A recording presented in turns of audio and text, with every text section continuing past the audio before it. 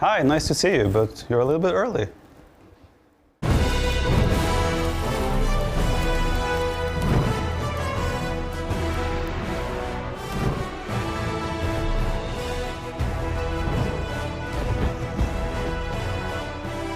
Invasions, massacres, sieges. Across the wine-dark sea they came, their prows pointed for Greece.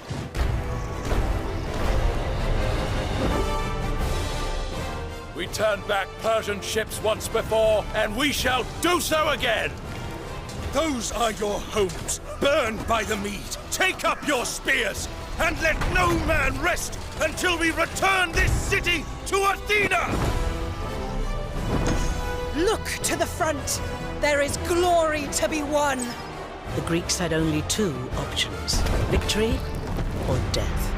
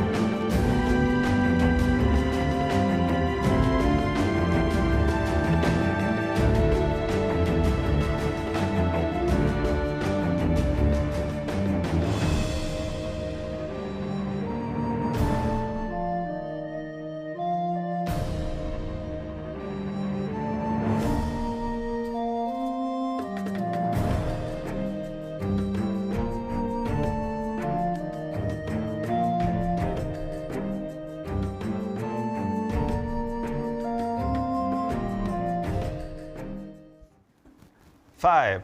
No. 5, 4, 3, 2, 1.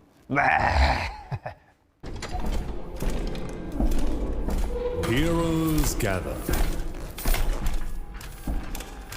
Champions assemble. From across the seas, borne by the wind, to prove their might in battle.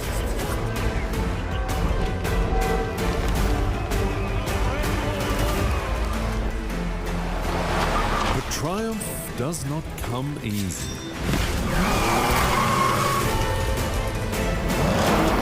It is a long road to victory. But now, to new shores. London's calling. Calling you to Red Bull Wololo, Londinium.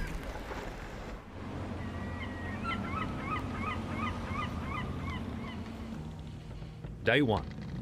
The HMS Londinium has weighed anchor, her prow set towards the greatest wonder these waters know, the Royal Albert Hall. Captain. 8 empires, 8 commanders, each forged in the flames of 1,000 battles to claim their throne at Red Bull Wololo. Hera, ACCM, MBL, Leary, Yo, the Viper, Hart, Sebastian. Not all who sail will reach the hall. That is the cruel nature of the voyage. Ah, that sound. Let us see who is worthy of the call.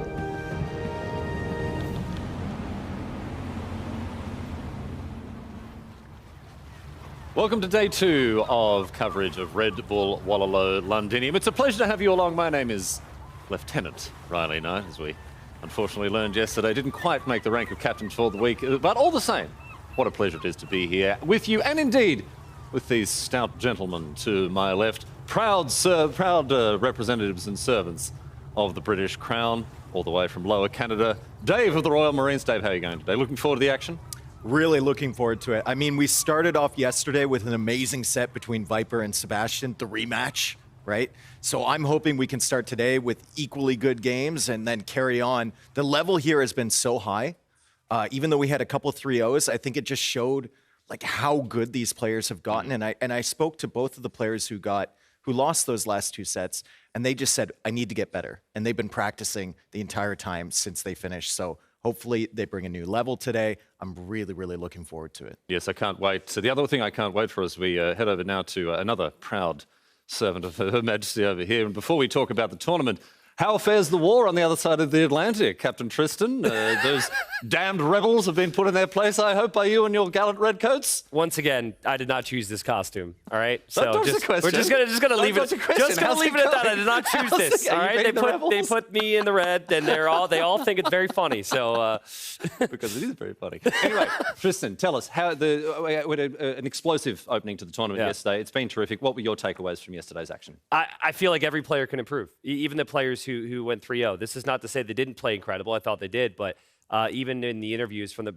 players who got the 3-0s yesterday, they were like, yeah, well, things were still shaky because it's tough to get used to this environment. There's ways that we can improve. So I thought that was awesome to see an elite level, to see players perform so well, and then also still feel like there's a couple things I could tweak. Just tells you what the mentality is. From the best of the best. It only gets better from here, we would think. And before we move on now and have a look at our tournament schedule, a quick thanks to our sponsors, of course, helping to make this entire thing possible. Thank you very much to Aegon by AOC, World's Edge, and Scan for their continued support. We turn our attention, boys, now to our format here. Exactly what's going on. We've got 2 groups of 4, as you can see on the screen, Group A and Group B. The leader from each of these groups, as they play each player in their own group, the leader, whoever comes first, will make it all the way. They'll jump through to the semi-finals. The player in 4th place, unfortunately, at the end of the group stage, will go home. That's the end of their tournament there. However, 2nd and 3rd they go to the playoff stage. As you can see, they're in the middle of the screen. They play off for the chance to then make it through to the semi-finals. We can have a look at the results from yesterday's action as well, both Group A and Group B. Sebastian picking up 2 games against the Viper. That was a hard-fought set, but ultimately the Viper winning 3-2. Yo triumphing against MBL 3-1 in our second match. And then it was a pair of clean sweeps from Leary and Hera facing off against ACCM and Hart, respectively. Leary and Hera poised very, very well heading into this tournament amongst the favourites. Certainly Hera, the standout favourite. But Dave, a lot of takeaways from yesterday. It was interesting to hear Tristan say that he thinks everyone can improve from what we saw yesterday. What are your thoughts on that?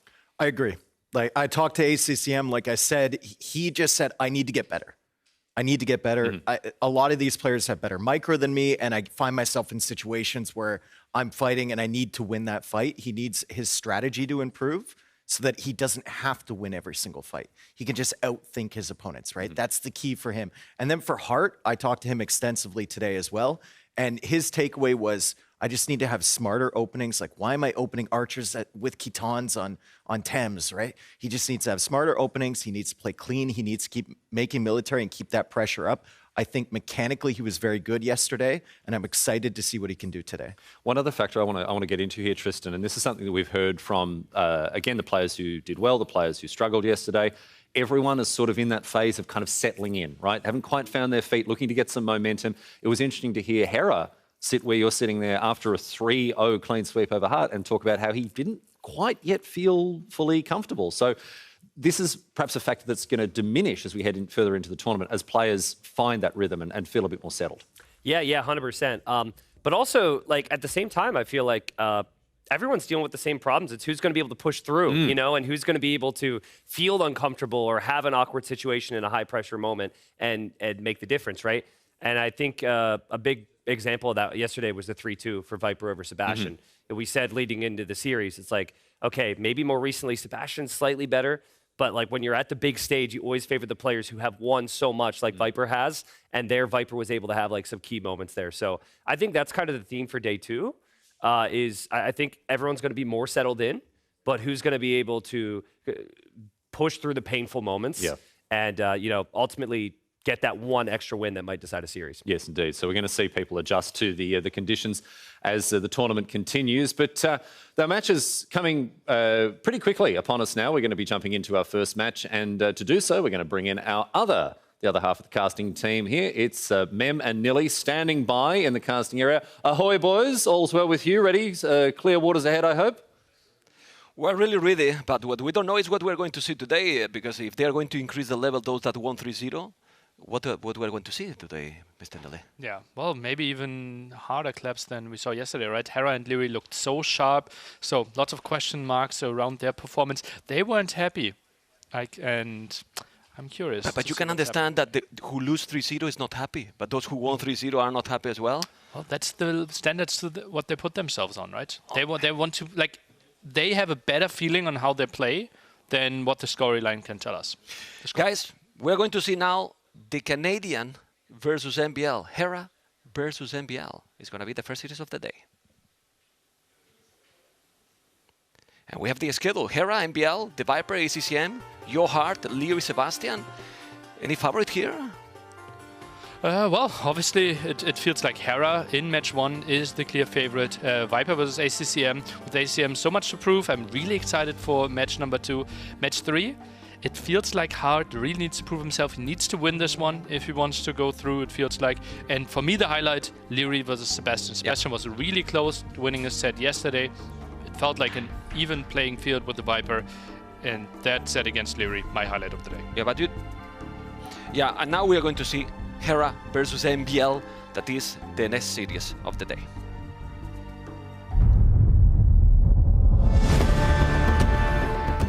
I feel like I have the most complete package at the moment, which is why I can keep my consistency high. But that being said, there's a lot of killers out there, and that could definitely cost me in the right moments.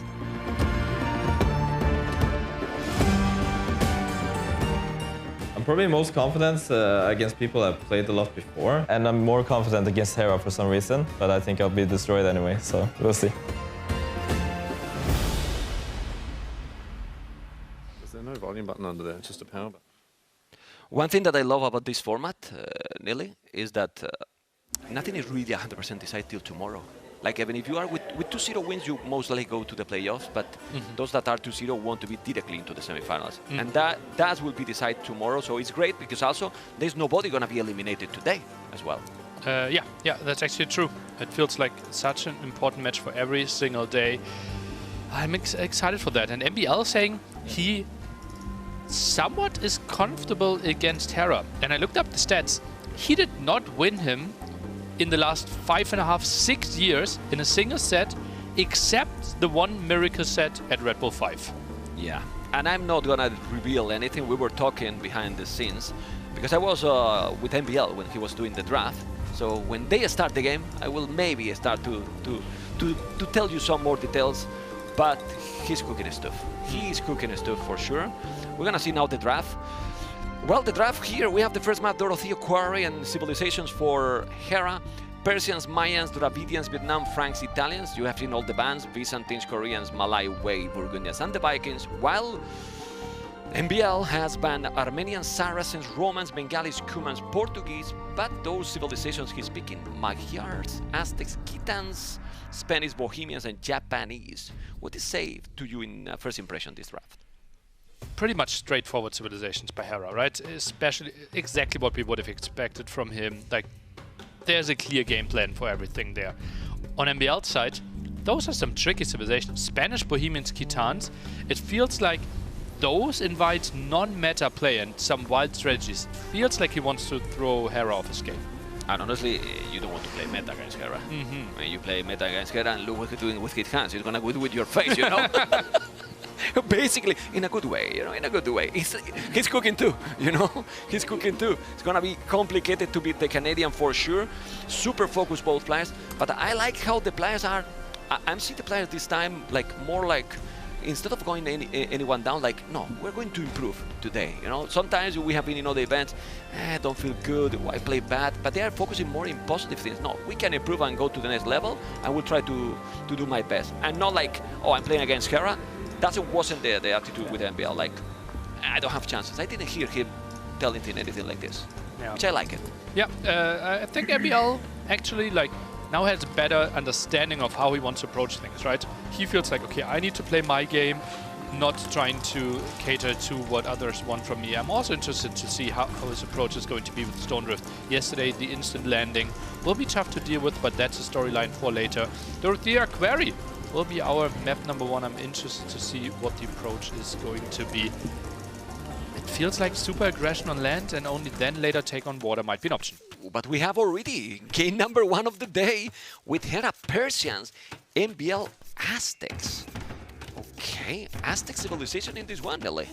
It feels like he doesn't want to play the standard game, right? Double barracks approach. This will be a full eagle spam. 5 villages on gold. We will see this one increased. Distance is relatively short here. Water won't matter that much. And this is easy to underreact for Hera, who's opening stable. Stable might sometimes struggle against the double barracks, and that's why he's building the range. Okay, he's building the range, so he's gonna invest. He's not gonna play greedy. You can see that he has obviously the wood at the back for both players. The water, it can be important if they use it. Because since they are not using for now, we're gonna focus on the land. And I'm very surprised that MBL is not going for water. He loves it. Doesn't the water look like a goat's head to you? Yeah, it's exactly. That who's the goat? Who's the goat? That's the big question here. Let's keep moving. Yeah, Spearman people coming love forward, that. double eagles, moving forward as well. Hera still without any production when it comes to the archery range, has now pulled 4 villagers back onto gold. Archers are starting. First eagles will arrive at the gold pretty soon. Hera will need to come up with a defense here. He doesn't have the army yet. You can see, guys, that MBL is going really all in, not only for the second barrack. 8 villagers on gold, he's going in. He's going to try to kill 1 village he can't, but at least he's disturbing and keep Hera busy at home. It's creating some chaos. Yeah, with 8 on gold, it makes sense. You need 50 gold for each eagle, 20 on food if I'm not mistaken. Maybe it's even cheaper now. I don't remember correctly if now it's cheaper. I think it's cheaper even in terms of food, the eagles. But still, all walls, +1 armor. +1 armor, better here than forging even. I think so, right? Because you take less damage against the archers, which are the main damage dealers. Nice quick vault here by Hera, but that's easy to slip up. And on the other side, the macro was indeed slipping a bit. Some HP lost on the scouts. One villager could be focused on by MBL. Yeah, if he's attacking properly, he should kill it. Oh, it's not. But the scouts lose so much HP. The macro of Hera slipping. I think I've never said that before while casting. Yeah, well, let's see. Let's see, because he's gonna take another one. Well, casting, so you mean you have watched it when it was... The Eagles keep going. Look at the resources of MBL as well. This is a great opening for him. Yeah, gonna sell everything, right? We'll sell the stone, I guess. I think so as well. There you go. Barracks. Right away. Whoa. Okay, all in a strategy win that Meso civilization. Look at that KD map. 3-0. Flawless game by MBL so far. Flirting with Castle Age. Hera's deep in Fuel Age, still continuing with Archer and Scout production. He might clear this up. MBL is now just trying to buy himself some time. But the good thing here is that MBL still have good numbers in military. So it's not like he is going to go up and then he has nothing to defend. And all the military from Hera is really away from his base. And MBL is up to Castle Age 5 minutes. Crazy, absolutely crazy. Another group is coming next to the wood line. You can see that at the bottom. He's just trying to buy some time, and Hera realizes that, is pulling his archers away. Those eagles will knock at the front door, and Hera won't really get to any food. No, he doesn't have. He has 20 on foot right now, but he needs to create more army. He's coming now with more eagles. He's gonna take one villager. Finally, that villager is going to be down, or it should be down. He's trapped, the villager. He's not really killing. Spearman could die. The damage output isn't high, right? One eagle, one spearman uphill. Exactly. You see how little damage he did, right? It's crazy. Well, he's going back still, but no resources. Now forging with +1 probably it will take it. But 9 army, 7 army. I like the position for MBL. Remember, those eagles are going to be 7 attacker in 1 minute. Indeed. Extra attack there when reaching Castle Age. Triple barracks, stacks faster production. Hera now feels like, okay, I need to compete with your Castle Age time. Is trying to get the market up as well. Triple barrack for a civilization that's already is producing faster. As they produce faster from military buildings, now gold mine and upgrade forging, he's trying to just wait. You don't need to commit now, Nelly. No, you have to wait a little bit. You want to wait 30 more seconds, and then you want to jump on this, and you will clear this up quite easily. 8 archers only. Scouts are getting really ambitious, splitting up the eagles. MBL is ready to pounce. Yeah, MBL is going to be in a comfort zone for sure. And then what you do?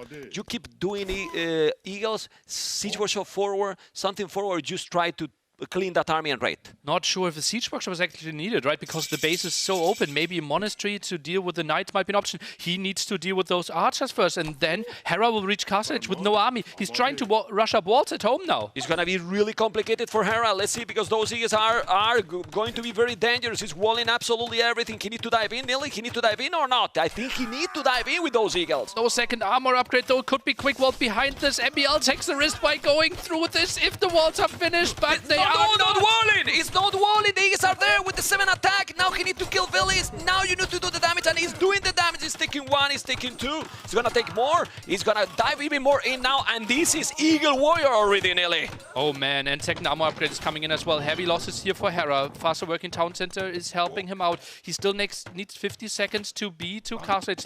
Those eagles are now going for the woodline. Let's see if everything is walled. At least one village is exposed. Maybe more, maybe more. Hold, there is one exposed. He didn't notice. It's so complicated when there's pressure, Nelly. Even if you have a huge APM like Hera has, it's not the same when you have units all over the map. For now, gold is still protected. What is Hera going for? Is it going to be knights? Is it going to be CA? So many villagers pulled away from the gold. It will be the CA switch from Hera, so he will try to play triple range CA, but those two are denied at the front. He's denying everything. I mean, this is the position where now you start to think, okay, second TC looks great, but imagine now the siege was shot forward. Then you lock him down completely, but maybe it's not even needed. Look at now the population, ladies and gentlemen. 44 population for Hera, MBL 62, more villages, and a lot more army. Oh man, only 12 villages on gold. Where is he even trying to send those? And blocked again. No archer ranges going up. He has 3 CA queued in 1 single range. He can't get up to the numbers to deal with the eagle raids. Do you like the Echo KD? Echo KD is crazy. 8-0. 2-1 KD here as well. And another villager going down.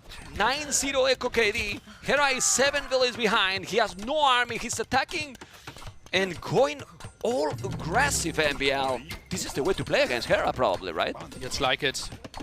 feels like Hera couldn't really get into the game. The overchop is happening here. That's another 2 dead villagers, most likely. Eagles will deal with that. Are walled in, but villager lead now massive for MBL while he's on 3 TCs soon. Well, I'm gonna be telling something that is very risky. If Hera come back in this game, well, I mean, I've stopped casting. Even in Red Bull, you know? Absolutely crazy. It's incredible. The advantage for MBL is so God. big. 10 villager lead here. The only thing that keeps Hera in this game is the extra dock where he snuck some villagers out and is now getting some oysters. That's the only way how he's getting gold. He's trying to get those CA numbers up. If we somehow get to like 10, 15 CA and we can see the beautiful Hera micro here against all those Eagles, you can start to dream if you're a Hera fan, but getting to those numbers is tricky. It's very, very tricky right now. He's keep killing, he's taking a lot. He's still patrolling with those Eagles inside the woodlands. I think he's there still. Don't let him go anywhere. So many Eagles. He has to be careful now. But still, this is still so many Eagles, Nelly.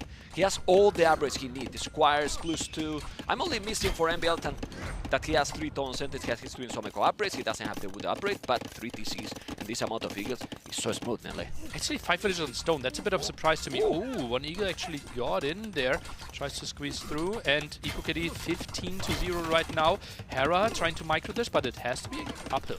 It's not only the Eco KD. The total KD in general, usually with Meso Sieves, is negative. But this time, 31-14, he keep killing more and more. He's trying to go outside with that Rank Eagle or what. He's still going aggressive. He's diving in. He should dive in. He's taking more villains on the goal. He's just denying him everything. Hera is trying more and more, but this looks worse and worse every moment, Nelly. 20 villager lead now.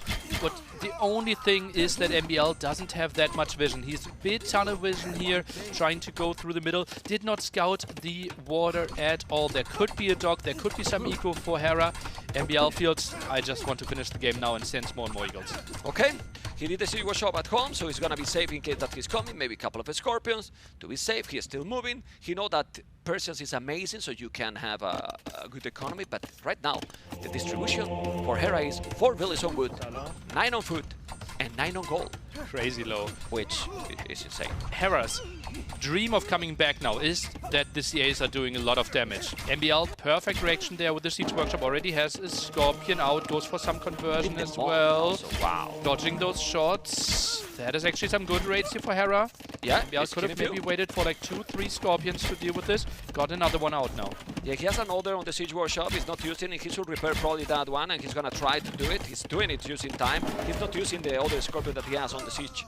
But he's still raiding. That's the good thing. Look at the population. It's almost double still, even with that raid. It's still 30 villages to 7. 2 Scorpions, no, 3 Scorpions. Going to repair that one. He's repairing. Still in a very good position. The Canadian has 28 villages. He's going to have less than the start of the game. Absolutely brutal. You cannot go back to Dark Age here, but, you know. Oh, man. Scorpions are dealing with this. MBL with the Force Town Center. Eagles still getting more and more raids in those CAs. Still trying to even it out a bit, but will be a tricky task. Well, remind to the viewers, because it's not only important to win the series, but to get games. If Hera is also winning this series, which we obviously don't know, it's only the first game, getting games against Hera is not going to be easy in this tournament, Nelly. Yeah, we have the group Hera together with Yo MBL Hearts in a scenario where Hera actually wins all the 3 sets, but we can talk about this a bit later. Well, we can talk later because honestly, this has to be the game. The population now is dramatically low. Ladies and gentlemen, Hera is about to lose game number 1. He can't come back from this, Nelly. Let's be honest, he cannot come back. GG has been called. MBL with a total and brutal domination. Crazy aggression there with the Eagles. MBL enjoys looking through the map there and has to be happy with his approach, right? And we saw this. He wanted to play potentially low economy, trying to catch Hera off guard. And Hera didn't feel like he was in his rhythm yet, right? Especially the scout movements the first 3-4 minutes didn't look like his typical self. Yeah, it's a snowball a little, but it's true that the game plan from MBL looks perfect. I mean, can we check the time that he did Castle Age? I think it was 7 minutes. 7 minutes 48 castle time. Here it was okay, but for Persia maybe a little bit low, you know, a bit late, 9:52, and then from there he got the initiative all the time. That was impressive play by MBL. Yeah, That's indeed crazy, crazy good by him. And yeah, there we see, like, that's the the moment. macro. That's the macro, right? Yeah, he's dealing with the villager, but losing so much HP there on the scouts. And that was actually the second incident. And now this might have been the game decider. If Hera gets this quick walls up, and he has the quick walls prepared at the top as well, all those eagles could be trapped, and all the momentum could have been lost for MBL. The problem is that farm. You see, it's his own farm. He needed to wall the other one, and he couldn't. The other one was in front, and then he couldn't wall, and then he raided everything here. Yeah, you can see the KD explode. But at this point, it was already almost 300 resources collected more against Persian. So it was all going on MBL favor in this game. Fantastic play by MBL, and honestly, well, it's a bit of a surprise after yesterday's performance by both players, right? But this is the beauty also of this game and Empire Wars, Nelly. Yeah, MBL, one of the most entertaining players, right? He can pull out those strategies out of his head, something we could see from some other players, but he just makes it work, and that was a beauty of an aggression. Yeah, and well, at this point, that when he kills so many villages here, well, Hera obviously is only 1-0, but he's in a position that he's not that used to be. He's not usually behind in the score. You see Mayan at 2-0 now. That's a moment that we have not seen in years. That's true. I mean, I don't remember if we have seen this in the last years. He has been down in like sets before, right? But a best of 7. Yeah, or like best of 9, right? Let's remember ourselves like the Lyri versus Hera finals where he was 4-3 down and still got the 2 wins. So like Hera has incredible nerves and great mindset. I'm convinced that this won't shake him up too much. Okay. Well, he doesn't look like too shaky, right? He looks like this. Feels completely focused right now. They're going to start in a moment. We don't know yet the map that is going to be. Then he's going to go for a home map, or he will pick something from MBL. What do you think now? Home map, it makes sense, I guess. I think going for Henschuld could have been my approach. Just with Franks. You know what you're getting at, right? Yeah. Unless we have Henschuld some wild Spanish Bohemian picks, right? Well, I think if I'm Hera, I try to play something where I know exactly what's happening, and it will be Glaciers that we saw. So we're walled a bit here. You're partially walled on this map, but a lot of your villagers are exposed at the front because that's where all your fast food resources are. Shawfish, the fast food that villagers can collect, and therefore you are exposed. Also, you can't really fully wall your map. Let's see, because I'm excited to see game number 2, even more now that the score is surprisingly in favor for MBL. My favorite civilization one more time. Dravidians versus Khitans. Please, we need Dravidians to lose. Double range opening from Hera instantly. Sick, right? Some players are opening men-at-arms here. He decided, okay, let's use the extra 200 wood that we are getting and just get those archers and skirmishers out on the other side. MBL actually opened stable, so this will be tricky for him. Yeah, he will have a bit of map control. He will zone this out, but he needs some defense. Skirmish could have been an option. His choice is the watchtower. Well, I don't mind that tower. I think it's a nice one. He's going to be protecting the dog. He's going to have the ballistic in the short field, which is a very fast food income. Obviously, you can make the pastos as well. What this means there? Red Bull Wololo. Nice. Very nice. Very nice. And you can see now how the scout is coming. 2 archers and the spear. Fletching is going to be there. We don't have yet forging. Remember that the melee upgrades are going to be double. He see already the archers. So what should be now the response to this? Archer rings as well. For now, he's doing forging. Again, another scout lost. This is so atypical for him. On the other side, raids are coming in. Villagers maybe a bit under threat there. Those scouts, as you mentioned, still without forging, so no advantage there from the Khitans. But he's getting that now. He's gonna get now forging. He need to move that valley. He's close to the town center. He shouldn't lose it. He definitely shouldn't lose it. He's gonna save it. He has to be careful at the back, but he's fine. He's more or less well protected. He should do some more houses. The scouts are now coming back to deal with that army, and with 5 scouts, he's gonna clean everything. Only one single spearman, 2 archers. 5 scouts will not have a lot of losses, and the double range approach. 4 spearmen out. Hera with the more immobile army. Big question is, after MBL clears this up, is he going for a range follow-up? Yeah, man, it's to clean so fast with the plus 2. It's true that he took the scout, maybe he shouldn't. Nice, quick gate here by MBL, and he's cleaning all those units. I don't mind MBL position, check the KD. That was still a lot of HP lost, right? 1 scout down, 1 super low HP here. I think that was a reasonable engagement here for Hera, and he's now grouping up, and well, those 3 spearmen and 3 archers can move forward, but it's not very easy to find a weak spot from MBL right now. Yeah, but also MBL, I like his macro. He's not using gold, 2 on gold only. 19 on food right now. When he starts to make the pass, it's going to be even more.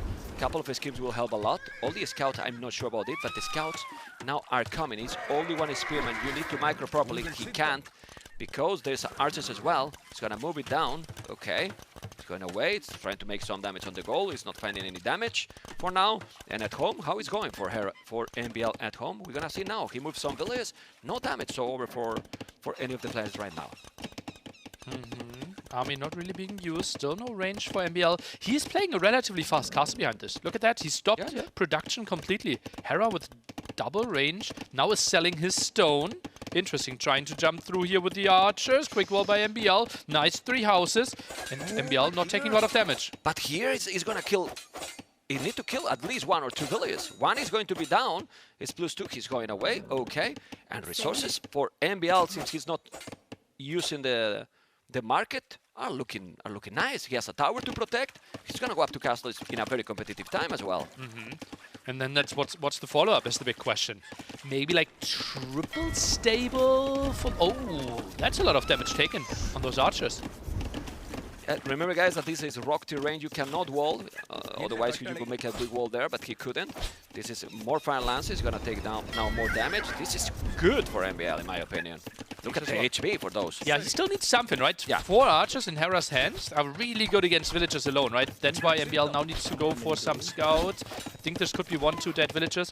Maybe waiting for 2 scouts and then going for it could be an option. And those scouts without the armor upgrade are actually dying quite quickly. Wow, he lost and he couldn't kill anything. Now the 4 archers gonna make some damage. Why he didn't make a single archer range? Because 2 skirmishes here will solve the situation. Yeah, but then again, you don't really want to go into mass skirms here. At least that's his approach against Dravidians, which have better skirms. But yeah, that approach, like trickling in those scouts, is not an option here. He felt like the archers are so low, but without the armor, it's not enough for the scouts.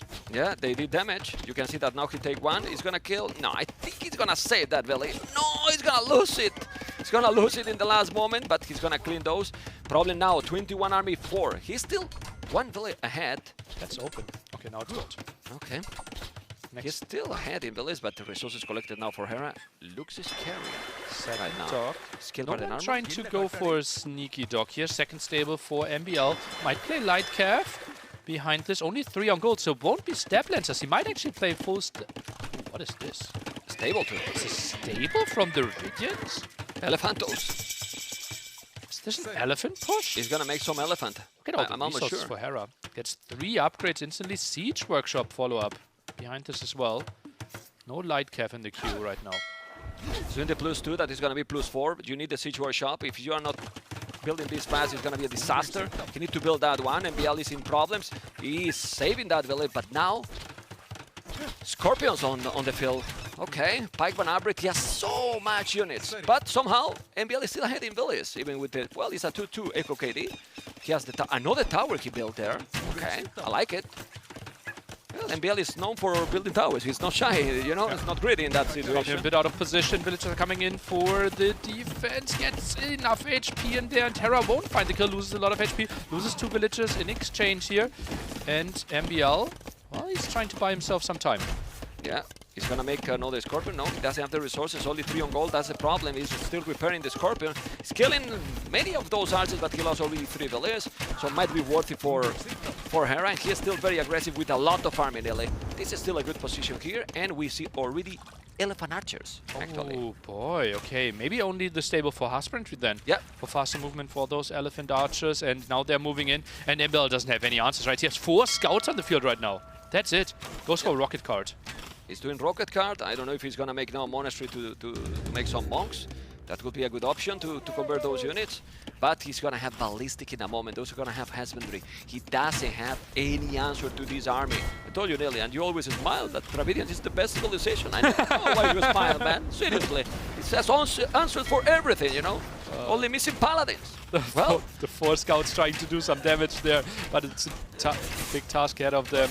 Rocket cards, get some shots in though. Okay, the scouts are going away now. Still killing 1 village only, but Hera now with the Echo KD 10-4. The rocket cards did a lot of damage there. Look at those units down. Okay, and only 4 villages behind. Well, 7 kills, but pikemen are really good against the scouts here. Not a real option. Ooh, even going for an armored elephant. I think Hera is trying to break the tower at the front. Yeah, I mean, it has to be. He's going all in. One town center. Not a second town center yet. They're still trying to kill some more units. If the game go longer, do you still prefer here Dravidians? Well, it depends a bit on what army composition we're going for, right? Right now it feels like this game might be ending in the next 5 minutes because Hera is so dominant, he's trying to go for the push. If we go late game, I think Elephant Archer for Dravidians will be tough to counter by Kitans. Yeah, those scouts are being strong. Look at those rocket cars. He's trying to do the job, but those Elephant Archers are so tanky. The rocket car is not even a node. He's gonna dive in with all those fancy units, and they don't die. How you kill those Elephant Archers? Well, with the rocket cars, with many shoes here, you need to put bullets on that tower. It's true that the rocket is holding more than I expected, but now I thought he was going to attack with bullets. The elephants, you know, I was like, no, please. Okay, gets a good trap in here. But the HP is immense. It is, you know, they are so tanky. Really tanky here, those Elephant Archers. As you can see, they are holding the position, still killing bullets. They are also with ballistic now. So the micro is insane, and the Canadian felt very nervous after the first game. Not really, right? Yeah, he just looked so clean, the double range. He knew exactly what he wanted to do, and I think he might have picked Laces because he knew, okay, I have Dravidians, I can play the double range opening, and it doesn't matter what your plan is. I will be the one dictating the game. Also, Kitans there, if you don't make the stable opening with archery range, can you compete? I think skirms could have really helped, right? It would have delayed the castle age timing, and then you're still chasing army. It just felt like those archers did so much damage for Hera that we feel skirms might have been easier to defend with, but obviously it comes as a cost. But still, they don't have bloodlines. You have forging, okay, but it feels natural to go archery range against Dravidians, at least as an opening. Then you are building later maybe a feudal age approach with more pastors, because right away, if you do that and he's doing the opening, then you are stuck. I think MBL's approach was, okay, I go scouts, I have the dock up, I have a tower up, I'm controlling the shore, you can't get into my base. But those archers just ran through and did so much damage and way more than MBL expected. I think he thought he could cut all those corners, go then for double stable plus siege workshop. Remember those 4 archers at 2, almost 3 were very low HP. Was skeptical it could do damage. They did damage as well, you know, the follow-up was amazing. What we can expect now, guys, what we can expect now in this 3rd game? What is MBL going to pick now? I would love to see Spanish Kongs, you know? Spanish Kongs, well, looking at the options here, Stone Drift, not really, Thames, not really. Would need to be on Handshot then, most likely. Stone Drift, we think he's more likely going to go for landing. Maybe play FC and try to land with Kongs, but that's basically counting on the opponent making a mistake and letting you land. The handhold, Franks versus Spanish. I don't mind the Spanish there. I don't really mind it. You know, big map, you can obviously have a nice macro, expand your economy as well, but the Kongs are... With Bohemians could be an option on Handshot as well, right? Yeah. Yeah. Some all in there. It feels like Thames, probably Magyars, and then Japanese Stone Drift. So, yeah, Handshot a bit of a question still what MBL might be going for. And Hera, after playing against Franks yesterday, well, we see Thames. There you go. This is the map we have now. Battle along the River Thames, says the Royal Overhaul to gain a population bonus or control the south of the map for an unlimited supply of gold and stone. I mean, I prefer the south, man. As well, it's very important. Like the Royal Overhaul is amazing, but it makes a lot of sense if the game goes longer. For now, the north is, you know, more beautiful to watch. Well, the north obviously has the 5 relics, plus 25 population space, and all the wood, right? So, yeah, will be a strategic decision for late Castle Age or Imperial Age. For now, we will see some wild strategy from MBL. Hera will most likely just open archery range and go with archers. MBL will try to squeeze a fast castle strategy. Wow, he's gonna wall, he's doing the market already. Remember, guys, that gold mined and stone mined is free upgrade for Bohemian, so you're gonna have some decent bonus. He see the walls, but I don't think Hera is surprised about that. He's walling in circles. You prefer this kind of wall that wall till the edge? At least you're blocking the potential passage from the shallows. Let's see if he tries to wall to the edge of the map or if it will be the potato wall at the other side. MBL wall. Yeah, he will go to the edge. Yeah, this will be a big investment. Also, MBL is actually going for the wood upgrades. That's a bit of a surprise to me. With this strategy, typically you try to cut all the corners. Okay. Oh! He's gonna lose that village. That's really bad. Spearman is around, left-hand side. But Yeah. Spearman, the pathing was blocked because the gate is actually going to block the pathing. Yeah, exactly. But the spear, you don't want to lose. Oh, man. Well, so annoying, you know. That's so annoying. When you are trying to do this strategy, nearly it has to be 100% smooth, right? Otherwise, I mean, you are investing already a lot. You lost a village. You feel that it's not going the way you want. He's coming already with the archer, and it might not be fully wall. I mean, maybe wall, but not finishing all the foundation. Gonna be tricky. And now will be archers and scouts. Hera actually doesn't think like, okay, I want to play Castle Age against you. He wants to keep up the aggression. Obviously gives him a lot of map control, would put a lot of pressure on the walls of MBL, might force some re-walling here as well. MBL already sold the stone. Interesting to see how he will deal with this.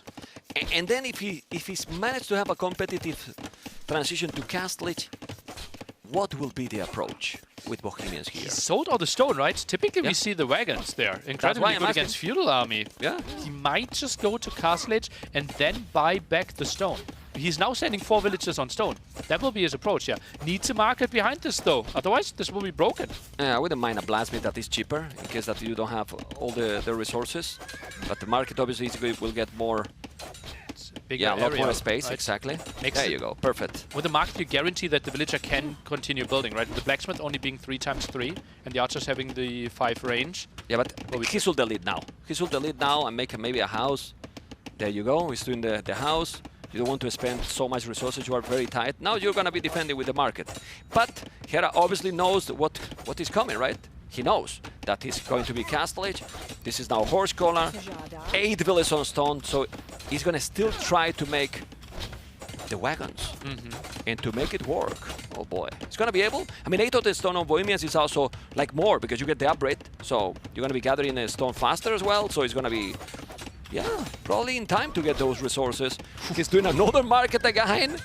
This is market micro, really. And look at the resources collected already. They're close to 400 advantage already because MBL is walling so much. And Hera, without market use, not too shabby when it comes to his Castle Age time. Yeah, but there's one thing that I like it here. Monks are very important against the wagons. Vietnamese have really bad monks. They don't have redemption, exactly. The approach for Hera will be playing with mangonels against the wagons. Yeah, I'm not sure if Hera's micro can deal with those wagons. Yeah.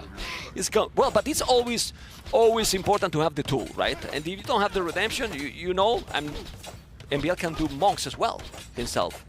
So he needs to go all in. He's what he's going to do. You can see how he's trying to hold the position. He's gonna have the stone to make the castle. He's walling absolutely everything, and the castle will be there. In that spot. I think on the hill. It's just the main attack point, right? There you go. Won't force him to do some more walls behind this. And yeah, lots of reaction forced. Hera, that will be interesting what army he's going for. Tries to get some villager snipes, but MBL took it. Yeah, he need to wall there. He's gonna make a stone wall. Oh boy. He's not killed. Ooh, look at the micro by bot. Make a house, no? A house could be an option. Okay, here's one. Stone walls. Archer. Is there a hole on the house and the stone? Ooh. I think there can be a I hole. think this is close. Okay. But keeping the suspense is always good, you know. Anyway, the castle is going to be up. I like the strategy, you know. Like, I don't know if it's gonna work, but I like that there is something different. In a meta game, Hera is super hard to beat, but he's not going all in. He's doing now a second tone center. Okay. He's taking out that one, making another house. Good micro. There you go. The castle is there. Obviously no ballistic. And expanding at the top here is Hera. We'll get the 5 relics, we'll get the extra wood, also extra food there, right? While MBL just goes massively onto his Hussite wagons, at least that should be the plan. Crossbows still pressuring that area. Yeah, but those units don't take almost any damage with the crossbows. Yeah. They're fine, They're you know? crazy pierce armor. Like, you make 2-3 of them and then the crossbows are just nothing. He's doing the monastery to take the relics, okay. But now MBL will have fervor, so it's affect the village. It's like having a wheelbarrow basically, kinda. And then 42 villages for both players, Nelly. I don't dislike MBL approach. Yeah, the Hazard Wagon have 7 pierce armor, so Botkin actually only gives you range, not more damage, at least when you fight against the Hazard Wagon. But MBL is so far away from ever dealing damage, right? He's completely stuck at home and those crossbows are back. And if the Hazard Wagons aren't defending, that gold can't be taken. Yeah. Well, he's coming now. Yeah, well, but those 3 are now tanky. Those 3 are not getting damage. Now they are scary. And if you don't have Mangrous and he doesn't have, he's doing now the Siege Workshop. Okay. He's gonna start to defend. 2 TCs. Is MBL gonna make a 2 TC into in second castle forward? Maybe he just wants to play the super long game. Honestly, he took all his villages away from gold. I think this might be like a 3 town center and just try to play with Nietzsche. Like, the Imperial can be very smooth because you do chemistry and you right away got the bomber cannons. So you can do chemistry in Castle Age. It's still 1 value more for him. I mean, Bohemian's economy is underrated. Maybe. It's underrated. He has Fervor there already, the gold mining upgrade. That is the second one already, the gold one. So with the 11 on gold, he's gathering a lot of gold right now. Also 5 eco upgrades against 2, right? At least excluding the gold and stone upgrade. But that's usually what you have when you are against Vietnam. He has to be careful. He's going to go. Oh, that was open. Okay, has to be careful. The wagons are going to be annoying. He's taking villages now. And how you stop now those units? You need no the mango production. No mango production. So you cannot kill them. He's gonna make a knight. Okay, but now you are starting to make more units. The economy is not super balanced for Hera. He has no wood, no food, almost 800 gold, so you need the market. And he's doing some damage. So interesting damage here, MBL. That is still with a competitive boom, if you ask me. 55 villages, almost no idle TC for both players, and now those wagons forcing him to move a lot of villages. Yeah, that's a lot of work efficiency lost there for Hera, and yeah, you can see he's even struggling for wood to build another lumber camp. Yeah, it's crazy. Okay, he's taking more archers. Take it easy in favor to MBL. There's no point that Hera can kill anything right now. The Mongol is important, obviously, and then MBL can still go back. Skinning units. He has to be careful. The Mongol is the key here. Crossbow's only doing 1 damage. Yeah, it was very low HP and he needed like 4 times hit with so many of them. The knight is coming and the second castle in the middle of the map, trying to get the control of this area. Okay. So will be a 2 TC play from MBL. If you reach him, it's very dangerous because you can make chemistry. So, and you don't have the monk, so well, let's see if he's gonna be able to do the job. He needs to attack now that knight or he will eventually lose that one. Who's getting the relic? The relic, well, he has Fervor, but still, Speedy Gonzalez is Hera, but he has the spear. Come on, you can do it. Don't block it! Don't block your spear, man! He's blocked. Ooh! He changed his mind. Look at the the castle foundation was going to make on his face. Now he's going back. He was undecided already. He's doing the third TC, not the second TC. Converted the spear, and he's taking all the relics, the Canadian. And he's about to go up to Imperial with 73 villagers. Crazy. And now continues to go for Crossman. Obviously, once we get Bracer, Arbalest, and Chemistry, we do more than 1 damage, and then he will do way better against those Castle Age Hazard wagons. But then again, if it's Imp versus Imp, we feel like Bohemian should be the superior civilization. Yeah, but MBL is not close to go up to Imperial, so right now he needs to do something else. What he should do? Monks with some upgrades or siege himself? Because I don't know what other option he has right now. I think take as much gold and stone as you can from the bottom, fall back, give up this area, and try to play Imp against Vietnamese. Because you can't defend this. If you're somehow trying to hold on to this area, I don't think that's an option. Okay, he's gonna go what? Fire Lancers? That was another barrack? I think so. Not sure about fire. No, it's archer range. Right? He just plays Arbalest. 77 villagers typically invites for Arbalest timings, but Hazard Wagon's still good, and those monks, as you mentioned earlier, not being able to convert. He has to be careful now, MBL. He has also the uphill Hera here. He need to go back a little. He's going. He has the monk there, but those monks don't have redemption, if I'm not mistaken, so they cannot help too much with the mangonel. And now, doing a castle on that area. He could deny, but he cannot see that one. All right. I mean, he's an Imperial, but his economy, Hera's economy is well balanced, but it's everything zero. Yeah. You know, so do you have real resources? Like, it's not a big boom. It's an Imperial with 80 villages, but MBL has 74. And 5 relics though for Hera, That's right? true. That will really help out. That's equal to 7.5 villages on gold if you had no upgrades. And 6 eco upgrades there against 3. Now the 4th TC by MBL. He is thinking about imping, but wants to arrive with a strong economy. Yeah, but MBL just want to get time right now, right? He's like, I'm having the map control a little on the bottom. What do we think about Hera's castle there? I think it was nice to save those villagers, but he can't pressure the bottom at all, right? He now reaches Imp. No chemistry for bombard cannons. No trap production, because the castle is too much out of position. MBL will have control over this area for quite some time. And he's going up to Imperial now. He's going up to Imperial. He has the time he needs. He needs to go up to Imperial right now, like he's going. He's on the way to Imperial now. Then he needs chemistry on the way, so you have really right away. And then you has better units in Imp. He's going to make another town center because Hera right now has only 2 villages on cold. So maybe he's going to try to raid a little with those archers, but he's not going to push MBL to any spot. Then you see the score and you fall in depression, right? That's the problem here. Like, you see the score and it's like, what happened, right? I think knowing MBL's ego, he will trust his feel of the game more than what the score says, right? He will know, okay, this is the situation, and that's why the score might be misleading in this situation, because I also think, like, with all the information that we have, that the score should be closer when it's what is displayed. Much closer for sure. And he's doing a good job here now. He's forcing him to have some idle economy. He's taking a village. He will kill also the Mangolal on top. He's still being annoying. The best thing here is that he's in Imperial Hera and he's not attacking anywhere. So he's getting all the time he wants, MBL. Yeah, we don't even have the second castle for Hera, right? He doesn't know where to really build it. There's no pressure. He's sending some villagers there at the bottom. And he's losing something on the middle. Yeah, he lost some villagers there. And MBL doubles down. Second castle there on the bottom. And the siege workshops. Did we have chemistry yet? No, it doesn't have. MBL, this has to be the next click, MBL. Yeah, I don't even know if he has the university. That's another thing that we need to find it. Show us the university. There it is. Give us chemistry! There you go. All right. Chemistry's on the way. We have now only 10 villages difference. More army for Hera, but that army, those archers, are kind of useless right now, Nelly. Few skirmishes and bomber cannons right away now, and it's an okay position for MBL. Hera is doing chemistry now, but is behind on chemistry time with MBL. So, timing and momentum is for who, Nelly? There is no momentum for either player, right? It's a full stalemate. And Hera, does he need to tech switch? Are elephants maybe an option here? He's going for bombard cannons.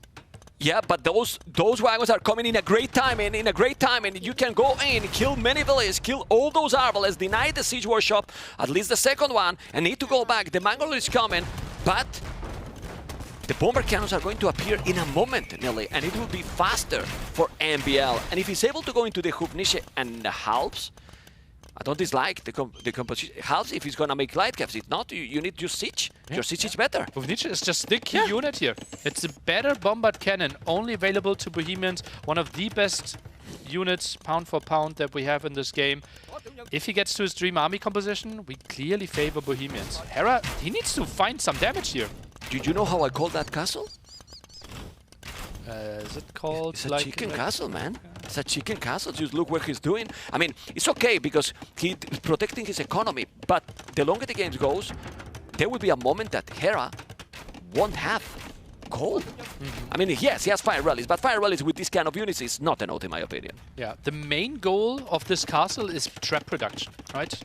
And like trying to deny some raids in the long run. I wouldn't be surprised if he goes for like 3-4 traps and only then tries to attack the center. Okay, let's see. You can see how much hit to kill one wagon, and he's arbalest with all the upgrades. Crazy, really crazy. Still killing because he has so many, but he's gonna have now bomber cannons with more speed and siege engineer. He still needs Hufnische. Need to definitely control all the units better than this, Nelly. Wagenbau tactics just finished. That's the unique upgrade for Bohemians, allowing him that his gunpowder units are moving faster. Elite Hussite wagon. How you feel about that? I would have preferred Hufnische. Yeah, me too. But maybe with the amount of Arbalest, like, Hussite wagon might be better. We're jumping from 6 pierce to 10 pierce, so oh my you're only taking 1 damage. Look at those units! They do nothing! They literally literally do nothing. The Arbalest is trying to kill the wagons, but the wagons are telling, come to me, baby, come to me, because you are not gonna kill anything. Yes, he's raiding here, but when the wagons are coming, the Arbalests are going to disappear, Nelly. Crazy. Okay, now I like the lead. Great. Yeah. Who cares about Hufnisches anymore, right? Yeah. My goodness. Whoa. Okay, the score is still scary, but that army, I mean, they are siege onagers, man. Against those units, like basically. Now the tech switch. We will see the tech switch into Elite Fire Lances by Hera, but still, how is he getting control over this bottom area? Still, let's remember, he controls the Royal Albert Hall. That's why he can break the pop 200 and get to 225 population here.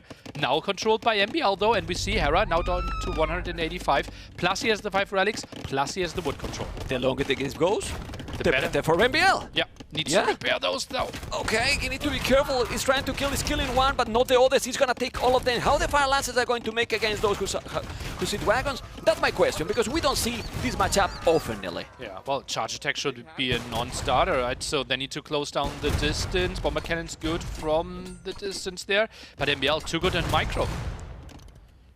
Yeah, he's doing well. He's doing well, he's going close to the castle. Now you need to be careful with the bomber cannons. Light gas are coming, but the light gas here, well, you can raid, but you are not gonna do much damage also with the light gas. And MBL has 3 castles, right? Is Hera getting out of options? Look at the army numbers now, which is very important. He's massing here, Trebuchet, okay. But he needs army with that, right? If he has like 20 Fire Lances and those 3 traps, he can do some damage, but all his Fire Lances are in the middle. Oh my god. And honestly, yeah, maybe MBL will have problems with no wood and then Hera with no gold. It can happen, but this amount of farming is absolutely crazy. The score is now getting a little bit closer. He needs to definitely micro a little bit better. No food, 71 village on wood. 72 now, and 0 wood in the back for MBL. Crazy. The amount of farmers compared. Oh man, and now the push is coming in, but he has 3 Hussite wagons ready, and honestly no conversion options. He can just send the villagers. Yeah, they can take care of everything. Yeah. I don't know if they have sanity, they would be also stronger. Those are fast villagers. No, they are Speedy Gonzalez. They are, my goodness, he's taking all. And if he loses some villagers, he doesn't care. Look at the amount of wagons here. MBL, 34 armies, doing a crazy game. As you can see, guys, this is a meta game. No, it's the kind of gameplay that you expect from MBL. Crazy, but he might be overstepping here, right? He was doing so well. Like, why aren't we continuing doing what we did so well with like the slow, methodical defense here? MBL wants to get to pop 200. Yeah, but look at this. He's gonna be able to kill. If he micro, he's gonna kill. He's using bellies as well to kill those. Villagers have extra attack against those, so they do more damage than you would expect, but still, they are dying as well. He's having so many. He's having so many, and MBL keep doing bellies. He has 130. He needs definitely the hand card. He's the only one that he's missing, and no Hufnische yet. Is he even drinking? He's drinking? Oh my god. Stay hydrated. Brutal. Yeah. Another castle for it has all the map control. It's I don't know. Who has better control of the map now here? Hera having the wood or MBL having the whole gold and a stone? Great question. Well, we don't really know. It feels like MBL is having the better moves here, but might just be the better units as well. 3rd castle likely to go up. We see Hera swarming in. Yeah, well, he's going in, but he has another castle to protect. You need to be careful. Don't lose the bomber cannons. The castle is going to defend a lot. He definitely needs more average with those castles. No ballistic, no botkin, no +3, no nothing. But those wagons are unstoppable. They are very strong. Hera is spamming like crazy. 195 population, while MBL is now stuck on 163, but killing absolutely everything, Nelly. Yeah, villagers died though. 1 bombard cannon only. So much army going down, and Hera with his economy can continue the spam. Yeah, but not much more anymore. He has now not a lot of food in the bank. He needs that castle to build up. And well, if he's not losing this, he's just shedding and trading units. Just imagine some pikemen, some halberdiers in front of this one. Villagers are moving in again. The light cap are dealing with those, but it feels like all the army is being reset. And Hera pop 180, and MBL still sitting at 160, sending more boys. Yeah, but those wagons are never dying at all. You can see how many he got. He is still spamming, and he's not pushing. This is the problem for Hera. It might be, hey, I'm winning the battle. I'm winning the battle. Yes, I'm winning the war. No, I'm not. This one Trebuchet is attacking that castle. He's gonna be able to take that castle down. And he's right-clicking it. Clicking it. You need to make it, and he did it now.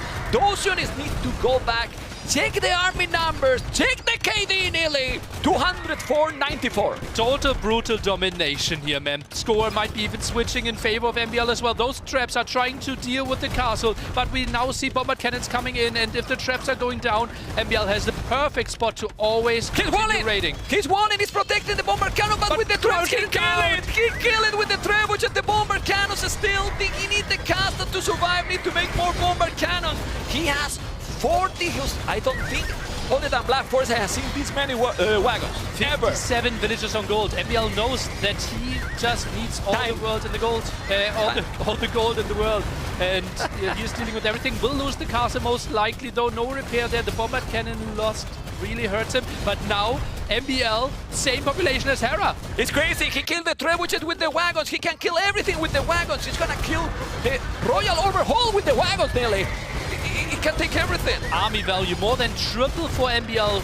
More than 7,000 against less than 2,000 for Hera. He's struggling to find the answers. Might even be overbooming here. 154 villagers soon. He doesn't have enough pop space. He doesn't know what units to do to counter this, basically. And actually is that he has units to do, because if he's doing elephants, MBL can do halves. He has no counter to this. Yeah. He has no counter to this. And it skirms? Not at all. Back to doing 1 damage again. Yeah, look at the score. Look at the score. MBL taking the score lead. Ladies and gentlemen, population ahead for MBL. And he's doing it one more time when you never expect maybe something too fancy from him. He's there. He is absolutely there. Drafted this one to perfection, had the plan, and he wanted to play to his strength, and apparently Hussite wagons are his strength. What a crazy approach, controlling all the gold, and Hera is spamming an army. He's so good in those spots, and look at that crazy queue. 100 farmers from Hera. Only? And then he has 0 food in the bank with 100 farms. Incredible, but his production is not like other games. 100 hussars. He has 10 light caps in the queue because the KD, I mean, those units are not dying. If we check all those Hussite wagons, how many units they have killed? But can we check all of them? 40 all of those, you know? And he's crazy. It's absolutely insane. Hera's doing a good job of sniping those bomb cannons. Still remember, takes the Royal Albert Hall away. Hera is breaking pop 200, but now it's limited again. 207 out of 200. When did we ever see this? That's cheating, Millie. 211 out of 200. It's cheating. Report it. Anyway, let's see the light caps. He's still trying to kill some, but this is so good for MBL, both at 200 population. He needs to take this one. Should MBL make maybe, well, he has resources at the limit as well. Hera is losing houses. 201, now he's back to 210. Oh, that's a bit of an overstep potential here for MBL. I think he should go back. This is a good moment for Hera. That's a good moment for Hera. MBL need to go back. The problem here for Hera is that MBL has unlimited resources. That's 53 on gold. You know? Wood might be an option, like something that he might be struggling at one point. Look at what woodlines he's pushed into. Well, he can come here. Yeah, two. Take Hera's wood now. Take Hera's wood, right? He's still going. I was about to say, should maybe add himself something else, some halves. Would be nice, but he's trade card rushing. Trade card! Oh my God! Yeah, you can see the pressure for the players that he misclicking. Where he's sending the trade? We don't need to check this vodka. The trade. He's sending the trade card somewhere. Where are the trade cards? Don't tell me he's stealing the gold. He's sending them. He's going. We're reporting in. He's going. Report for everything. But the Canadian is trying 300%. He has now 58 army. Look at the amount of Lycas in the bank right now. I really believe that now MBL need to go back a little bit patient. He has to be more patient. He's being, you know, too ambitious. He needs to be careful. Don't go there. Some pikes, even maybe some hand cannoneers. And if you make more than 3 farms, maybe it's gonna be good. 3 farmers for MBL. Yeah, so much idle there. And MBL, he got a bit impatient, feels like, right? And now another big wave is coming in. He's diving in for those 2 bombard cannons. No save, trying to micro them back, but the trap at least is going down. Yeah, the trap is going down. The bomber cannon is going to be down. But now, who is ambitious is Hera, because he's gonna lose all this army as well. I mean, he's gonna kill the trebuchet. Yes, he killed it. He's trying to kill the bomber cannon. He's having Bodkin arrow only, not the +3. Also missing the hand card.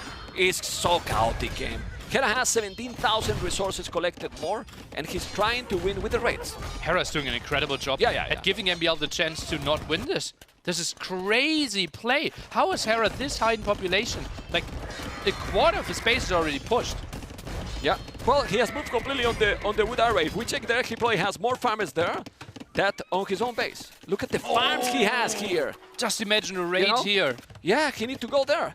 He need to go there, MBL, otherwise it's gonna be really complicated. He cannot be in only one spot. That's the problem MBL has now a bit, right? No mobility at all. Correct. Mobility isn't the greatest strength of Bohemians. They like to have the one-dimensional push with their Hussite wagons. Potentially Halberdiers could be an option there to be a bit annoying. And look at that, Hera, all his army is going and moving through the center again.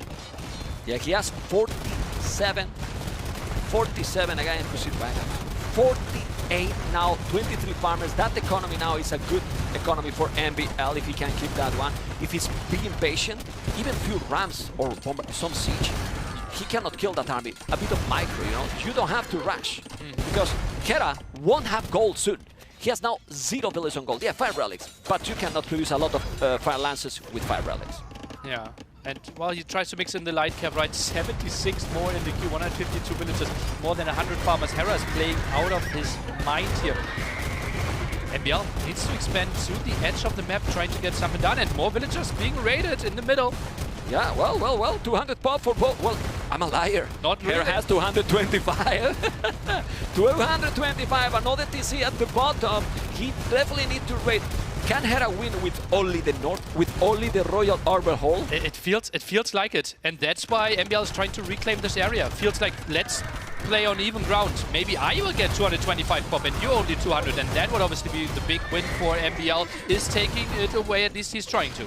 It's incredible. The amount of wagons he has is crazy. He has 50, but now Hera has 85 light caps in the queue, more fire lances. He's in the north, Nelly. He's in the north with wagons. He needs to kill those light caps, and if he kills those light caps, he's gonna kill so many villagers. And well, at least like this, he forced Hera to be in different spots, which is probably what he doesn't want. It's absolutely insane game. Check the score because we forgot about the time limit. And the score now is switching all the time. MBL is taking the lead with the score. Who is winning this game? If we go to 1 hour and 15 minutes, whoever has the highest score is going to win, no matter the state of the game. Hera is doing a really good job of splitting off his army. At the top, he had enough to defend. In the back, he is raiding nicely, and at the bottom. Well, he's still going. He's still going with so many Hussite wagons. The bomber cannon gonna help as well. It's only light caps now, mostly light caps. So many. The light caps are going to do the job or not. Fire lances as well, but now MBL is being patient. He's going back a little bit. He's gonna Hera take the score lead. It looks like he will. Okay. Not really. Now he's under the castle. He needs to remember also those upgrades. His hand card is very important as well for the villages, for the speed, obviously for the resources and the economy collected. It matters a lot. Do you think it's very important in this situation also to have the plus 3 as well? I guess it's more attack, right? It would help, right? Especially with the amount of castles that he has. 4 around here could help with the defense, not only range but also the damage. Could help with some towers. Even murder holes. Well. Murder holes will could help as well. too. But I think the main issue is having like 10 halberdiers could have been so good for him. He had the resources. Even bikes in this situation, you know. Remember that Bohemians infantry has also extra bonus as well, so it's still killing a lot. The game is still going, and now a score lead for Hera. I think MBL is starting to be worried about the score. And that's why he's also expanding, doing more TCs at the bottom. I think he's doing even farms at the bottom as well. And let's say, because Hera has definitely no access to gold. He's all in right now with his 100 farmers, which is not little, and the 5 relics. Goes for Ruttons. Is he trying to raid with those? Maybe, because they do nothing to the wagons. Yeah, maybe an attack at the top here. Oh, yeah, he's trying to protect his traps. That could be... From the villages. A lot of losses here for MBL. Well, no, he migrated already. There's nothing there. Yeah, well, yeah, only for the farmers. True. Well, there's no farmers. There's nothing there, literally, you know. Just those buildings, and that's it. Where's the farmer from MBL, actually? I think he's completely at the bottom. Anyway, more wagons. More wagons here. He needs to make some of those armors, but he's not doing it. This is now a deja vu game. Plus 3, helping for sure now. He's gonna have there the plus 3. I don't think he has sanity. That will help a lot also for the raid, because he's affected the list. Can we check if he has sanity? I don't think he has. 55 villagers on the villager. He has, actually. Okay. 80 Hasa still in the queue with the 2,000 in the bank. Hera's doing such a good job now, killing over 120 villages. Yeah, lost the army again, but he's fine trading this off. Hera will see another castle controlling this area, and this will give a nice pathway towards the top. Maybe MBL is thinking about contesting the top. Let's see if he's gonna be able to do it. Those are many villages. He needs to go back. He's gonna send the wagons as well. He could have wall a little bit, but with everything going on, it's complicated. Trying to kill that castle, the score is still almost the same. He needs to put those villages on the town center. The light guys will die, especially now that he has the +3. Oh boy. Oh, really, boy. The castle will be up, and it can be a score game. Can be. It doesn't seem like Hera wants to resign before that, right? He still has so much control. Feels like 5 relics will be good for him. The 225 pop will be good for him. And MBL, he has crazy stamina as well. Yeah, it's taking that. Look at the score again. Switching again in favor to MBL. When he's doing the castle, it's gonna be even better as well. That castle, in my opinion, is crucial. Is what you are talking. Now there is no free way to raid. It's gonna be all over. He's going. Has a castles. Yeah, it's a lot more complicated now. It's a lot more complicated. Oh my god. In multiple ways, right? Hera can't really go into the base of MBL, plus MBL can start pushing towards the top. Nice raid here in the back, but I wouldn't be surprised if Hera has the perfect answer to it. Yeah, but look at the Ratan. Yeah. They do nothing. It's ridiculous. It's really ridiculous. I really believe, look at the score. It's starting to explode. MBL, 53 wagons, is still 47 on goal. And if he take the middle, if he take the royal overhaul, then it's a big difference here. And he's going. He's going there. MBL is going in. He's 80 going military against 56. Yeah, but the value of that army? Check the value of that army. 10,000 army value against 7,000. Yeah, it's insane, absolutely insane. Now he's gonna raid a lot. How you kill those? He need to delete his own stables. How you kill those units there? He delete the stables, as you can see. He's gonna make a gate there, but the light guys are enough to kill all those units. We're gonna have the answer very soon, Nelly. Feels like MBL is overstepping a bit for my taste. A methodical push together with the castle might have been an option here. This is a good way for Hera to clear up food units against what we thought might be the unstoppable army. Yeah, this won't clear it up now, but Hera with another 70 Hussars or light cap in the queue, I think the second or third wave can kill this up. He needs to go back. He needs to go back, and I hope that MBL is gonna think about doing pikes. It can help. You know, 10, 15 pikes will help a lot. Really a lot. He's still producing wagons all the time. He bought it wood at this stage, which is also good for him because it's gonna make more expensive for Hera to get gold. Did he make paper money? Because no paper money for him. Doesn't have paper money. That would have been crazy. Lumberjacks generating gold could have helped out Hera so much in this game. Yeah, he's still killing more and more. +1 armor. +1 armor. He's thinking on the infantry. He's thinking on the infantry. The score lead is still more and more from MBL. So maybe MBL is happy with the current situation. Roy Albertol, owned by MBL right now, but owned taken back. Yeah, Pike van upgrade now, and combine the Pike's Siege Engineer now for 1 Bombard Cannon and 3 traps. But Pikes are coming. This is key. Finally. For me, it's key. 20 minutes of gameplay still left in this one. MBL, just imagine him going for Halberdiers, the key attack. I think this will be so tough for Hera to take engagements now. Once we have like 10, 20 Halberdiers out. With the wagons? Yeah. It will be brutal. Okay, he's coming. The halves are going to be there in a moment. Nice wood for MBL. 1, 2, 3 stragglers and 1 bomber cannon taking the TC. Amazing wood here for MBL. It's gonna be probably a map with food and gold and no wood in the map. Potentially all the wood at the top. And MBL, he might be struggling, right? Just built 3 barracks, already buying wood. He has 14 Halberdiers in the queue. He might be buying wood just to build Halberdiers. Well, I'm sorry to tell you, the wood on the top is gonna be over probably faster than the other. If we check now the wood here, there's no wood there. So he took already. Crazy. He took already all the wood. I mean, MBL has the wood control. You know, he has the look at that! He's trying to take the wood away. Hello, I'm here. I'm taking the wood. Oh my God! The score lead now for Hera. He's taking 400. Score ahead. More wagons coming. 160 population. No. Now, sorry, dropping the village number dramatically for MBL. Hera has millions of light caps, 85 and 57 more in the queue. He lost those Lumberjacks, and MBL need to put the halberdiers there. Maybe the halves should be earlier, right? Because he was having some, well, he still have so many wagons. Yeah. He still have so many wagons. Oh my god. We felt like it, but so, like raids on the food eco, raids on the woods, it was so tricky multiple times, and now we might see the first engagement with the halberdiers, but the wagons actually taking the archer range instead of taking the fight together. Yeah, you need to go for the army. The halves are there, not anymore, still more wagons, doing the +2 attack. If he has the halberdiers, he's gonna be fine, we will see. Look at the score in a moment! In literally a moment, he's jumped drastically in favor to MBL, but you need to take those trebuchets. He's killing some of the castles. He's gonna have now only the middle MBL, and then Hera around all over the map. Looks like this. I think the last upgrade there when it comes to defense for the halberdiers really hurting him. The economy for MBL really in shambles. Castle is going down, not even having 200 population anymore. Light cap raids, let's see if they can continue here. It might be tricky with halberdiers out on the field, but only 20 of them.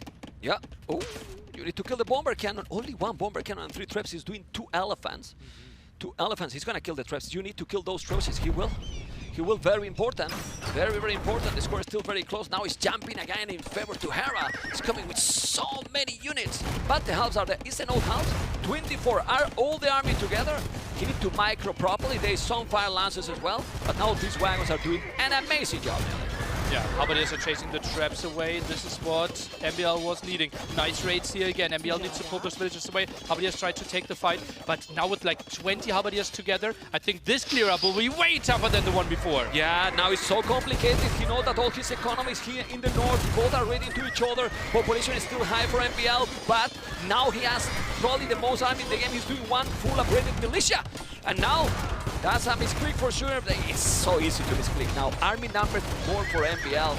Check the score, jump a guy for MBL, and here he's gonna kill a lot. Really, really a lot. Look how he's buying now wood because he got no resources. Buying food as well. He's really struggling with population. 90 villagers only. He doesn't even have enough spot. The most important thing after this one will be cleared up, will be the massive fight in the center though. The castle, you have to be careful, but this is insane. This battle, this attack is insane. Taking most of the farms that he has. Well, he still has 70 active, which is crazy. I don't know, man. What's going on in this game? And remember, ladies and gentlemen, 1 hour, 1 minute, 40 seconds. 1 hour and 15 minutes, the game will be over no matter what. So, even if the population is dropping, if the score is still ahead to MBL, oh boy. But the score is switching all the time, and now MBL has 69. Beautiful number, but Billy is not an oath. Yeah, he's not an oath. Not enough. More military than villagers now, and more jumping of Hera is being done. Fighting under the castle, it's obviously tricky for him. Halberdiers are doing their job. Big fight at the top, not really happening right now. It doesn't want to dive under the castle, and this is a nice raid for Hera. It's a nice raid, but it's giving more and more points. You know, obviously in the long run will work because he has no village, but here, look at the house. You need to be careful, he's gonna take the relics. There's no wood for Hera! He has no wood, Hera! 7 villages of wood, if he take the monastery down, maybe he's gonna need to buy to make another. That's why he's trying to repair. The relics are out now, and that can be huge if the game keeps going, because that's giving you a lot of resources and points for the score, Nelly. Halberdiers not taking the greatest engagement here. The Hazard Wagon still attacking the monastery. That's why the light cap can take the better fight. He needed to focus on the army. MBL struggling to keep himself above 110 population. Yeah, but there's a problem now for Hera. The numbers are dropping and dropping and dropping. The production is low. 56, only 3 in the queue. Now he's sending 1 by 1. He's taking all the army. The score is exploding for MBL. It's literally exploding. He's gonna be able to take the game by the score with 50 villagers. Maybe 9 on food, 9 on wood. He needs more halberdiers, but how can he afford them? He can't really keep up villager production. He's now trying to go with the raid with 3 halberdiers, and now more light caps and fire lances are being sent into the meat grinder. The score is 2,000 more for MBL right now. He's still waiting. Killed. Look at the population. Killing the monk. He has no resources anymore. They are going to back to Empire Wars, but minute 1, 27 population for both. Look at the population. Feels like it's absolutely crazy. More units just thrown at it, trying to break MBL, but more halberdiers are arriving. This is now an unstoppable army. 100 villagers, only 3 more light cap in the queue. Ladies and gentlemen, MBL with a crazy game, with a crazy strategy, is taking the game. 2-1 for MBL. Crazy or not? This was one of the craziest games I've ever seen. How can you be this? Yeah, he can't believe it. He can't believe it either. He's like, how I won this? Oh God, what a game. Ending the game. You're winning a game. More than 1 hour in with like pop 90, like 9 bitches on food, 9 on wood, and you're winning this? Madness. When he did the halves. When he did the halves, he couldn't kill anymore as match. Yeah. Was losing all. KD 2-1. The KD is insane, you know. Can we check the economy? Because Hera got a lot more economy. But it has to be well, brutal. 36,000 more. Yeah. That's it. But this is the beauty Gold. of the game. Look at gold, 40,000 to 16,000, and that is including 6,000 relic gold. And it's 7,500 relic gold. Well, after watching this game, you can see how, mechanically talking, Hera is #1 in the world. But there's strategies. Yeah. There's strategies to cook. There's ways to make it work. MBL did it in this game. Whew. You remember what I told you that MBL was cooking? Now we can tell. We said, MBL told me, "Mem, I'm going all in." But this is an all-in quotes. It's all in 1 hour, 10 minutes every game, yeah? Let's look where it all started. The Hussite Wagons after the Walled FC, the fast caster strategy, and the counter isn't easy. Typically, you try to go for Mangonels. Hera could not really afford them, and then we saw the elite Hussite Wagon upgrade, basically reducing the damage output by Arbalest down to 1 against a 230 HP unit. How many Hook Nietzsche we have seen in this game, Neil? 0!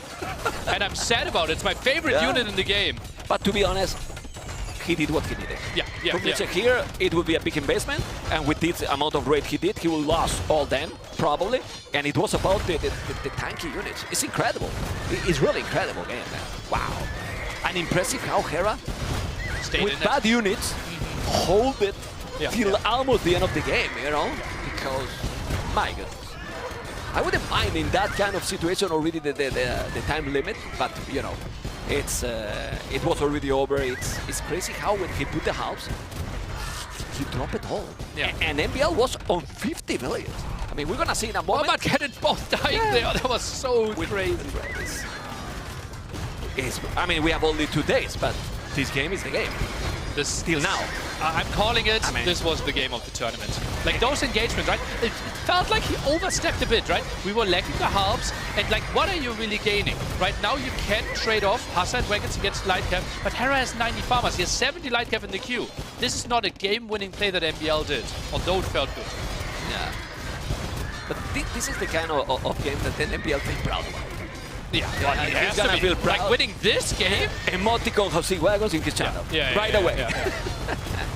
And here, the Halberdiers actually not taking the greatest engagement. Hussite Wagon still at the top, engaging against the Monastery. Check the resources for both right now. 54 villages, you know, and then look how he's gonna drop the military numbers now, Hera, in a minute. Like 170 population, but he can't clear up the units. Army value is still way higher for MBL at this point. I mean, I'm very glad to see these kind of games. It's the beauty of this game. We always see something that we have not seen before. Yeah, absolutely. And that's like, for me, the most beautiful thing about this game, when 2 opposite styles and opposite strategies are clashing against each other, and we get a beauty of a game. And it still can work. For the one that you probably wouldn't make a bet, right? Yeah. If you make a bet here, you will say that MBL was going to be leading 2-1. I actually predicted this to be 3-0 for Hera. Oh boy, what am I a fool? But what? You never know with MBL. Seriously, it's not the first time. It's not the first time, you know. And I was telling you, I was talking to him, and he wasn't down like, I'm gonna play. We were talking at the start of the series, like, no, I'm going to play with Hera. Let's see what happens. No. He was like, I'm cooking. I'm cooking. You know, he's a good chef. All right. Still, the first pick also left for MBL. Stone Drift and Handhold, our 2 maps.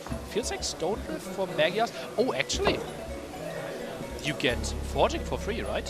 Correct. So you can play Hulk opening really nicely on Stone Drift. Yeah. Ooh, I forgot about that. Then maybe Spanish, some wild things on Handhold again? I don't like that the series is happening right now. I have to cast another after. Oh, man. Not sure if you're energetic enough for that. We'll see. Okay, let's see what is going to happen. Because we got it, Franks. It feels like Franks. Unless he feels okay, it might be against Spanish. Then Franks not performing too well. Any pressure now? Now it's more pressure, huh? Now it's more pressure. Still looks calm. Still looks like... Yeah, but that pressure can be inside.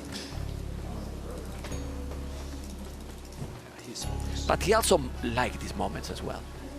You know, that's where the great like shine. the hype come as well. You know, like, hey, and Spanish, we were talking about it. Imagine Kongs and missionaries. Yeah. Wouldn't mind. So for everyone who doesn't know what might happen, every civilization has a unique unit out of the castle. And with Spanish, it might be the best we have in the game. Because it's a mobile Cav archer that has a musketeer and does crazy, crazy damage. On the other side, Hera, cheaper archers. Ah, well, it's Maya. Okay, okay. I was checking the villagers, and there was one more. Oh, it's a book? No, Maya has one villager more. Mayans in this one, no Franks then. So might not play them at all, which is fine. Okay, but I'm just thinking about what's going to be the strategy. Well, you cannot play greedy here. You have to go for army. Plays Spanish archers. One of the two civilizations that can't upgrade their archers. Just MBL things. Well, you want to compete, right? You want to compete. Oh, okay. Lots of walls here. Yeah. MBL, not the most fortunate wood generation for MBL. Like his 3 woodlines are really spread far apart. If you look at that. Well. Oh, and that is. Whew, that's a really unfortunate wood generation for MBL. I don't know if that could be. Even one villager on stone. Yeah.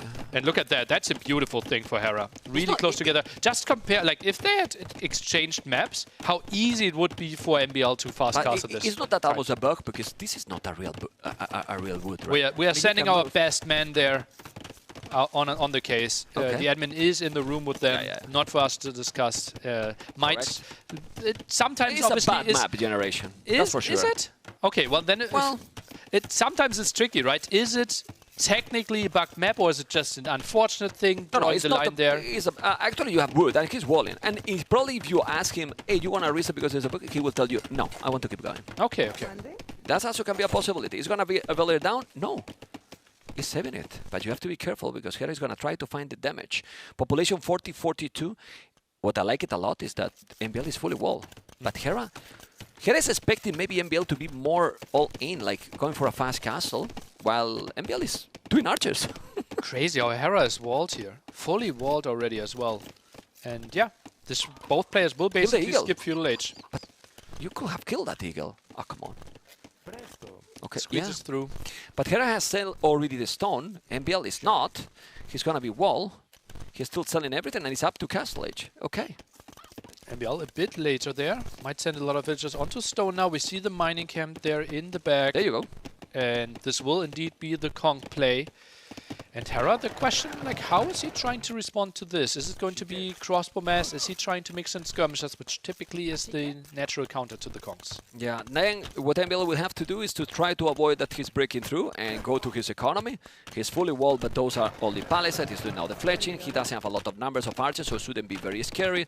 I wouldn't be surprised if MBL is doing even a tower, you know, to defend. Even if you don't want to do that, otherwise you're gonna deny your castle. But both are going up. Is a big deal for MBL here? I'm a bit scared, and MBL is as well. He is actually stonewalling himself against this. He doesn't want to go for the tower defense. Well, look at that. He's reading the game. Yeah. He's reading the game properly. But then again, like, why did you not include the market in your walls? And why is your gold exposed? Well, you need a tower soon, right? Or he builds the castle there later. Could be dead villager. No, he's saving it. Well, then take gold at the back. Yeah, you there. can. Yeah, and that's it. And he builds the castle there anyways. Can't build the Kongs before the castle is up, so not the biggest loss. I got a bit overexcited. Well, you get infected by. Anyway, double archery range. Let's see the goal. But I'm calm now.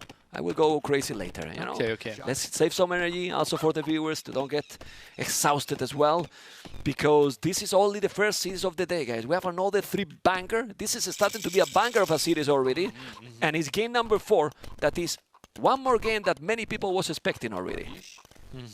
All right. So now, what? He's gonna be like, what? He's fully walled? What is this? Stonewalled. Yeah. Outpost here at the left-hand side. MBL wants to get the head-up notice when the archers are coming in. Instant monastery here. 3 archers are spotting this. And that means, again, Hera most likely with the 5 relics against none for MBL. Well, we saw in the previous game that he didn't care too much about the relics. Yeah, you know? But there were other advantages, right? He got the gold, he got the stone. Here on this map, it's distributed more evenly.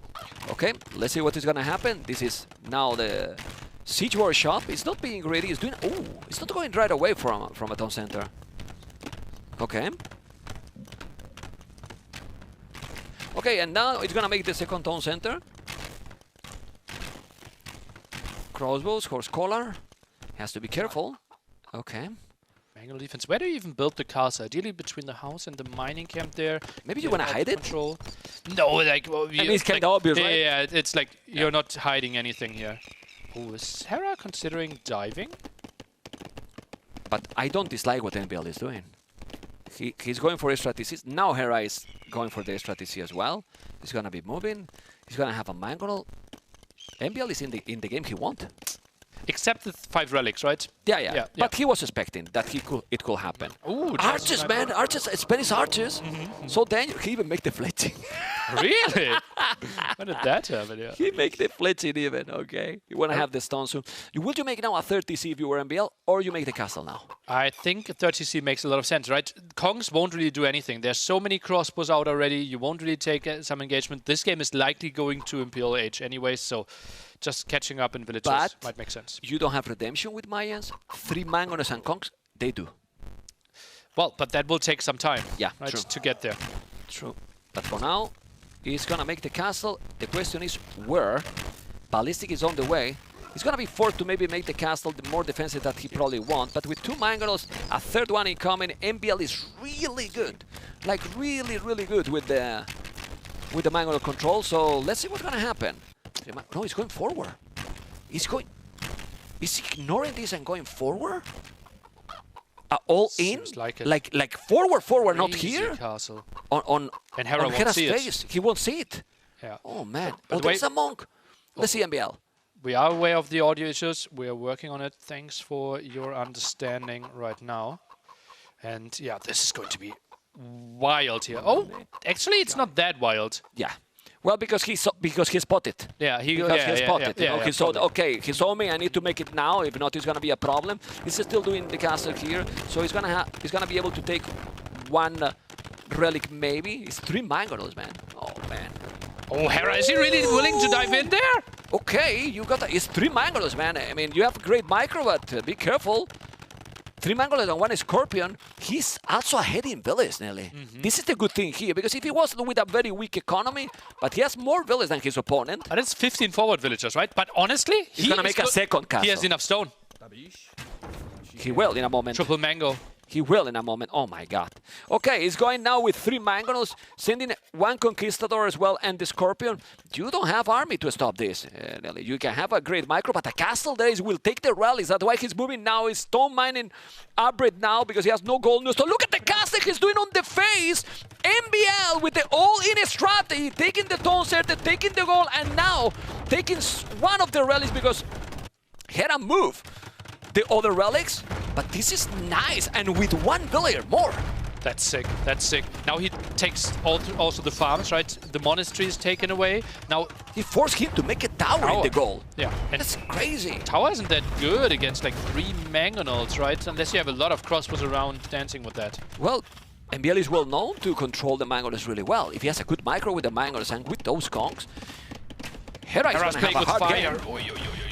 You need to send 1 villager there. He take now some damage. Of course, Hera can move. It's the best moving, but this is guard tower now. You gotta be careful. Oh, baby.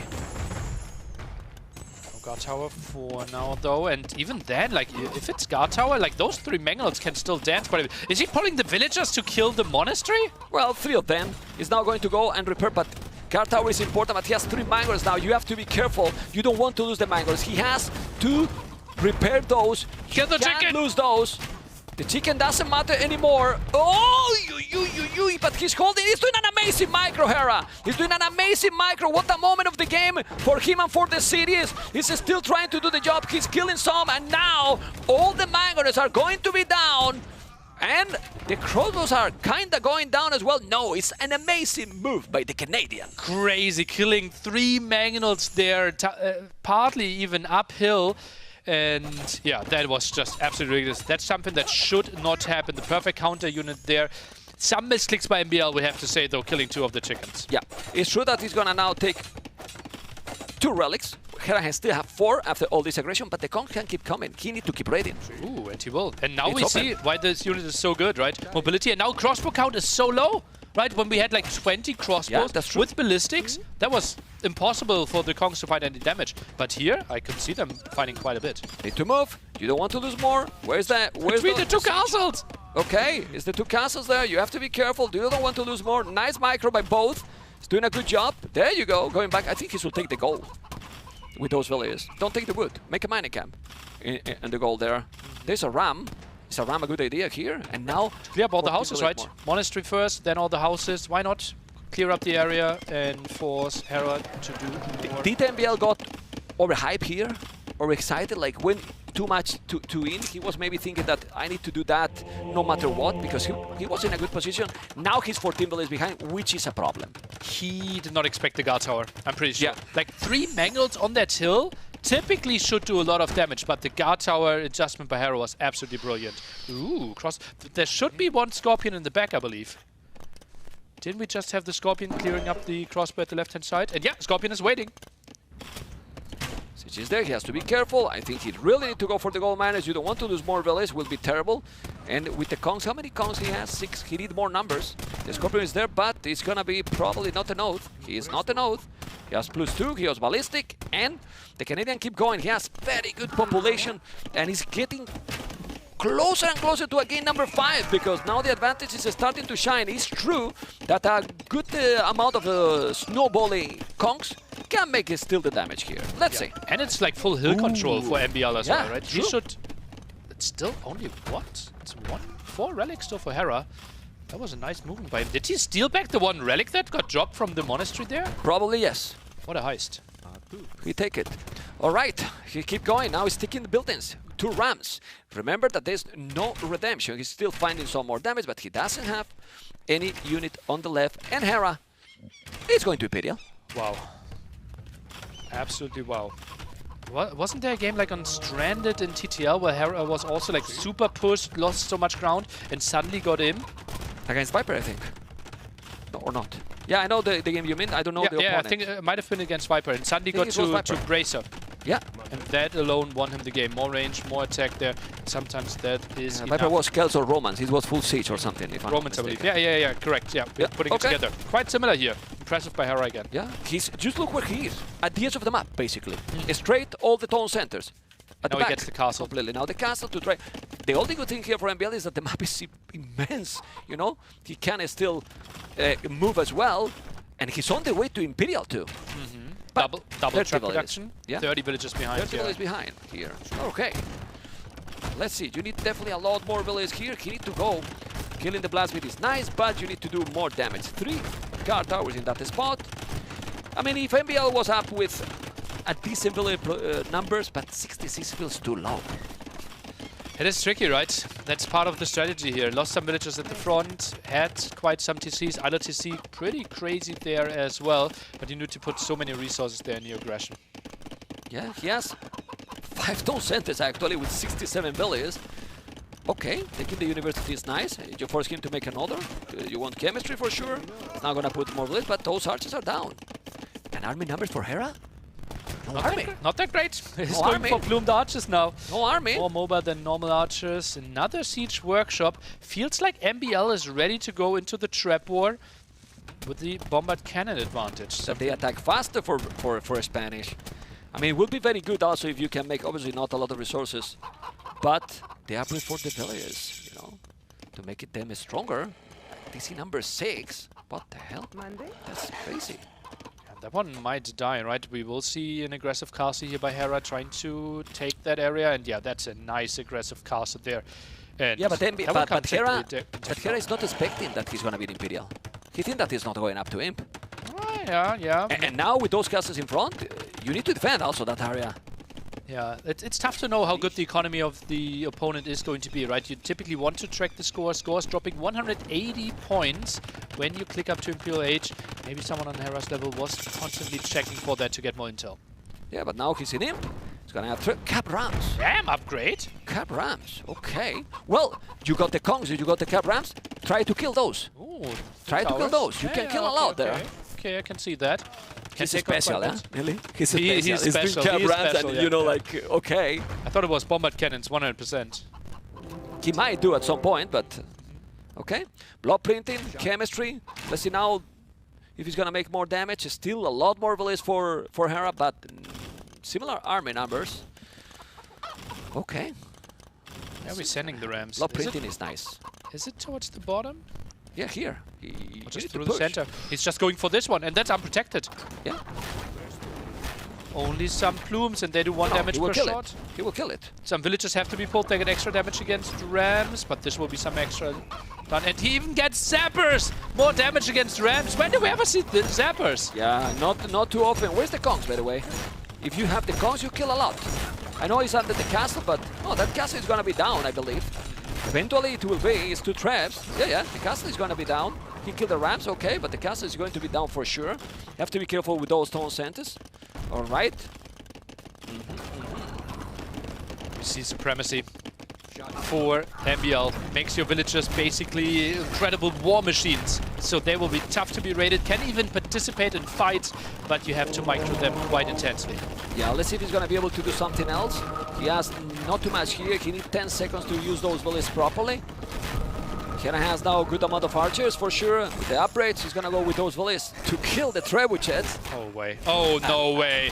He's pulling the villagers! Sending them all to kill the traps, and now he has the upgrades. They are going to be strong, but strong enough to kill those. To kill a castle and Imperial Age plumed archers? Don't think so. Yeah, they're good, but not that good. His population is going down now, and you can see how he in front is trying to kill. He's not going for the traps. We're wrong. He's going for the castle, Nelly. MBL doesn't have zappers though. Like, he is not killing that castle too quickly. Definitely not. I mean, Spanish people, you know, Nelly, that we are strong, but not that much, you know? Not that much. It's a rumor about it.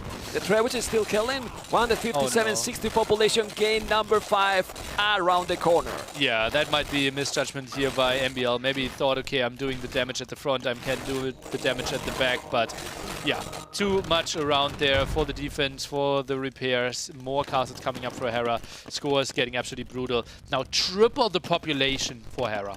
Yeah, well, it's I don't know. I mean, it would be a miracle, even with Supremacy, that he can do the job. But Supremacy, if you have 200 villages, is amazing. With 39, you know, I'm skeptical. Going to be tricky. Yeah, going to be absolutely tricky.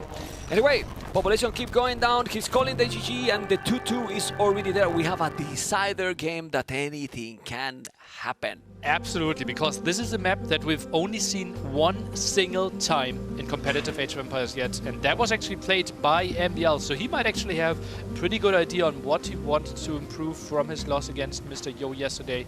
Stone Drift will be wild. Looking at this one, obviously economy has to be so much better for Hera. We see that even the KD was better, but that was mainly due to all the villagers falling in the end. Honestly, I think it went too all in.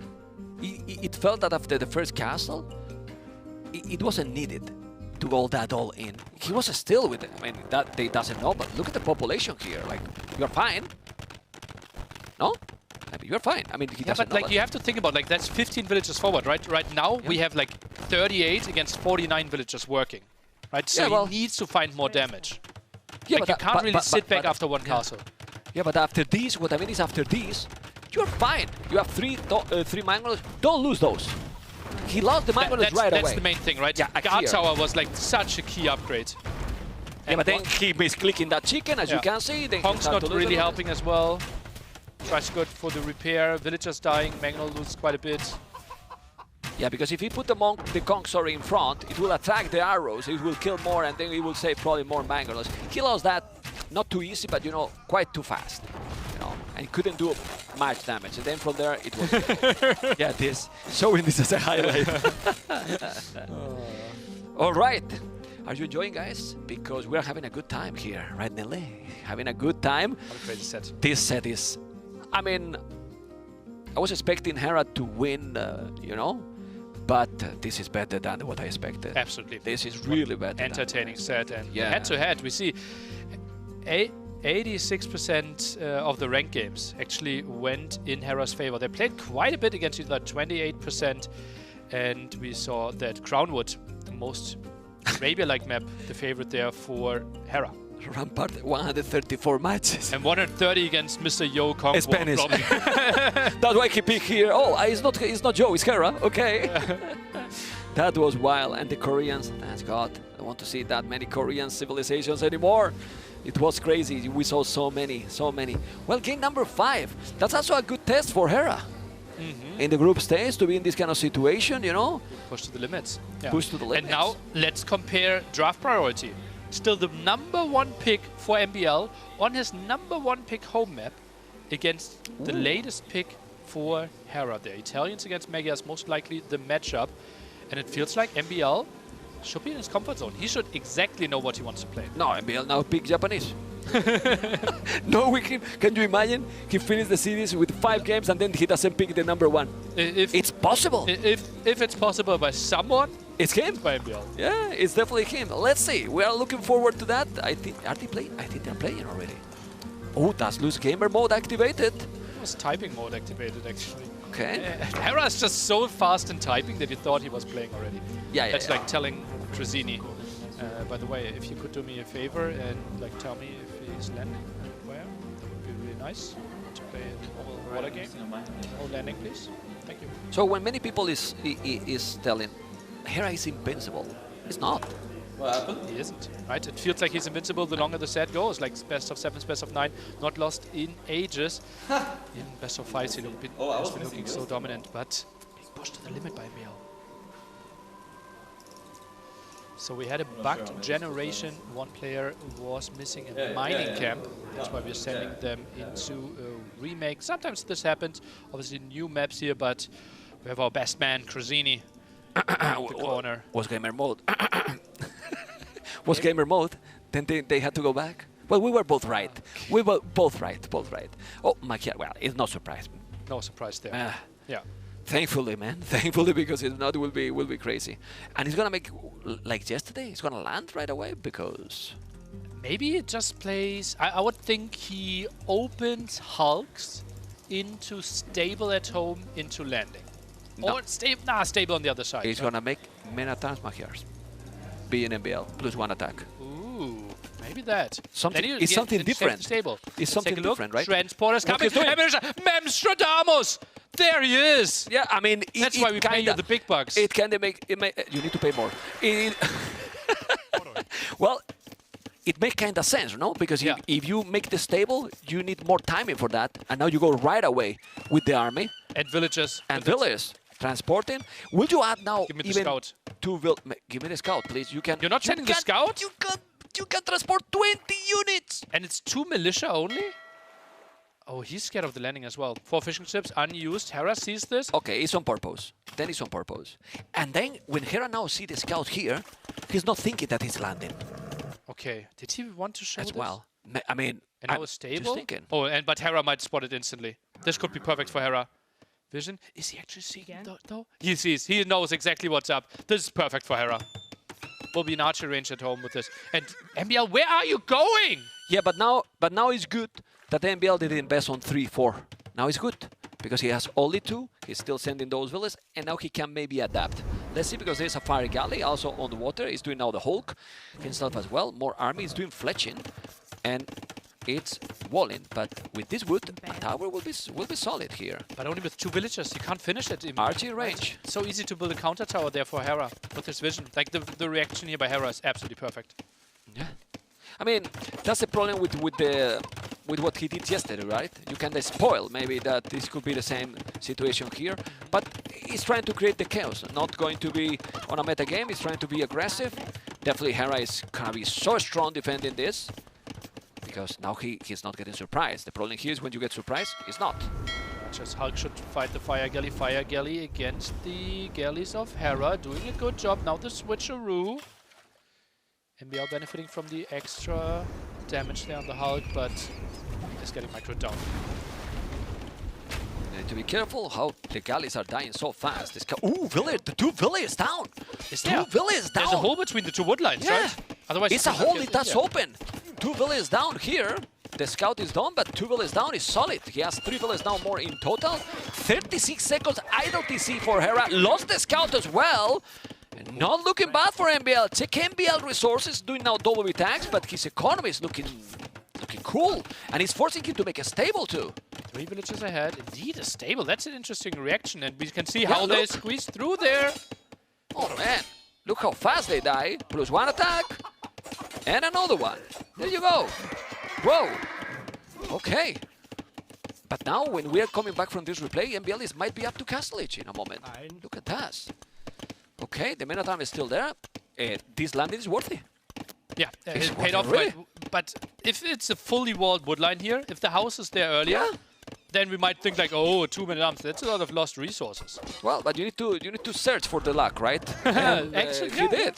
He did it in that one. Okay. Landing next for Look Hera, economy. Right? Crazy. It's up to Castle Age, MBL. And he has the archer range on the other side. Is he going?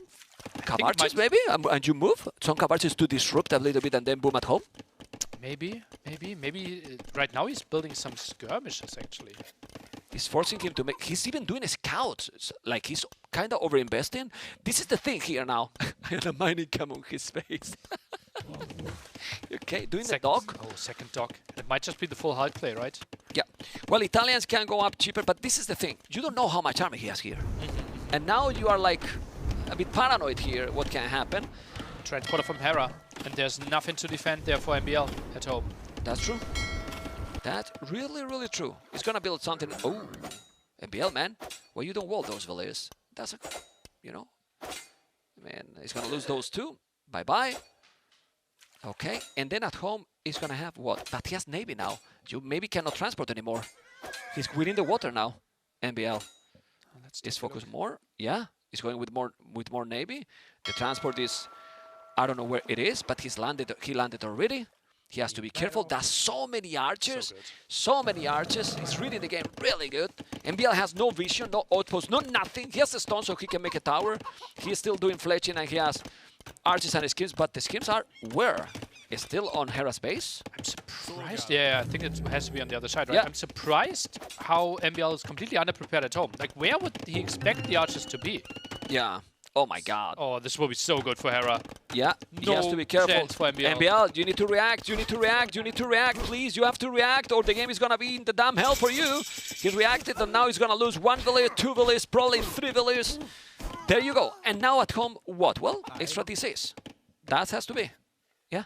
He's going for 1. Oh, that's just... did Hera spot them? He saw it, man. Yeah, I mean, of course he saw it. You know? Yeah. He saw those villages. He's doing the house. I like it. Okay, that's fine. It might lose 1 and maybe not even. That's a good play. But still, those villages are in danger. He's doing the 2 extra town centers. And here he has some army that is probably going to be kind of useless. That village... man, I'm nervous. I'm nervous. This TC is still far away from finishing. You need to make some house there. He's going to be able to do it or not? Ooh, yeah, but he's focusing something else on water, I think, Hera, because he's not microing completely. You can see he's focused on water. The TC is going to be up. He's losing few villages. But it's crazy that he was having nothing here. Not even an outpost, not another archery range. Now the fields need to be there. He's going to lose more. Army numbers now more for Hera. And village number 2 more only. But 3 TCs. Yeah. Very early 3 TCs. But with 10 on food, right? 3 TCs are more of a protection for the villagers and not really like, okay, he's going to produce out of 3 town centers soon. Yep. Still 4 fishing ships. Vodkin arrow and... What is he gonna do with the army he has? Because he has 4 schemes, 3 archers. Doesn't feel like a super strong army. Hera doesn't have a lot at home, right? It's 5 archers on the other side. He has 2 scouts, 1 spearman. MBL might actually find damage. Yeah, and he has 1 villager more after this. Yeah, he's doing more archers. He should do well, he has no upgrade, no economy for the crossbow. very limited here. And yeah, we have the Castle Age upgrade for Hera, so he's securing the water for himself. Nice move there. MBL needs to find damage ASAP on land. Yeah, let's see if he's going to be able to do something on the land. The still population is similar. Right now, 47 villages to 46. He has 3 TCs right away, which is going to give him definitely a lot if he's able to produce, which now is only from 1 town center. And now those scouts are going down. He's showing the army though. He's showing the army. Yeah. Hera can react. Maybe a quick town center to protect the switches at the top might be an option. Maybe Siege Workshop to follow soon up. Yeah, loses the 2 scouts, not the biggest loss. Now the block here with the market. Nice job. Archers are trying to squeeze through it without crossbow. Not the scariest army ever. Yeah, well, it's still Botkin. It's now Mobin is killing a villager, but look at the villager's number and the population at the end. Pretty much the same. After all this, pretty much the same, and then he clean up at home. It's Killbard in armor, but it's still on 3 TCs. If he's holding at home, he can boom. Oh, he's going 2 extra more dogs. So he's not giving up completely on water, which I like it, honestly. Oh, but he's so far away, right? Yeah. We already saw university tags there as well for the war galleys. We already have the war galley upgrade. MBL investing into water now. Not what I would have expected, because upgrades are just so far away from him. Well, he's doing the upgrade now. Meteor warship. Respond to the old war galley upgrade, basically. And still raiding. There's a knight, but it's Vodkin. The knight has +1 but no bloodlines. And with Vodkin and Cav Archer, he has to go back. He's still finding some damage here. Yeah, it's forcing him to make some buildings. Some chaos is still happening on Hera's base, but definitely is looking now healthy for Hera, for the Canadian. Sets in the 2 knights, one of them low HP, as you mentioned before. Feels like Hera wants to stay there. And I think Hera will be surprised that MBL is actually going for water here and is trying to continue to contest this. Well, if he claimed the water control, let's see what's gonna happen. Also, wood upgrade for Hera, not for MBL. He's doing more Hulk. Is the right approach here now, Nile? Well, it's natural for Magios, right? You already have the +2 attack, so you feel like that makes a lot of sense for you. But that's a lot of Hulks, yeah. Many now. Could easily be countered. No, he's gonna recover the water. He's not expecting that, Hera. And now here he has some good army to try to kill that. He's gonna go for the archers. Need to micro better, but the water, we need to check the water as well. There's a big battle on water. Well, not a big battle. Sorry. It's not a big battle, you know? It's a short battle, you know? It's domination by MBL on the water, while now he's kind of cleaning on the land. Would you prefer then to clean water or have this advantage here? Because now you can find the fish, you can take the dogs, and if you are Italians, you want to have the water control. He will have to take the retake the water at a later point here. Now, trying to retake with war galleys, if you lost the water, is not that easy, right? Because you typically want to group them up, and if they're already surrounding your dogs, that's a tricky task. And he's doing galleys now. Yeah, he's doing galleys now. He's doing Bozo, Horse Collar. In the late game here, Italians should be stronger now. Italian water should be slightly stronger there, yeah. But I don't think MBL is... He will try something else. Yeah, he's not excited to play like full water with water. Yeah. Look how the dogs are going to go down. He's now doing galleys as well. He's even doing fishing ships. He's trying to... you need to finish the dogs. Don't try to find the fishing ships. He does have many. You need to kill the dogs. No? I mean, I think so. Oh, well, the crossbows are there, so he need to run away then. Maybe you're a bit scared, of the crossbows and maybe of 1 or 2 demos. I just checked that Magia Dock is actually looking really solid. No heavy demo, but everything else. The other things, yeah. Right? Yeah. They have everything else, so let's see. It's true that the discount of Italians is what is also give you the advantage, right? Italians discount is very, very solid. 73 village, 65, 66, 7 population difference in terms of economy only, but 22 on foot. While only 14 for MBL, you need more. He's coming now with some galleys, but those Hulk that are +2 is still scary. No upgrades, right? Yeah. I think we don't have any university upgrades. We have clinker constructions on the other side, so faster movement here for Hera. Obviously using his bonus, cheaper technologies, university. The Hulk are coming. Let's see if those galleys are going to be able to do the job with some micro. They will. He needs to be careful. He has also ballistic, so it's not a node now. He's gonna bring some galleys as well. You cannot reach them now with Hera's micro. It's so complicated. That's why he's bringing some fire ships. Yep, it is. Look at that, the anticipation by Hera. He knew, okay, now I will clear up your hulks. You will have to go for fires, and therefore I build my hulks as the defense against you as well. Brilliant. He killed it all, man. He killed it all on the water. 105 population. 105 population means something in Age of Empires. It's not directly what he wants to say to MPL, but, you know, with this position now and the army numbers, oh boy, 3 villages difference nearly. But he reclaimed the water and he has the water control. So now what? Hera setup looks so much better. Is going for, is that a second university? By Hera? Market, okay, that makes more sense. And yeah, water seems to be in favor for Hera now. Economy is still slightly better, still has the fish, and now trying to take the fight next to the dog. It just feels like he has such a big advantage. Yeah, he has a big lead on water, and the big thing here now is that Hera has also the resources about to go up to Imperial, looking very smooth. The idea of MBL strategy was nice, but the problem is that Hera saw right away. And from there, it feels that Hera got the game under control, especially, yeah, he wanted to do a castle drop. Yeah, Scorpions are coming, okay. But he can make knights, and the knights are coming. You need to make a house. You need to make a house there, and he's doing the house. He's doing the palisade. He's doing another palisade. No! That was what he needed.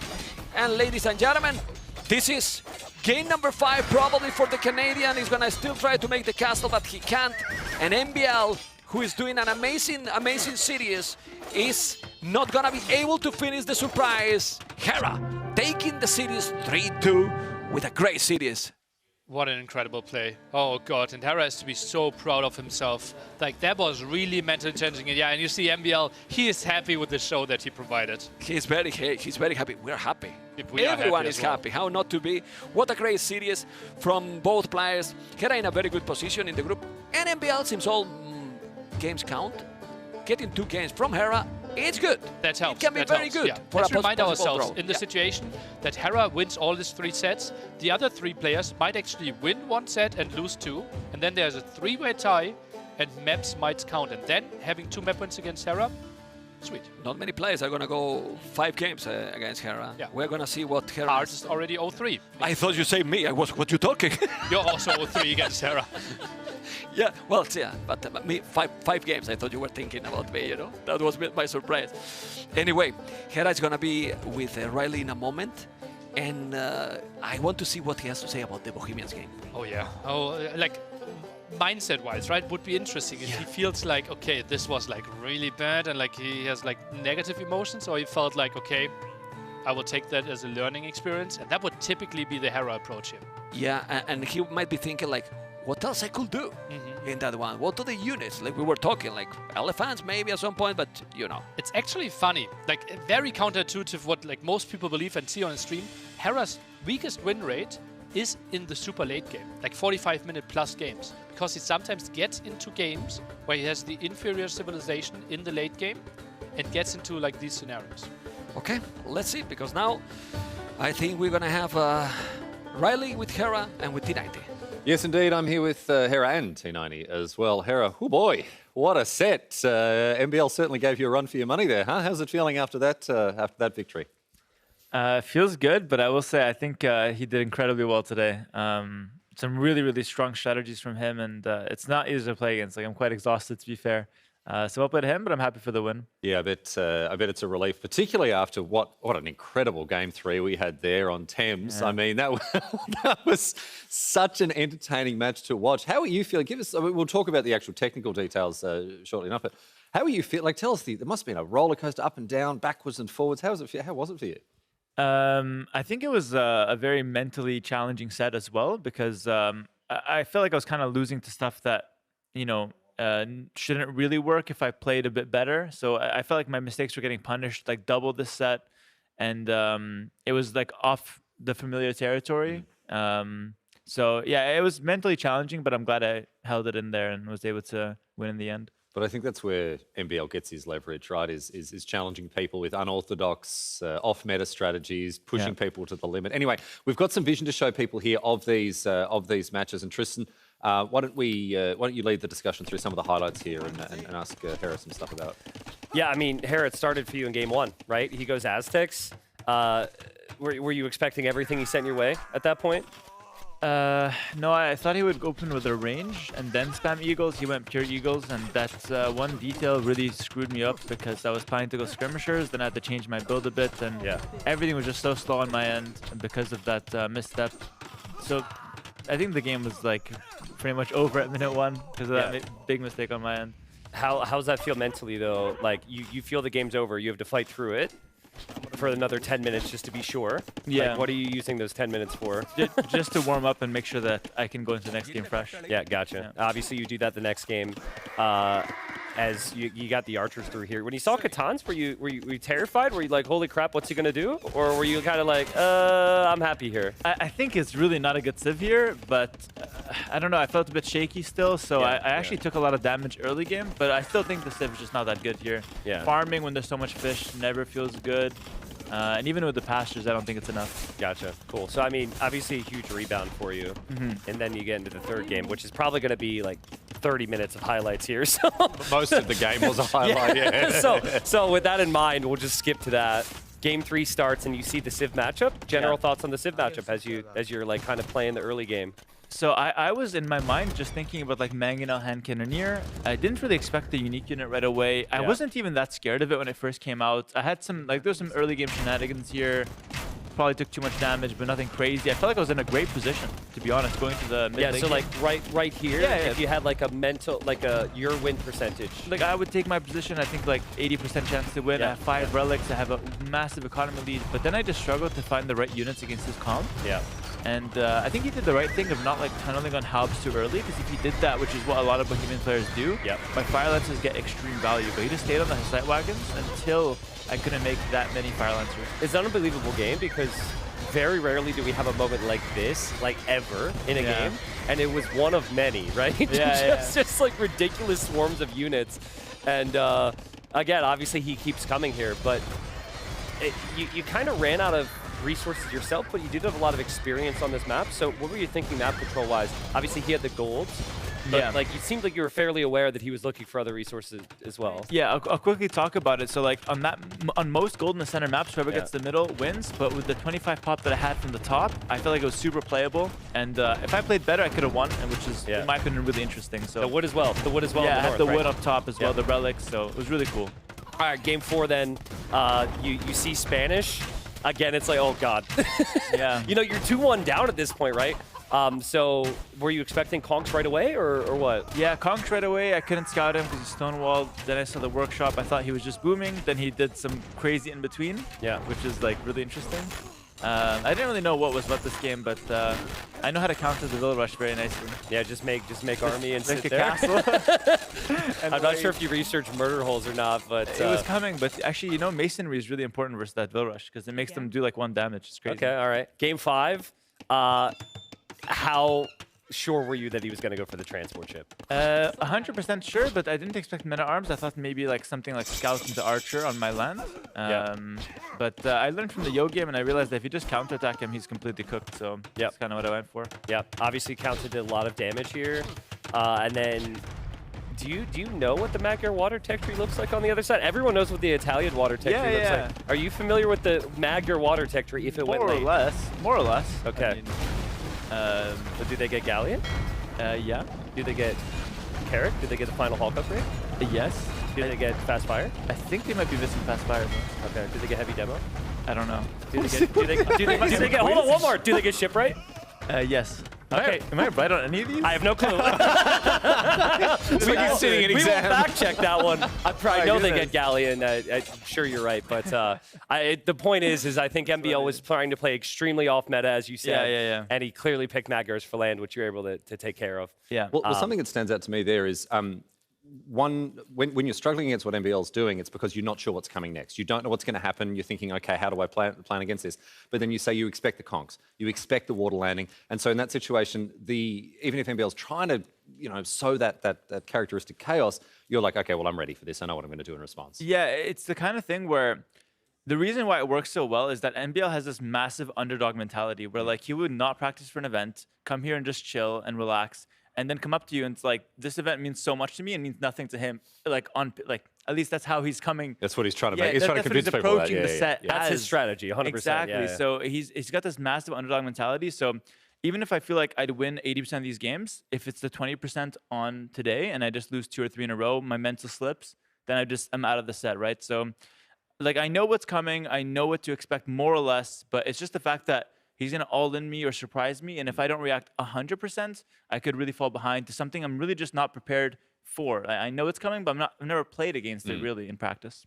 Let's zoom out a little bit now, Hera. Obviously, there must be a huge burden of pressure on you here. You're an extremely dominant player. You know, you've won, who knows, 15, 16,000 S-tier tournaments like this in a row. How has that affected you? I mean, winning obviously is what you're here to do, but is there a growing burden of pressure on you to perform?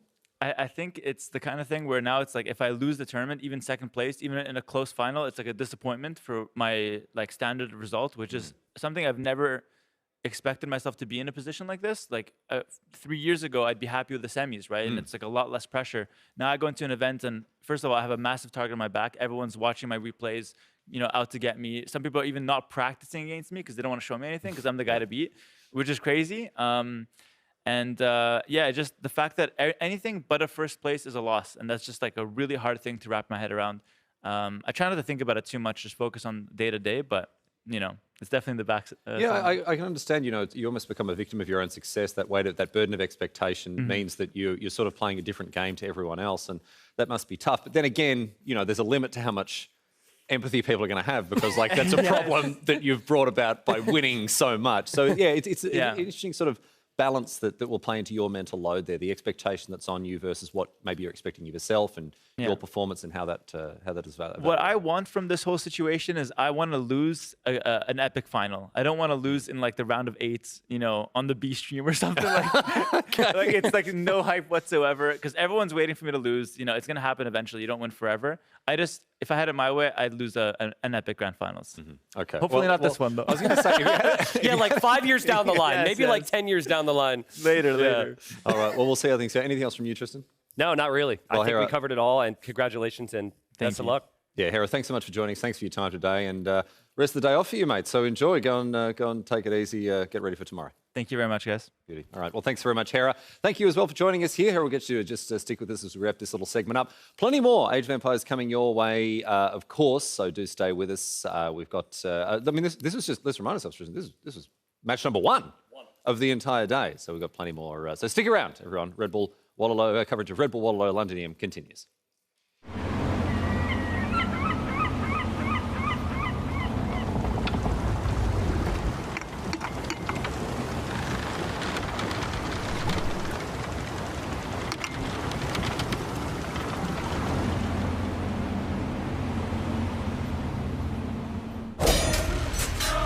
We must stand united, for even a hero cannot win alone.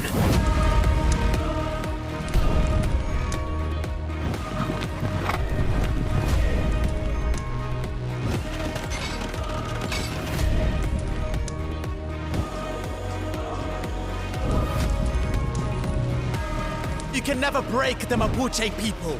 Attack, my warriors! We all have loved ones in the capital.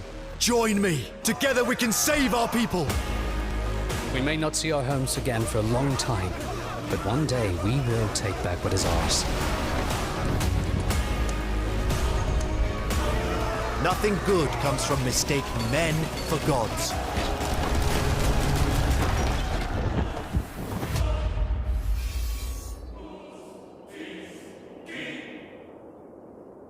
Welcome back aboard the HMS Londinium. My name's Ryan Knight, Lieutenant of the ship, and we've got Tristan joining us as well, T90.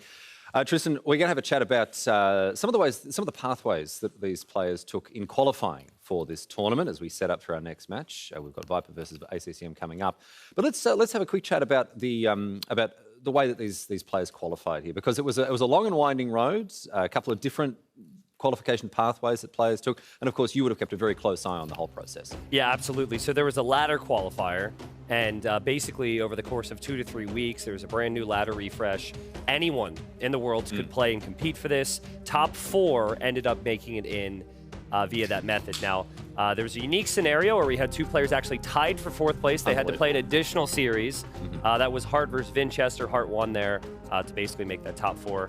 And then we also had an additional qualifier after that, where you did have Vinchester actually playing in qualifying. Unfortunately, he was unable to make it, who was then replaced by Viper, who had that last chance qualifier where he came in the clutch. But you had MBL winning, I think, 4-3 in his final series against Lewis. You had Sebastian winning 4-3 in his series against Viper to make it in. And then Yo, people have to forgive me, I think it was a bit more dominant. I think he won like 4-1. I don't remember who he played against, but yeah, it was just so many games via the ladder, and also then the qualifier for the players to get here and make our top 8. Well, you say so many games. Not for everyone. Our hero here, ACCM, who we're going to be seeing stepping up behind us, only played 100 games on the ladder with an 85% win rate. You've told me that he was there was some key matchups he was trying to dodge. He was grinding it out. What was he? He was like, I don't know, a crocodile lurking around in the waters, waiting for the right time to strike. You never knew when he was going to show up, but when he did, he won. And at one point, it was like 40 wins in a row or something like that. Yeah. And then I think the win streak eventually snapped, but he held them to the top 4 there. But yeah, it was really fun. Like the ladder qualifier just had a lot of hype, games all the time. Usually there's like an on time and an off time for any type of tournament, but no, it was literally like 24/7. Yeah. So it's super fun as an Age of Empires fan. It was exciting watching the way that things sort of panned out, and then of course that dramatic draw, like a tie. Yeah, that was which isn't something that really was like expected in any No, meaningful I sense. don't. I'm pretty sure all admins were looking at that in the final seconds, like, please no, please no, please no, right? Because obviously more work and more things resulted from that, but yeah, it just shows how competitive it is, right? But I also thought it was very telling that in the replacement qualifier, that was really close. I think for Viper, he had played 2 sets. He won 3-2, 3-2. You also had the main qualifier. Most of those best of 7s went down to the final game. It just goes to show how tightly contested so many of these matches are. And speaking of tightly contested matches, as we turn our attention now to our next set of the day, match number 2 here on day 2 of the group stages at Red Bull Wololo Londinium. It is the Viper versus ACCM. Now, we can zoom in a little bit on both of these players, talk about their performances, not just leading up to the tournament, Tristan, but indeed in this tournament so far. Let's remind ourselves of what we saw yesterday with these two. Yeah, well, so for Viper, he was the first series of the tournament, and Viper just went off. I think it was an interesting set because Viper won the first game, which was tightly contested and kind of a grind. Second game, it just looked straight up dominant. Everyone's like, oh my God, Viper's going to sweep this kid. And then Sebastian pulled 2 back, right? And so then there was the worry of, did Viper let it slip away? He has masterclass recovery in game 5 and wins. But then he gets the win. ACCM, we did not see quite his best Age of Empires. Maybe some of that was because of his opponent, Leary. I think like it really feels like Leary is just unstoppable when you watch him play Age of Empires, so it's understandable. But ACCM is hungry for the wins. He needs the wins here. Going down 0-2, like obviously puts him in a must-win situation come tomorrow. And it's always must-win, but like ACCM is going to want to at least build some confidence today and get some match wins, some game wins, rather. All right, well, let's see how things go now as we tee up our next match, Viper versus ACCM. It's coming your way. Stick with us. Playing in front of what's going to be over 3,000 people would be probably the biggest experience of my life.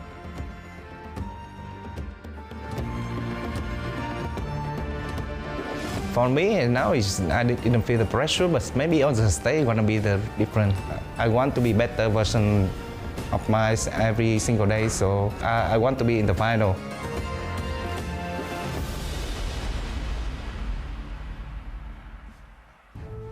Welcome in, everyone. We have ACCM versus the Viper. You heard it there. Viper wants to play in front of the crowd. ACCM wants to be in the final. Now, ACCM has a lot of work to do, man. Viper at least has a win under his belt in such a tough group. Let's remind you, we have Sebastian, Leary, ACCM, and the Viper in this group here. ACCM needs a win today to stay competitive. Not a joke of a group, right? And who doesn't want to be in the Royal Overhaul, right? And what a run can be from the Viper that he wasn't supposed to be here, then he come in the last minute, and then imagine that he reached the grand final. Yep. Can be absolutely epic for him. I can tell you that I was taking the breakfast with them, with ACCM and with the Viper. Viper asked to ACCM, why'd you pick Turks yesterday? I will tell you tomorrow. This is the kind of connection the guys are having here, and I wanted to tell you these guys because they're having a lot of fun. You know, they're very, well, they know each other for so long, but they are not going to give any detail to the opponent. Yeah. They are being very secretive, and they usually have their standard practice partners. So ACCM's standard practice partner is Mr. Yo. They practice a lot together, and I think it's really benefiting him that they're in different groups here. So he can bounce ideas off of Yo. They're here pretty late. They're all trying the new civilizations that maybe haven't been played in the qualifiers or on the ladder, right? They're just trying stuff out. And you know ACCM, he is the chef. Like, it got to a point in our competitive scene where people were waiting to see what he would play, and then they'd perfect it. Absolutely. Because he's such a genius when it comes to the game. Viper, same thing. He has so much experience. He has a lot of new ideas that he's testing out in the practice games, and he's got that composure of a champion. So we'll see if he can lock in here on day number 2. And you hear in that video intro, right? It will be the experience of my life. Yes. A guy like him telling it's going to be the experience of my life. He has won all the tournaments. He's won everything. Everything. Yeah. You know, he has won all the tournaments, LAN events, online events, Former all the Red Bull titles. champion. Exactly. He has won everything. But in front of that crowd, in that scenario, no, never before, right? Yeah. So it has to be extremely motivated for the Snake. To love to call him the Snake. Kumans, Wade, Dravidians, Franks, Italians, Malians for the Viper. I don't have memory yet. Mem was rubbing his hands. I was like, he went to go look at the Sims and they disappeared. Burgundians. I saw Burgundians, you know. The second one, I don't know, but we will get there. 834, and that's the Elo 1861. Do you remember that is the Empire Wars Elo? Where are the Sims, man? Here we are! Burgundian. They killed it. Put the glasses on, yeah. It was like broken, you know? Okay. Burgundians, Vietnam, Huns, Khitans, Khmer, and Britons. Oh, boy. Okay.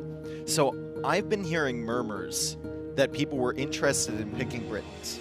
Now, I don't know if it's just because we're in London or if there's a map called Thames, but I suspect that if Britons is going to be picked, it'll be picked on that Thames map. Okay. All together, it seems, Yeah. right? We stick to the theme, right? Khitan's also very interesting. Khmer. We haven't seen Khmer yet this tournament. Which is a very snowball and a strong civilization. Really, really, really, really. I'm also surprised Burgundians made it through the draft. A lot of the times they just get banned, right? Yeah. The Flemish militia, very strong. The eco upgrades, very nice. Yeah. I want to give here, you know, to tell to the production that is in another level. Lovely. I can tell from here, I was talking to Dave behind the scenes that it's getting people from my family watching and getting addicted to watch this because it's how cool is this? How great. I didn't know that you are doing these kind of events. And then I was been doing this 10 years, you know?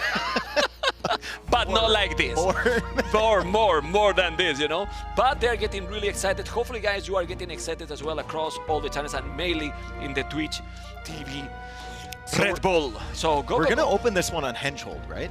Yes. What do you think the civs are? I saw Franks there for It has to Viper. be, but in the previous series, there was Franks and then he picked the Mayans as well, so...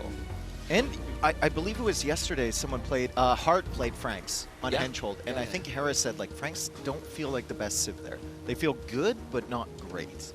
Well, depends the strategy you pick as well, you know, like, it feels smooth if you go aggressive, because you get that extra bonus, extra economy income that is great. And then ACCM 836, when he's 50, he's gonna be #1. No, I know, and he gets better every year. Like, how they... Like, it's wild. He's older than me, and I'm far worse than and I get worse every year.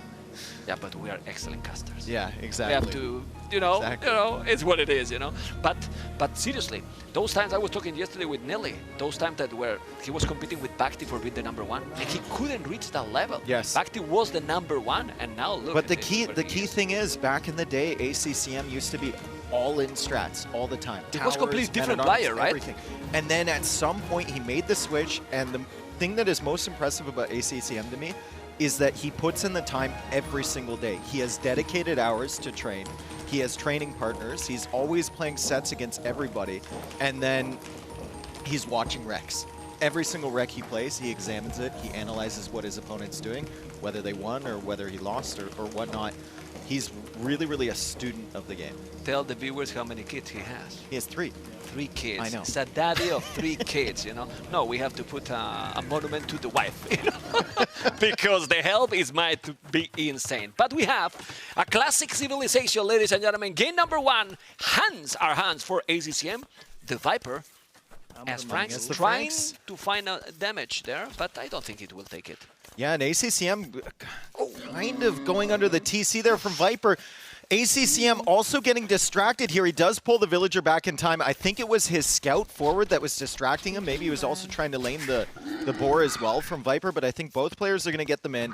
Franks for Viper could be really, really good with those berries in the back, but Huns are Huns. As you said, Mem, the production speed for them is really, really nice. Once you get to Castle Age, not having to build houses is also fantastic. You can keep that army coming out, and the pressure they can apply is insane. Yeah, I will go here for, I don't know, very aggressive approach here. It seems that ACCM is going already for the stable archer range because you want to get the initiative probably if you are the Huns here. And if you are Franks, what do you do in this situation? I think you just defend. I think you just rely on those berries, especially if you think ACCM is going to be very aggressive. You go one range yourself, you see what's going on. If he adds in a significant amount of scouts, maybe you add in scouts yourself, maybe more spearmen, you wall up. And then when you get to Castle Age, if he's making cav archers, you go elite skirm, right? If he's making knights, maybe you make some knights of your own or some monks of your own. So you try to be reactive if you are the Franks? I think instead of getting the initiative? Yeah, I think you try and be reactive. I don't know if you can get the initiative on Huns. Even if you try, right? So maybe you want to be as smooth as possible with the transition to Castle Age. You look at the food income.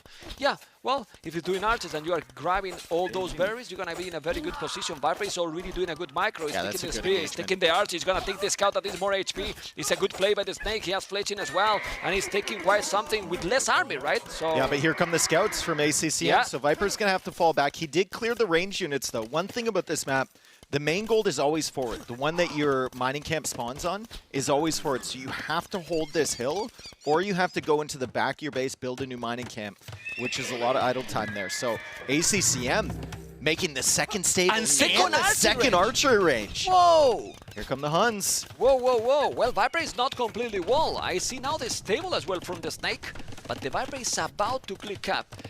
Bloodline's on the way. He's on the way to Castle Age. Completely different approach. The Viper need to hold 2 minutes and 30 seconds. He needs to right make now, units here. Yeah, but what units?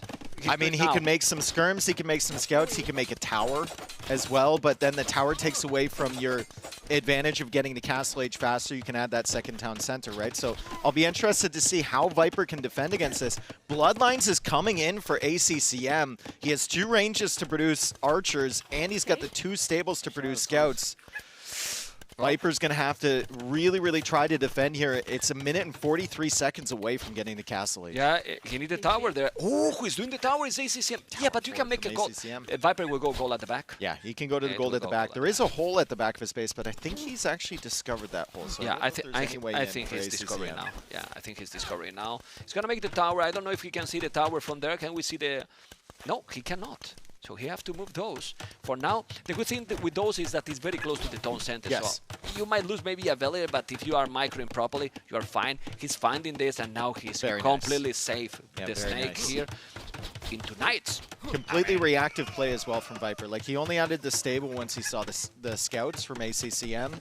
He's just got that one range too. He's gone for the walls. He went for Castle Age, 30 seconds away. ACCM still hasn't done any damage. And look at, Viper is confident enough to sneak. He knows that army probably isn't going to do much over here, and he's only 14 seconds away from Castle Age. If he can delay this by even like 20, 30 seconds with a couple of houses, his army could get forward, do damage, and then he's going to have knights. And he's going to make that. The house is going to be there. He's going to block that area. He's going to have double stable with +1. Remember, no bloodlines, but you get 20% HP more. That means basically having the bloodlines, 120 HP. So with double stable, knights at home, and the archer is going forward. Can he sneak in Bodkin for those archers? Because I think Bodkin would really help that. Yeah, but he is doing 4 knights already. Yeah, it's going to be tough to afford. Doesn't have the resources. He's even doing forging. He has to be careful. But the knights are coming. He's going to wall a little bit now. With 2 knights, he's going to be holding. With 2 knights, he's going to be holding. That's why he brings the scouts. He wants to kill them. But at home, he's going to be a problem. He has also a scout. He sniped a Vil. Yeah, already. And the knights are there. He's going to go back. He's trying to micro. He couldn't, but the 2 knights now are going to be very powerful, full HP. And at home, we need to see now.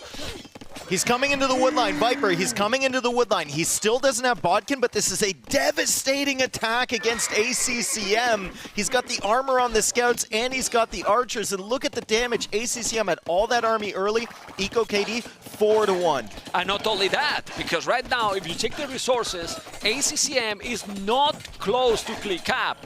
Not even, well, in the next couple of minutes, he has no resources at all. He's losing another village, and now all the army on Viper base is clean. Viper has an excellent position in this game, and he's already doing a second town center. Yeah, second town center. He didn't have to build a tower in defense.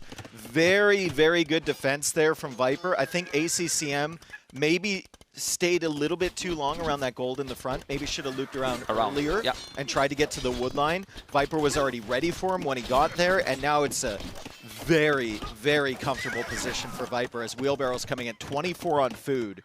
And I think most of those are just on the berries. Well, Franks is an excellent civilization for this. For the berries, and because if you even have few farms, are going to be with heavy plow. He's doing wheelbarrow, you know, it's so smooth. And it's the kind of gameplay that Viper like it. I'm having my economy, second TC, even the third TC when I have the wood, and I'm still raiding here. ACCM's in trouble. He's getting the armor for his pike or his spearman, but he's nowhere close to clicking up to Castle Age yet. Now his villagers on food are being driven away by the knights.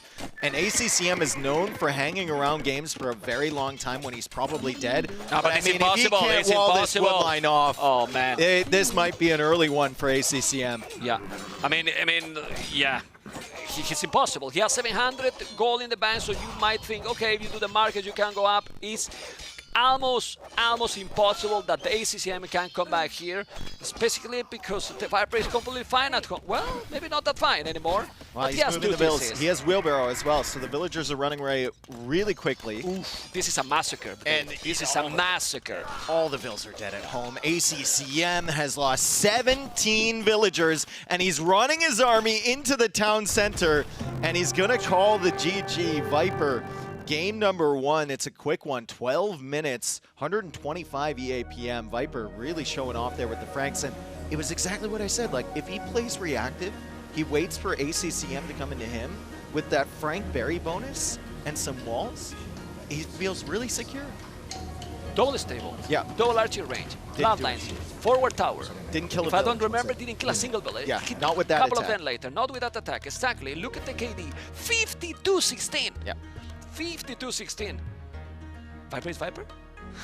Viper's in this game, yes. I mean, ACCM maybe felt like he forced that one a little bit. We can see the highlights here. This was a really great fight from Viper. I think a lot of players would have moved back and tried to defend their gold. Instead, he sits on that hill, he goes forward. He takes the trade. And he takes the trades, and he takes out all the spearmen, and then there's only one archer left from ACCM. And with that gold so close to the TC, he can't really push in. And then Viper bought himself enough time to get the knights, and the counterattack was brilliant from him. Yeah. Sending those archers forward when there's a big army coming against your palisade walls, and being able to show up at the woodline like this, amazing. And you saw how the numbers were, better, higher for ACCM, but useless army against the knights. Yeah. It was having more army numbers, yes, but the quality of that army, it was absolutely flawless game by the Viper, this one. Yeah, and really by this point, the game's already over. Yeah, right? The ACCM can't get to Castle Age. Can't wall it up. Knights just feasting, and then his archers can't find any value on the other side. So, wonderful first game from the Viper. ACCM is going to have to find something else. Maybe it's feeling the pressure. It feels that he's feeling the pressure. Yeah, of course. Yeah. You know. If he loses this one, then he has to hope on other players' downfall, basically. Like, even if he beats Sebastian tomorrow, if he loses this, like, it's going to be really, really tough. Then you have to go down to games, and Sebastian took 2 games from Viper. Exactly. That's why MBL today, obviously, you are never happy with a loss. But the way he lost, you know, he's confident. Exactly. So he's ahead of, like, technically ahead of Hart? Right now, yes. Right now, yes. We need to wait what Hart is going to be doing today. But now we're going to see game number 2, what is going to be a very quick one from the Viper versus ACCM. Total domination in that one with Franks, super smooth. And now we have Kuman's left. We didn't see Wade yet in the tournament. That is, in my opinion, a very strong civilization. Obviously, depend on the map. And what is he going to pick now? Do we know the map already? Maybe we have some inside information. ACCM looks like he's thinking pretty hard about it. He's got Volpine and Glacis as his 2 home maps, and then we have Thames and Stonefront for Viper. Now, Wade can be played in a lot of different situations. Usually we don't see them because they're banned.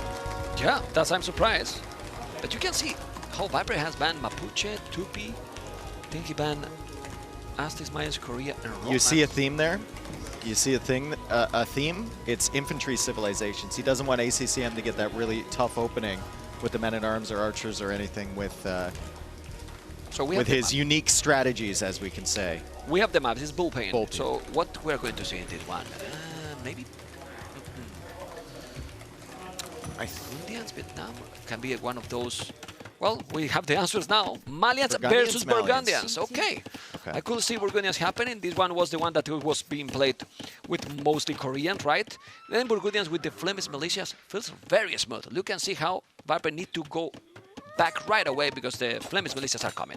Yeah, a lot of times players try and maybe collect 3 or 4 foxes before they have to go back out. They don't really stay out there anymore, but Viper has to go back really, really early because of the Flemish militia. They're so strong. You start with that barracks. You can produce them right away, and Viper has to wait for the archer range and the archers to get out there to try and counter those. ACCM, I believe he still has the villagers out on the side. They're still collecting the foxes, and he can get away with that because Viper needs his army at home. Yeah, and he's still doing, as you can see. That's very nice. Definitely very, very nice, but the Viper now have to react again, like he did in the first game. Let's see if he's going to make the same. Few seconds idle already for ACCM, not a big deal. It's only 3 more. He's going to be holding now with the archers, and as soon as you get like 4 or 5 archers, maybe it's time for Viper to make a counter-attack, or not. Oh, he walled it in! He trapped that. Wow. He walled in the Flemish militia on his gold, so bye-bye one of those units. Viper will eventually take that out. He's going for the house walls around the lumber camp as well as these things loop around looking for damage, and the archers are there to counter them. So we have some archer follow-up from ACCM, but he's going to have to mix that in with his Flemish militia. Bop, bop, there we go. People might think that we are overhyping this. It's not. This is a high value. You do almost nothing and you take 1 unit down without any effort or losing any resources yourself. Yep. It's amazing, you know? It's being and annoying there. There's no Flemish militia with these archers, so that's free damage from Viper with the scout. He eventually does lose that, but if there's no range units here from ACCM, it's going to be a really tough push, and even if those come in, they're 1 hit away from death. Like it's super tough for ACCM to do any damage now. He has good army numbers, 11 to 6. I don't know if Viper would be forced to make a tower there. For now, he's holding and he's not trying to make a counter-attack. He knows that it's difficult. He deleted that because he knows that he was going to kill it, and he did it. Market already for ACCM. Burgundians are amazing economy civilization, and with those Flemish militias, I think this civilization went into another level. Yeah, and you can see, like, res collective value is higher for ACCM. Part of that is that Viper has been walling and whatnot, but a bigger part of that is the foxes that he continued to take out there because Viper was so busy defending from these, and there's a lot of idle time for Viper as well as he's running around with the villagers. Still hasn't cleared that army in the back. Not super threatening without range units, but ACCM waiting for Viper to have a stray villager or 2 that he can pick off, and also has that market, so should be up to the castle age sooner. He make few skirmishes, quite too many actually, and that's gonna delay his uptime to castle age. You can see the Malians. Is Viper gonna sell the stone? No, he's doing a tower actually. He's doing the tower on the goal. He's a bit nervous. Yeah, he's not confident with this situation. Well, when you do the tower, then maybe you can counterattack, and that will be good. Gives you a level of security. Might also indicate that Viper wants to go military heavy once he goes to Castle H, and he'll wait to add that second town center, which is usually a good sign with him, especially with a civ like Malians. University. Basically anything, Yeah, University 80% faster, so I think it has to be the approach. He still have... I don't mind the Viper position, and I am explaining you why. It's actually going even faster than ACCM, in terms that, look at the idle time from ACCM. He delayed himself to go up. He sold 200 stone while he has the tower. So basically, it's 2 villas more for the Viper with what? 20 seconds difference? Yeah. So Viper position is okay. I will say better even. Yep. If you do now a University, that I believe he's going to make it, that he has 10 archers, should be a good position. Don't know what you think, Mr. Dave. I think we'll have to keep an eye on the relics early as well with Burgundians in the game. Both players are going to be super focused on getting those, and they're all around that middle area. So whoever has map control tends to bring those in, and it could be very valuable. I don't like that stable at all, man. I think those units are going to get stuck in the wood line there. Yeah, at some point, At some point. Yeah. At some point it will. Let's see what's gonna happen. Both about to be castled. I think Viper is now sending a counter-attack for the first time in the game. It's only 8 minutes, but this is the beauty of Empire Wars, guys. 8 minutes, and it looks like the game has been running for a lot longer, right? No, it's not. It's been very quick, and we have already so many archers. Yeah. While at home, what he has at home now, ACCM, not much, because everything is forward, and that army is not very scary now for the Viper. He's gonna move those farmers, and those archers, I need to see what they are going to achieve. I see one skirmish is going to the other position. It's 30 seconds. ACCM has to know, though. You can see him pulling the skirms back, like he has to know. He hasn't seen that army in forever. So it's going to show up at his base. Once again, excellent timing for Viper to come forward, realizing that ACCM's army, just like in Game 1, isn't really a threat. So he comes forward with the archers. This time around, he doesn't find a wood line without any army on it. Good defense there from ACCM. Crossbow and Botkin arrow, at least skirmishes and Botkin as well. But we're going to see knights. Those knights are going to be able to clean that. I believe that that's the university, if I'm not mistaken. The university built by Viper. And the tech comes in really fast, like you said. Yeah, monastery in front. So let's see, because he's going to be for a We're while. all excited to see where this knight pops up. Okay. Yeah. For now, it's fine. Yeah, it could be a trap, right? It's going to be for a long time a 1TC approach, I believe. Uh-oh. Uh-oh, the skirmishes are very close here. Doesn't have the second armor, though. That's Doesn't important. have the second armor. The crossbows are still doing decent damage. Here comes the knight, but the crossbows are going down. And if Viper's hard committing to ballistics for what, man? He's going to have two crossbows. Maybe he cancel it? He's going to have no crossbows. Cancel the ballistic. On ballistics, you have a skirmisher and one crossbow in the queue. Nice clear up there from ACCM, and he takes out the knight as well. Well, there's no army at all for the snake now. Yeah. No army, 2 military, 2 knights with ballistic. Good job from ACCM. He forced the fight there. Viper was willing to take it, apparently. He thought he could deal with those skirms. He did not run away, and now he's getting no value immediately from ballistics, and he spent the stone already on the tower. Cavalier. So he can't add the second TC either. Castle Age Cavalier, a specialty of the Burgundians, something only they can do. And ACCM is having a pretty good food economy. He's bringing in the relics right now, and he might be able to just overwhelm Viper. Yeah, I don't know what Viper can do here, because if he has ballistic and he has, I don't know, but I think only one archer range. I think exactly. Like 3 archer ranges, just hard commit to it. You see, his monastery got denied. The knights there, super active, forcing some idle time from the villagers. Viper now going back out there to build the monastery, but res collected still ahead for ACCM. Pressure's still on these farms. We were saying that army wasn't doing too much. It's idled that entire area of Viper's eco for a very long time. He's buying wood now, and he's got some villagers on stone, so he can make that second town center, but I would rather see 2 extra ranges. Yeah, I'd rather see more crossbows. The problem is that he's having skirmishes +2. Yeah, not having the armor, but these skirmishes +2. Now he see the Cavalier. So he see that his opponent has invested quite a lot. So in this situation, look at the army numbers. Viper is being greedy, and it's working well for him.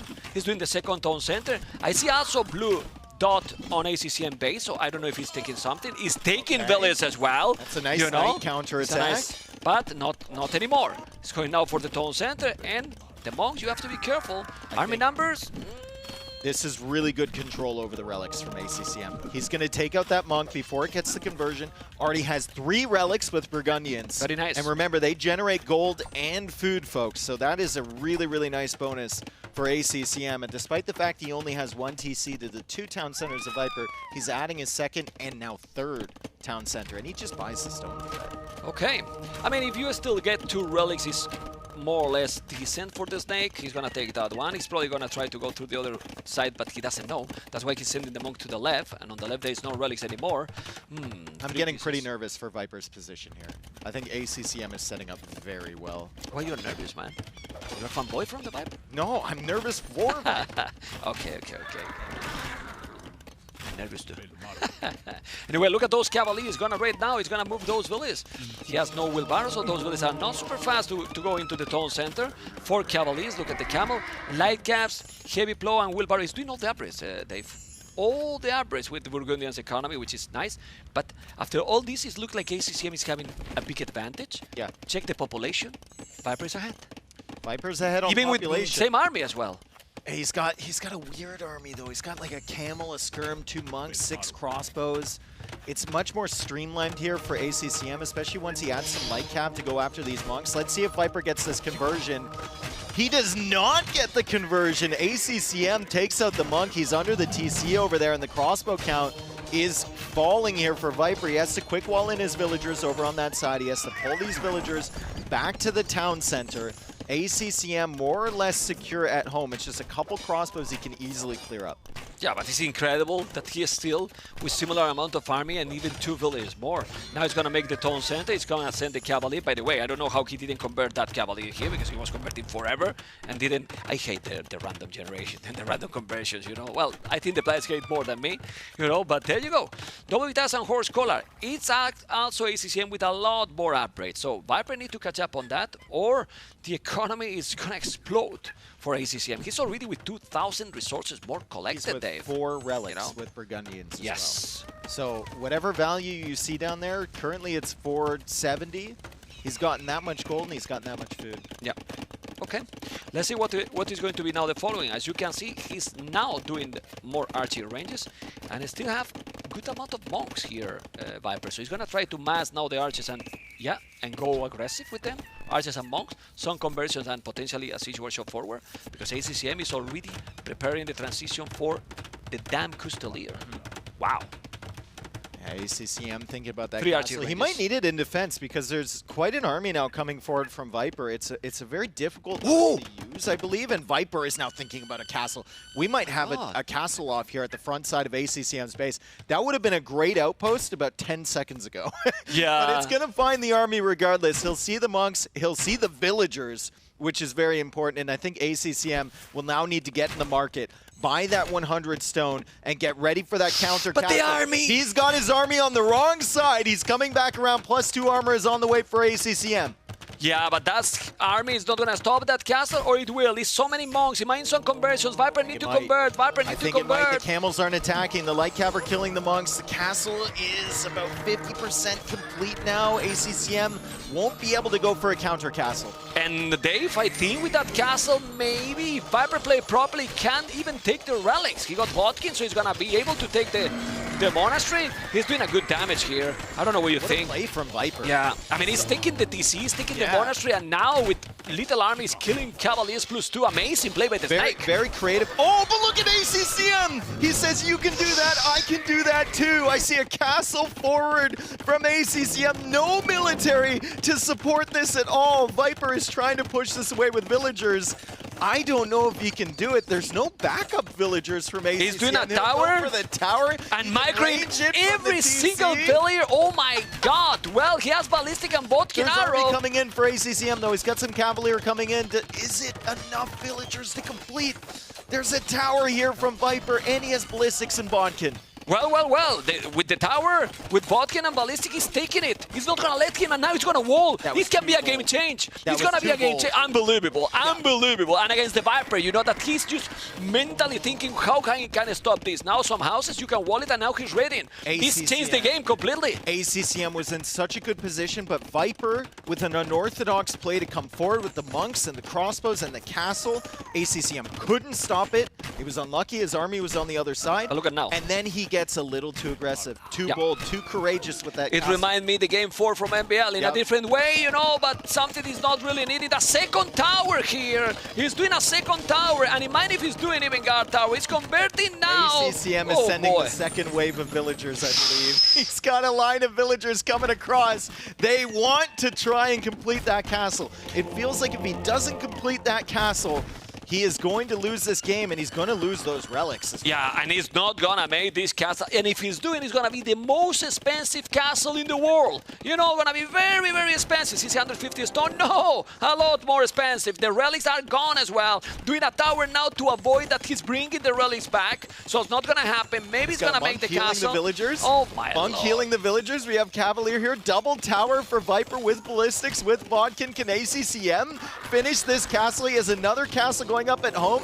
The gold is kind of griefing his villagers as well. It's tough to get them in good positions. How many villagers does he have left here? He's got 7 villagers. He's got 7 villagers, ma'am. Check the TC, the castle percentage, villagers. please. Oh, 82%, but it's ballistic, and Vodka is gonna lose so many villages going down. All the villages going down. Guard Tower on the way. Well, if without Guard Tower, he couldn't make the castle. What now? Still, ACCM has more army, still raiding a lot, but at home, it's a massacre as well. Wild game already, population the same, but the position is better for who, Dave? I mean, it's definitely better for Viper, right? It has to be better for Viper. He's got Gebetto all over the base. ACCM doesn't have a solution to that. We have Rams working away. Viper's going to grab the relics. More villagers! And now Wave number 3. Doubt would be so proud right now. ACCM maybe gets denied again with the guard towers. Don't have 5 villages there. Don't have 5 villages there. He's not completing. He's not completing. Guard tower is too strong. He's too strong, Dave. He's too strong. That guard tower with ballistic. Unbelievable. Can we check how many villages has killed those towers? Vodka, select both towers, please. 22 villages kill? No, well, 22 units. Okay, well, 22 units. So, you know, 13 villages, 22 units. Crazy. Population, though, is still the same. How is it even possible? Because I don't know. ACCM just keeps killing villagers. ACCM just keeps killing villagers. Yeah, all the time. Look at the Eco KD. It's 26-32. ACCM now making some Castilier. He's going to clear up the Rams. He's going to clear up the Gebetto. Does he have another wave of villagers coming forward? He will wall now. Viper, you could wall. Oh my god. But now 5 relics for the Viper. Yeah, but they're in the forward monastery. True. Well, If but the castle is ACCM there. can clear that up. Look at the gold for ACCM. He has 35 on food. If he idles his production for a minute, he might be able to go up to Imp, make some traps, take out the castle, take out the monastery, grab the relics back. Yeah, Who but knows, right? The fact that he's still even in this game is impressive. Yeah, the castle is going to be down. It's incredible. He has lost so many villages. ACCM is still 3,000 resources more, almost 4K. It's crazy how big advantage he had. That he is still in the game after all these losses. Yep. And the castle foundation's finally taken out. I'm not certain if he deleted that. I think with 148 stone in the bank, well, it was at 94, so it doesn't even matter. You don't recover Viper took it down regardless. More villagers are going to go down. Viper needs to make a switch into something more consistent than Gebetto from one castle. He doesn't really have much to counter this army anymore. He doesn't have the crossbow mass. He doesn't have the camels. He's going to struggle here, and he's actually going for cav archers with Malians. Well, and ACCM is on the way to Imperial, you know. Viper has 77 villages. He's being raided forever now. And I don't know where Viper is going to make the second castle because he's having almost a stone to do it. This is crazy. How is still ACCM, after doing a doubt castle for 3 times, basically, is still going to win the game? The raid was brutal. Viper just had a really tough position there. The castle brought him back into the game. ACCM's castle attempt on the right side clearly distracted him. He had a lot of idle time and a lot of villager deaths over there. But now Viper is going to push forward with towers. He had guard tower before, and he's just going to keep pushing on this side, take out those farms from ACCM, and try and defend against the Castilier and the Cavalier near the gold there. 1.5 minutes away from Imperial H, though, for ACCM, and he's got a far smoother composition than Viper does, I think. If Viper loses that castle, going Gebetto is going to be really tough when you can't produce them. Still, the map is really big, you know, and the castle is just completely at the back, so Viper need to definitely do more and more and more economy. Those towers are nice. What's the army in the back of ACCM's base? There's... Oh, that's a nice raid from Viper. 25 villages are idle. You have 14 villages more, but he has 25 villages idle now. Crop rotation, yes. ACCM's already thinking about the timer in this game. ACCM is already thinking about a max time game here. He's getting crop rotation in the Castle Age here with Burgundians. Well, Viper has feudal upgrades. You know, double dash and horse collar only. Wow. Well, for the late game, Burgundians might be better, no? For the super late game? I mean, I guess. I think they might be, especially if he grabs those relics and the castle is going down in a good position. Imperial Age time is much faster. Once again, ACCM 35 on food.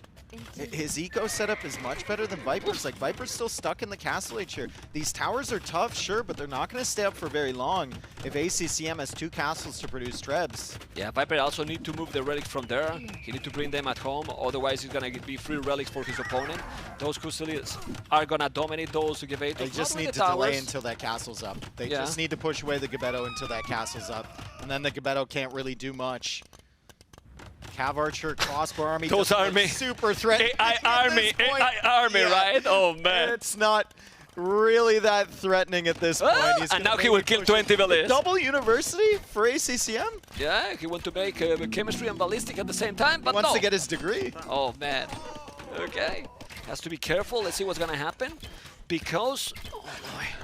I mean, he's delaying a little bit, but Viper is up to Imperial. There's still 13 villages behind. He has 4 relics. Is he moving now? The He's relics, moving them I now. guess. Yeah, he's moving them now. That's good, and he's gonna go probably camels. Castle at home, you need it, you know. But that's the thing.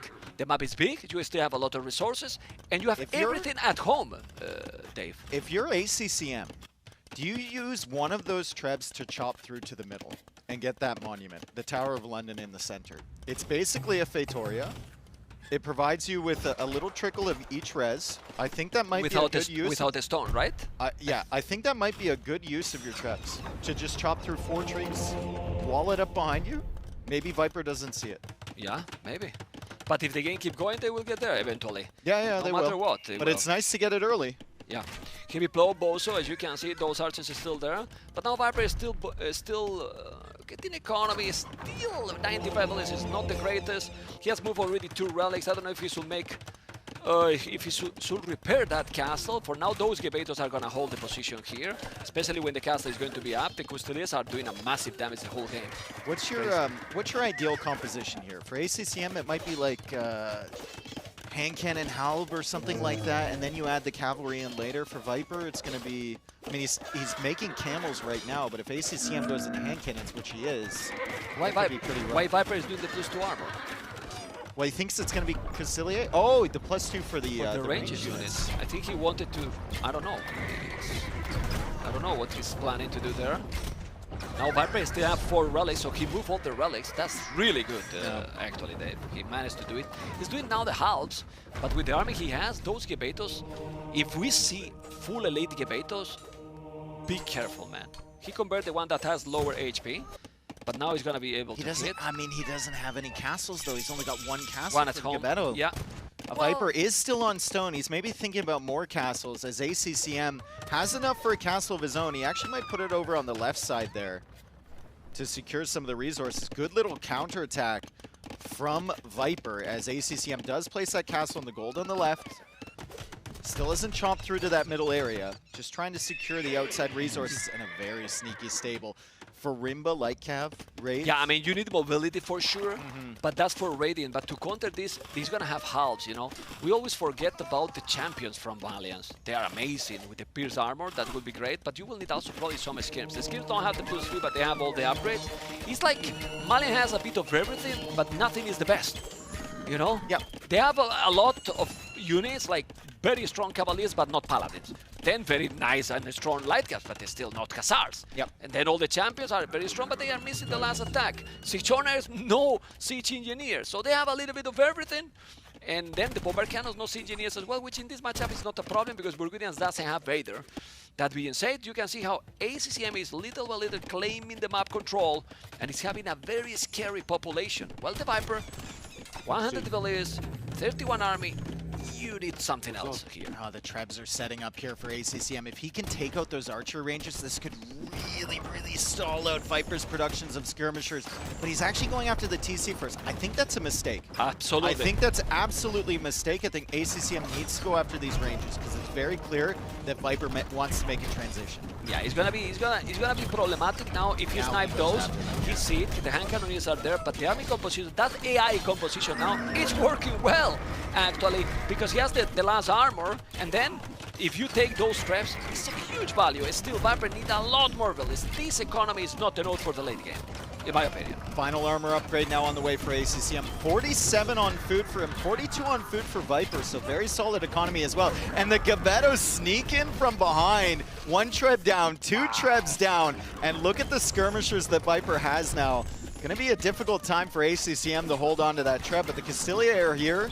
Hand cannons need to retreat. ACCM now going for a second castle on the other gold on the right side. So all of this forward pressure just kind of enables him to lock down the map if he can get that castle. Yeah, but Viper is working again on his economy because he's holding the position. He need to kill that trap. Is that TC? You need to kill that trap with it. Attack still slow. Attack so slow. ACCM's trying to save it, but I don't know if he can. I think the castle on the right side as well, potentially denied for ACCM as Viper was over there in time. Nope, it goes up. There's only one camel. Still, the TC is taking the toll center. Still, he's all these skirmishes. He's sending still more and more custodians. He has now 3 castles, kinda straight, completely covering all the map. And well, chemistry is now there, but the Viper is so behind in Village number. It doesn't lose great. Unbelievable game. Yeah. For me, unbelievable game. How ACCM managed to win this game after 3 attempts to make the think castle. about that moment. Like, I think he was raiding all the time. He was really far ahead before Viper made that castle. And then when that castle came up, ACCM was very uncomfortable. He lost so many villagers, again, 13 vills against the towers, trying to build his own castle. But it didn't matter because he was so far ahead to begin with.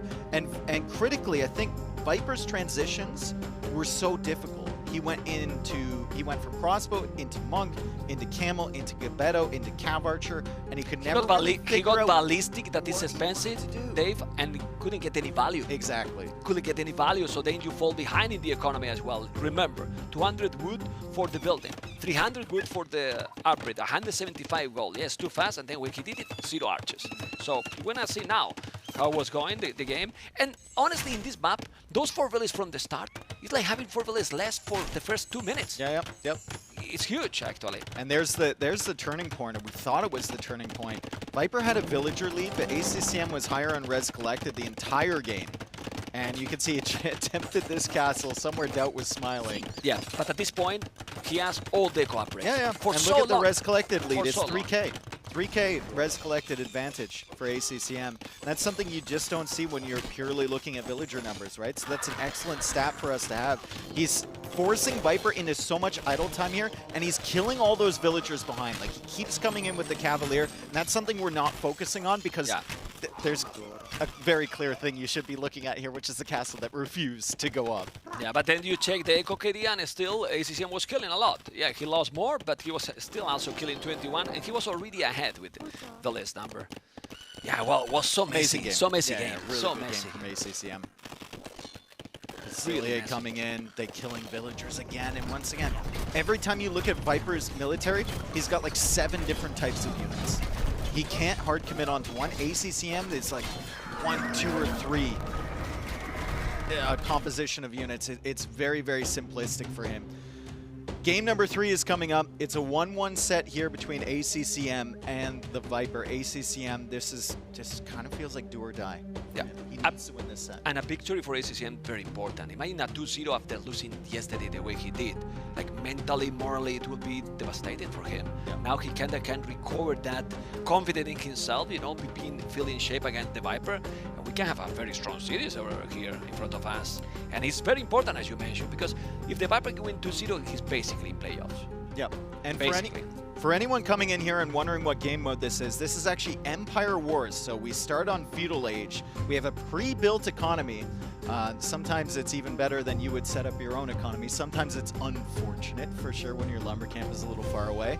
And we have immediate military production. So that's how our games get started so quickly. If you're looking at the timings of when they get to Castle Age, like, oh my god, I could never do a 7-minute Castle Age. Don't worry, they can't either on standard RM. This is Empire Wars. This is a completely different animal, but it results in some super exciting games here. 1-1 going into game 3. Don't get too sad, right? If you cannot get that time yourself, don't get too sad. Well. Let's see what is going to be now with game number 3. He's going to go Viper into his home maps. And which one is going to pick? This is the last question. The next question, and then we can focus in the civilizations as well. I'm loving how the players are using Kumans in this tournament. You know, the way they are using it, not double TC, full aggression. Full aggression. You're saving wood on your stable and your archer range, which means you can get that second one up quicker. Means you can push forward fast. Your scouts are faster as well, which can actually help you quite a bit. And it's a lot of Feudal Age aggression with the Cumans, but the downside of the Cumans is the later in the game you go, they have so many bad Civ matchups, man. If anyone gets any gunpowder, it feels like, or gunpowder help against them, Yeah. watch out. Yeah, I mean, you don't want to be in the late game with them. Yeah. And if you think all those ships, as you mentioned, look, Vietnam, Kittens, Britons, Khmer, all of them got answers Yeah. against them. Yeah. All of them for later game. So it's kind of complicated with them because your opponent is going to assume, hey, it's going to come aggressive. It has to. But then maybe you can debate it and go for the second TC. So the mind game's there. I Can- wonder if can Viper happen. picks his own maps or if he goes to Glacis here for ACCM. Because Viper usually likes to come home with his own maps the final 2 games. Yeah. Well, let's see. Maybe he's going to do it. Yeah, it depends. Why not?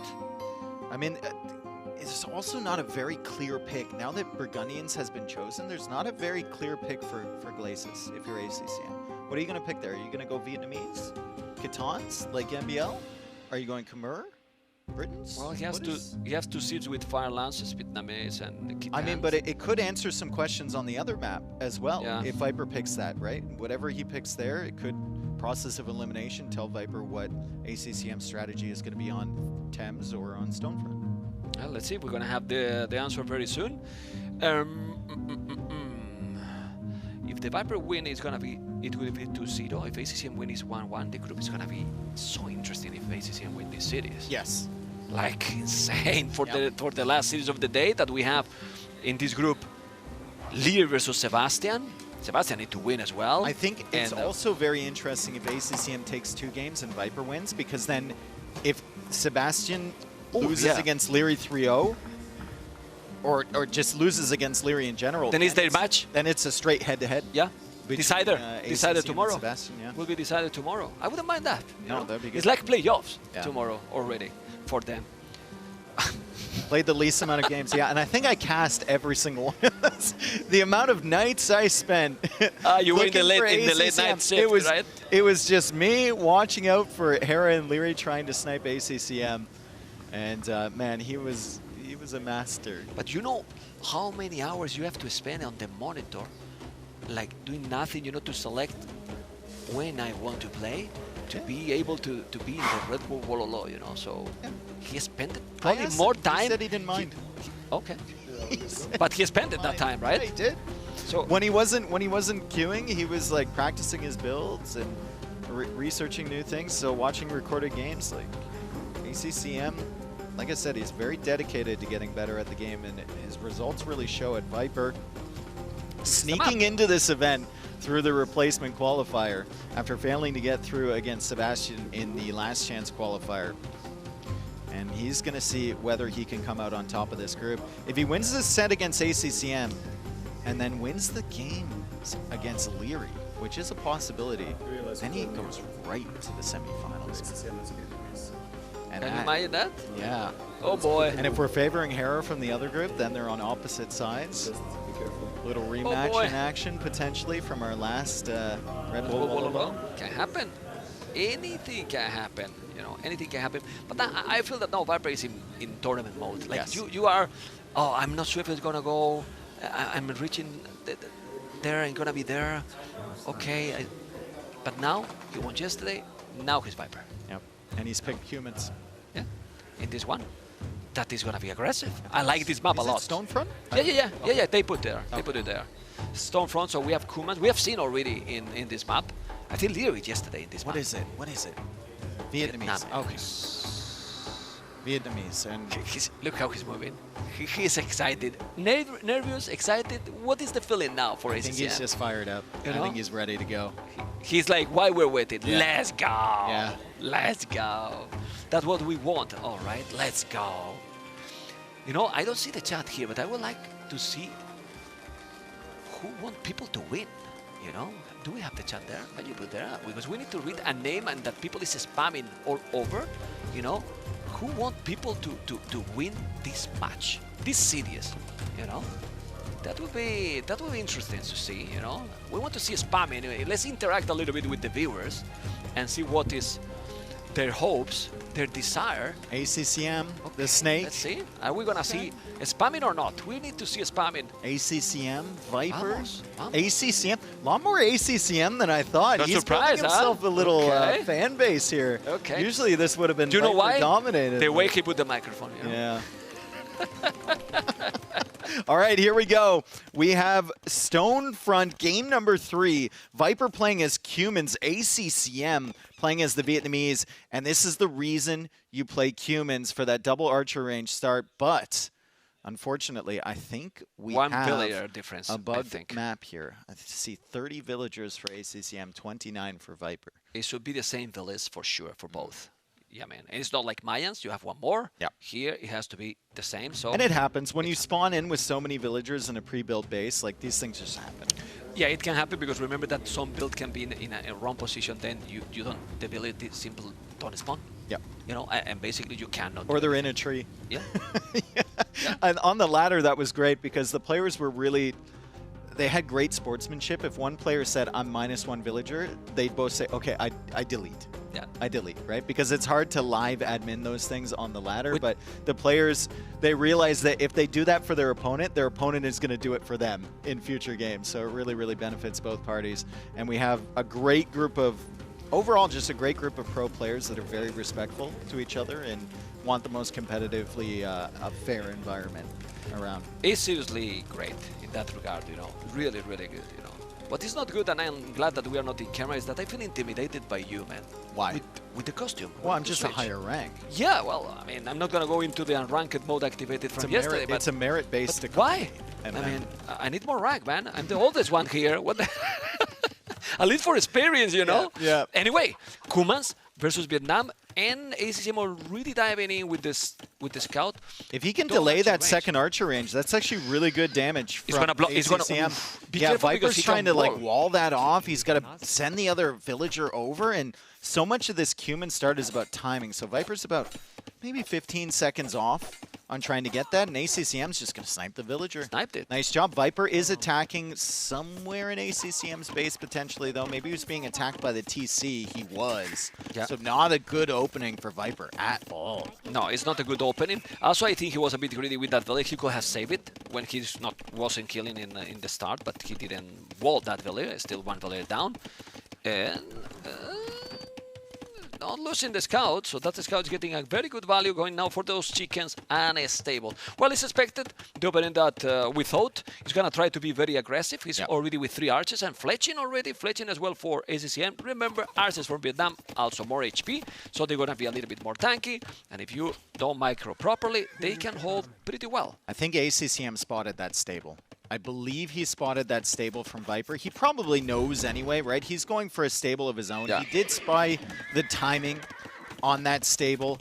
Viper played up against this strategy in the replacement qualifier in the final game against Lewis. He was Saracen, so it's kind of different from Vietnamese, but he knows how much pressure can come from this Cuman opening, and he shows up right at the wood line, and ACCM is going to lose a villager right away. So 1-to-1 eco KD, but Viper, with all of the aggression forward, faster scout production, more archers on the field. He's got 7 archers right now. Yeah, and even if you know that it's going to come, it's still hard, like really hard, because the pressure is going to be very high. It's true that ACCM has good numbers as well. It's going away now, but he got faster. I mean, you have the army now, but Viper got earlier, and now he's there. Double archer range as well. ACCM also has more HP, and he also managed to get the archer armor upgrade.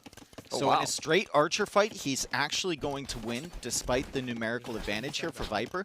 But Viper doesn't want to take straight fights. He wants to attack from the sides, and he wants to send his scouts in as well, and ACCM is just panicking. He's trying to save his villagers. That villager is on 1 HP. Can Viper Sniper? Yeah, he'll never let her go, and he's also taking out some of the archer numbers too. And he managed to save his other archer army. He hit it in the corner of the map.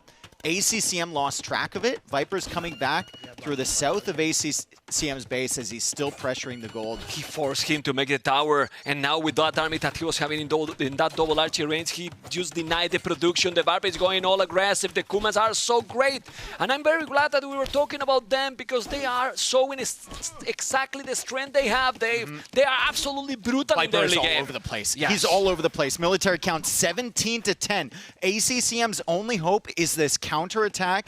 The army of his that was chasing the archers is coming forward now, and it might show up on some of the resources from Viper, but like ACCM, he can't get this tower up in time. The scouts are still here. The 3 archers from before are showing up at the other side of ACCM's base at the same time. We need 3 little boxes here, man. Yeah, more on the picture, screen. picture. It's not a node, it's not a node. There's a lot of aggression. I even don't know if there was a good tower, you know, because it's not in the best position ever, so close to the town center. If he's coming here, he can also still make some raid. The archers are now doing a good job for ACCM, but as you mentioned, Viper is still on 3 spots, on the right, on the left, and trying now to hold at home. Yep. While ACCM only with the counter-attack, because at home, he's defending with villas. His economy, his efficiency is really low. Check resources collected, Dave.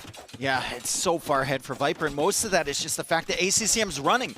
He's only killed 1 more villager. He snags another one there, but like, just because ACCM has his entire economy on this wood line right now. Disrupted, completely disrupted right now. It's true that now Viper at home, 5 on foot. He's having problems as well. He's got, oh, I thought he was a call.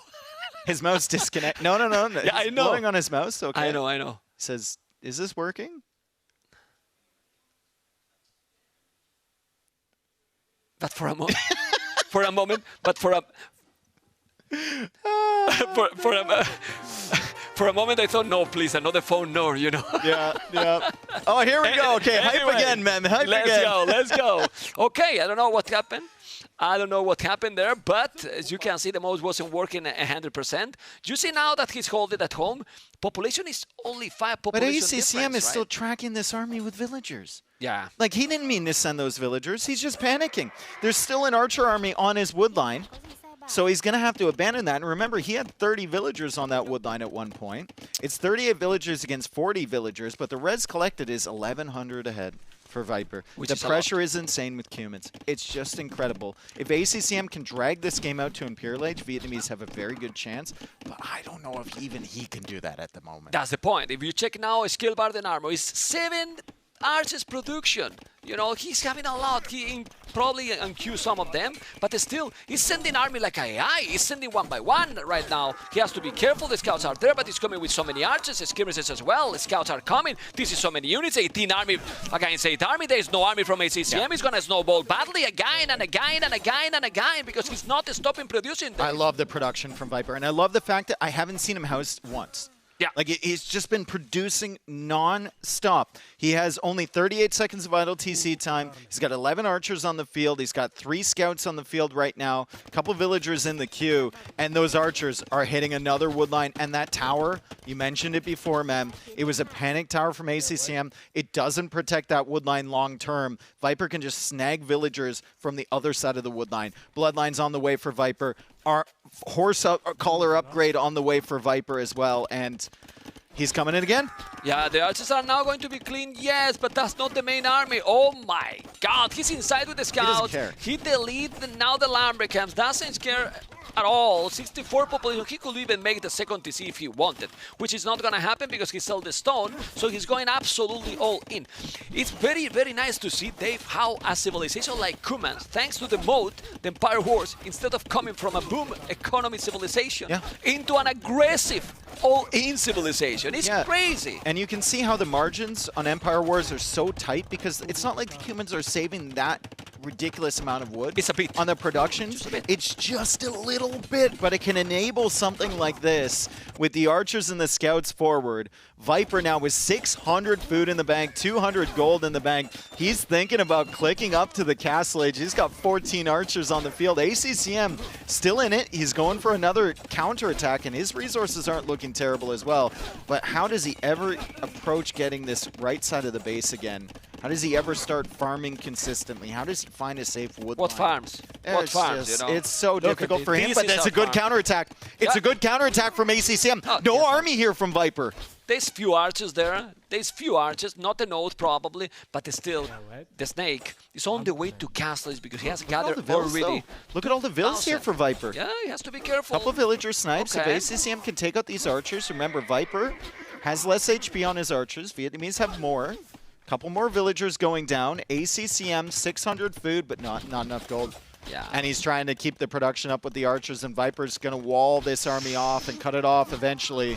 He's doing that right now, and you can see 70 population, 56. Of course, he did some damage. Viper lost 7 villas, 11 for ACCM. Resources collected is the issue here, 2,000 more. And you might ask, why? If only 4 villas different, right? No, but the villas from ACCM has been walking all the time, has been dancing, trying to find a spot where collect resources, and they didn't.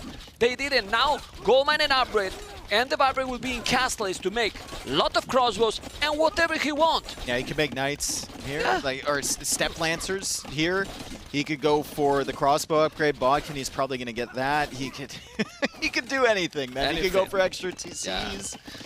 There's a lot of possibilities here. He's mining a stone also, you know, so he's gonna have a stone now. 100 already to make an extra town center. Even a Rams already, you know, siege war shop to try to finish. I will go aggro. Like, why to make to give the chance to ACCM to maybe one extra TC. And then military. I think 3 TCs is too much. It depends, obviously, how the game develops. But ACCM, impressive for him to even be up to Castle Age at this point. We've seen him claw games back. We've seen him with his stubbornness and his defensive play be able to bring himself back into games. Let's see if Viper will let ACCM recover. I feel like if he just keeps pushing him with these crossbows, there's not going to be a chance. Yeah. The gold is right there. One villager down. 2 towers, okay. Doesn't get another one, he does. But 2 towers is dangerous. Now Viper need to go back. 2 towers and the TC is not, it doesn't care. He doesn't agree. Doesn't care. He doesn't agree, man. He doesn't agree. Oh, wow. Now he did a good wall there with the house, but going around, the goal is going to be in shambles here. Is going to be so much problems. But again, even if he's not killing, all the economy is idle. 39 villas, 23 are idle. And now it's less idle because he's killing them. Worker efficiency last minute, you can see it in the bottom right there, down to 33% for ACCM, and I think that's going to keep dropping here as ACCM tries to come in for a counterattack. There's a safety TC right there on the left side of Viper's base. He's going for a 3rd TC as well, and he's just being patient. He knows if I snipe the farms, that does a lot of damage to ACCM's economy. That's fine. ACCM gets the Castle Age. What's the solution here for ACCM? What can he possibly do? Siege Workshop. Yeah, but then you are falling even more behind. I didn't say it was good. Yeah. I'm just saying what he's doing. What he's doing. It's the Siege Workshop. I don't think he can afford really anything. He's got 38 villagers and so much idle time as well. Almost not even the mangle. He has 1 farmer. 1 farmer right now working. That is the one that you see under the town center. Those guys are going to clean the arches. But if we focus again on ACCM base, because those arches are most likely going to be clean, maybe not completely, but with that knight and another one coming, it will be gone. There you go. You need to micro now, but the archer is still doing the job, killing more villages, chain-barding armor. Sick aggression by the Viper. Yeah, ACCM 1K score behind, 4K almost like almost 4K res collected behind. It's just, oh boy, this is a really tough one for him. He's trying to add more production, but he doesn't have the economy to make any units. He spent his entire res bank on trying to make that mangonel there. He's got a couple crossbows in the queue, and Viper now sending some bills to the left side as well. He might be thinking about making a monastery and getting those relics in. Yeah. On both sides, or like maybe even another TC. He's got almost 500 stone, so maybe a castle for Viper? To secure the area already, I hope he doesn't build it with those 2 villagers. Well, Viper's signature, right? Will be. But those knights are very powerful now. It's +2 knights. It's +2 knights. With the Bloodlines, he's going to make more. Some crows are coming, but he's going to have the knights there. He has 1 skirmish as well, waiting for a couple of them, and then you can do the job. Yeah, you can see. He's going to still killing some units. It's getting some HP, more than I thought, but yeah, it's still fine. It's 30 villas more, Dave. 30 villas more right now. Yeah, he should be fine there. Viper now making that monastery, I think, out near the relics. So those 2 villagers are put to work. The knight is chasing away the crossbows.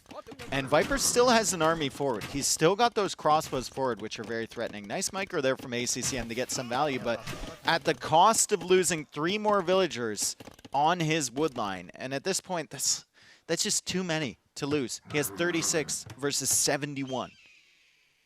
Yeah, pretty crazy.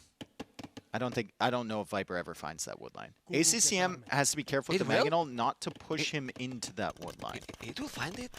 Okay, if he's finding it, it's by mistake. Can we check the arches at the If bottom? he's finding it, it's getting very, very lucky. He see it. Oh, the arches at the bottom, please. Oh, He didn't see it. He's missing it for He didn't so see little. it. Yeah. Well, he's the straggler because Yeah, he's but there's you don't pay those attention. there's those little cut trees on every Yeah. single wood line. Okay. So that doesn't tell you very much. Okay, well, he's moving around still with so many archers. The population difference is double. Yep. It's double almost, like 55 to 100, 100. It's pretty sick, as you can see. At least Skirmish is even to be more secure. I mean, in these situations, if you have this economy lead, you don't... Oh, castle forward. He's going to lose a couple of villages there. Is that necessary, the castle forward?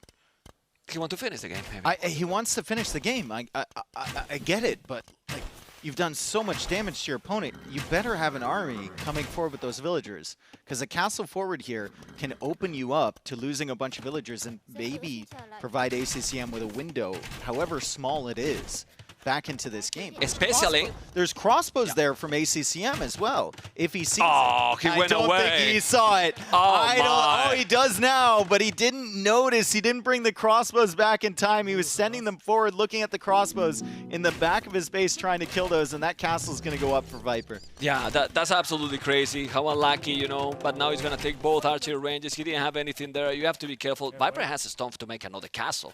He has more than double the villages already, 81 to 40. So he's definitely in a great position here.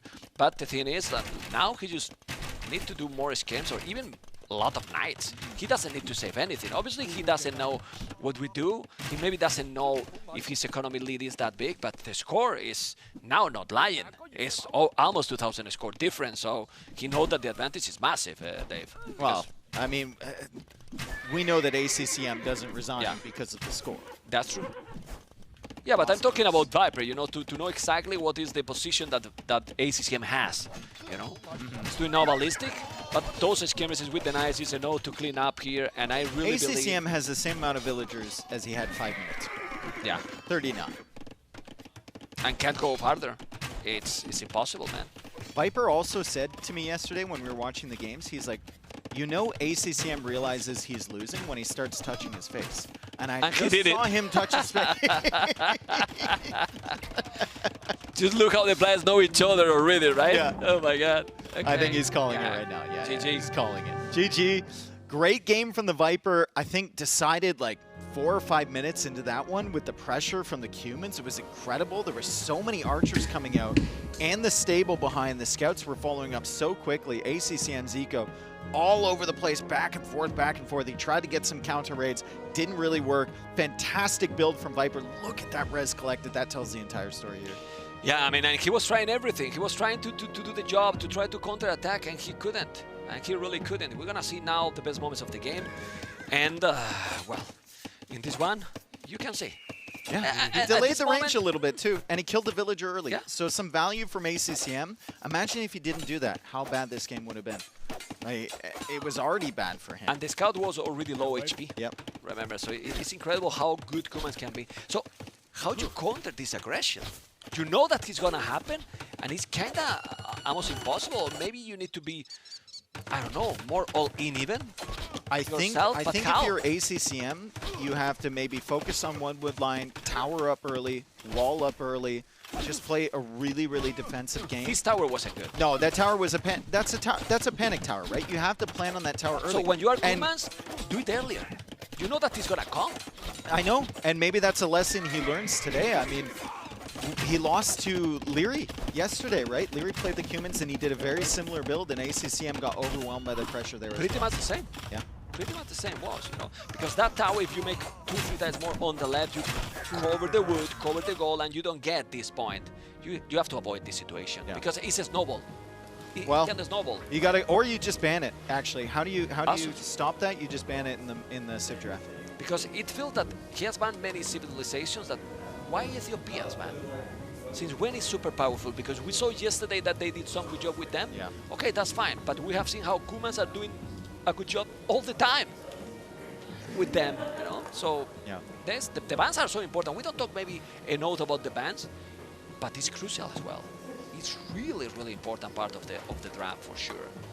Yeah, ACCM has to go back to the drawing board. 2 losses now in this event already against the Cumans. Very similar strategies, very kind of fast-paced, high military production attacks, and he couldn't weather the storm in either instance, but he's in a do-or-die situation here in this set. Down 2-1, ACCM now gets to pick the map. We have Thames remaining for Viper, and we have Glacis remaining for ACCM. Interesting civs left for him too. Kitans, Khmer, and Britons. Not what I would expect. Yeah, I think Glacis. Okay. I think Way might be for Thames. So. Oh, that's for Viper, yeah. Yeah, for Viper. So we might to choose it on the other civilizations left. And it's crazy because look how different all the players are. How many people pick Persians the first pick? Yeah. Not even pick in this series. And not bad. Yeah. Each player think completely different as well. And feel differently. Also depend who they're facing, right? So it's so interesting. You know? And Dravidians, the Viper, ACCM finally Khmer. And you have to wonder what the strategy is here with Khmer. Like, this is not a map that you would typically think Khmer was good on, right? Because there's a lot of free food sources, ACCM losing the scout early, and you already start with the barracks. So it's like you don't even get to skip the wood expenditure on the barracks. You're not really. You don't get early bonus, farms, right? Like, it's very, very interesting that he would pick Khmer here. He can garrison the villagers in the houses, though, if they're fishing. But if he builds the houses out. I refuse to say that I prefer Dravidians. It's against my identity, you know? But I think maybe Dravidians here is better. Dravidians is definitely more meta here. Yeah. For sure. Yeah. You start with the extra wood, you can get that early production. You see Viper already has 2 archery ranges producing. ACCM only has that 1. And he's gotten fletching, so let's see what he can do in this situation. He's going for the defensive tower on the front side. I just have to wonder, what's the strategy here for ACCM? Is it more trying to force your way up to Castle Age? Is he playing something like Scorpions or something along those lines? I don't know. Not going to be easy to hold. A lot of hold questions. There's the stable there for ACCM. Not going to be definitely easy to hold. That by Dravidians. Pretty sick. But let's see. It's very interesting. But we have the Viper with more army for now. 5 archers, only 2 skirmishes. The stable is now coming. But if the Viper is starting to make a lot of army as well, with the amount of fish that you get here, it's going to be very tricky. And I think the place to push, I think Hera showed it perfectly against MBL. You don't push the fish, because there's a dock there, there's a tower there. You walk right past that water if you can find yourself the time. Viper got pushed away by the skirms. You walk right through here into the wood line in the back. And that's the best place to attack, because usually your opponent's military production buildings are forward. Viper's now clearing up that 1 skirm. He feels free to come forward here and look for some damage. He's got to be feeling fairly confident with this Dravidian start, a little bit quicker than the Khmer. Okay, they both just kind of adjust. Small pause. They're going to keep going. Good to go again. It's very important match. Yeah. It's very important match now. Like if the Viper is winning now, he's at least in round of 6. Round of 6. Oh, 100%. It's 100%. Straight through to the quarterfinals at least, right? It's already there. It's already there on the playoffs. And we have not reminded the price of the event, but the price of the event, it's okay, Dave. It's so it's all right, I guess. That's fine. Hey, look at that. That's even like a really high quality flag for AoE2. I'm damn it jealous, you know. I love it. Like, you know? Holy cow, man. I really like it a lot, you know. I want to bring home, you know, that one, you know. It's amazing. Really amazing. Scalebard in armor. Still going with the +1 armor, even because he knows that the scouts are about to come. But not a lot of damage so far. A few units here and there, and it's difficult here to raid because there's gonna be galleys. You have to sneak. You have to sneak past on the water, and Viper's trying to do it. ACCM pushing through the middle. There's a fire there though, and the fire gets a lot of damage against these archers and skirms. And there's a fire as well for ACCM, so a lot of damage being done against these armies as they try and sneak through. Viper's just gonna tank that damage. He's gonna go right into the back of ACCM's base. He's got the spearmen along with the skirmisher and archer army as ACCM is trying to hard push through the center of Viper's base, and he's only got 4 skirms, so that army is really not a threat. This one's far more threatening against ACCM. Yeah, this is good. Also, skirmishes for Dravidians are fine faster, so that's really OP. Yeah, you are saving them, you put on the house, but they're idle. It's already disrupting your economy. Yep. So, resources are going to be looking better and better for the Viper, like they are. It's true that the ACCM is looking nice as well. He has quite a lot of gold. You can make the market and then probably go up. And let's see now, it's so many scouts. Can those many scouts do the job, knowing that he has 2 spears with +1 armor as well? I'm not so sure. And he's just buying time for himself to be up to Castle. Yeah, this is perfectly fine for Viper because there's no surprises. You see the scouts, you're keeping the scouts at home, you take some HP off of those, you're going to kill 2 of them, you're going to kill the skirms, you're still idling the eco a little bit, and there's no threat to your own economy. And he can click up to the Castle Age here. So Viper in a really good position, 44 bills, just like ACCM. And he's still taking the fish very, very comfortably. And he's in again with another army. Oh, beautiful job from the Viper. Yeah. Excellent example of how to switch it up here with your attacks. One on the right side, one on the left side as the scouts are busy at the back. And the skirmishers from ACCM constantly trying to clear up these fires in his base. He wants to be pressuring forward. He doesn't want to be at home. Yeah. You want to have the initiative here. And with Gold-Minded Upgrade, I'm really, really confident to see one more day Elephant Archers. Elephant Archers work so well for Viper. And now, why not? Yeah. Should be so tanky here. And they worked well for Hera. Yeah. As well. Is in the stable for the husbandry, not to make elephants himself, husbandry, and then transition into Elephant Archers. Oh my god, I'm gonna start to like Dravidians that day. What is this? Unbelievable. This is crazy. Yeah. Oh. He's doing his skill by the armor. It's gonna be real elephant? There's no way. He's doing his skill by the armor. Nah, it can't be. They're still tanky. I mean, he has a lot on food. Like really a lot of food. Well, he's gonna make some. Like he's doing the +1 armor, so he's gonna make elephants. I'd rather Double have elephants? an Aztec stable than a Dravidian stable, to be honest. I'm on your side on that one, Mem. Okay, he's walling in the last Nice quick second. walls there from Viper. Very nice one. Now you need to wall more. He's doing Gets on it purpose. just on He's time. doing on purpose. Perfect. Yes, this guy. And can he save these ones? Bob? Of course. Dang. There you go. Beautiful. And now, Elephant Archers. And an an elephant as well. Whoa. All of the elephants. Okay. The circus has come to town here. Viper gonna make battle elephants and elephant archers. The elephants from the stable are to clear up the skirms. The elephant archers are for everything else. So I wouldn't expect too many battle elephants as the scouts try and come in. Viper doesn't notice that, so he can't quick wall it.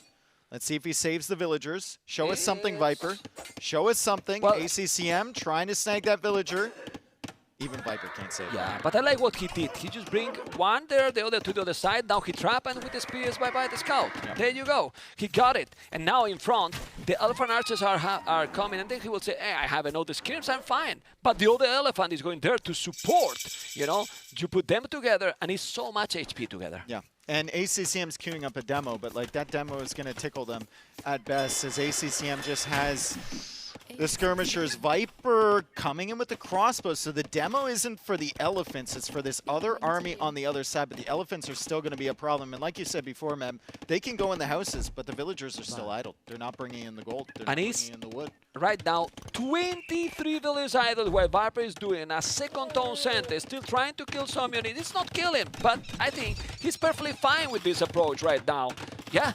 The elephant is there. You need to go back. The elephant is going to work Look also. at the food for Viper. Wow. The fishing. The 1,000 brings in food. so much Sick. food. He's going to look up there, and he's, I think, going to be surprised by how much is in the bank, and that could be turned into a lot of elephant archers. Could be turned into a lot of elephants. That's a lot of resources to invest in the military here for Viper. As Viper pushes in, he's got the elephant, he's got the crossbows, but ACCM is elite skirm. Yeah, but the elephant kill it. The elephant is doing an amazing job, and now he's moving away. Those elephants are helping a lot. You have to be careful. The skirmish is that close. They have minimum range, so they don't work as Took good. out all the crossbows, though. Yeah. Okay. Still, those are still alive. Those are still alive and dealing with the knight. And you might think, hey, the population is almost the same. Yes, it is. But the resources? 2,000 resources collected more, and the Viper in the meanwhile, third town center, while ACCM to hold this position is in a 1TC approach. Yeah, Now the second if battle. we're thinking about compositions in large numbers, right? Elephant archers, if you get them in large numbers, feel almost impossible to stop. Viper has 5 of them right now. He's got 4 more in the queue. In the Castle Age, 8 or 9 elephant archers is an incredibly difficult army to deal with, especially after you lose all your skirms in that engagement before against the elephant. But he's doing armored elephant as well. Well, he canceled. He just canceled it. Okay. He just canceled it. Maybe it was a misclick and he won the Mangonel. Okay, it's a Mangonel. Now, +2 armor and husbandry. How tanky are going to be those?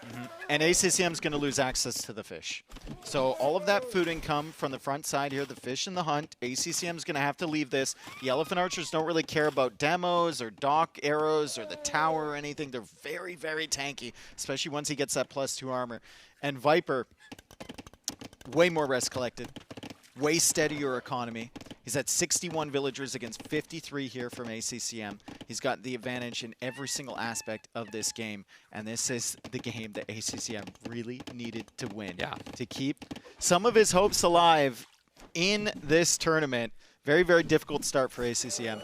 Yeah, well, this group, we said, this group is incredible. You know, the fourth on this group can be, poof, I mean, top 5 in the world and still out of the tournament, right? So, yeah, or top 8, top 6, right? He's coming now with the Armored Elephant and even with Ballistic, Dave. So, yes, Elephant Archers with +2/+2, Ballistic, the Armored Elephants taking the tower, but those skirms are not enough, Dave. They're really not enough, it seems. He has got some spears, he needs to do the damage, but look at now those knights. Killing them. And these Elephant Archers with Ballistics can micro around the skirms. Like, they're not doing a ton of damage. Double demo from ACCM does absolutely nothing. Demos! What happened to the demos, right? They didn't do anything. I mean, that's not a 1-2 punch. Yeah, that's like a 1-2 tap. To the skins will do something, right? Who will kill, but to those elephants, nothing. They did nothing. He's making 2 more, man. Yeah, it's crazy. He's making 2. He might get the Mangonel. He might get the Mangonel. Which can scream again when he comes. Oh, there we go. You know? Hey! Hey! Didn't even get the elephant. Yeah. Oh no, and he can't kill the Mangonel with the knight. ACCM! He's struggling so hard against these Elephant Archers. Once again, we have to question the Civ choice, right? Many of these decisions are made in the draft, and then you're forced to stick with it as you get later on into the sets. He's confident that Khmer farms might work better than they are, but they are not, because here the fish is the main source. The fish is the focus, and it has been the entire time people have been playing this map. I want to question him later on what the thought process was, but right now, Viper in his base, denying the fish. The demo goes down, and there's another elephant on the gold. The Eco KD right now, 5-1. Viper's going to get another one, 6-1. Res collected is 4,000 ahead for Viper. And population, almost 40 population more. He's denying basically all the resources right now. Viper, it is, in this game number 4, in a total domination mode activated. Yes. 100 Basically, population against 68. You know? Second armor upgrade. More for the stables. elephants. It's going full elephants. More stables. I mean, how you stop them? You put. But if you think about it, they don't have bloodlines. But if you make +2, it's Castle Age army. +2 armor elephants. You need monks, and there's no monks there. So you kill everything. You destroy that. Even I didn't want to castle. tell everyone, but last night Mem told me that he actually secretly loves Dravidians. Shut up. You can see it. I hear the love in his voice right now. Oh man, his new favorite Civ, Elephants and Elephant Archers. Viper with a masterpiece here. He's getting Thumb Ring as well, and he's got the castle going forward. So there's no potential of getting that fish again. The Dravidians win ratio till now, 100%? Yeah. I think they're winning all the games. In Empire Wars, that extra 200 wood at the beginning. Yeah. Fantastic. Right? The potential of Elephant Archers, really, really solid. And you need to pick in the right map. Exactly. And that's what he did. And you also need to pick Khmer in the right map, which in Empire Wars in these settings might be never. Not this one. Yeah. Not any. You know, at might be all. never. Yeah. Maybe in Tams it's better because you can wall and you can make a lot more farms, and then there the fish is not that important. So maybe in that one it's okay, you know. But you can see the push here. It's still. I don't think ACCM expected more elephants with +2 armor. Really don't think so. Even if he did, what is he going to do about it? Yeah, he needs monks, and he does have monks. He's doing knights. It's impossible. Yeah. It's impossible. He's completely overwhelmed now. Look at the amount of elephants. He's going to make a castle. Yeah, and he's just like, all right, get out of my game. Get out of my game. I want to rest. This is my set. 3-1 for Viper incoming. I don't think there's any way back for ACCM. GG comes in. ACCM really struggling in this tournament. I feel for him, but like, Viper. Jeez. What a monster. That was insane, man. Yeah. That was really, really the humans game into that? Yeah. I mean, the 3 games he won, because the first one with Franks, the transition he got, it was OP. Viper is already in the playoffs. Yeah. For those people that was a bit skeptical, oh, Viper in that group, Leary, Sebastian, ACCM, is there. Yeah. Viper is Who there. wins?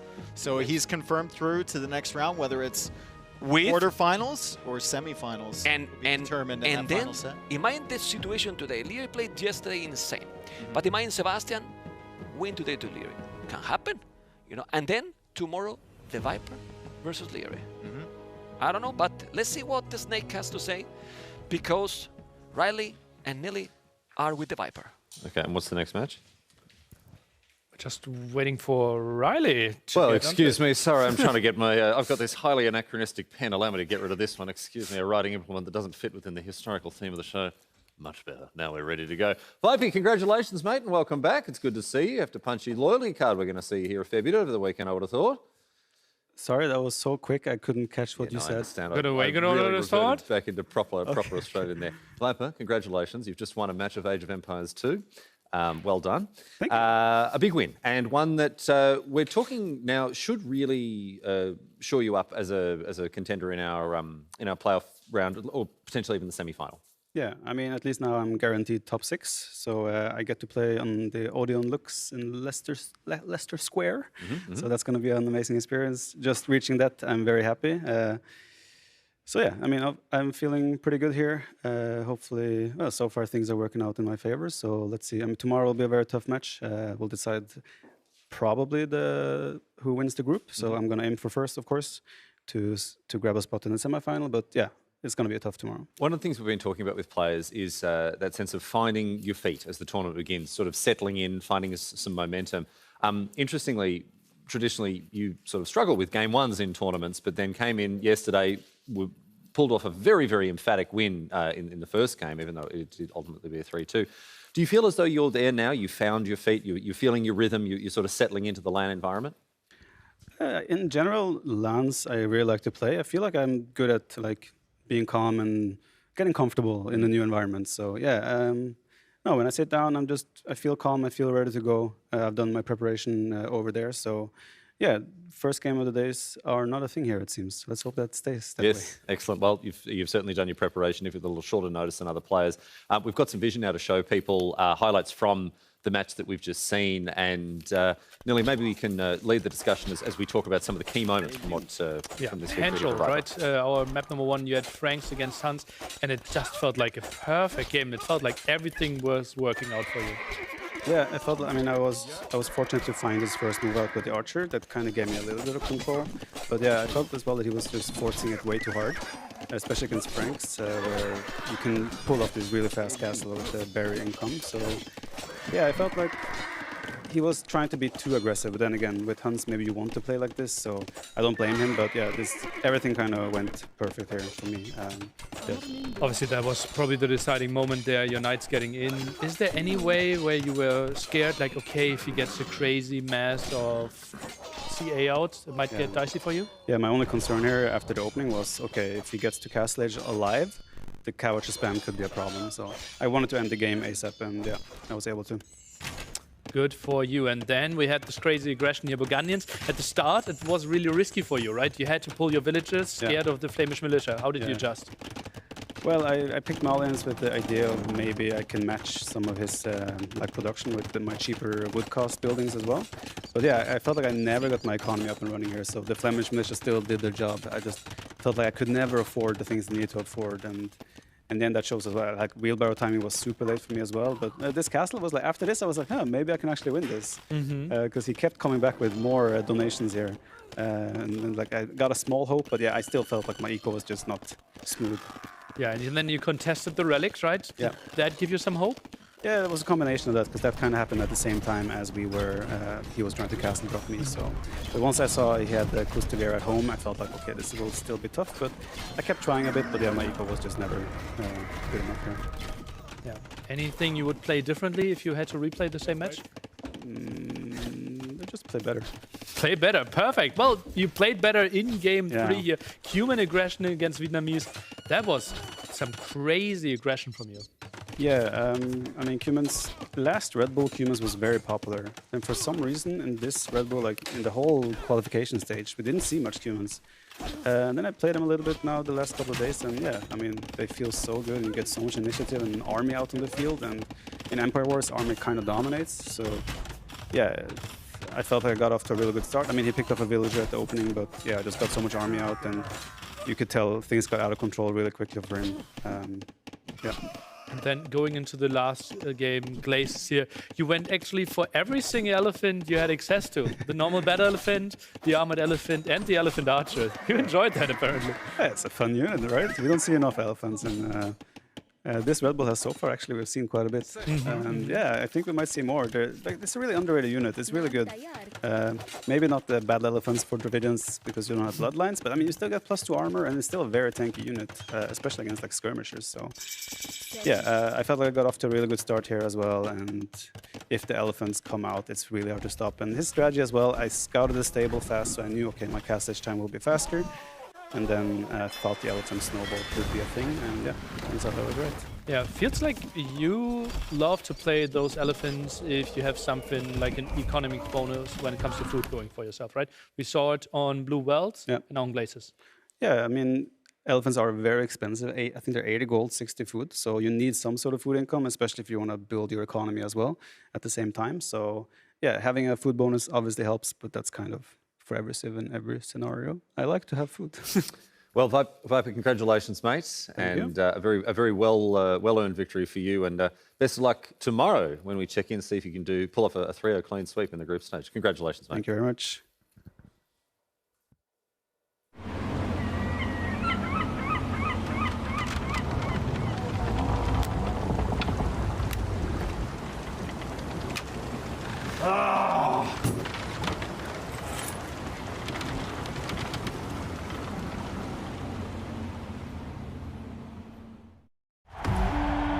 Macedonians!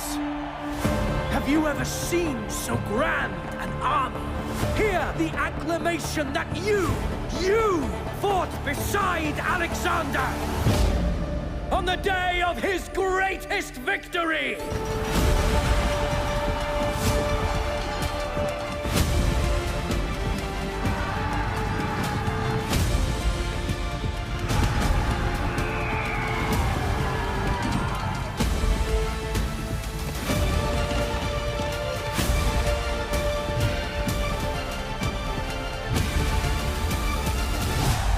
Undying glory be the victor's prize.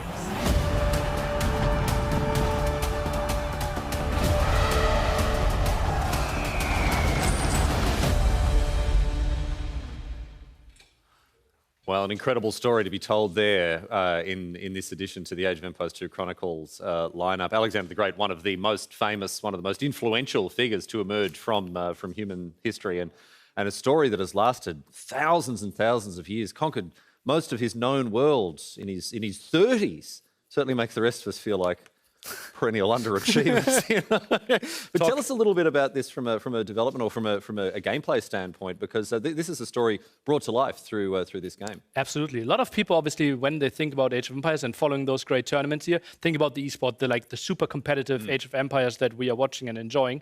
But thousands and thousands of people simply want to enjoy the campaign and the great storylines that history can provide. And that is what we can play in those DLCs. Alexander the Great, you can experience what Alexander experienced. We have like unique civilizations, unique campaigns, new cinematics that we typically don't see in the campaigns. They are highly loved by our single-player players, and maybe something you want to check out? I think even for the spikiest, most competitive players, they are going to have key memories from when they were young. I mean, most of us, the first time we ever played Age of Empires, it was the William Wallace Learning Campaign, Joan of Arc, El Cid, you know, the list goes on. It's terrific to see, again, these historical stories brought to light. In any case, we're going to move on now. Another story will be writ large here at Red Bull Wololo Londinium. It is good to have your company as we get stuck into our third match for the day. Our players are getting ready behind us, Nilly. We can introduce and line this up a little bit for the viewers at home. We've got Mr. Yo facing off against Hart. And that's a tricky match, right? It felt like Yo winning against MBL yesterday was a massive win for him. It already felt like, okay, that's going to be tricky. Hart, the big question mark, right? Some people see him, okay, his macro is so on point. He had the boot camp together with Leary and Hera. His strategies could be completely perfect as well. Some people could see him in the semifinals. And now starting with the loss 3-0, he has to get a win today. Yes, indeed. And these two players, they're contrasting, but also in some ways similar play style, a focus on macro strategy, that sort of thing. Yo, obviously, with a very, very long career behind him, a proven track record. Hart's someone who has been really impressive in more recent years. His second appearance at Red Bull Wololo. There's going to be a lot to enjoy about this set coming up. I think we're ready to head over to the casters now. I'm going to wait for confirmation that indeed, yes, the casters are ready. We're going to head over now and get underway with our next match here at Red Bull Wololo Londinium. Let's get underway.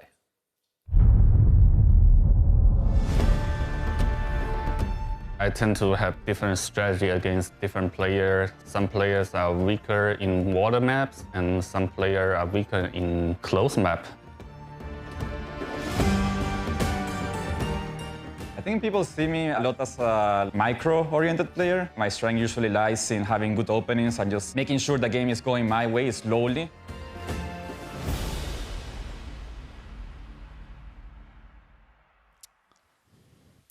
All right, well, welcome back, ladies and gents. We've got another series, and we are only halfway through the day. We've had an epic start, and coming into the day, I felt like the final two sets of the day would be the closest game. Yeah, and they matter a lot, right? Like, Hart got 3-0'd yesterday by Hera, and this is a tough group.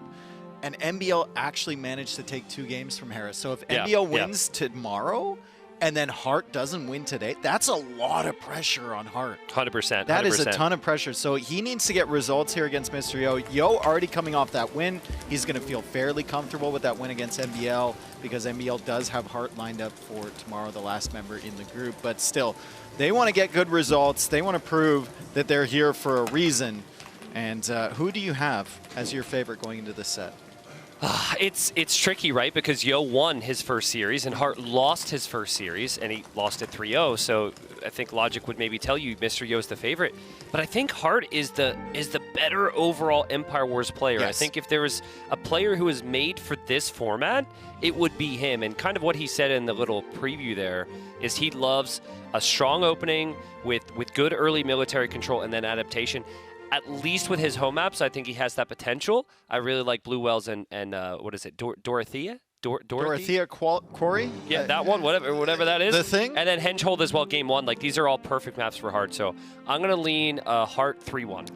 Well, he said it in the interview. He said, I really like when things are going my way in the game. Yeah. One thing that Yo is incredible at is making sure that things don't go players' way. 100%. Right? And I was chatting with Hart a little bit about this matchup today, and we both agreed, like, you just have to do damage to Yo before he gets to Castle Age.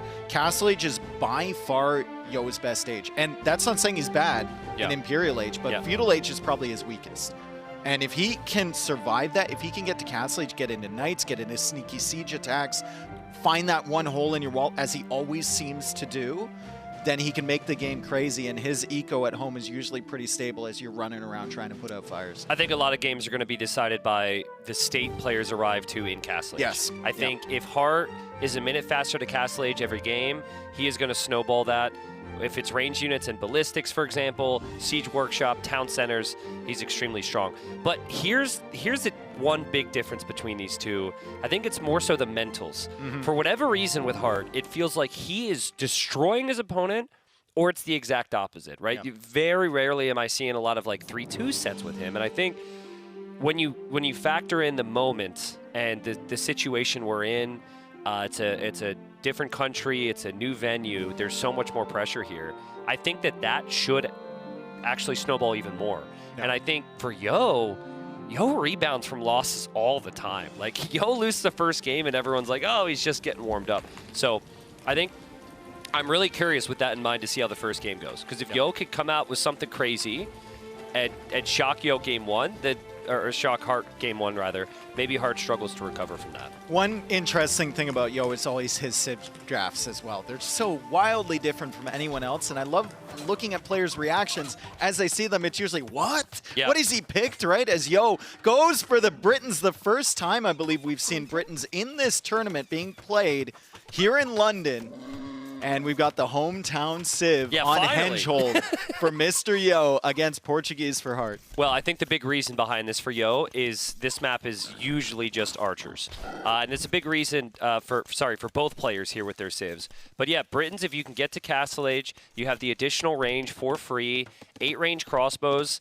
That might be the difference maker here, because when it comes to the micro, Yo's not known for being able to compete there. He's got to use that additional range. Yeah, if he can survive, if he can get to Castle Age. Also, this map is huge.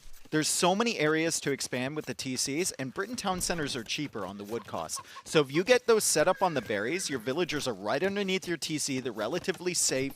You can expand your eco, and you can just keep stretching out across the field.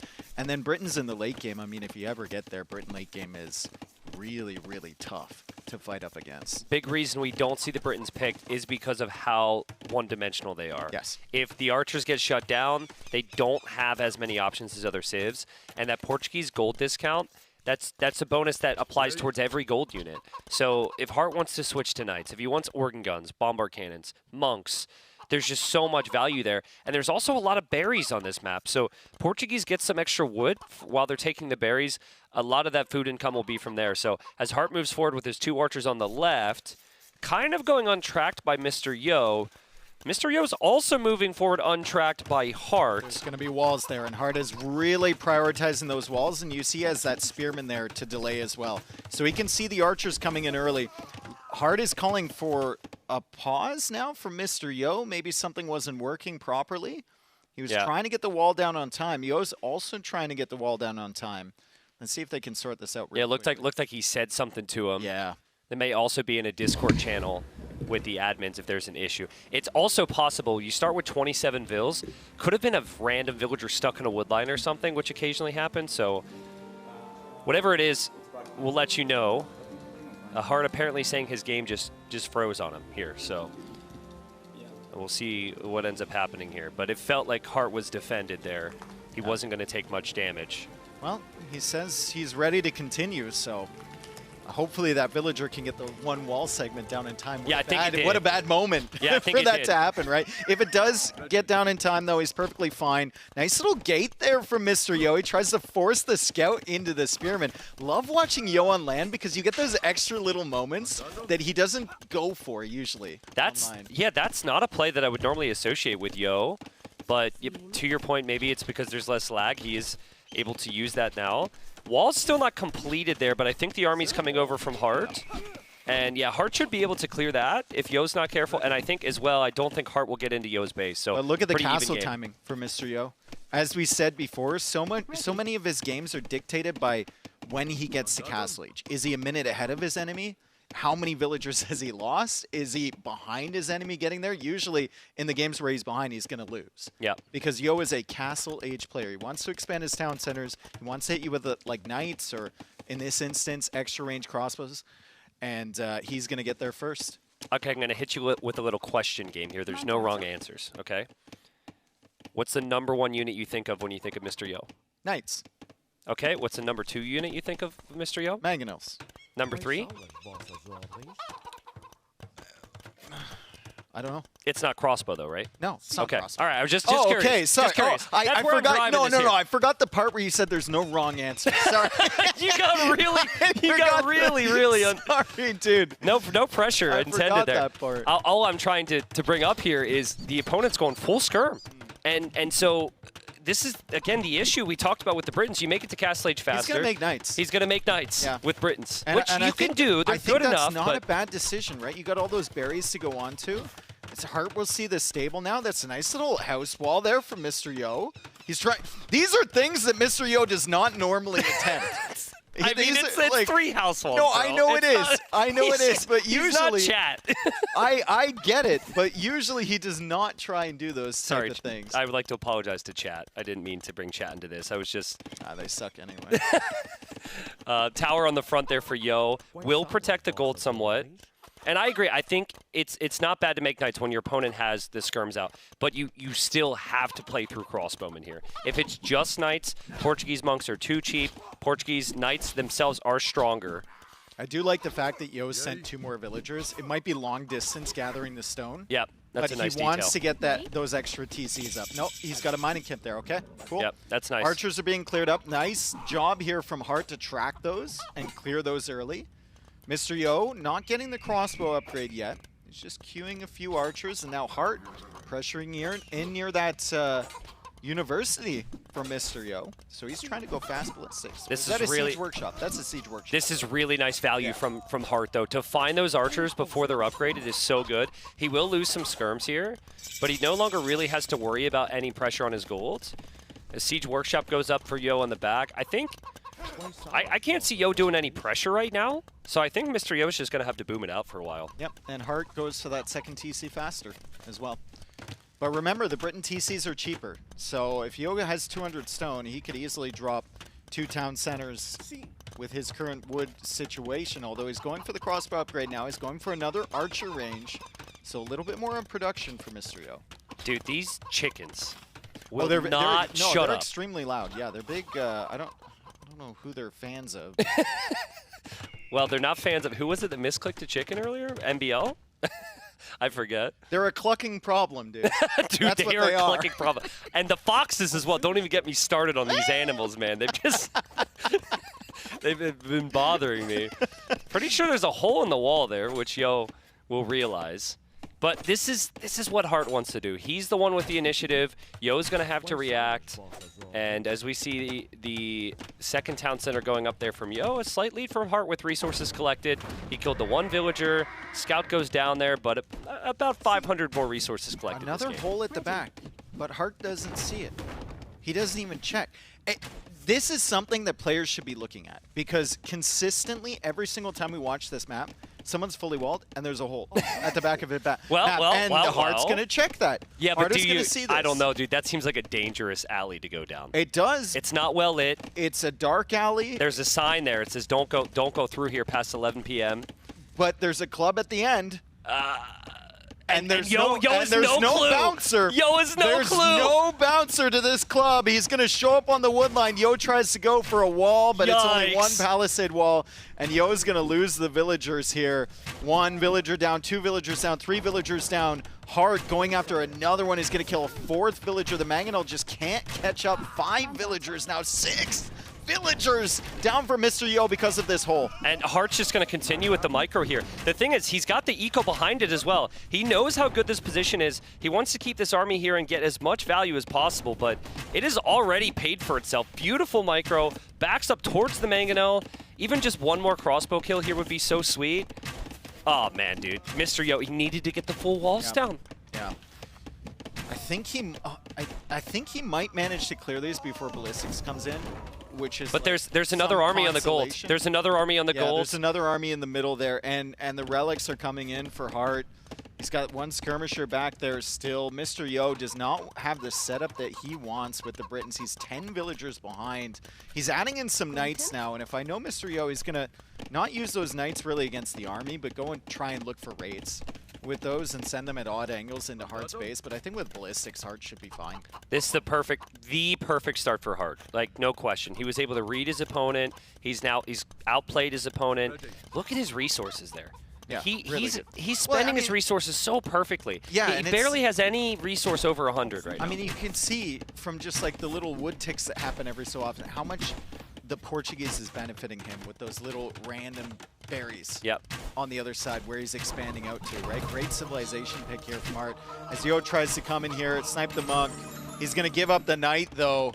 And he kills a couple crossbows there, and he's killing a couple more here, but he loses the Mangonel, and there's really no momentum for Mr. Yo. How many relics is that for Hart? He's got 3. I forget actually how many there are. I thought there was like 5 or something in the middle. On this map, yeah. Might be 4. Well, the only positive for Yo is that he did, for the first time in a while, match the military numbers after that Mangonel shot. So he's got 14 right now. It's 13 for Hart. He finally has a significant ball of crossbows. Now he needs to get that range working for him.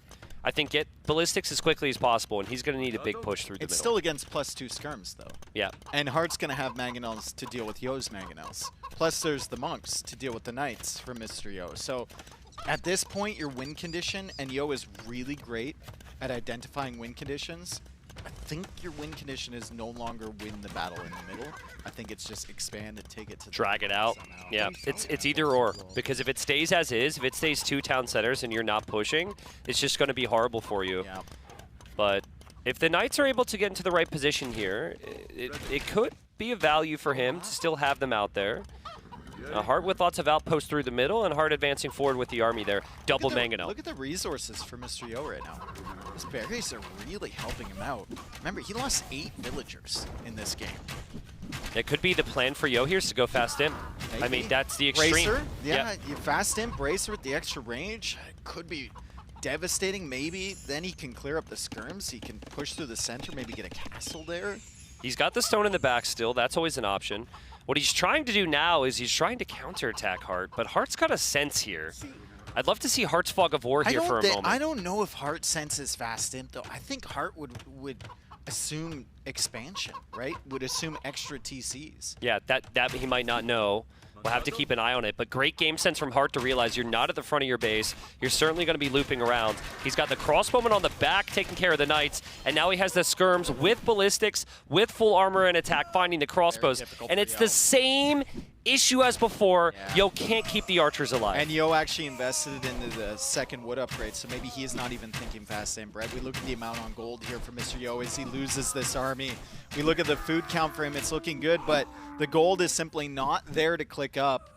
And Hart is going to have a castle soon. Do you go forward with this castle? Normally, I think if I have 5 relics and I have the map control, I'd go for more of a defensive castle, but there is a lot of gold in the middle.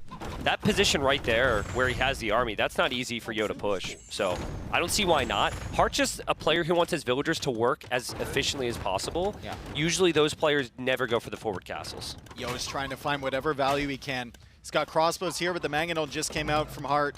His crossbows are going to have to leave, and we got crossbows in defense from Hart as well. The Mangonels are still pushing. Hart's got a fantastic position in this game, and Yo has just been floating that res. We thought he might be thinking about fast imp.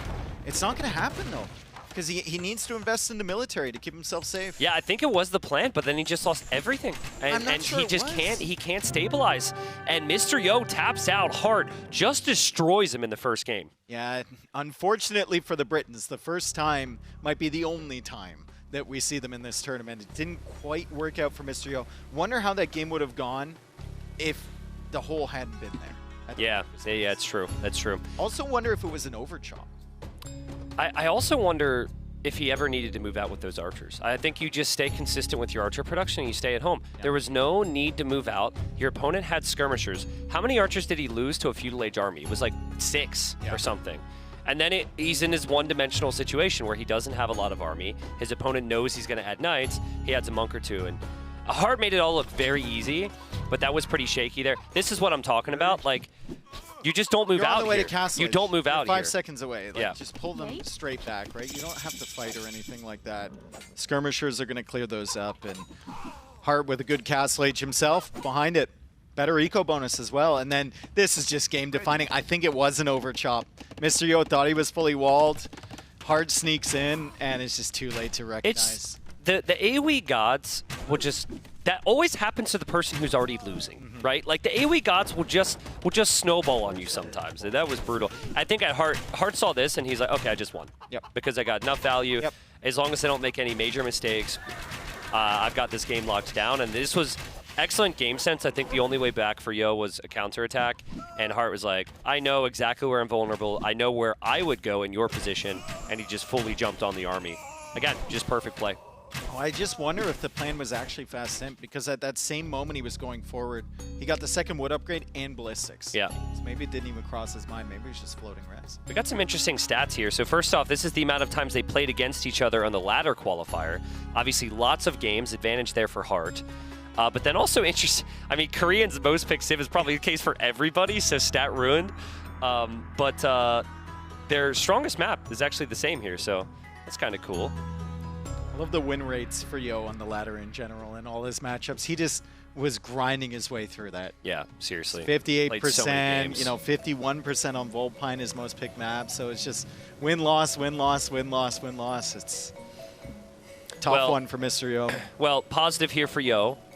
There's a reason Britons haven't been picked a lot. They're a little bit riskier than other civs. Other civs have better bonuses. So it was a later pick in his draft. Vikings, Persians, Ethiopians, all civs that we've seen played and I think win so far this Red Bull. I might be misremembering, but Portuguese is just top tier. And that was Hart's #1 pick. I like that decision to just start off firing, but maybe the matchups will be a bit better for him here. I mean, we look at the maps coming up, all have elements of water on them. It's very, very interesting. Blue Wells should be a very good map for Saracens with all the gold coming from the whales. Yep. I think that's one of the civs where you could maybe think about like a pretty fast castle age there. And I'm surprised it's not banned. We also have Romans for Glacis as well for Hart. So I'm really liking his draft here. Mr. Yo, some more questions. Yeah, some more questions. We've got a map. Oh, is this the next map by chance? I like that. The next map. Okay, perfect. Little animations. Yeah. This is how when I was a kid I This is a this is bugged though. That's a 2v2 map. Ah, true. It's not 1v1. Is this for another tournament production? They're rolling it up now. Crazini's so mad at me right now. They're rolling it up. Dude. Whoever makes the thumbnails, it defaults it to 2v2 even if it's 1v1. So they're not happy with me. But yeah, that's really cool. I love that. There's just so many things in this tournament that are just that next level of like special and unique. Things we'd never think of. So shout out to everyone involved. Of course, game number 2 about to come in on Stone Drift. The map that is new. We have 2 new maps, and this is the biggest water map we have in the pool. We've seen a lot of transporting on this map, but I think we've seen a lot of transporting on this map because MBL was playing. And the one time he played was actually against Yo. And here we have Yo. He's going to make a fishing ship to start, then queue a fire galley. Yeah. And the main difference is Hart just queued 2 fire galleys right away. I talked to quite a few players about this map. I asked them, when I got here, what do you think about it? And they all said the same thing. Very one-dimensional. You play water. Yeah. And then, of course, we've seen it twice, and it's been land and water. But like you said, it's MBL. Because of MBL. If this goes back to being a more one-dimensional map, then Vikings should have the advantage here over Malay. Malay can hit the timings with the transitions. Would be very nice for them, right? But if we're getting into just water versus water, Vikings are still the king. Yeah, and it's slightly less one-dimensional than it would have been a year ago. Is that are those snakes on the? Yeah. There's 3 snakes on every island, and they blend right in, and they're also venomous, and you don't want to land there. See that guy landed there. Yeah, that little body landed there, and now he's dead. Yeah. So. Well, he's not having a good day. Okay, well, we'll keep an eye on the snakes there as these boats boat, but it's less one-dimensional than it used to be. Explain the water triangle. You've got that. Thank you, Vodka, so much. That's a lot of movement. They roam around too. They roam around like deer. I'm the one who brought it up, but this is really distracting as I'm trying to move on to the balance. Yeah, it is. Okay, what about the balance? But you've got Hawks. Hawks are supposed to be great against fires. Yes. Fires are great against the galleys. Galleys are good against the Hawks, right? So there's this back and forth. So far, demos are just bad in general. And demos have been nerfed. There are some situations where they can be strong, but on water v water, I would agree, not something to go for. So you can see Hart just focusing down those Hulks because they're doing significant damage against the fires. But I think I like the fires Hulk combination against low amounts of galleys. Yeah. It's really nice because you can hard commit to the galleys with the fires, and then your Hulks can take care of their fires until you have like 6 or 7 galleys. Yeah. So I know I've got a bit of a reputation for being low elo on islands, but in some of the water testing I've done, I really feel like that dual comp that you're going to want is galleys with Hulks in front. It is incredibly strong because, you're with the Hulks in front, you are protecting from the fires, which they inevitably make, and then range is always king in Age of Empires if you can control it. So Hart showed us in the first game how good he is with that. That's once you get enough galleys, though. Yeah. That's the issue, right? And I think Hart's getting to that point where he has enough galleys, and now he's adding the fires in front. Yeah. Yeah, so maybe it all depends. The other thing here is, like, these docks are both in the front. Everything's super close together here. You kill 5 fishing ships from the opponent, and that's That's a 10 eco difference right there. Is Yo just going fires and then waiting for longboats? He's a minute and 20 seconds away. Hart clicked up after him, but he's actually ahead because of melee going up faster. Res collected, still a little bit ahead for Yo.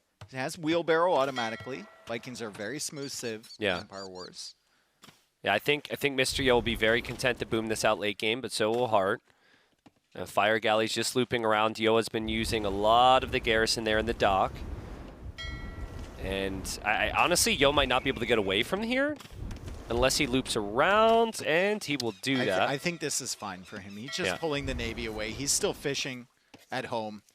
And the galleys are doing very low damage to the fires. Interesting. Fires are actually good now against galleys. Interesting we don't see a single Hulk from Hart because his opponent is going pretty heavy galleys. I honestly think that galley fire is better than galley Hulk. Yeah, maybe. Because well, also the Hulks don't take down docks at all. Exactly. Right? Exactly. You need that. Yeah, there's the first longboat queued up. But and the medium warships upgrade too. So fires are also decent against longboats if you get the medium warship upgrade. So you need some Hulks in front of that. So it's a nice little four-way mix here with these civs, and like maybe 4.5 for the demos. let's not forget about the demos. Yeah, and of course it's a separate upgrade. That's really my complaint with the demos. It's a separate upgrade to upgrade the demos. The warships upgrade, they're just not included in that. But yeah, pretty close game. Nice. There's our first eco kill. Yep. And let's not forget the eco bonus for the Vikings. Free wheelbarrow felt nice, but now free handcart feels amazing. Yeah, look at you. Just always find yourself with so much like food in the bag. Usually, if you have any farms, if you have any villagers on food, you're always floating something with the Vikings. And this is a nice little maneuver here from Mr. Yo. You can see the fires are just tickling each other. They're basically just tickling each other, and the war galleys aren't doing much damage to them either. So Yo's going to have the range units in the longboats. I mean, Hart didn't have Bot Canero this whole time. Still only has 3 war galleys. Yeah, Hart didn't have Bot Canero. He has 1 on food. Like, he doesn't really have the food eco to afford the upgrades he needs. He finally sinks in Bot Canero, but... Yo is insane. Hart does have the big numbers now, but Yo just does an incredible job. He never takes the direct fight until he has to. Yes. This is now becoming a situation where he maybe has to. This is getting kind of dangerous for him as well, actually. Weak longboats there. Good pressure from Hart as Yo tries to take out those war galleys, but Hart dives in. He takes out the 2 weak longboats. He just wants to stop that mass from Mr. Yo, and he's adding a second town center. I don't think Yo needs that second town center. I think he should just put all of his villagers on gold and he's gonna add the TC right now. Yep, there you go. Well, great call. thanks, Mr. Yo. When you start it, guys got my back, dude. Sometimes as a caster, you start the sentence, guys, and then the player just works his way towards the next decision. But it's been really close. It's 13-11 KD. I'm still not sure how this is really going to scale on what ship they're going to commit to. We've seen a lot of fires out there from Hart, of course. If you get a big mass of longboats, there's nothing that can stop you. Yeah. I think that's the win condition for Yo. But 6 is not enough. Get a big mass of longboats. Make sure that he's not redocking somewhere weird. Make sure he's not getting set up on any of these islands. And just win the fights. Yeah, just win, as Viper said earlier. But still some worry for Yo. Potentially, he doesn't have the big numbers. I like the fact that he's still prioritizing a bit of a meat shield for those 6 longboats. And I also see the university, so that's the other thing. You have university upgrades now for boats. Some of them were in the docks, and they were moved to the university. Oh, the snake died! And, yeah, there's now additional upgrades as well. So that'll increase the speed, and I think that's really the biggest thing if you're going to be using fire ships. But you also have the Pierce armor. Yep. So who has the university upgrades first? CEO with the university. Okay, there we go. That's for ship speed right there. And that's push the fire away. It also has the benefit of being able to hit and run a lot easier with the longboats. It's not just for the fires. Benefits all the ships. There from Hart. This is a lot of the food eco. This is basically all of the food eco for Mr. Yo is those fishing ships until now. Why did Mr. Yo move away, I wonder? I think he's looking for the fish from Hart. He's looking for his opportunities, but one problem he's consistently had this game is his docks are so spread out that Hart just keeps killing the reinforcements as they come out. Yeah. Well, Hart has had the numbers this whole time, and Hart's got the eco numbers now. Yo's got the speed, though. He's got the speed upgrade now. Neither player with ballistics. I really wonder if a big reason that Yo picked this map is because he's not sure on Heart's comfort zone with like getting the university text, for example. Still haven't seen university from Heart. Maybe there's one coming up as we say that. But the longboats come home after pretty much abandoning the docks, getting no value. They come home now. It's a lot of boats, Dave. It's a lot of fires in there. It's a lot of fires for Heart. And Yo still hasn't added in any hulks, despite the fact that the war galley count has been fairly low. It's really low for Heart. Exactly. I think Hulk should be the play. The 2 villagers on the shoreline. Yo's adding fires. Yeah, I think maybe you do so because you see some war galleys out there. But I just don't know. It's only like 2. Yeah. Yeah, I'm with you. I think Hulks are a really good option here. But he's got the speed now. Heart's going to get that upgrade in 45 seconds. I think if Heart had the upgrade right now, that those longboats would all be cleared up. So that's given Yo a little bit more mobility. But he runs right into the fires, and he's completely surrounded on the island. That's brutal for Yo. Great positioning from Heart, especially with the speed upgrade already in for Mr. Yo. For Heart to find that position is fantastic. Now Heart's getting the speed upgrade himself. The longboat match just hasn't been there. Yo just keeps running into these fires. He hasn't found a solution for the fires at all, and Heart is adding a 3rd town center now. He's trying to expand his eco at home. Yo, trying to get docks in a more consistent. I like this so much better for Mr. Yo now that his docks aren't spread apart. Yeah, agreed. I think it's going to be so much more consistent for him than the 3 that he started off with. And if he can just keep Heart away from there, I think it's so early for a redock that Heart will not expect it. Yeah. I guarantee you, everyone who Heart has ever practiced these types of maps with are just like 4 TC booming. They'll build a castle on the shoreline later. They'll try and redock like 10 minutes from now. Heart's making fish. Yeah, So yeah. Heart's not expecting really this at all. confident. Yeah. He's really confident he's cleared up the docks and that they're going to go for a castle and then add the docks later in the game. But Mr. Yo immediately going for 4 more, and now Heart's going to have to pull the Navy back over, and he's going to run into the biggest longboat Navy that he's seen so far this game. But there's 5 docks there. Imagine 5 Hawks in front of the longboats. I am not sure the longboats are good enough without the support with the new water change. It's still early. We still haven't seen the careening upgrade in for Heart for the Pierce Armor or anything, but Heart's just going to chase this down right now, and let's see how it goes for Mr. Yo. You are right. Like, he's getting the numbers now. He hasn't had this mass before, and Heart backs off. I actually just had to pull up the tech tree to make sure that they got the 2nd Hulk upgrade. And I wasn't like, we weren't like completely tripping, right? Yeah, true. We don't have anything. I'm very confused here. I guess when you have a longboat that's this good, or a ship that's this good like the longboat, maybe the feeling is that's always got to be the key. Similar to what we were thinking he would try with the Britons in the previous game, and he would have to go full archers. Dave, he is kind of pushed back here. He's on the way to the Imperial Age. Yeah. Crazy. I mean, we still got to respect the eco for Vikings on land, right? He got wheelbarrow and handcart for free right away. A Siphons comes in for Heart, and that's going to be really good against the longboats. It gives him a nice little opening charge attack, explosion attack for the fires. But the Pierce Armor upgrade, Dave, that +1 Pierce Armor would have been so beneficial against these ranged boats. That's something that Heart has never gone for. Yeah, careening. He got the speed upgrade, but he didn't get the Pierce Armor upgrade, and that's something I was kind of expecting once he got the university. Mr. Yo is getting some real momentum here. There they are! Okay, they do exist. When he finally has enough longboats to kill the fires. Here we go. We've got the Hulks for Mr. Yo in front. Longboat Navy is still there. Resources looking really good. He's got a lot of wood in the bank if he wants to even drop more docks. Speaking of dropping more docks, here we go for Heart. And wow, Heart's resources not looking good if he wants to make it. Viking economy in Empire Wars is ridiculous. It's so good. Like, this Civ is good in standard games, yes.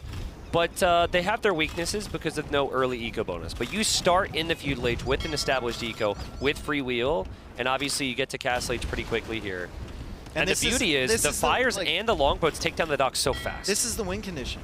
And both players know on this map. This is the one-dimensional map that the players were talking about when I asked them that question.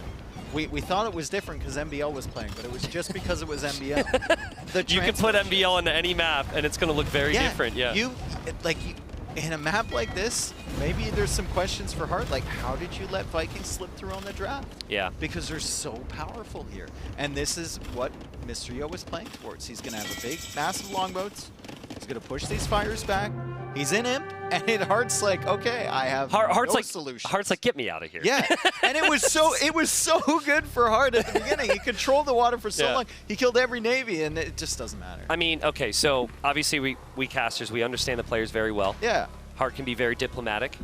I think for Hart, mentally, he's thinking like, yeah, just get me into the next game. Get me to the next Civ game. win next, right? Because like, he played really well. Like, he was winning a lot of the fights. He had the numbers advantage. He's probably feeling like, I couldn't have done anything more there. Dude. I took good engagements. I had good economy.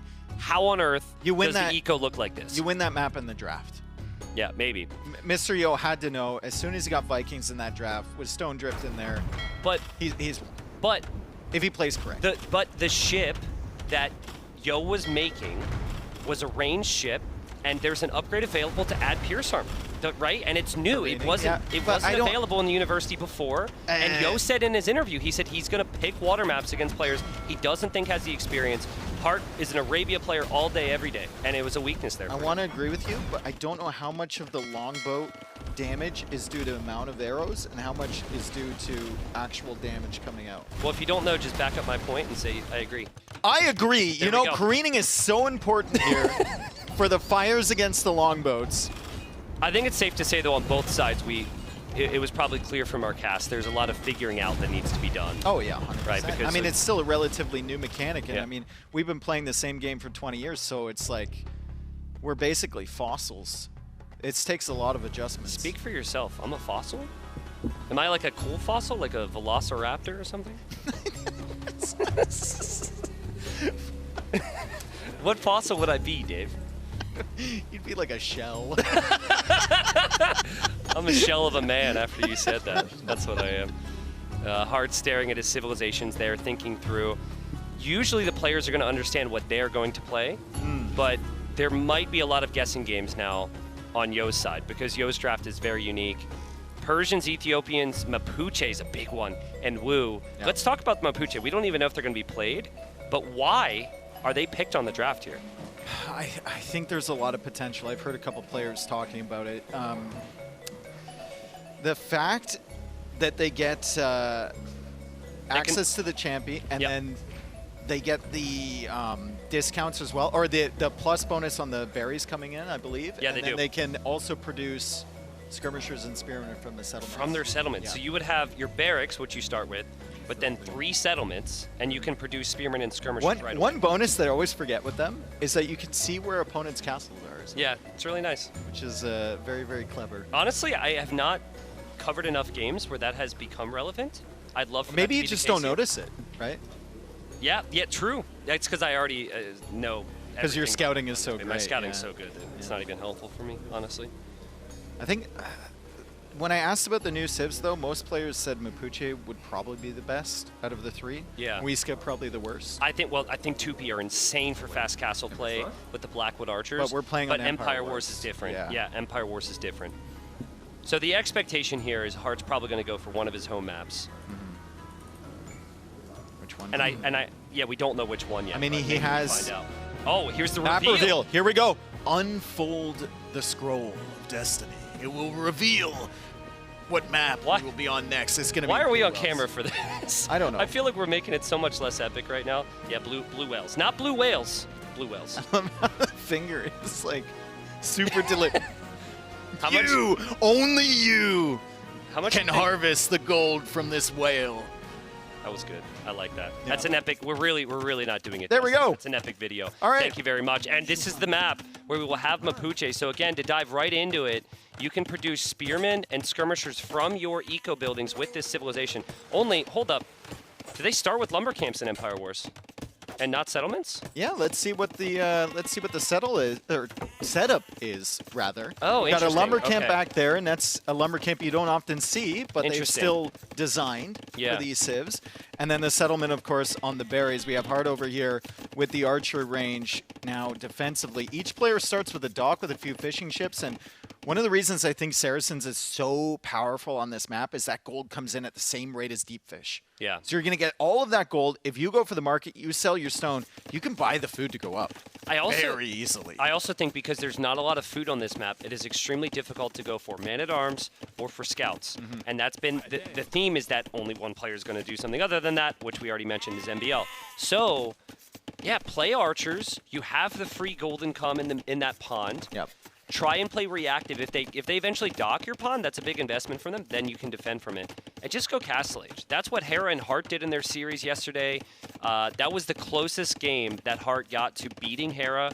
So that seems to be the game plan so far. And look at and this. He finds a villager there too. Yeah, he's going to find a villager coming forward here from Mr. Yo. Little out of position, but Mr. Yo basically has 2 archer ranges worth of production, right? He can make skirm in the settlement, and then he can make archers from his range that he actually had to build. It's so difficult though. Like, especially if your settlement's on the back, sending military forward is so awkward.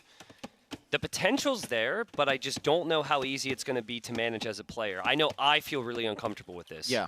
Mr. Yo also hasn't found a way to dock the back of the map. Hart has, and you can see he's expanding his fishing eco. As he comes in here trying to get damage, there's some skirms in defense for Mr. Yo, but he can't hop in the settlement. That's a different Civ. Let's see if Yo saves the villager. One more hit, and she's dead. Yeah, she's dead. That's 2 villager kills. He's got an army forward, though. I think he had some archers forward. They're backing away now. He's attacking at the back there with just a spearman. Hart not noticing that potentially. Notice the theme, though, right? Like, game 1, Yo wanted to play different style. Game 2, he makes a boat that the opponent doesn't have access to. This game now, he's playing with a Civ which has completely different types of units. He does not trust his ability to play Hart straight up meta here. He's trying to do something different, and that's what you want in a strategy game. But so far, really like how game 3 is open for Hart. Yeah, I mean... Are those... That's the sound of, yes, that's a song of nature right there. Tristan, I love how we both pause. Ooh, haunted Red Bull. I mean, we are in a ship right now, so we're actually able to look off the edge and see those whales. It's very beautiful sight. Nice army here for Mr. Yo. You can see the production advantage, right? He's got the archer range making the archers. He's got the settlement making the skirms. Resources for Hart are fantastic, though. Big part of that is the market. He has the 10 fishing ships as well. Some of those collecting the whales, some of them collecting the fish on the outside. And now he's going for a Hulk because he knows the dock is there from Mr. Yo. Can he deny this dock? That Hulk's going to do decent damage against the villager. Yo goes for the palisade wall. Oh, Bill's super weak. And he's going to be able to complete the dock. Nice job. Well, I also want to point out, I think that first villager that Hart killed was moving in a direction obviously. that was likely to go for She that was going to go for the forward dock. So nice gate there for Mr. Yo, too, saving the villager. Yeah, Yo saves the vill. But I think it was good awareness from Hart to just wait for this. Having the 2 Hawks there, he should be okay, but obviously he can never lose that. Losing the access to that gold would be brutal. And so far, there's no counter pressure on water from Hart, no sneak villagers or anything. No, nothing on the outside either. We just have 1 archer range still from Hart. The whales are still extremely loud, and the skirmishers are coming out from Mr. Yo, and he's about to click up to Castle Age. What options do the Mapuche have in Castle Age against an archer range play like this? Against skirmishers, you can make, maybe we can see the tech tree here, Vodka, because it's a brand new unit. Against skirmishers, you could make your own, like, unique unit, which is... Oh, actually, hold on. I'm confusing the Civ. So you have Bolus Riders, and then you have, is it called the Kona, right? The Kona, yeah. I thought they also had an infantry unit from their monastery, but I'm confusing that with the Muisca. Yeah, that's the Muisca. My bad. So, honestly, they don't have a lot against what Hart could tech into right now, but I guess it's nice that Hart being able to make skirmisher or camels rather with Saracens might not feel as Look at Hart going into knights. The Bolus Rider has a bonus against cavalry. Yeah. If Yo wants to go into that. I mean, I know he has the skirm already. I think he's going to try unique unit, Dave. He's on stone super heavily. I don't know how much of this was his initial plan, but the plan seems to be going for a castle. Oh, wow. Mr. Yo mixing things up. Absolutely. Like he always does. Like he needs to. Yeah. To stay at a top level. Well, you know, he does need it, but I think it's clear that he lacks confidence against this player, right? Because this is something completely nice wild. Mr. Yo. House and the wall. He's going to keep the villagers safe. There are knights coming in, though, from Hart, and I think Saracen knights aren't something you see very often. They're perfectly fine in the castle age, though, as Yo tries to complete the wall, and he's going to lose the villager. He's going to be under pressure. A lot of pressure coming in. These knights are dangerous against the villagers and the skirmishers, and then the skirms coming from behind. More quick walls needed from Mr. Yo as he tries to get to the castle age. 200 stone away from being able to afford that castle. He's just going to buy it. I mean, this unit better be good. This unit better be good. Whatever he's about to make better be insane because he's losing vills. The inefficiencies are there. More villagers exposed there. No real easy way to save them. And Hart's already 12 economy ahead, still ahead in military, and also should know. He saw the vills on stone. He should understand a castle's coming. Did you forget what their unit is? I think it's... Yeah, I kind of did. I'm sorry. You remember that? Remember when we were testing out these civs and we played the 1v1 and I made that really, really bad cavalry unit? Ah, yes, that one. The Kona? The Kona. Yeah. What's the Kona? I don't even know what the Kona costs, dude. It doesn't cost much, but it doesn't feel great. That's for sure. So the castle's up there. The Konas are coming out for Mr. Yo. And we will see the skirmishers just kind of out of position. They can't really fight the knights. Forging is on the way now for Yo. An aspect of this, which I think is really valuable, is that Yo's castle is actually very close to the middle where the gold is. So if this unit's solid enough to hold on, he can start to push this back. Should be pretty good. Now here's a question for you, Dave. How many times do you think Hart has played against this unit in his Age of Empires? Against the Kona? Probably once. He probably tested it against something.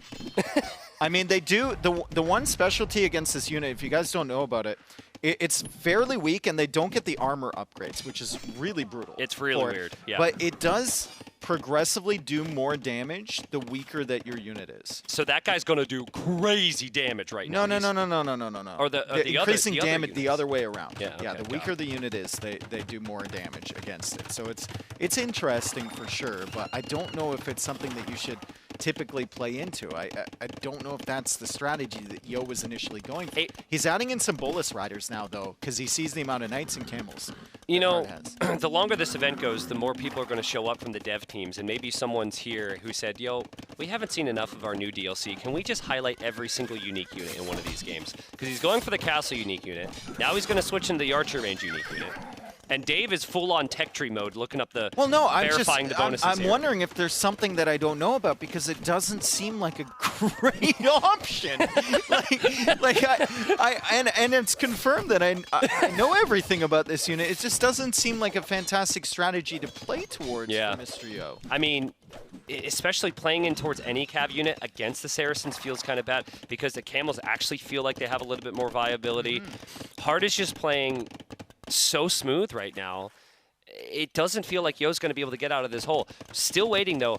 With any unit, you need to commit and get upgrades. Look at the units. He's got, like, soon 3 bolus riders. He's got 4 archers. He's got 6 Konas. He's got 8 skirms, and he's lacking upgrades on most of these. I mean, he might have gone for the castle just so he could get the unique tech for the pass-through damage. Oh, that's like really the castle in defense. You go for a few Konas. You keep yourself alive. You still have the fish. Hopefully you take out his fish in the pond or whales or whatever.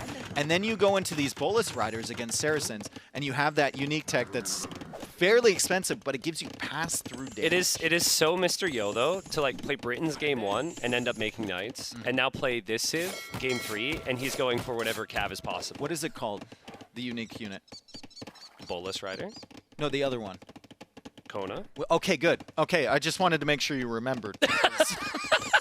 No, I felt like you forgot. I forgot initially. I was thinking Muisca bonuses earlier. So Hart has a very solid eco. We haven't talked about it much because we've been watching him run around and we've been questioning Mr. Yo's strategies here as the knights come in and kill more villagers. That's a great raid for Hart, but and I Yo mean, doesn't see it. Gonna be the 3rd TC going up for Hart. And Yo just keeps losing villagers on that side. He's losing that little archer raid over there, and the knights are still killing around the settlement. He only just now noticed. Yeah, I think the bolus have a bonus as well, where they are like temporarily slow down units after they do some damage. First attack, yeah. Yeah, but I mean, you need so many of them, and Yo just uncertain on what to go for here. He will upgrade his ships as well, so there's still the water aspect to worry about, but I think Hart is pretty much already got value on the water. water. He's killing everything. And look at the 20 fishing ships that he has, right? 59 villagers, 20 fishing ships against 7 fishing ships from Yo, 42 villagers overall. Yep. And wheelbarrow's already in. Second wood upgrade's already in for Hart. He should be in a very comfortable position. And he's got that dock in that critical middle area. I'd love to see a demo. I know we've kind of judged the demos a little bit, or a couple galleys, just to protect that. And I feel like if he's able to get a castle to secure the middle, game over. I guess the question I have is if Yo gets this death ball rolling, how dangerous realistically is it? If he gets the upgrade for pass-through damage, we haven't seen it very often.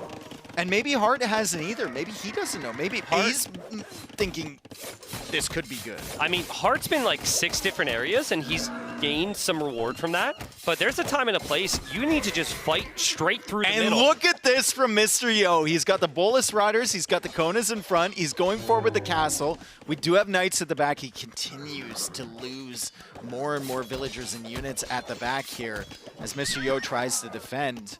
Hart's still doing damage, but the castle's still going up on the front side. And that castle's not going to be stopped either. That will mean 2 castles to produce the Konas, and then also a castle very close to the middle gold, a castle that will range Hart's town center. Hart's been ahead most of this game, but again, I guarantee you that he does not have a lot of experience, and we don't have a lot of experience with how these units interact. I mean, that should be clear. Yeah. By this point, that should be clear. They are just not really the unit that people have been focused on with Mapuche. For a long time, it was Champy. Yep. And this was kind of a day one thing where people were testing it out and they figured out that Champy was better. And now that Champy has been a little bit nerfed recently, maybe the focus goes back over here as the Kona try and come in. The Knights still causing problems at the back. The Bolus Riders matching up against the Camels. They do have bonus against Cavalry.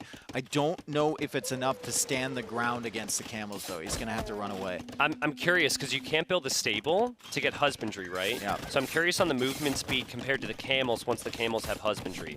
But I haven't been able to track if Husbandry's in or not. That's a lot of Camels, and these are Saracen Camels, so they have the HP. They should be able to tank most of the damage here. Hart's going to try and get in front of him. He deletes the lumber camp. Yo sensed it. Yeah. Yo sensed it. He left. He's going to get the Konas in here. He's going to try and get the Bolus Riders attacking those Camels, but the Konas can't get out, and they're extremely weak. So those are going to go down to the Camels. The castle now helping out.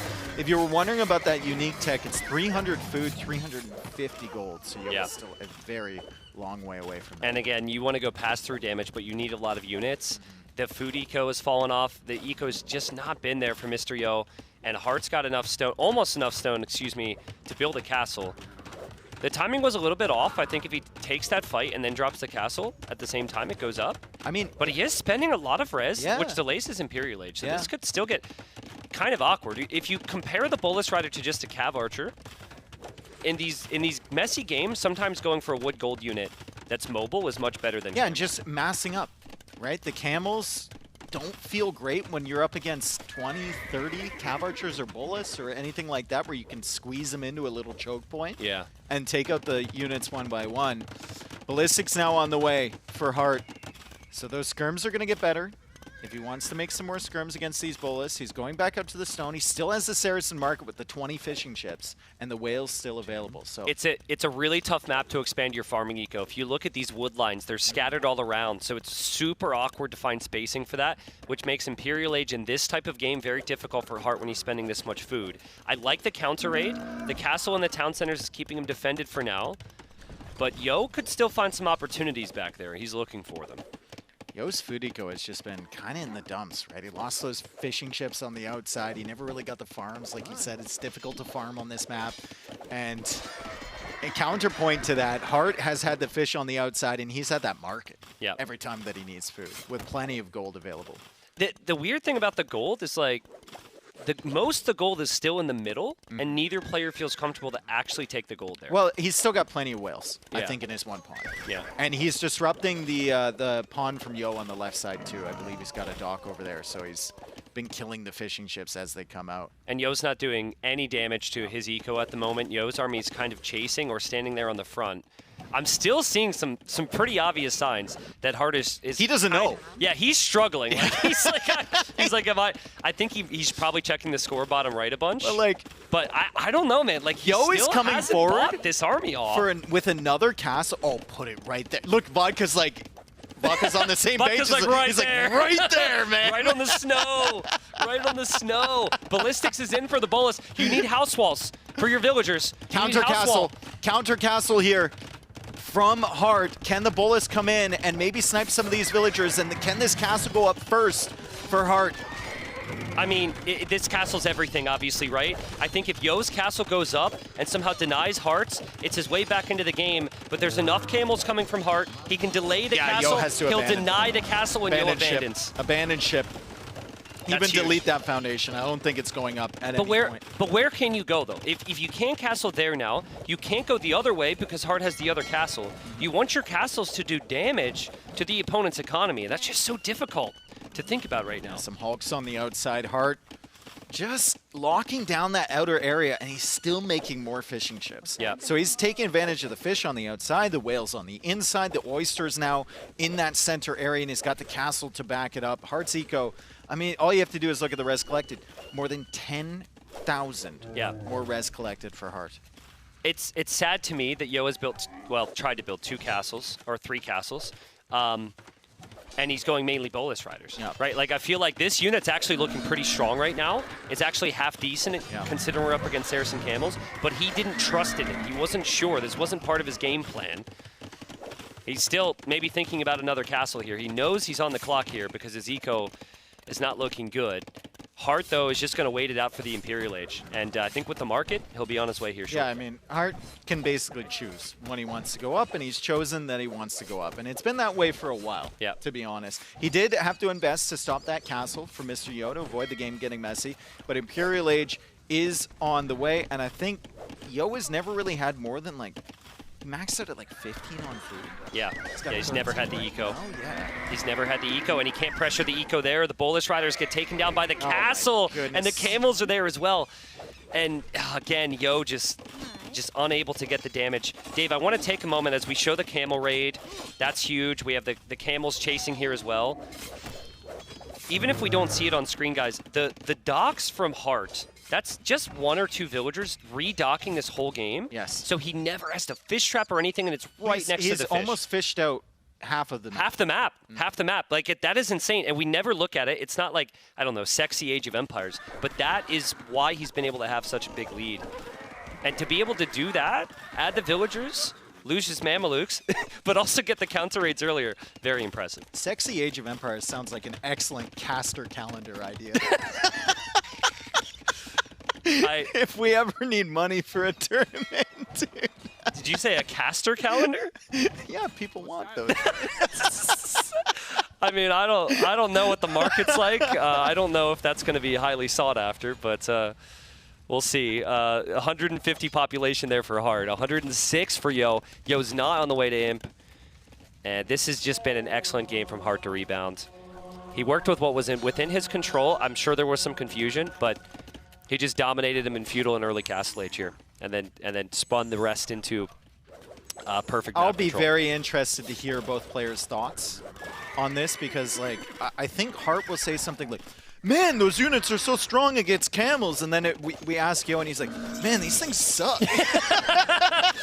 No, absolutely though, absolutely. And there's a lot of units like that feel incredibly weak or incredibly strong, and I think, oh my God. Sexy Age of Empires. You can take us off camera. Yeah, Thank you very much. That was uncomfortable. Yes, seriously. For everybody involved. Yeah, I wasn't expecting to be on camera at all. But Hart is he's played it perfect here. Treb should be on the way here shortly from those castles. Final armor on the cab. He's just mixing in light cav now, which is much cheaper. And again, now we've got the unique tech. There we go. We're going to have some pass-through damage.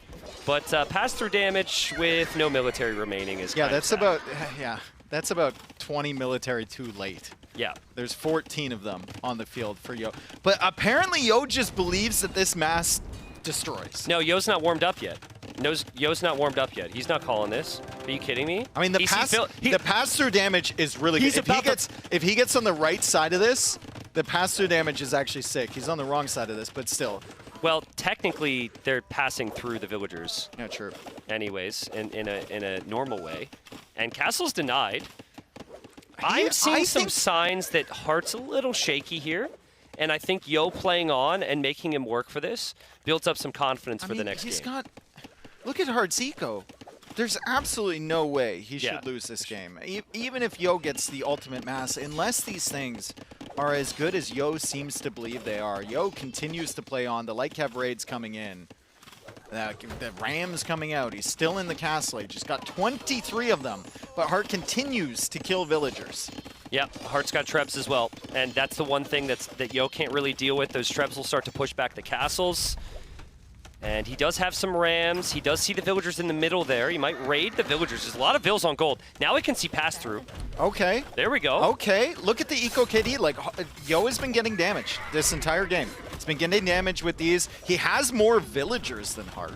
Yep. He just only has 1 fishing ship in comparison to 28. So and he's about that 1 castle compared to 3. It could be 1 compared to 5. He already got the unique tech. He doesn't care.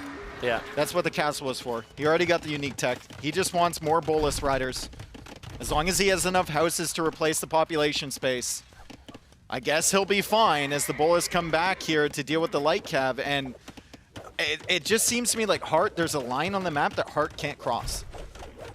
For a very, very long time. And the Bolus are being built. Is there a chance? Tristan? Is there like some weird chance here as the villagers come forward from Heart, but there's a settlement there. The Bolus are chasing those away. I'd love for there to be some hope here Watch for Yo. This fight. This should be a good fight for Yo. Yeah, this let's should see. Be a very good fight. Choke point should be with good. The final armor upgrade for Heart. There's another fight over here. The Bolus do have bonus, but final armor upgrade actually ends up mattering. Yeah. On the right side. Still 50 on food for Heart. He'll push this back. He's Trebs down the castle. He can just continue to produce army forever. The only thing he doesn't have forever is that gold because he hasn't taken down the dock yet. But I think that Heart just takes this fight because he knows his economy is so much better. There's the castle on the right side. That castle will go up. And GG called. Heart responds. He's up 2-1. That was one of the most confusing games I've cast in a very long time. I don't think I'm alone there. No, the initial strategy going in, then the follow-up opening Kona there against Saracens is very strange, right? And then we have the continuation of the game when it feels like Heart is just absolutely dominating. And then Heart's inability to finish him off earlier as well. It was very confusing. It was confusing. I think both players were in an uncomfortable position and just trying to figure out what they could do. Yeah, I think that was the most uncomfortable game of the tournament so far for the casters, for the viewers, because of the sexy comments. Yes. And then also for the players with the civs. But here's the thing, Dave. It's like to have that question mark game, just one in a best of 5, can decide tournaments, right? And so obviously we'd be sitting here and I'd be applauding Mr. Yo and being like, what a genius to go in for this new civ. I don't think he knew what he wanted to do. He went to stone for the castle. He made a couple of those units. It didn't work out. Then he switched to the bullets, which actually looked good. You just can't have those games, is what I'm driving at. And you can't have things like this, where you're losing 7 or 8 villagers over on that side. As we see the Konas come in, they get a big clear up. The Bolus actually made, I think if we were to ask Heart, they made him a little bit nervous, like we said multiple times, just because of how effective they were against the camels and mass. But at the end of the day, Saracens is one of the top civs on this map for a reason. You get that gold income from the whales coming in so quick, and you can just balance everything. He bought 400 stone there, 500 stone to build that counter castle. This game turned into a stage where Heart can sometimes struggle. You have off-meta units and weird maps that haven't been seen a lot in other tournaments. So I think Heart was able to it looked like he maybe should have won the game earlier. Doesn't matter. Things got awkward there for him. He was able to stay the course. And yeah, he's up 2-1 right now. And let's not forget, he lost yesterday. So he is the player who is the most desperate to get a set win. Yeah. So one more win and he'll get that here. And he's still got a home map remaining. But Mr. Yo's got a home map remaining. And I would guess that's where we're going next. Yeah, Mr. Yo still has Glasses remaining. Romans, though, for Hart. I think we saw a lot of Romans there. I think Tatars and Wei would make a lot of sense for Quarry for Hart, so I think Romans is a good guess. Yeah, Romans is getting picked. Yeah. On glasses. It's just, what do you do to counter it? Are you going Wu? If you're Mr. Yo, Persians are good on almost every single map. Ethiopians? If I had to guess, I would say Ethiopian. It was either Ethiopians or Mapuche for the previous map, in Yo's mind. He will go Persians. Okay, I'm wrong. Persians for the next map. And Mr. Yo. If I had to guess, I would be wrong. I just don't try and guess Don't Mr. make Yo me Sivs. Don't try and guess Mr. Yo Sivs. He's just so unorthodox. And here we are, game 4. Again, Yo won his first series, but he needs to continue to get the wins here. I would love to move to guarantee moving into the playoffs. That is not a guarantee at the moment.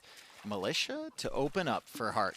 And we have insane food economy here for Hart as Romans. And that can really, really provide that eco that you need for men-at-arms, or maybe that extra infantry armor, maybe continued men-at-arms support. Apparently on the ladder, this was Mr. Yo's least won map or worst win rate. Yeah. It was his lowest win rate. Yeah. Maybe he ended up banning it after a period of time. I do not remember Yo playing this map that frequently. No. I remember Hart playing it a bunch. I remember seeing Romans a bunch. So I think at the moment it's just, I'm wondering what is Yo going to do to shake it up? He's got another situation where he has an archer civ. Will he be able to find the timing with the archers, and will he expect the man-at-arms where they're going as well? He clearly was waiting near the fish there in the dock, but the man-at-arms are going to run through. Yeah, the men-at-arms are going to run through, and I think players have realized this, right? Like, on the ladder, a lot of players would be attacking the fish, but with the docks the way they are now, and players going for towers there in defense, there's not a lot to hit. So far in this tournament, we've seen people just run in the sides. They go to the wood lines, and with that extra armor from Hart, these men-at-arms are going to be very difficult to deal with. And even better, they force the archers back. So the archers aren't in the center. Your range units can come forward and try and find value. And Mr. Yo, he does this so frequently. He just wants Castle Age. He wants Castle Age as quickly as possible, so he's saving his resources for that. So far, really good micro. Yeah, really good defense. But we have to focus as well on that front area where he doesn't have a tower. Many players will tower there. There's a Hulk as well.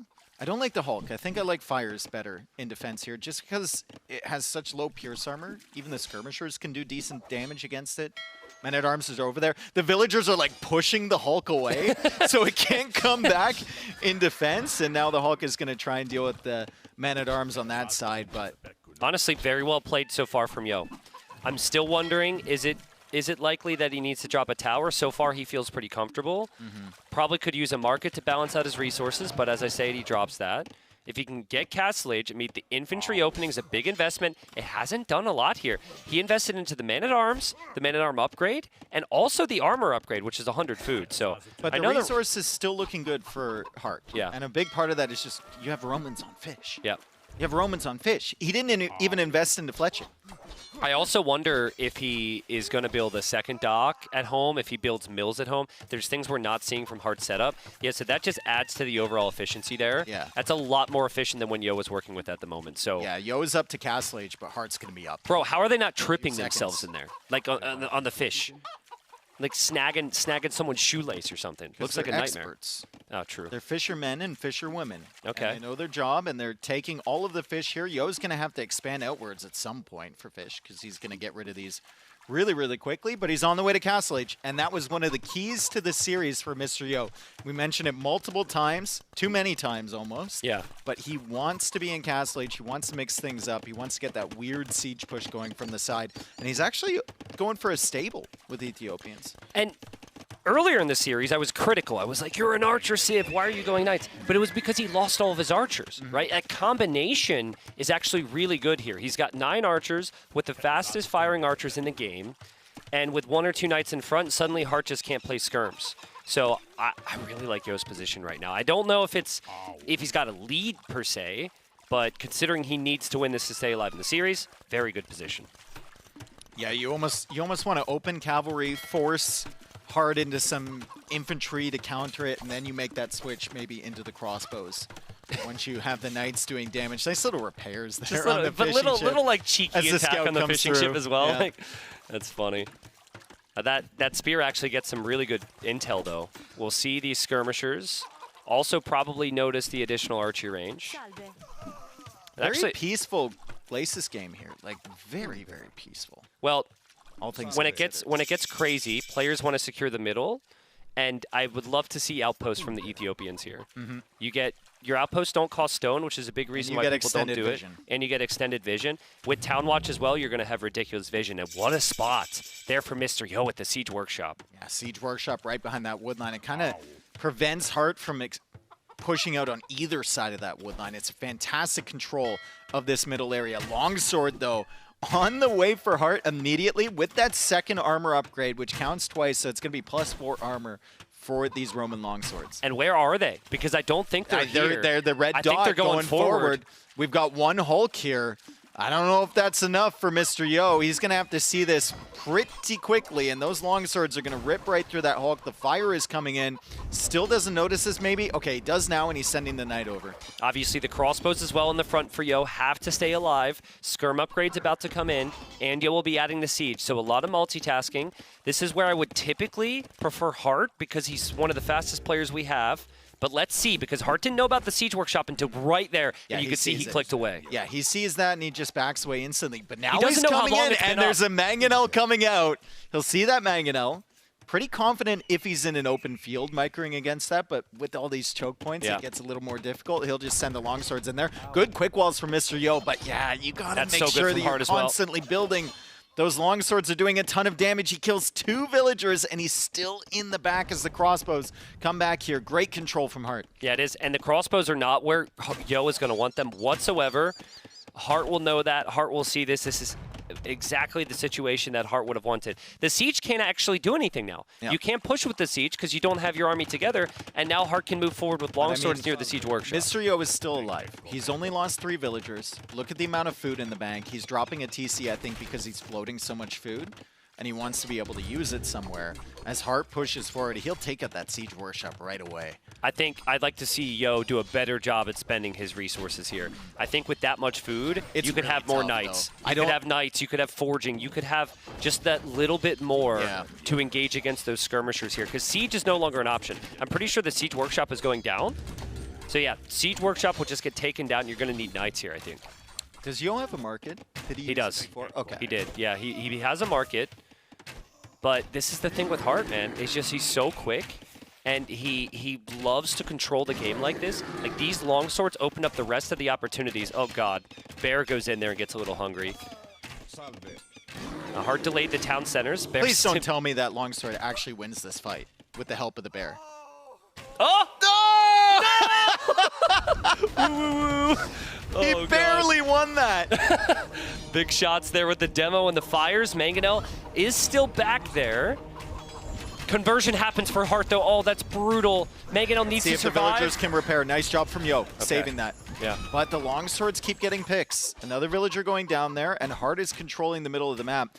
And we mentioned this before, but like, you look at the food that Heart constantly has in the bank. It's like 30, 40. He spent his it's res less so than fast. 100. He never floats and res. I guarantee you, he has collected more food from that fish than Yo has with the res. Oh, yeah. Because we've never looked at the bills. Exactly. We've never looked there. Exactly. It's been so smooth. Yo has 600 food in the bank right now. Yeah, we actually did look there, and then I think we saw Mangonel hits Mangonel hit skirmishers. A ton of food coming in for Heart, but he's spending it as fast as it comes in. Fantastic production from him. Good transitions from Heart. Mr. Yo thinking about another siege workshop to replace the one he lost. Resources looking decent. Is there any advantage he gets from maybe clicking up to Imperial Age soon? Because it feels... I can't tell, because of that other game and because of how much pressure he's been under, I can't tell if it's intentional or if he just can't it might float not his be. res. He's getting ballistics now, like it might not be. Like, he might not be able to spend his resources, and that's the result. If this does go late game, though, I think Ethiopians feel fairly decent. Especially on a closed map. If you play Bombard Cannon Arbalest, Romans completely die. Yeah. I'm actually a little surprised. Obviously, Romans have the infantry bonuses. I think there's an argument for Heart to switch into Knights at some point and play full Castle Age. The longswords and the skirms are going to move across the river here. Got to move your Vills, Yo. Got to get him out of there. Got to move your Mangonel. It gets sniped. The crossbows have to come back. He's busy dealing with another army at the back, and that +4 armor on full display as these longswords just run under the TCs, and they have enough time to kill a couple more villagers. 10-0 on the Eco KD, and Hart is above 1,000 resources collected. And that's just gonna skyrocket here, Dave. The idle time for Yo is insane. There's actually 0 armor upgrades for the skirmishers right now, so Yo could be a bit more confident against I don't know if he the units, but that. he might not notice, yeah. It's not something you would really check at this point. You just assume that he has the +1. You might check now that you're seeing the damage. Yeah. As the knight comes in as well, and Isn't he's going to push this army away. Isn't it crazy, though, how quickly resources can disappear in this game? Yeah, 48 food now. Because now he's got nothing. Because he has nothing on fish. Yeah. So he uses it to queue up some villagers and then maybe get some upgrades, but now he's got 8 food in the bank. That's such good micro there from Hart as well. I loved how he sniped the knight. Again, he'll happily take some fights in the back of his opponent's base. Yo just can't keep up with them there. There's crossbow production in the middle of the map, and Mr. Yo, he needs some big moment here, and I just don't know where he's going to find it. Usually that moment for Yo is like some cheeky little night raid through the side or some siege workshop placement, but if he can't even get through the little gap in the front of his base... It's his own base, exactly. Like, he's going to have to delete one of these walls on the side to sneak a villager out if he wants to. I can't remember the last time Yo was actually at Hart's base. There's a big shot. The spearman. Yeah, the spearman that was there was pretty much the last time. And a lot of that goes back to the longsword raid from Hart, and Yo having to react to that. Forward dock there from Hart. Still only a 2-villager lead. KD still looking pretty good for Yo, because Yo will clear this up. But look at the confidence from Hart, dude. He's like, I know how good I am here. Let's go.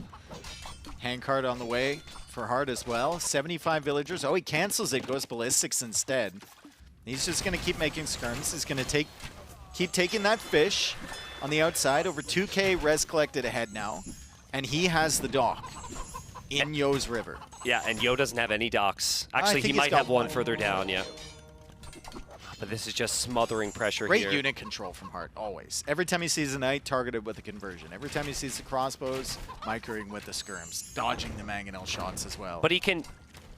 all we're looking at is that, and his eco behind it's incredible. Fantastic. Dave. It's incredible. It's so good. He's going for a demo from the forward dock as well. He's going for a demo, folks. Demo should hop out. Revenge of the Demo should hop out. Revenge of the demo. Where's the demo, Hart? Where is it? He's saving it. He wants to be efficient. There he goes. Oh my! Did he delete it? Did he God. delete that, or did that get killed by the? Because if he deleted that, that's the saddest delete I've ever seen. Well, there's your demo, folks. We saw a demo kill at Skirmisher. Huge. I think Hart could have moved out a little faster with the demo, but again, he's got a million other things to focus on. Can Yo push out of his own base, Dave? Can he ever do it is the question. He's building an extremely defensive castle right now. One thing I've never seen any player do on this map is delete a segment of the wall further down and sneak out. They all feel the need to go through the center. Yeah. For whatever reason. Well, no one wants it. You don't want to delete your own walls, bro. They're free. No, I know that. I mean, 4 villagers dead. This has now reached a point where sneaking out doesn't change I mean, much. Yo You need to face the music at a certain point. 3 villagers to the south there. I don't think Hart saw that from the dock.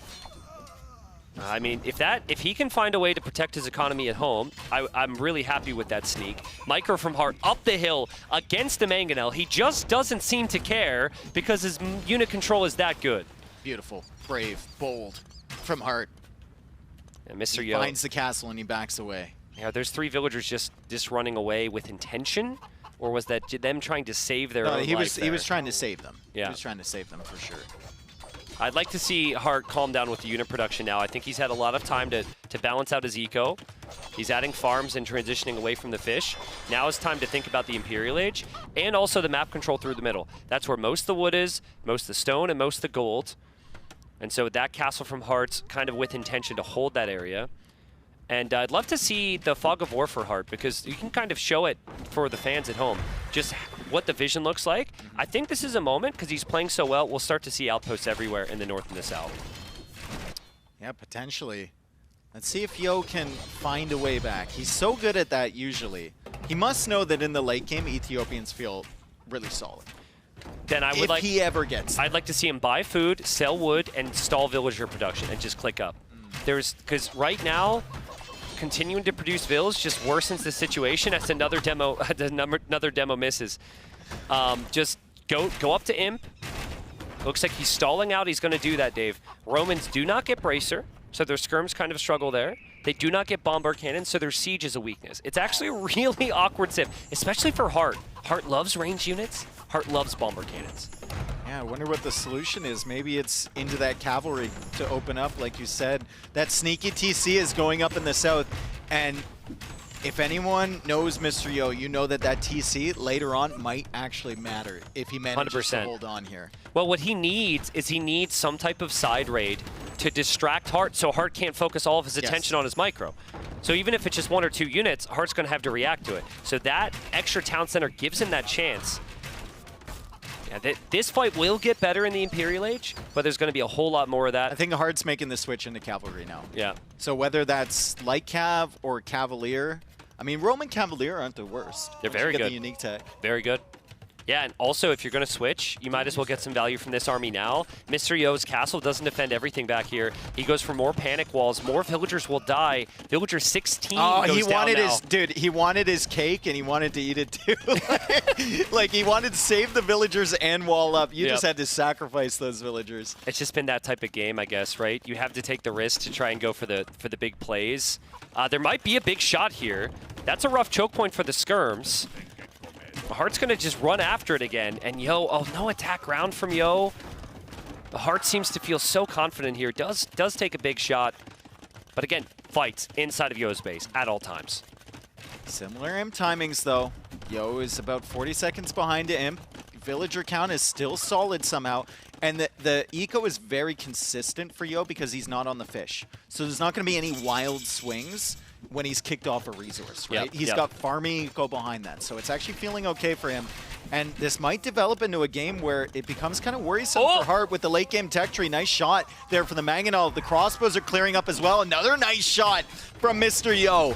I mean, is he pulling himself back into this game? I mean, Heart went a little too far there, maybe. I think the skirms at least would have had some really nice value in the long run. Population is even. Yeah, population's even. We do have relics for Heart. We do have castles for Heart across the middle of the map. He's going to have 3 soon. Where are these vills going? Nobody knows. We also have a massive misclick from Heart.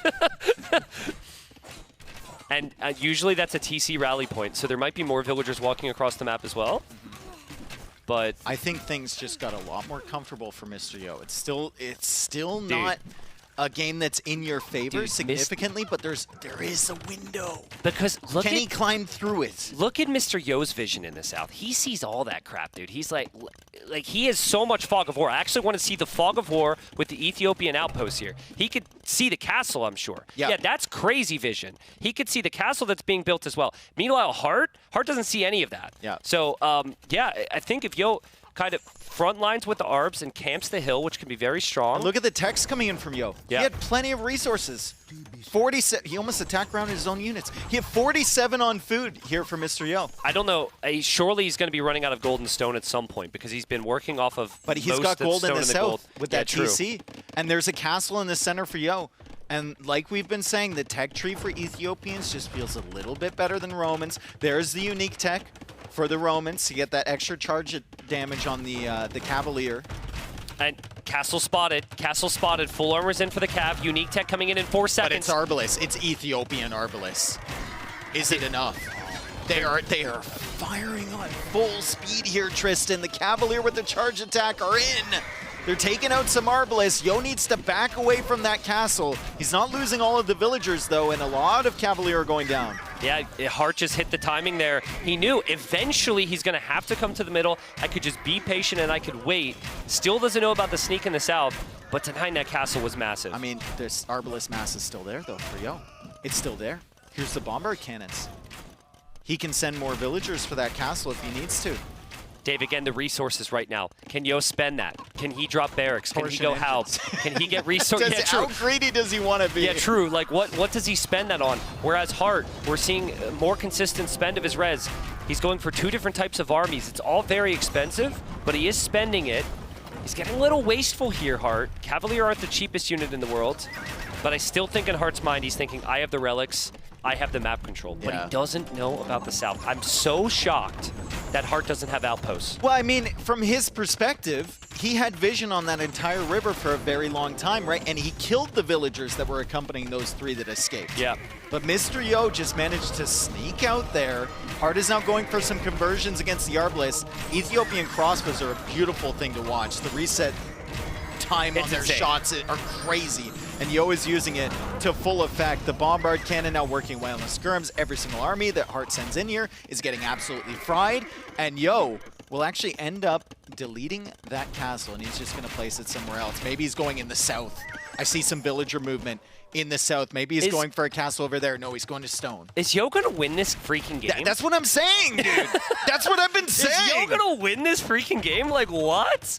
This would be crazy. I mean, Score just flipped. He hasn't been losing any eco for a while. He's getting Torsen engines, which is like 2,000 resources. And once that completes, the Bombard Cannons can flatten and lucky those shots skirms. from Hart on the Bombard Cannon. Oh, that was close. No. One of the most tilting things as a player is when you get your moving Bombard Cannons sniped by a Trebuchet, especially against a Civ that doesn't have Bombard Cannons themselves. Speaking of tilting, nothing is more tilting than being ahead the entire game, having control the entire game, having the map control, and then losing the game because you got like outplayed or outmaneuvered or outsived or outsneaked or snuck or snooked or whatever. I don't know. You got yo'd. Yeah, you got yo'd. That's exactly what this would be. And then you go into a game 5. Remember, Hart lost yesterday. Yo won. Yeah. So Hart needs this victory, this series victory, way more. I think it's very fair to say that Hart has looked like the much better player. Yeah. In the set. Yeah, Like much he better has. player. You think about the one game that Yo won, it was because he drafted Vikings, essentially. From my point of view, anyway. Going into that. And maybe it's going to be a similar conversation with Ethiopians because the Bombard He's Cannons are hitting. everything. This is insane. He was so far behind. I thought Yo was going to maybe tap out. Population lead is Mr. Yo's. What? He and now is there's a castle. destroying everything. Look at the castle's too. going up. It's the sneak bills, dude. It's the sneak bills. The comeback is happening for Mr. Yo. Demoralizing for Hart. He was controlling the game the entire time. We didn't know what to say. Seriously, I ran out of all ideas. I thought that Hart would always win this game, but look where he's expanding with his eco as he runs away from the castle. He builds lumber camps that will find there's eco there. Dude, there's just Arbalest everywhere from Yo. It's an absolute machine gun army here for Mr. Yo. They're firing so fast, and nothing that Hart can do so far has any chance against it. He can't go Scorpions with Romans because Torsion Engines, Bombard Cannons will absolutely destroy them. He can't have his Trebs forward because the Bombard Cannons will snipe them. The Cavalier can't make it through the hail of arrows from the Ethiopian Arbalest, and the Skirms apparently just don't stand a chance without Bracer. There's nothing that Hart can do. That's just unbelievable. I mean, Mr. Yo drafts towards late game, right? He typically Nice drafts snipe towards late from game. Hart, though. Good Yeah. snipe on the Bombard Cannons. Maybe he can just out-eco him and outmaneuver him. I'd still like to see, because Hart has relics, how much gold Yo has in his base. I know he's reclaimed gold in the middle, but he's just run out there. Okay. Dude, if he never had Maybe the that's south, the it's win over. condition. If he never had the south, it's over. There's 3 more tiles right there. We got some sneaky ranges, but there's a little outpost right behind that wood line, so Yo sees that. No surprises on that side. Mr. Yo is now going for capped ram. Hart's still trying to push out. If Hart wants to win this game, he's going to have to do it in the like Hera style, where he just has eco everywhere and he's just raiding constantly with light cav or with Cavalier, has the skirmishers managing the main army. It's going to be so tough though. Yeah, but the whole northern area, the whole north, you've got to think, where am I not right now? Yeah. And the whole northern area, I think even docks, like sneaking up some docks on the far river and going Drawmans or something there could be so good. But I don't even hate just sending those Cavalier into the main base. Yeah, just send him past get the in. castle, past the TCs, just get him in there. Yeah. For sure. You need, because clearly the main fights aren't working, but if you could take Yo out of position, it could get really I complicated. think Yo is about to go Helm as well. I think he's about to get the Helm tech and then send those into the back of his base. There it is. And then those can defend against the Cavalier raids. You can send them in 1 or 2 at a time. And then you're still pushing on the front side here. And with Siege Ram, Bombard Cannon, Torsion Engines, the Arbalest army that just can't be touched, should be a really solid push from this year. I can't believe we're in this situation. There's definitely more eloquent ways to say this, but this game is so Yo. It is. It is. This, for anyone who ever judges him or ACCM or some of the players who play on for a while in games, This is why. Yep. Because they've got a vision for the game that no one else can see, and they feel like they always have that chance. Yep. Might be a slight chance, but a slight chance is everything. Honestly, dude, I think it's all because of those 3 weak villagers that he just randomly sent to the side. And it's again, such a frustrating loss for Hart, because he will feel like if I just built Outpost with all my map control, this never happens. Game's not completely over yet, but I think we're winding down. Or maybe we're winding up towards a game 5. Yeah, seriously. Or we're winding up and Hart's going to bring this back. He's still got 150 eco. But, I mean, his relics are on the front. Yeah. His army's just trickling to its death. The KD tells you everything you need to know. Yeah. He can't beat the Arbalest Mass. And here comes Yo, and this is a get out of my game, please. He's going to build a castle foundation where the monastery was. He's going to build it. Yo, just don't cover the Red Bull Wololo flag, please. Hearts. Thank you. Respectful. Heart's buying stone as well. He's going for a super defensive castle in his farm. Yeah, I mean, defensive castle. Yeah. I don't know if that does too much for you right now. Maybe there's a situation where Yo like runs out of wood or something. Wood? I was hesitating. Oh, man. I don't know. Centurions from Hart.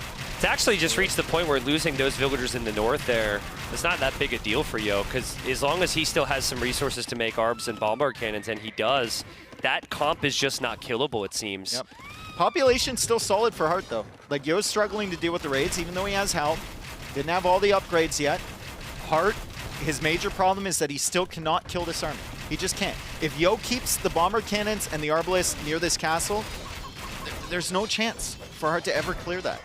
I really would have liked Seadram from Hart this game. Seadram, Lycav, I think Seadram is a way you can actually push in against Arbalest and Bombard Cannons. You need a few of them, though, especially with Torsion Engines, Bombard Cannons. And it only works when you're ahead in the game, I feel. And I feel like it only works once. Yeah, exactly.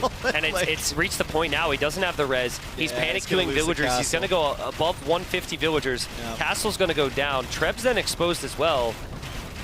I mean, Mr. Yo is just not losing that army there. Oh! Watch out for falling cannonballs here. Holy cow. Torsion Engines goes hard. I mean, unbelievable from Yo. We're going to a game 5? We are. I mean, maybe I'm wrong because it's 185, but it feels like we are. Yeah. Yo's going to take some time here, but he repairs the castle from that side, takes down the trebuchets. Has another trebuchet to push to with his cannons. There's 2 more trebs over on that side as we get the replay absolutely flattened like a pancake. I'd love to see the KD on the ARBs and the bomber cannons at a certain point. I think it is showing 107 kills on that army alone. Can Yo save this count? He can. Ooh. Hart takes it out. Nice jump, Hart. Okay, well, we might get to a situation now where Yo, he didn't take those relics. Yep. He might be running out of gold shortly. Let's see if he can take both of these trebs. Hart is definitely out of gold. Right? Yeah, he's going to switch, though. He's going to get there. He's 53 on food. Yeah, that treb is going to go down, and I saw a reaction from Hart. Like, he was very annoyed that the villagers blocked that treb. This is a tilter. This is maybe one of the most tilting situations you could have in a tournament land, to have control of the entire game, to have it feel like a foregone conclusion, and then have the game turn around. You will question your draft. You will question the lack of outposts. The list goes on. Hart needs to sort this out here. Too. There's only 1 villager repairing it, but look at this army. Look at this army. The castle goes down. Will the bomber cannons get the shots against the skirms? I mean, Hart's done the right thing now. He's got different groups here. Does it even matter? He's microing. Yo isn't really microing at all on shooting the different groups there. Now he is. I actually think that's okay for Hart because he hasn't immediately lost his army and he's whittling down the Arbalest. Another big shot here from Mr. Yo. I don't think it actually mattered that much. The Arbalists are just firing too fast. We have the bomber cannons behind. It was a great fight from Hart. Yo doesn't have any more arbs in queue. Yo will have 30 halbs. They're not here, though. Those halbs need to arrive. Also wondering where they are, and there they are with the trebuchet. Yeah. So that tells me Hart is going to clear this army because Yo has basically given up on this, although it's still a struggle for Hart to take out these Arbalists, and Yo is massing up in the center, and he's going to start a push towards those wood lines in the north, towards the gold in the north. I'd love to see... This game continues. I'd love to see how many resources are left on this map. Yep. Usually, someone kind of takes full middle, and it's not split side to side like this. 3,200 gold only. Yeah, probably and only all in the north there, too. And only 2K stone, and I guess we might still have quite a few trees, but only 100,000 wood left. Could actually become a weird wood game here because the players will run out of all the wood in their bases. But such a big army now. It's not about army type, really, for Hart. It's got to be about the numbers. Yeah. He has to fix the numbers problem. Might be worth losing a couple villagers right now. Maybe. I mean, 156 villagers at this point in the game seems like a bit of an overboom, especially with Romans. He did delete some, I think, as we said that. Nice. He either deleted or he lost some in the north. Still keeping that castle up. Hasn't taken down the Trebs, though. There's also a raid from Yo in the north at the moment, where he's found the villagers on gold there from Hart. Yeah, there's a raid from Hart there. Halbs are coming in. So there's a stone and a gold up there. The Halbs aren't here to protect the Trebs, but the Arbalists are. Still one Trebuchet going down, and the castle is surviving currently for Hart. I think he's got enough stone to repair that. Still, like, these skirms do not counter these Arbalists. They really don't. They don't have Bracer, and the Arbalists are just firing so fast, they're punching through that final armor upgrade. Good raid from Hart, though. This is the type of thing that he needs to do here. But when you do that, that opens gives Yo up the more pop population space. Yeah. Exactly. So you have to do that, and now you have to hold against an even more difficult attack, and then you can probably out-eco him. 50 more villagers than the opponent is significant in these games. Yo needs to keep his Q healthy. Yeah, and he doesn't have gold, Dave. He doesn't have a lot of gold. In the south, I think he's run out, and he never reclaimed those relics. Maybe he's gotten one somewhere. It's actually getting really difficult to see where Yo is getting gold. Yeah, he doesn't have any gold down there anymore. Yeah, Mr. And Hart's Yo. also off of gold. I mean, you get Mr. Yo clearing all those villagers, and that opens more pop space for Hart.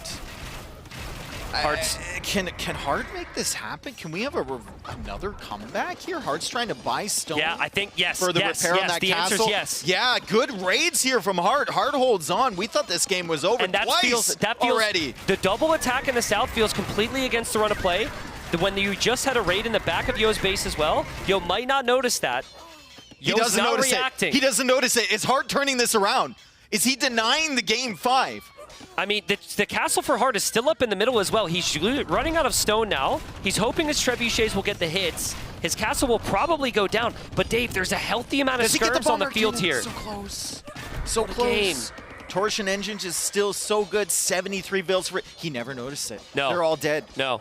I mean, Hart probably clicked him down there just hoping, as you often do in these scenarios, and it actually worked out for him. And after seeing that, Hart's And going he to play gets on more. forever. He gets more here.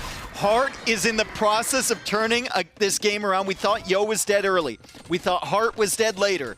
And now, possibilities opening here as Mr. Yo goes to the castle in the north. He's going to find himself some more gold there.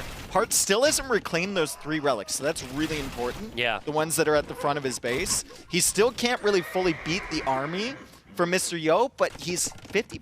He's going to be 50 population ahead. Dave, the key to counter the skirms was not the ARBs, it was the bombard cannons. Yeah. And Yo has struggled to keep the bombard cannon numbers high. Yo's population is rising again, 61 villages.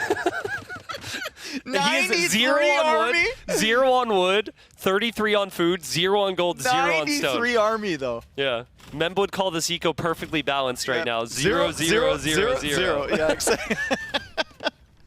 And the Treb is working away on another castle. How many castles has Hart lost? 4? 5? He's lost a lot, but he also had a lot of them. Yep. And he is going to reclaim those relics behind this. I and think he gets Yo more might raids. be losing his castle in the south, too. Oh, man. To what, though? Okay, Trebuchet there. Treb, yeah. Yo's relic is also right there. Yo was never expecting to like, basically be pushed off that hill. Remember that castle he placed on Hart's side? It was a clear statement. He thought the game was over. I think there's a lot of things that that happened that these players weren't expecting in this game. Just opportunities opening up, right? Yeah, and it's a lovely land set here because we've got crazy situation. Players have traveled a ridiculous long, like a very long way here. Lots of pressure, different circumstances, and as everyone watching knows, Age of Empires is also just really freaking hard, right? So both players have maybe looked human at times. I think the matchups are matchups we've never seen before in a lot of these games. So it's really tough to figure out. But what I know now, Yo's got a big score lead. Yeah. He has some gold, and he has fixed the wood There's problems. only 20 minutes left on the timer. Yeah.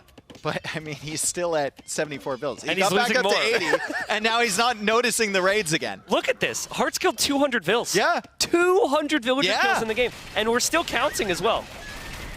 Oh my goodness. If Hart can ever clear this army, the game's over. Viewers watching this, who wins? He doesn't notice! No, he doesn't. Who wins, viewers? I mean, to credit Yo, he's never lost those ARBs. Like, he's lost a couple of them, but he's having all of his focus. He's got 2 bomber cannons here, too. All of his focus is on keeping that death ball pushing. So I can understand why he's a little late to reacting, but my God. My God, what a great job from both players big shots to do what they need to do. And it gets more and more difficult for Hart because you want to overwhelm Yo, you want to kill the army, but every single huge skirm mass you lose to the bomber cannons there just goes directly into Yo's score. Yeah, and score is the win condition here. I think destroying buildings is extremely good. C-Dram, dude. C-Dram in the south. But then you lose a whole, like you destroy 5 buildings and you lose a whole light cav army, and it's the same amount of score. Yeah, but look in the south though. None of that's protected. Yeah. Okay, there's Cap-Dram at least. C-Dram down there would fast clear that. Yeah. And it also would mean that Yo would have to send a lot more military units. Can we just appreciate the res collected difference here?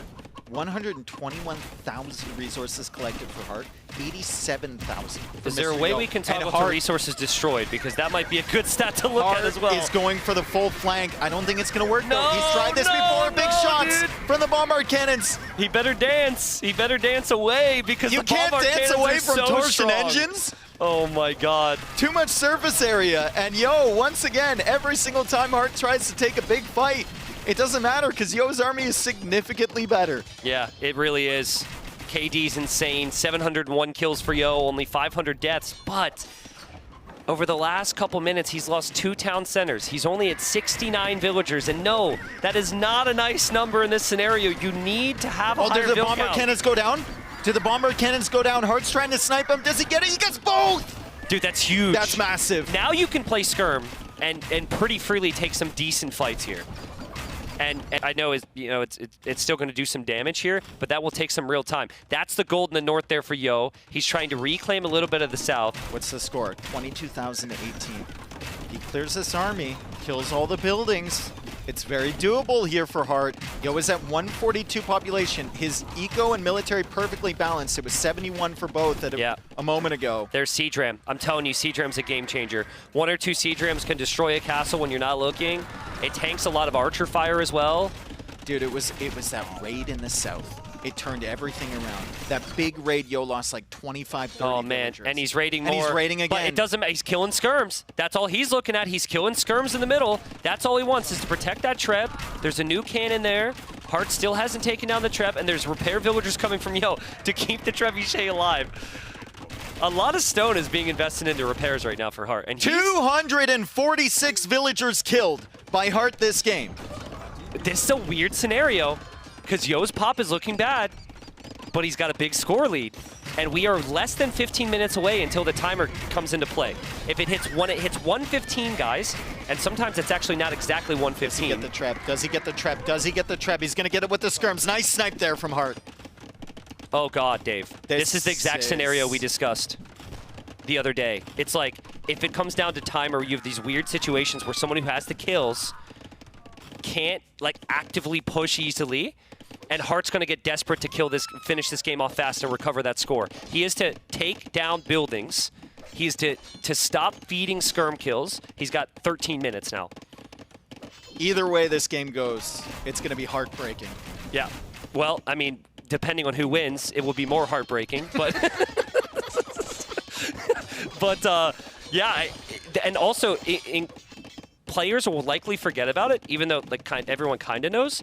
There is a notification that'll pop up at 100 years, which I think is like 10 minutes away, and then it will show at the bottom right of your screens. Viewers. I mean, I think both of these guys have been thinking about score for the last like 10, 15 minutes. Maybe. I think that has to be a consideration. Hart's trying to micro against torsion engines, Oh, God. 2 bombard cannons. Oh, God. I mean, like, that's not what you want. No, that is not what you want.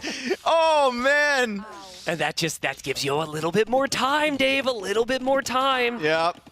It's clear to me that Hart has just been so uncomfortable with the Roman late game, so hesitant to go for C-Dram, but finally we see C-Dram out. 82 villagers now for Yo. That's the highest count he's had in a while. But 27 Arbalest is the lowest count he's had of that in a while. I mean, if you're if you're Heart, you almost just send the siege rams against the bombard cannons. Yeah, anywhere. Yep. Like, you take it after buildings, you send it in against the army. It's really good when you get enough. One thing we have to consider as well, if we're looking at the score, look at Heart's Q. If he unqueues those units, he gets a lot more score goes up a lot. Right? Also, Yo doesn't have that much in the queue. Technologies as well. Yeah. Both players actually have like a lot of techs, but you might see players start to research technologies that they wouldn't actually benefit from. Here come the Rams. Can Yo stop these? He manages to clear the light cap. The Rams are going for the bombard cannons. He's trying to snipe them with the Arbalest, and the Rams are actually going down, but there's 4 of them. The thing is, though, the Rams will die, but the army for Yo is not attacking the skirmishers. That is what siege Rams do there. And so that's led to a lot of nice kills there. More raids coming in from Heart. 5K score lead for Yo. 9.5 minutes until we will reach the timer. He noticed the raids. He did. Nice. He's locking. Oh, maybe. He's losing some more villagers. 273 vills killed. Oh man, you have to be so patient here. He's got 82 villagers again. He just can't get that number up to where he wants it to be. And meanwhile, I mean, Heart's just been sitting on 120, 130, 160 at some point. Also, I think Heart needs to just change his thinking here. You have Rams. Stop feeding through the middle. Ram the sides, like ram the walls. That's what they were designed for. But it's a unique scenario. Well, in this map, it feels like players just mentally consider those walls almost permanent. Yeah, true. Right? Like you never see anyone attacking. Yeah. At all. You never see people deleting them, like I mentioned. Dave, look at Yo's resources. He's at the limit, dude. Absolutely. He's at the limit. Like this is. I mean, and his gold got raided recently in the north too, so like it was really struggling to keep that gold income there. He made a ram here for whatever reason. Oh God! There's vills down there, and that's how many vills? So that's 22 out of 75. And they're cowering in fear right now, as they should be. Yo's not moving them because Heart can only see movement. Can Heart take the bombard cannon? No. Can Heart? Yeah. Yes.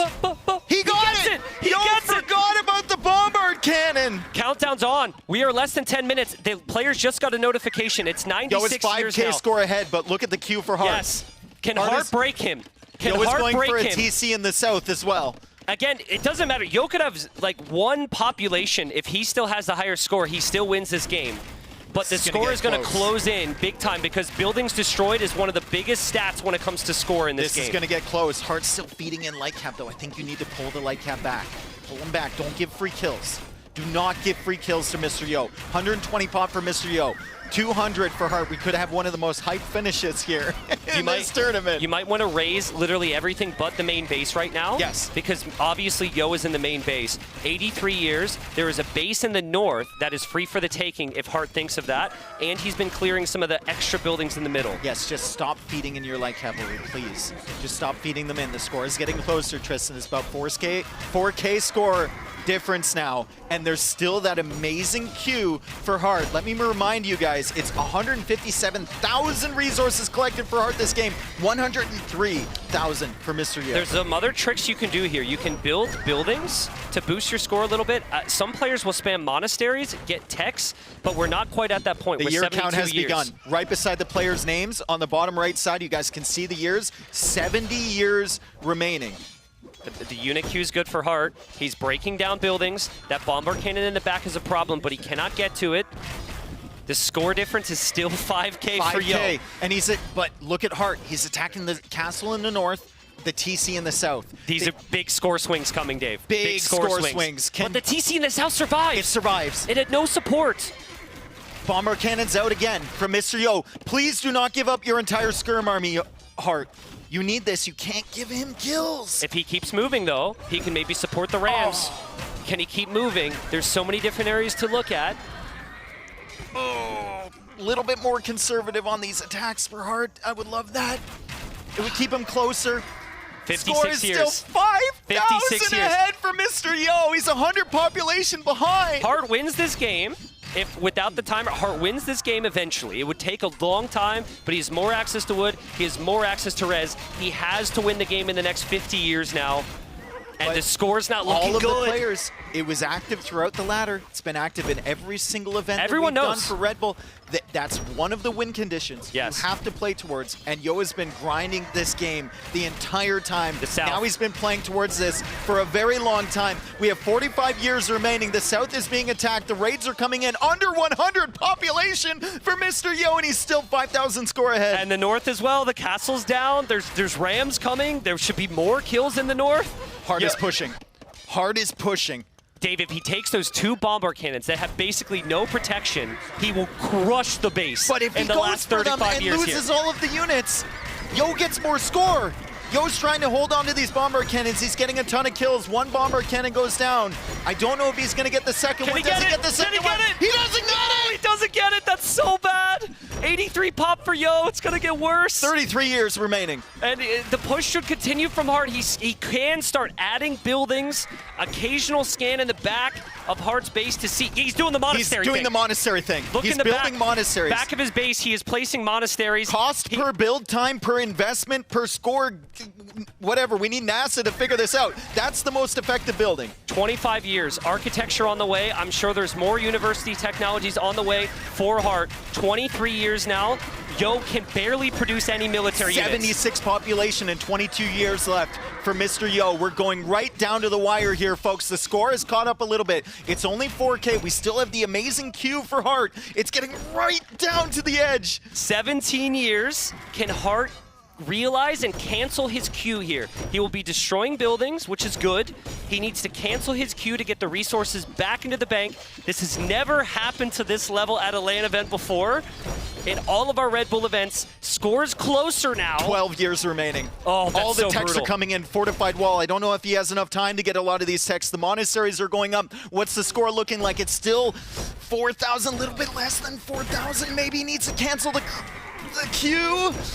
I don't know. I just think he's running out of time. We've got 5 years now. Cancel 6 the queue. years. He's got to cancel the queue now and 5 hope years that the score remaining. rises. 5 years remaining for Hart to have a chance here. Yo is still very far ahead. You can see Yo just sitting 3 back. years. 3 years. 2 years. The queue is not being canceled. No, and I think even if he cancels it, it's not going to be enough. Mr. Yo will win. We will go to Game 5. Hart cannot believe it. And my God, and it didn't. Oh, it went to -1 year. -1 years remaining. Oh my goodness. Oh man, and it feels so bad for Hart. Yo's probably laughing here. I mean, Yo had a fantastic comeback of his own in that game. Yeah. And then the raids from Hart, exactly what he needed to do there, brought him back.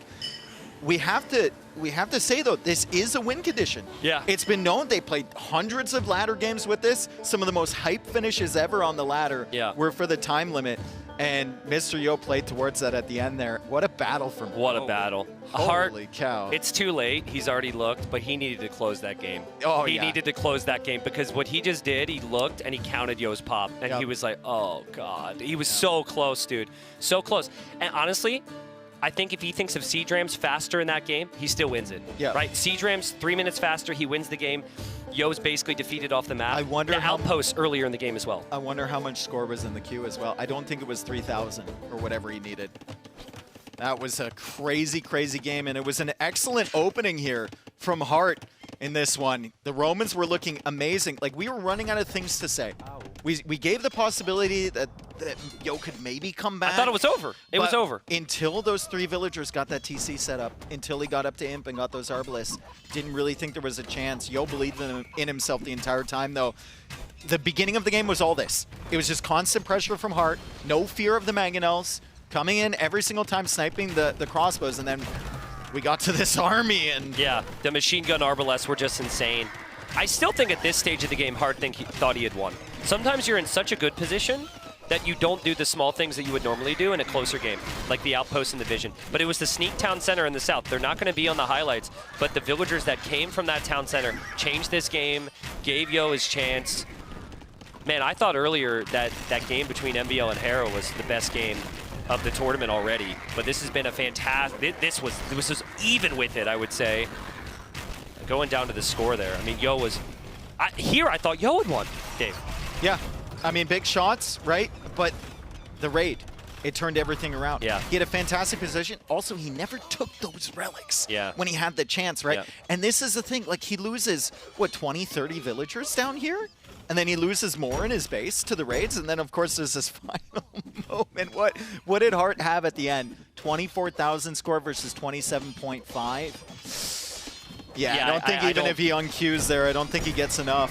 Yeah, I don't have the math on that. Yeah. So I would say that luckily it wasn't like 1,000 score difference or something. If it was 1,000 score difference, then maybe that could have made it up. Well, talk to me about mentality. Who's got the upper hand there right now? It's got to be Yo. Right? I think Yo feels very lucky to be in the position. Because I think Hart, if you were to ask everybody involved in this set, the viewers, the casters, the players even, everyone would agree that Hart has been the better player so far in these 4 games. And Yo is just, as he so often does, managed to sneak his way in. We go into a game 5. It's going to all be about composure. Yo has been here so many times in his career. Hart, this is going to be a tester for him. All right. Well, obviously, crazy series so far. Quick break here before we go into the final game of the series, which, again, super important. Hart still no series wins yet.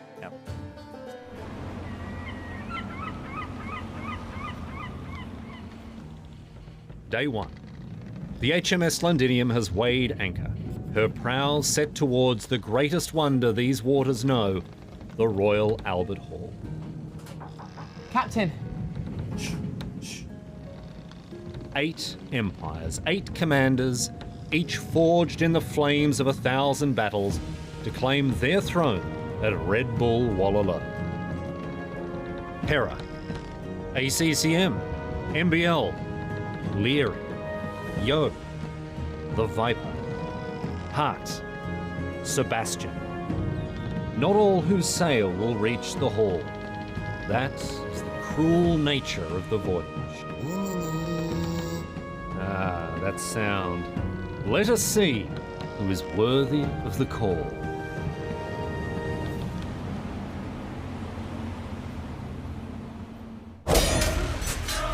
We must stand united, for even a hero cannot win alone.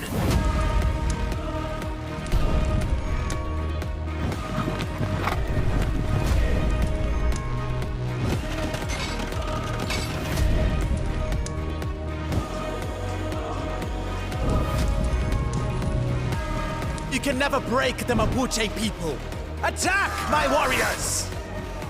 We all have loved ones in the capital. Join me. Together we can save our people. We may not see our homes again for a long time, but one day we will take back what is ours. Nothing good comes from mistaking men for gods.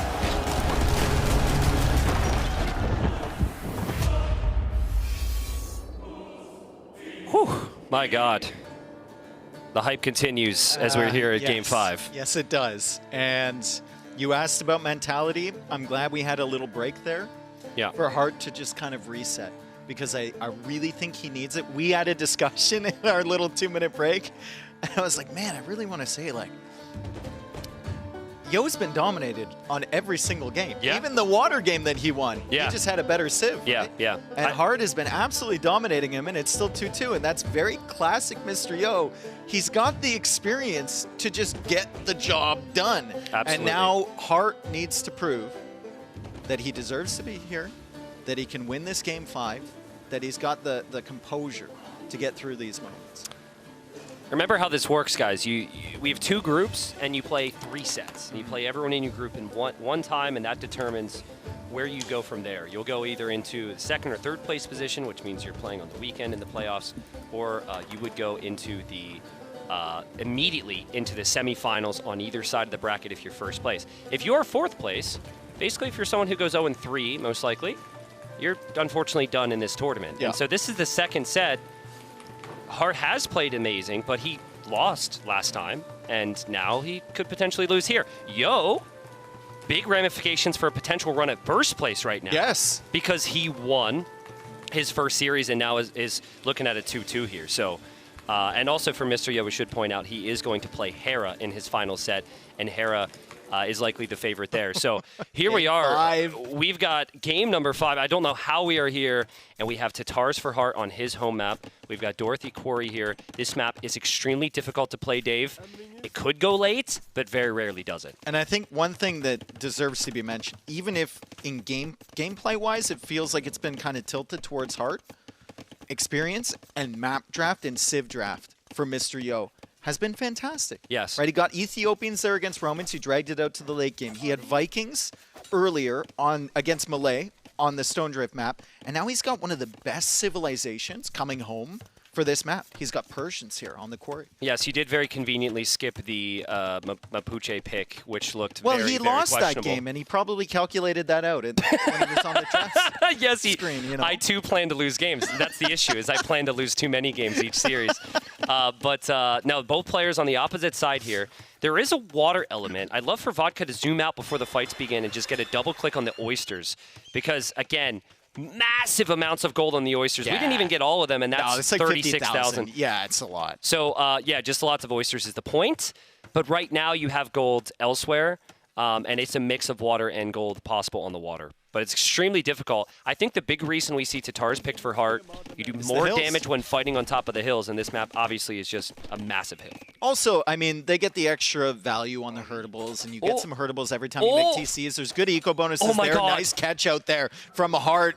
Yo, going forward with just one spearman. Heart finds the archers, and bye-bye early pressure. Yeah, well, I mean, there was also the other army forward as well, so I don't think Hart was expecting the scouts to go there. There are actually lots of spears produced here from Yo, but my goodness, now Yo, can he kill these scouts? We'll see. Immediate focus again from Hart. Hart will focus down. He kills the spearman again. His scouts are super weak, though.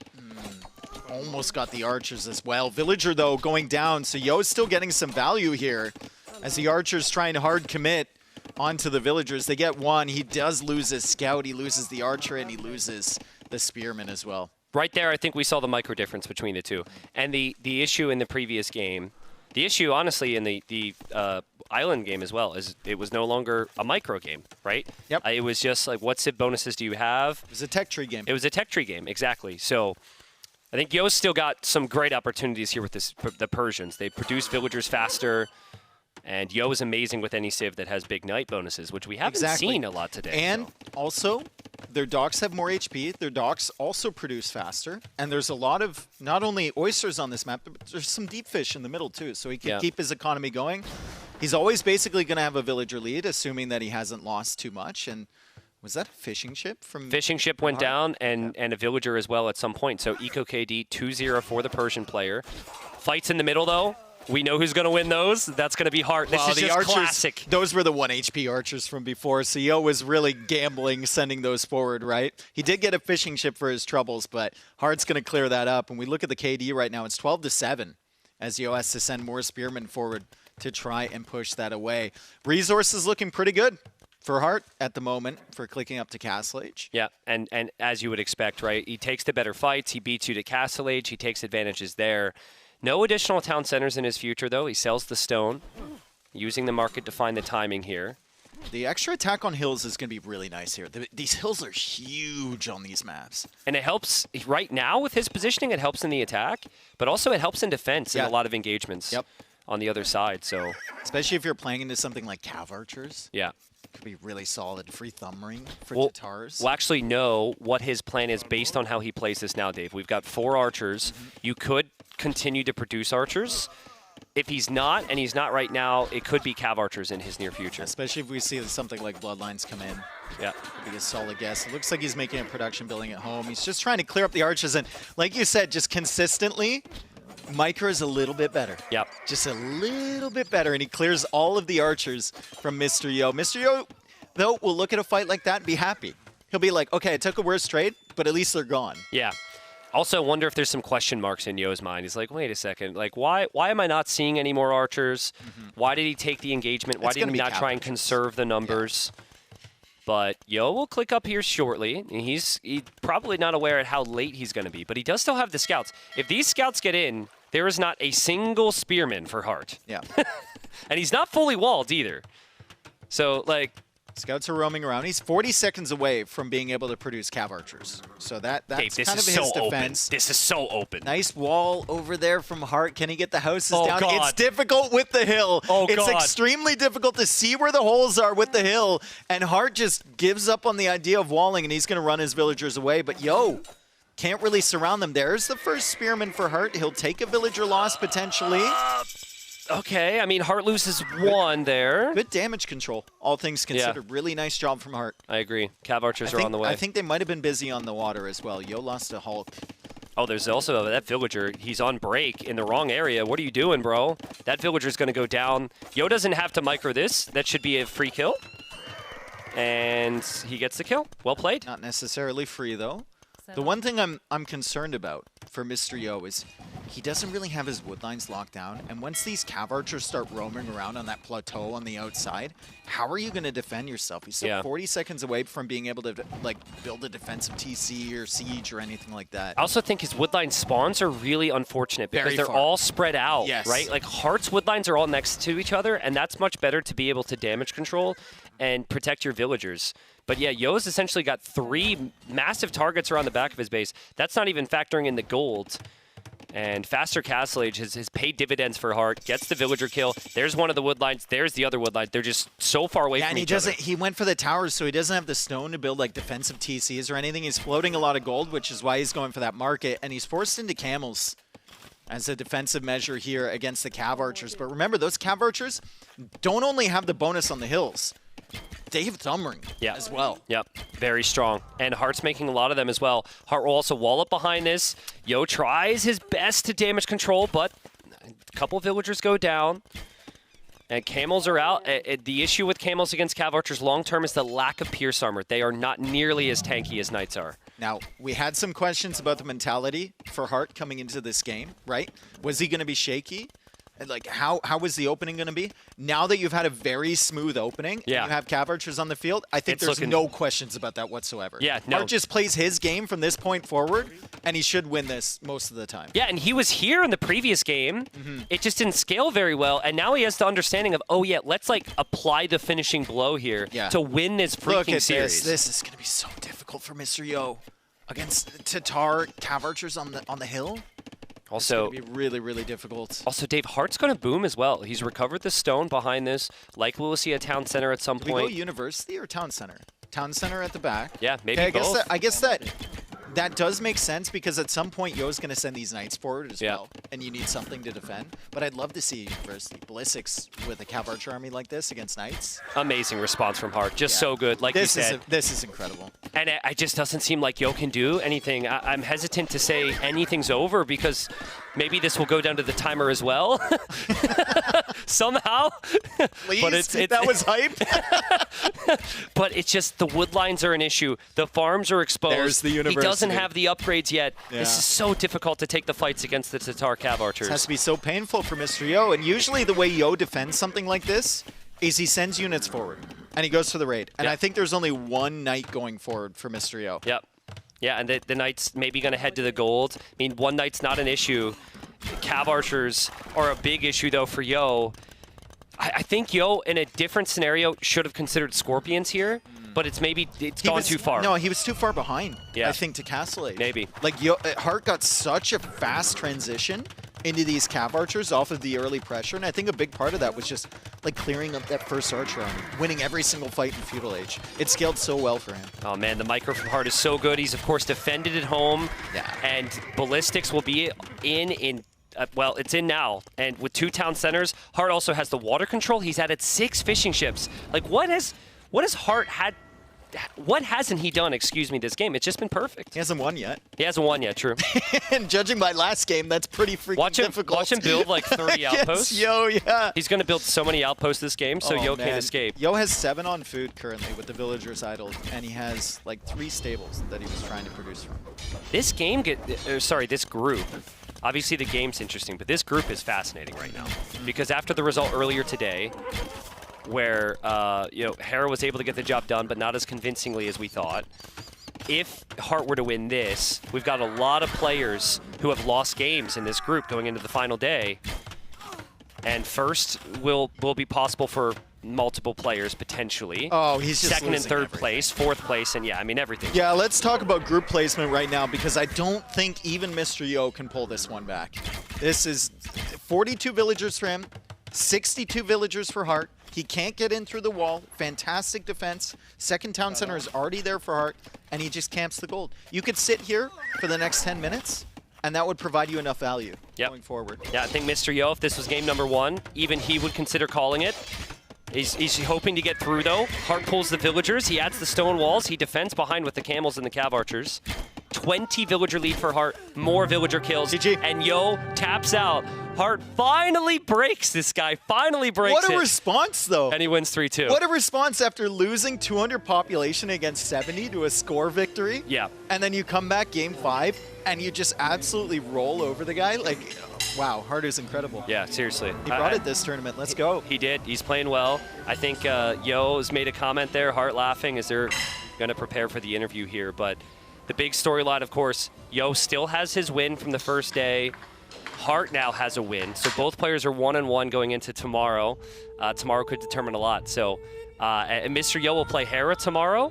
Heart will play MBL. And like, I don't know, dude. The group gets very interesting. The group gets very interesting. Yeah, absolutely. So what a series, though. What a treat. We had pretty much everything.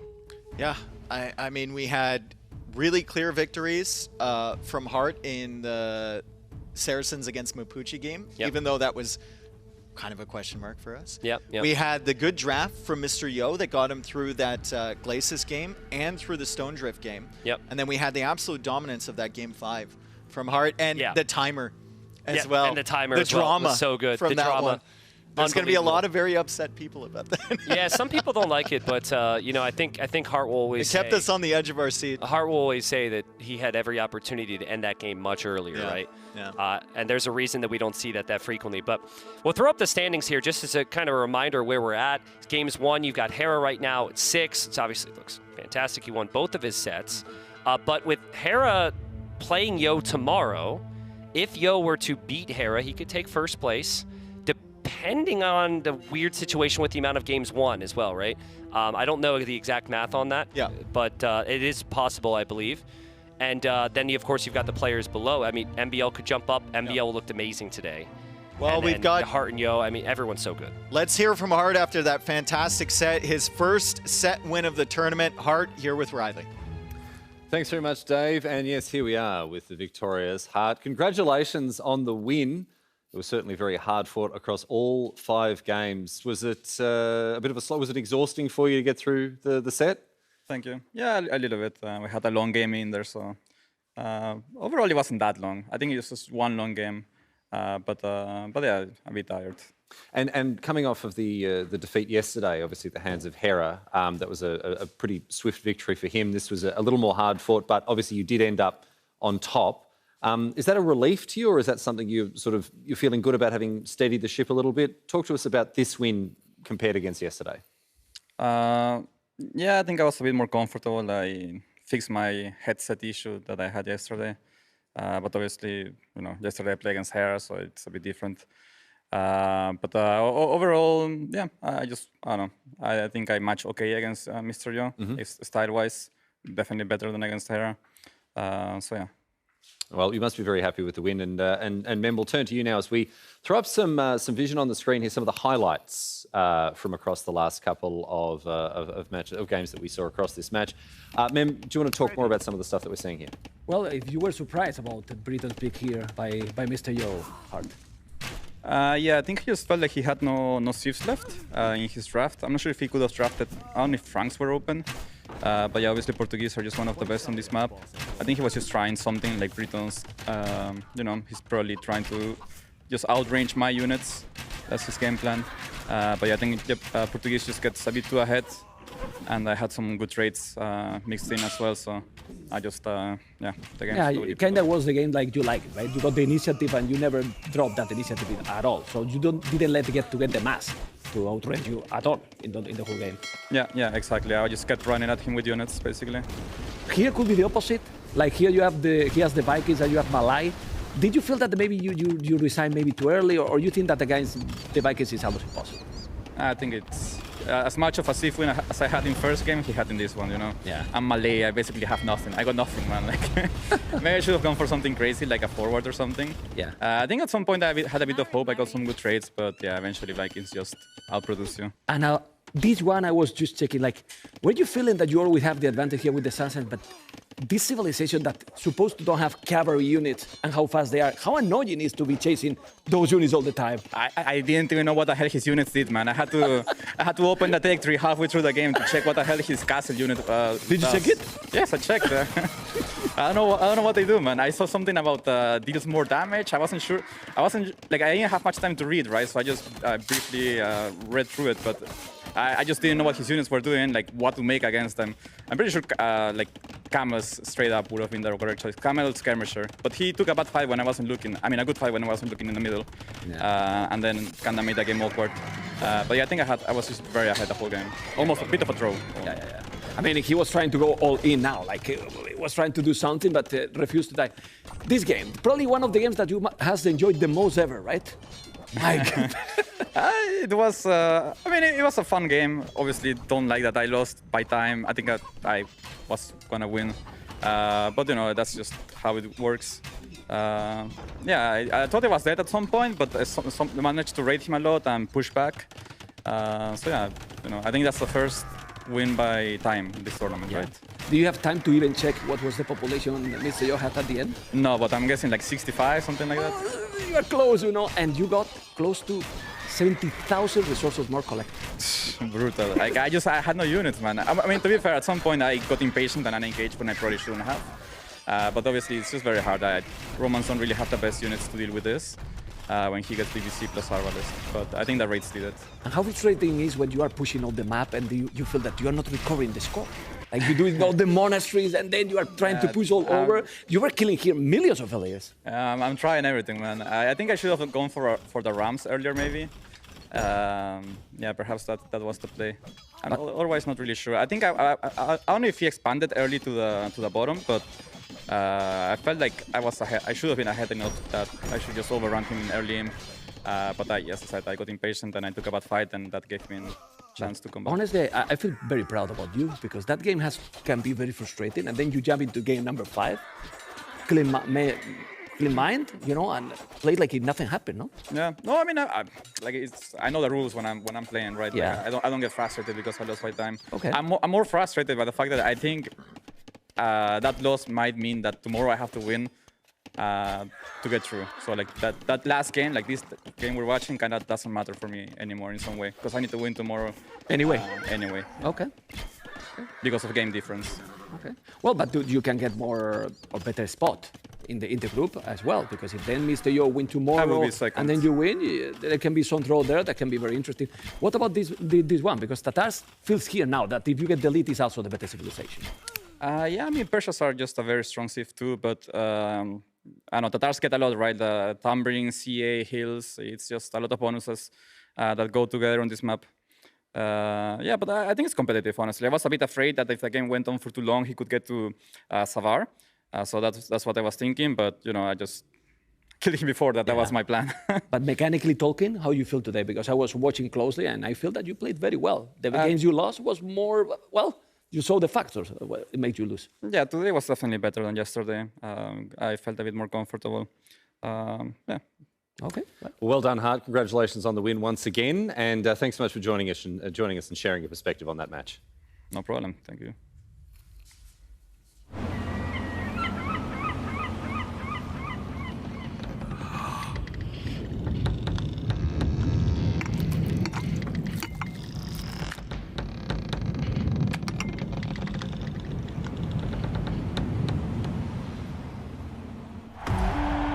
Macedonians! Have you ever seen so grand an army? Hear the acclamation that you fought beside Alexander on the day of his greatest victory!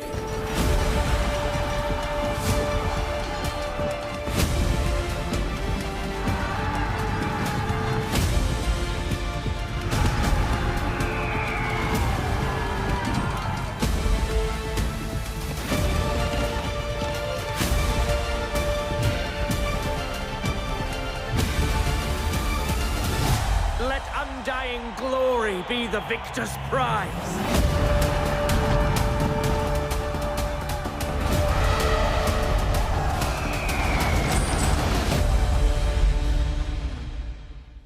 Welcome back aboard the HMS Londinium here at Red Bull Wololo. My name's Riley Knight, the host of this event. I'm joined by Mem. But now, Mem, we're setting up our next match. The players are getting ready behind us. It is Sebastian versus Leary. Both of these players did very well yesterday. What do you think we're going to see in this matchup today? Well, I think we're going to see a brutal series. It's been a very good day. We didn't have any sweep today. And honestly, I think this match is crucial for Sebastian. Because for Leary, no matter what he's doing today, to get his goal, he needs to win tomorrow. So Sebastian has to win today or he's going to be in a big, big problem. We did see Sebastian go down 3-2 to the Viper yesterday. Can he make a comeback here? Leary with a clean sweep yesterday, sitting pretty. We will find out what happens between these two titans of the game. Let's get into the next match, Sebastian and Leary.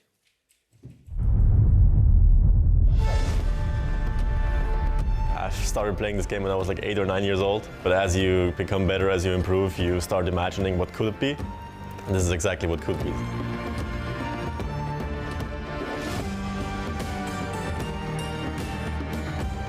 I will just try my best now. I cannot go really specific on who I'm facing. There is like no pressure there. That's how I think.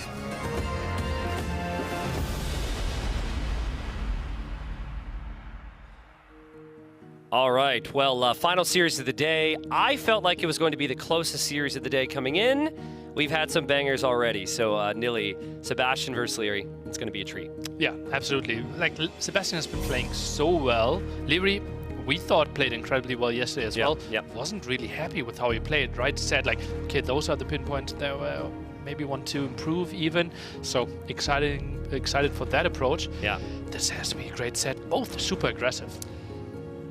Sebastian, he ended up losing yesterday. Yes, he lost 3-2, but he's coming in 0-1. And so now being up against Leary, who's one of the best Empire Wars players, argument best Empire Wars player ever in terms of total results, he could be 0-2 after today, which would put him under a lot of pressure here. So big storylines with the group. I have felt for the last year or two that Sebastian is just like, he's the real deal. He feels like the next like consistent top 5 player. Hasn't quite consistently been in that top 5, but I think a lot of that has to come down to belief in his abilities. And recently in TTL, they faced off in the semifinals. Leary crushed him 4-0, and I felt like the first 2 games, I saw Sebastian doing some crazy things that didn't necessarily fit his style, Nilly. I'm wondering if Sebastian will play the Age of Empires he played against Viper yesterday, or if he's going to not believe in himself and try something too off the wall for his style. That's tricky to find out, right? Obviously, with TTL, it was tricky, right? There was so much knowledge already with the maps being like, and you saw Leary like 15-0, so he could approach it. Quite interesting. And like, maybe Sebastian saw some weaknesses that he couldn't really exploit in the first 2 games. Yeah. Here, everything is hidden, right? And there are chances to see strategies we have never seen before. Maybe something again where he sees some strength that we didn't see before. Yeah, I mean, some ways hidden, some ways not as well, right? You had the ladder qualifier where they spammed games, right? And both players qualified through the ladder qualifier. But I think that's usually only a couple maps. When we have some of the data we're showing here from the ladder qualifier, we saw a lot of games on 2 to 3 maps. And also we saw a lot of Koreans, for example, which we haven't seen a single time this tournament. So there was a lot of repetition there. Saying that, mentioning that, as we look at the draft here, I just took a glance at the bans, took a glance at the picks. We have Koreans picked from Leary there.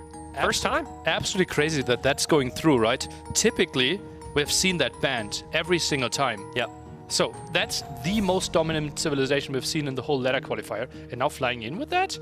Is that an oversight by Sebastian? Maybe not. Like, I think that the Koreans have their strengths. The map that they were the most dominant on is the map that Leary has there. I think that's Volpine there. But maybe he knows that Leary will always pick it, right? Maybe that's draft strategy. Like, hey, everyone's banning them. Leary doesn't want to think about anything new. Example, there's bans. Banning the new DLC, which 2 weeks ago he said he had not even bought yet. So yeah, I kind of like the thought process in theory. It's going to be one of those things. if he beats Koreans, we're like, holy crap, because he was able to bait him into it. He had a counter.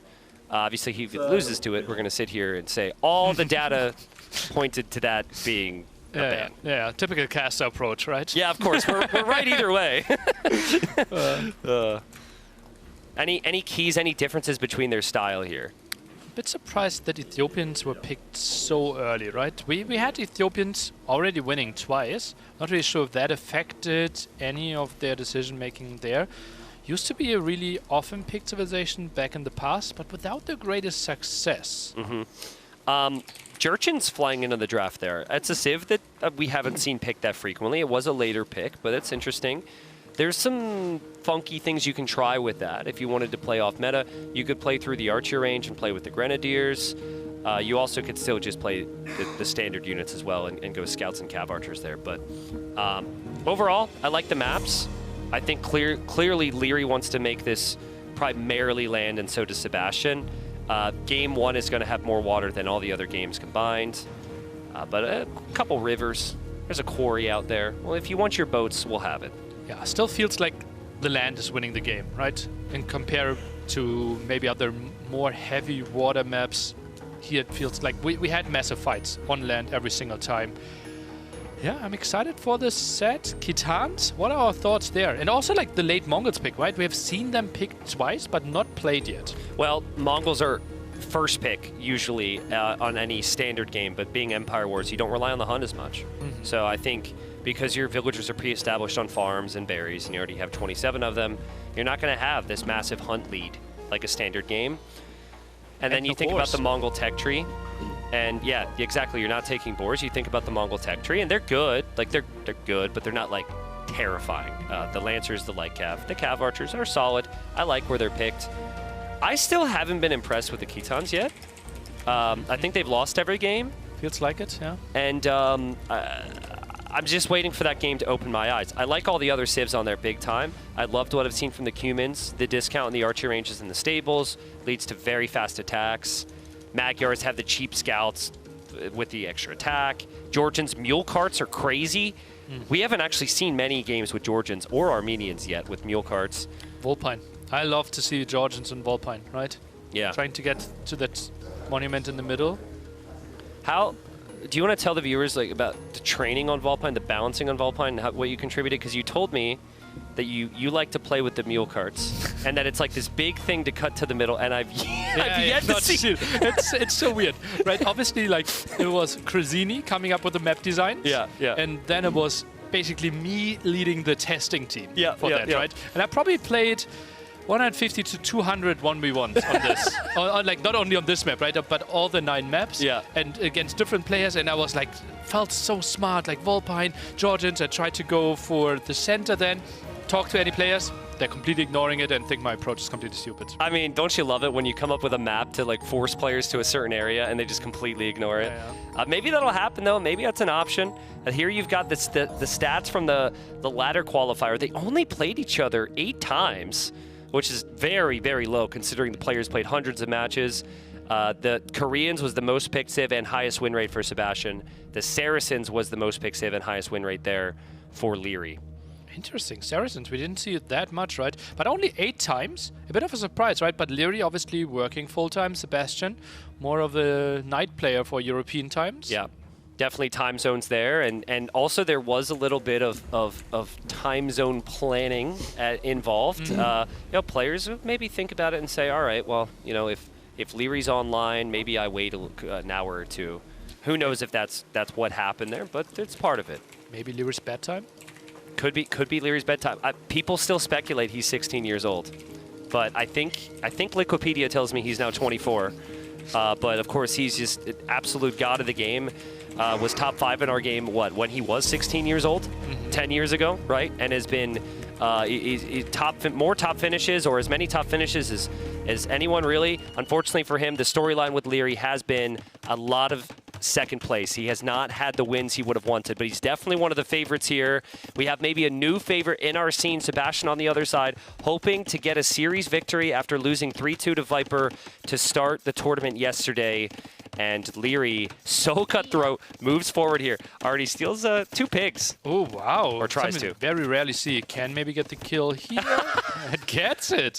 And tries. He gave the pig back so he can attack it. That's crazy. He's so good, man. I've talked to his teammates before, and they're like, Leary will speed run tournaments. Like, he will just go in, he'll clock in, he'll clock out, he'll demolish his opponents. Of course, did that. He won 3-0.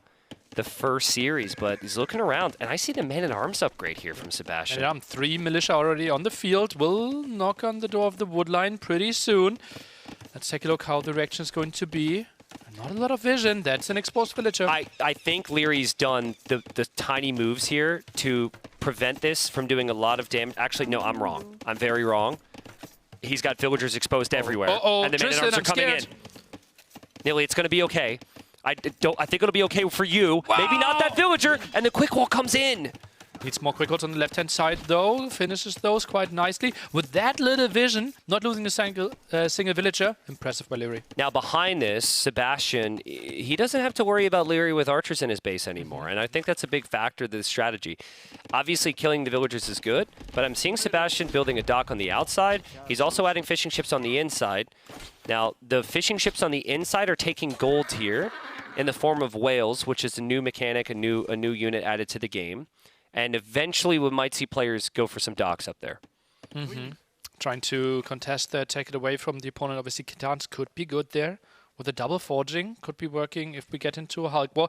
Just arresting the woodline at the front. Leary needs to back off a bit. Yeah, lots of pressure from Sebastian. Beyond those 2 pigs, there really hasn't been a lot more aggression from Leary.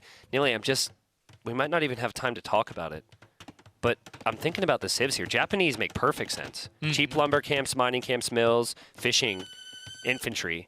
Kitans are like a farming civ or a pasture civ.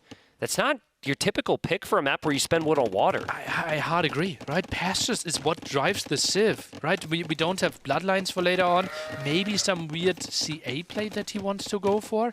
I'm really surprised by this pick. Maybe it's a military thing. Maybe it's not what we would typically think, like the scouts, but it might be faster producing skirmishers. We see a lot of archers on this map, so I see the market there from Leary. He does need to balance out his resources a little bit. It is tricky, right? With all those fishing ships here, collecting gold, yeah. He will always float gold, especially because he added skirmishes after this. Yeah, I mean, if there was a resource you're not going to complain having a bit too much of here, it's probably going to be the gold. Archers move in from Sebastian.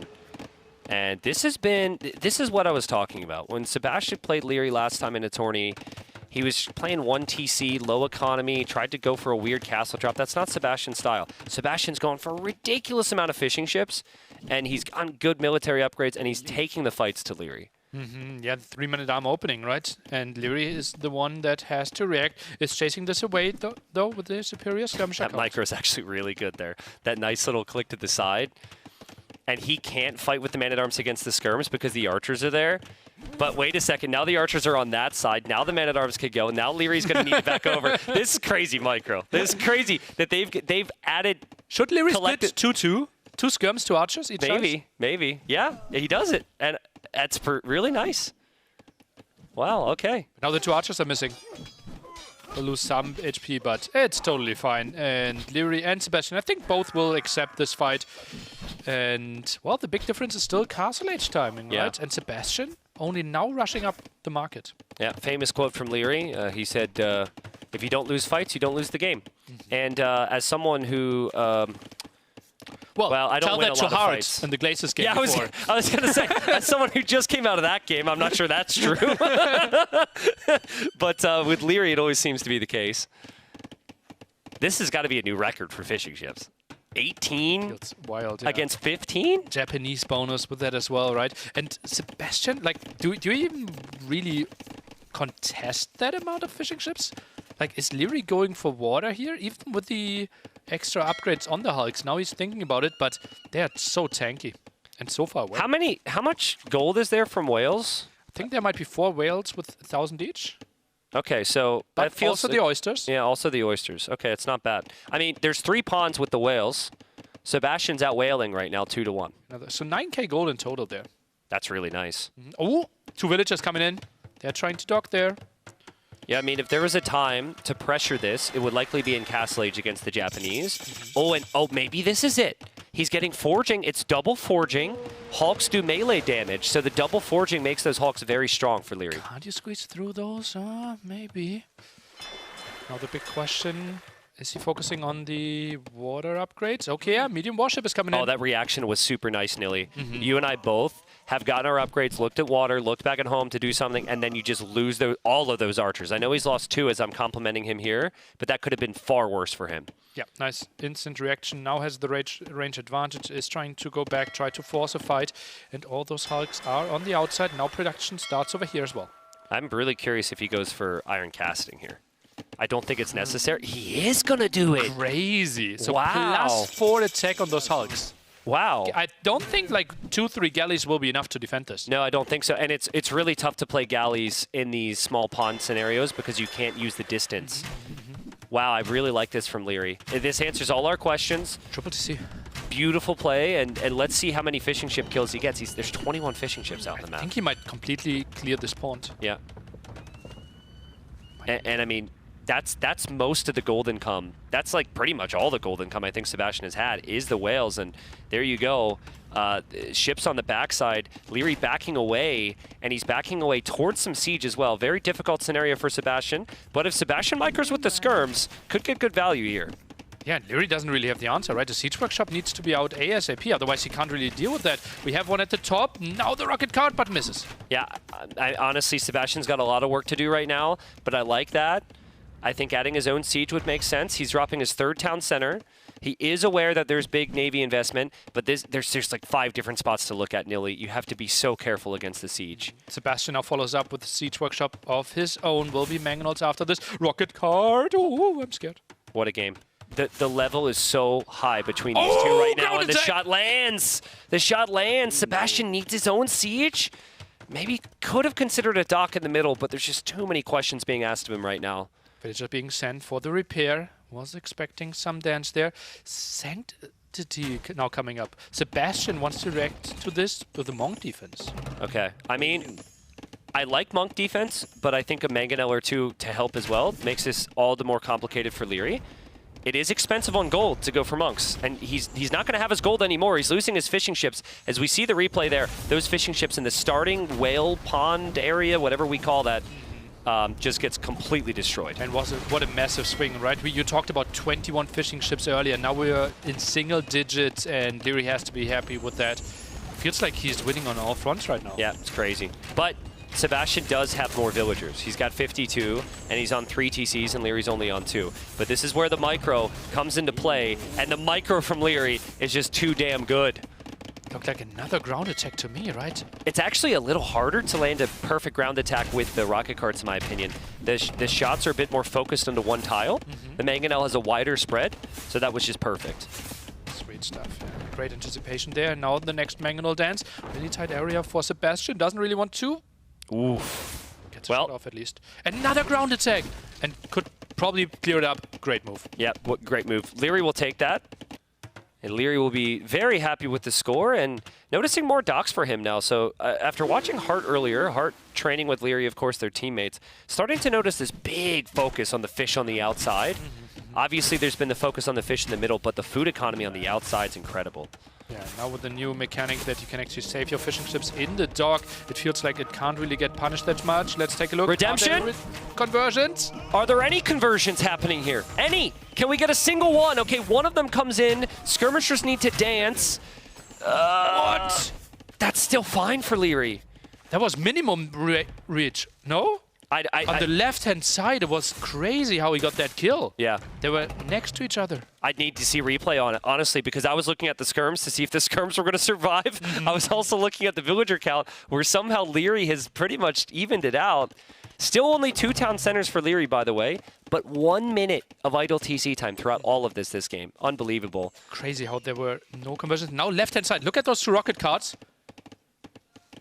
He's next to it and gets the shot off. Yeah, you had to hit like the backside of the opponent's rocket cart. That's an attack round. That's not easy to do. If you right-click there, your unit will not fire.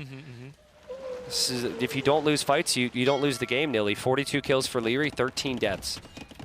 What are we boarding a farm? How many hooks are in that farm right now? You got to be careful, folks. If you're going to be eating anywhere around here, make sure you check your food, because there might be a few. Metal in your potatoes. Yeah, hate it when that happens. Fish ship count up to 26 for Leary. Look at his resources. Yeah, I really like that dock in the middle as well, Nilly. Thank you so much. You will only find the most important highlights here at Red Bull Wololo. And I think there's a chance there's a demo in that dock, but Sebastian's thinking about hanging around here. He's converting the dock now. It's not a demo, it's actually War Galleys. Sebastian hanging on, by the way. The kills haven't been good. The eco's actually been pretty even. Look at the resources collected. It's actually interesting that we have Leary with the imp resources not going for Imperial Age. Yeah. He's which is committing unlike into him. more light cap. Yeah, it's very much not like him. He is up against monks and he already has the attack upgrades as well. So I really like light cap here. Light cap is great against everything that Sebastian has on the map. It's probably because Kitans doesn't really have the proper Arbalest timing, right? No Arbalest for them. And, well, yeah, that alone might be the reason. Yeah. Because typically we see Leary reaching low Imperial, or like Imperial Age with low economy and an Arbalest timing. Well, also, I mean, if you got an economy this good, you can throw in a couple light cav and then still probably get to imp anyways. Another dock here from Leary. So he's going for the triple pond domination, not to mention the water on the outside. And again, Japanese without fishing economy, never what you want. Sebastian in a really uncomfortable position. That's one of the main reasons why he picked the civilization, right? Going for so many fishing ships and using that bonus. Oh, a bit sloppy on Leary's side here. Sebastian not benefiting from all his bonuses. Also Japanese, you mentioned earlier the bonus that mining camps, lumber camps and mills are cheaper. Not something we built too much here, right? Yeah. Well, maybe a little bit more, because the woodlines are all super spread out and awkward. Yeah. So I think you're going to be placing a lot of awkward lumber camps. Point being, though, Sebastian's got to get some control of some area of this map. He is going to focus and drop the castle in the middle. My thought, though, because typically Leary would want stone, he'd go for trebs, or he'd get chemistry and get bombard cannons. That his Civ does actually have an option, early imp siege option to pressure a castle. It is very underwhelming. But I'm wondering if he will consider the, what's it called? The camel treb, the mounted treb? Yeah, I think something like that, yeah. Mounted trebuchet. I personally think it's one of the worst units in the game, but the devs forgot about it. But it is an option, because he doesn't have a castle yet. It is okay against units, right? But against building, it barely does any damage. Okay. Like it's a bit like weaker, bit more mobile bombard cannon. Yeah, it does look really cool. It's a 10 it's a 10 out of 10 as far as visuals are concerned. Whether the effectiveness is worth it, I'm not sure. But Leary's about to hit imp. I like Sebastian's castle. I like his thought process here to hold on to the gold in the middle. But we'll see how long he can hold on to the gold here. Has enough stone as well. Maybe we see Japanese making something happen with like mass Yasama towers.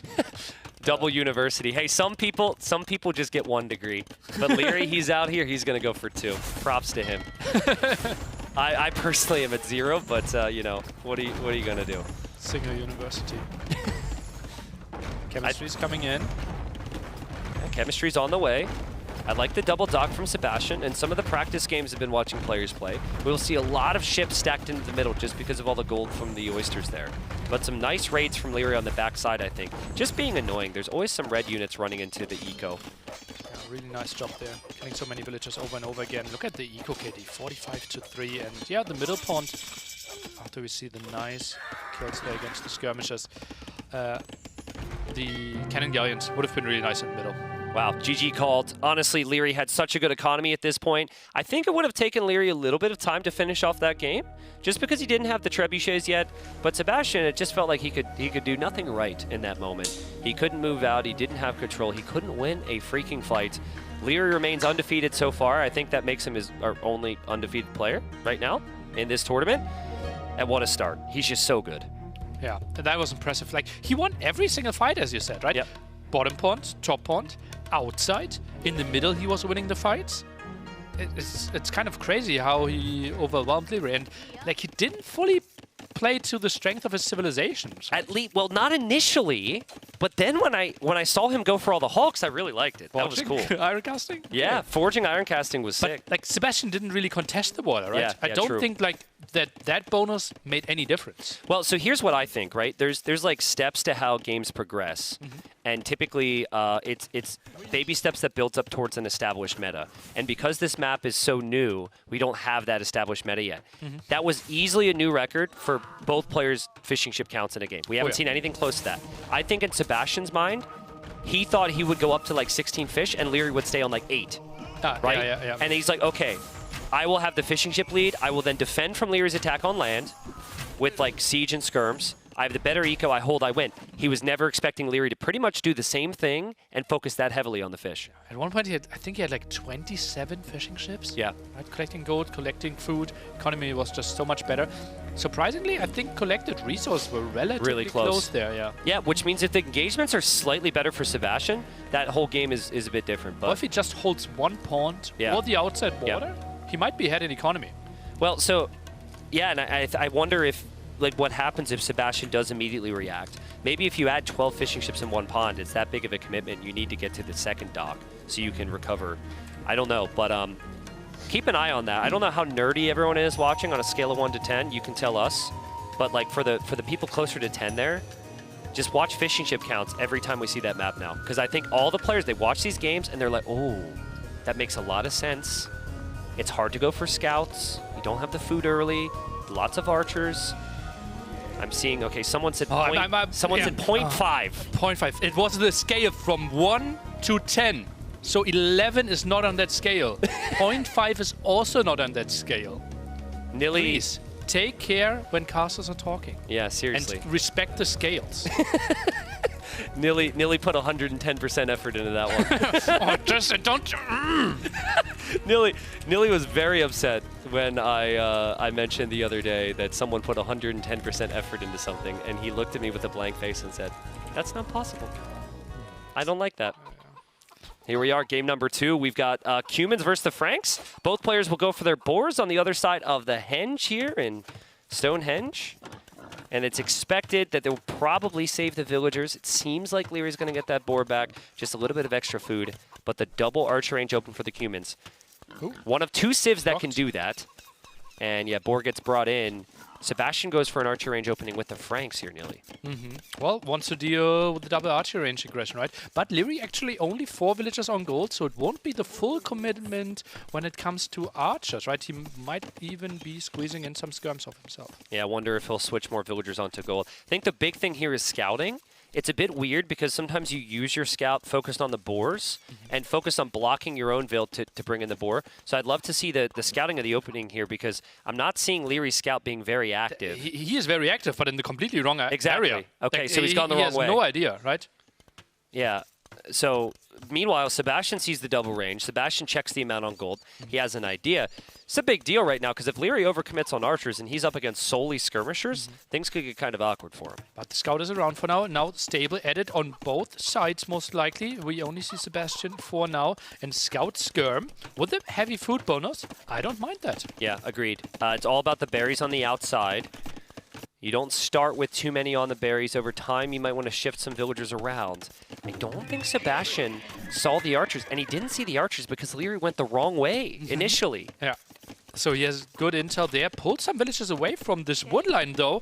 But those are some exposed villages, and that should be at least one dead village. How come Leary can go the wrong way and benefit? But if I go the wrong way, I'm just an idiot. Like, obviously, well done to him making the most of this. This always seems to happen to the best players, so there's a method to their madness. There's no direction. Sebastian doesn't even see it. Oh, God. He's got to be microing elsewhere, and there's the fight. And when you're Leary here, you're just really microing with the main fight on the left side, so he doesn't notice. I think Sebastian noticed, but he's already lost 4 villagers. Absolute madness. And now Leary knows, okay, I just need to keep up production and this should be my game. Yep. Right? This is so brutal. And this game with like human aggression, it's so tough to deal with. Sebastian simply losing track of the army and getting the scout kill. To me, that's got to be so tilting for Sebastian. As a player, you feel like you didn't actually do a lot wrong there. You scouted your opponent's archer ranges. You had a nice counter opening, but just this weird off-angle attack got some value. It's also on the only reason, like the villagers that are on the resource that you want right now. Like you want the berries with your civ, and you lost that many.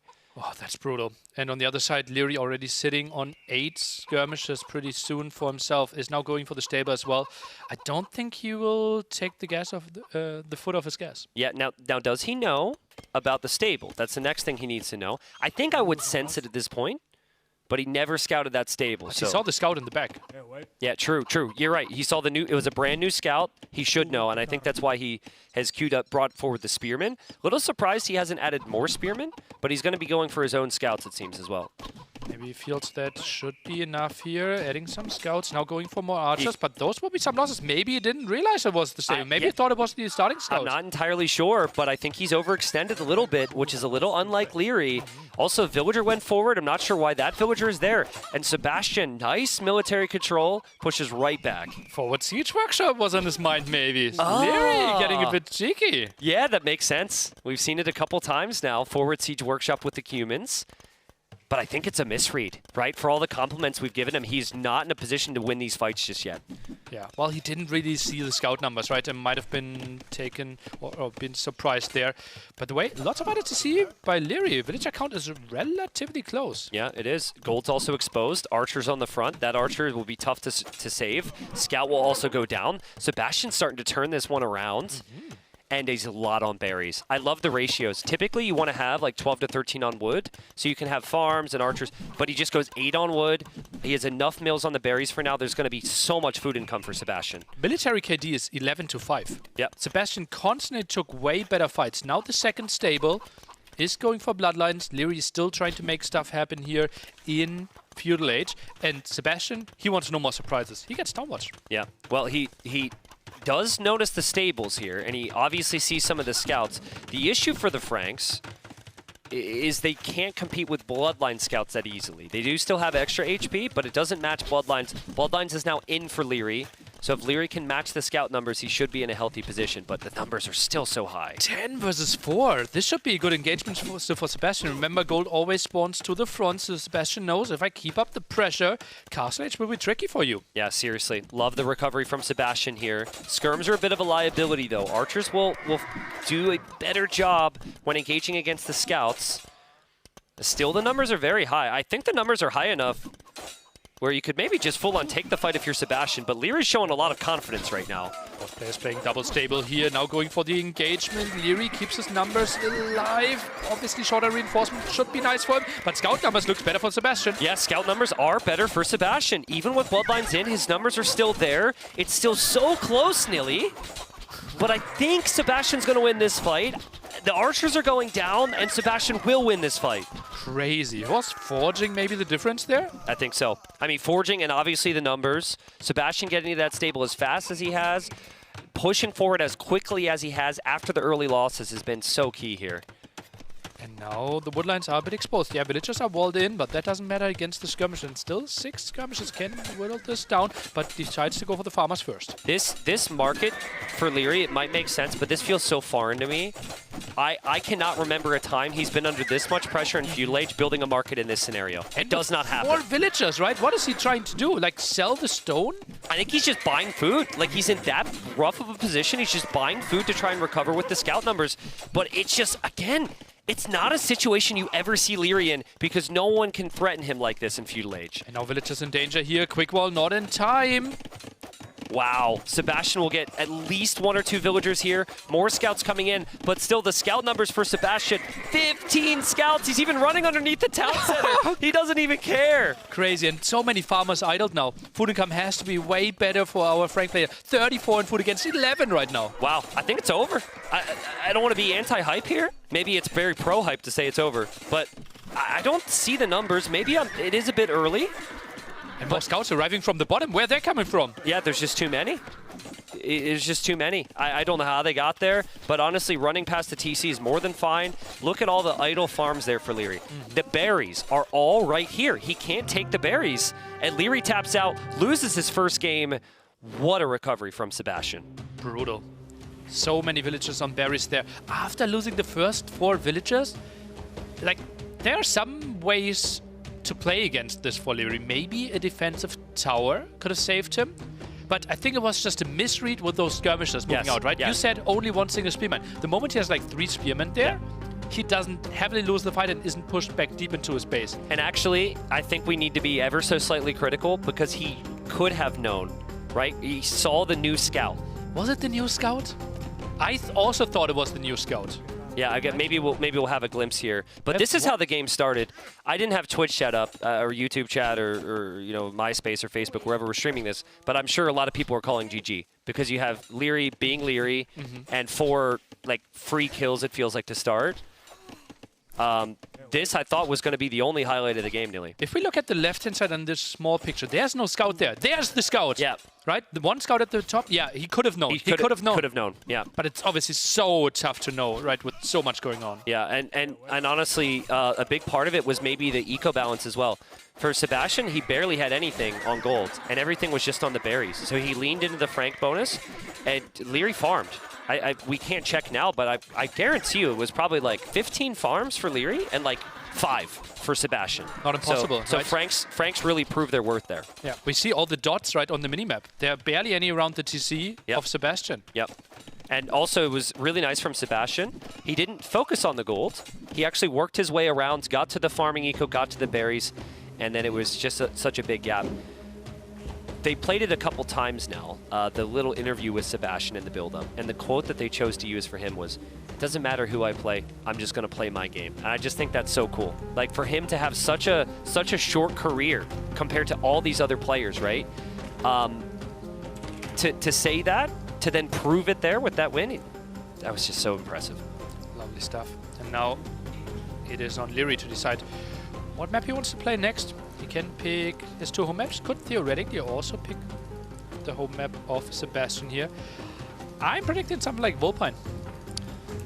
I like that map a lot. Koreans dominated that map. Koreans is your #1, so why not consider it? If we get there, I foresee a lot of skirmishers, and I think Byzantines will maybe be the pick from Sebastian. Just using process elimination here. Maybe Mayans, honestly. How good are they against Koreans? You open Eagle Archer? That's okay. What do you do against Skirm Fire Lancer? Are Fire Lancers that good against Crossbow Eagle? With Koreans and how cheap they are, yes, I think so. Okay. I Even think after so. the changes. I don't know. They got more expensive. I don't know. I think there's not enough evidence. Like, as these players practice, you know what they're not doing? Quickly They're see. not playing with Look at Koreans. Leary. He's putting the cup directly in front of the cam. By the way, if chat is saying like there are no webcams, now you know why. What should we show you? We can show you a cup. Is it a Red Bull cup though? It is a Red Bull cup. Because if it's a Red Bull cup, maybe he perfectly centered it. Look at this Can we cameraman get even trying to get a shot. It's somewhat centered. What? Like, we can't show you Leary's face cam if it's the cup directly in front of it. Oh yes, we can. That's a cup in front here. That's all right. We'll just put some info about the map there. Oh, now it looks perfect there. Yeah. Tortilla Quarry, actually. Yeah, it's a sunken pit with the central water basin brimming with oysters and other things, which we now miss out on. But we'll get to see it here. It's going to be another map than what we expected, nearly, game #3. Georgians and Georgians. Wouldn't be surprised to see a lot of scouts into CA later on. Fast attacking there for Georgians, really nice. And healing for Georgians. Mobility key on this map. Man, the ultimate caster tongue twister. Georgians, Georgians. I'm going to miss that one up here, but... Well, better than the one time we had to cast Finnish game Valas against Villas. That's it, true. Which has happened so many times. I mean, thinking about the matchup, I think both civs play out very similarly. Georgians have the mule carts, which gives them the beneficial start and a lot of flexibility, but while the Georgian Cav does regenerate, it's not that fast. And what is it, 25% or 20% faster attack speed for Georgians? I forget which. I think it got changed into 25. It used to be 20. Yeah. I mean, that's a very big number. Let's not forget, a civ like Bulgarians, you have to research a technology from your castle to get, I think, 33% faster attack speed. So getting that instantly at the start of a game here is huge for Georgians. Small hit, and we see Leary actually going for a docked Sebastian as well. So both players going for Cav and a bit of water approach. Yeah, let's see how the scouts engage. Again, Leary might want to save those weak units because they'll regen later on. But I don't think you want to be taking any direct scout v scout fights right now against the Georgians. That was an interesting regroup. If you want to avoid this, either you blame the ones controlling pathfinding, or you actually press Control and right-click, and then it ignores regrouping. Today you learned, Tristan. I mean, I already knew the first option. I already knew. I was already well aware we could send you an email or something. But thank you there.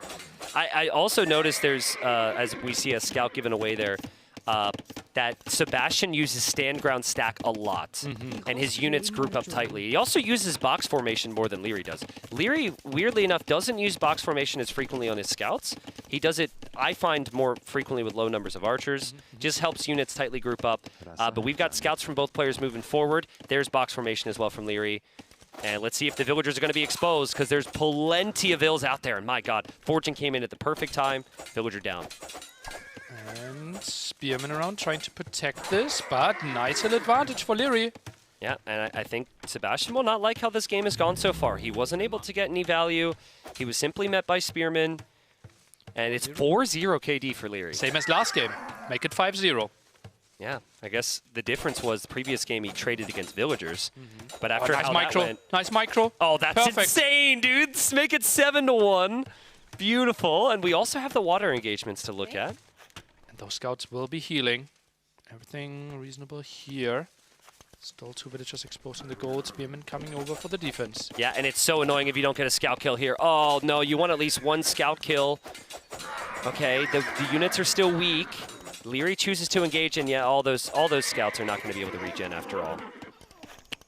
That's a bit surprising, right, Leary? Like, this could have been like 3-4 saved scouts. Yep. That could have been light cav. And that's surprising to me as well. That's surprising to me as well.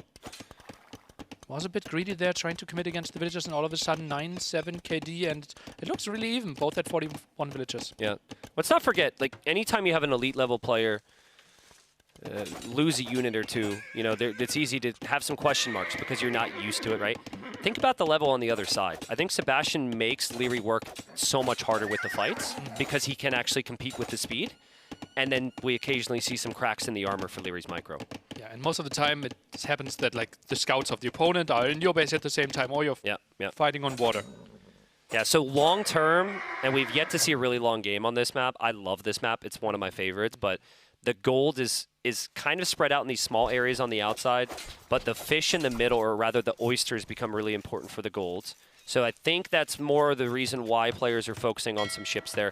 Not for the fishing eco for the salmon in the middle, but so they can take the oysters. Maybe some repair. Village on the wrong side. Hulk goes down. Spearman is trying to help out, but can't really. And Sebastian looking good on water. Yeah, looking good. Has a population lead. Also switching to archers with some of these spearmen moving forward. But for Leary, it's going to be full scouts. And it's so tough when you need the spears at home at all times.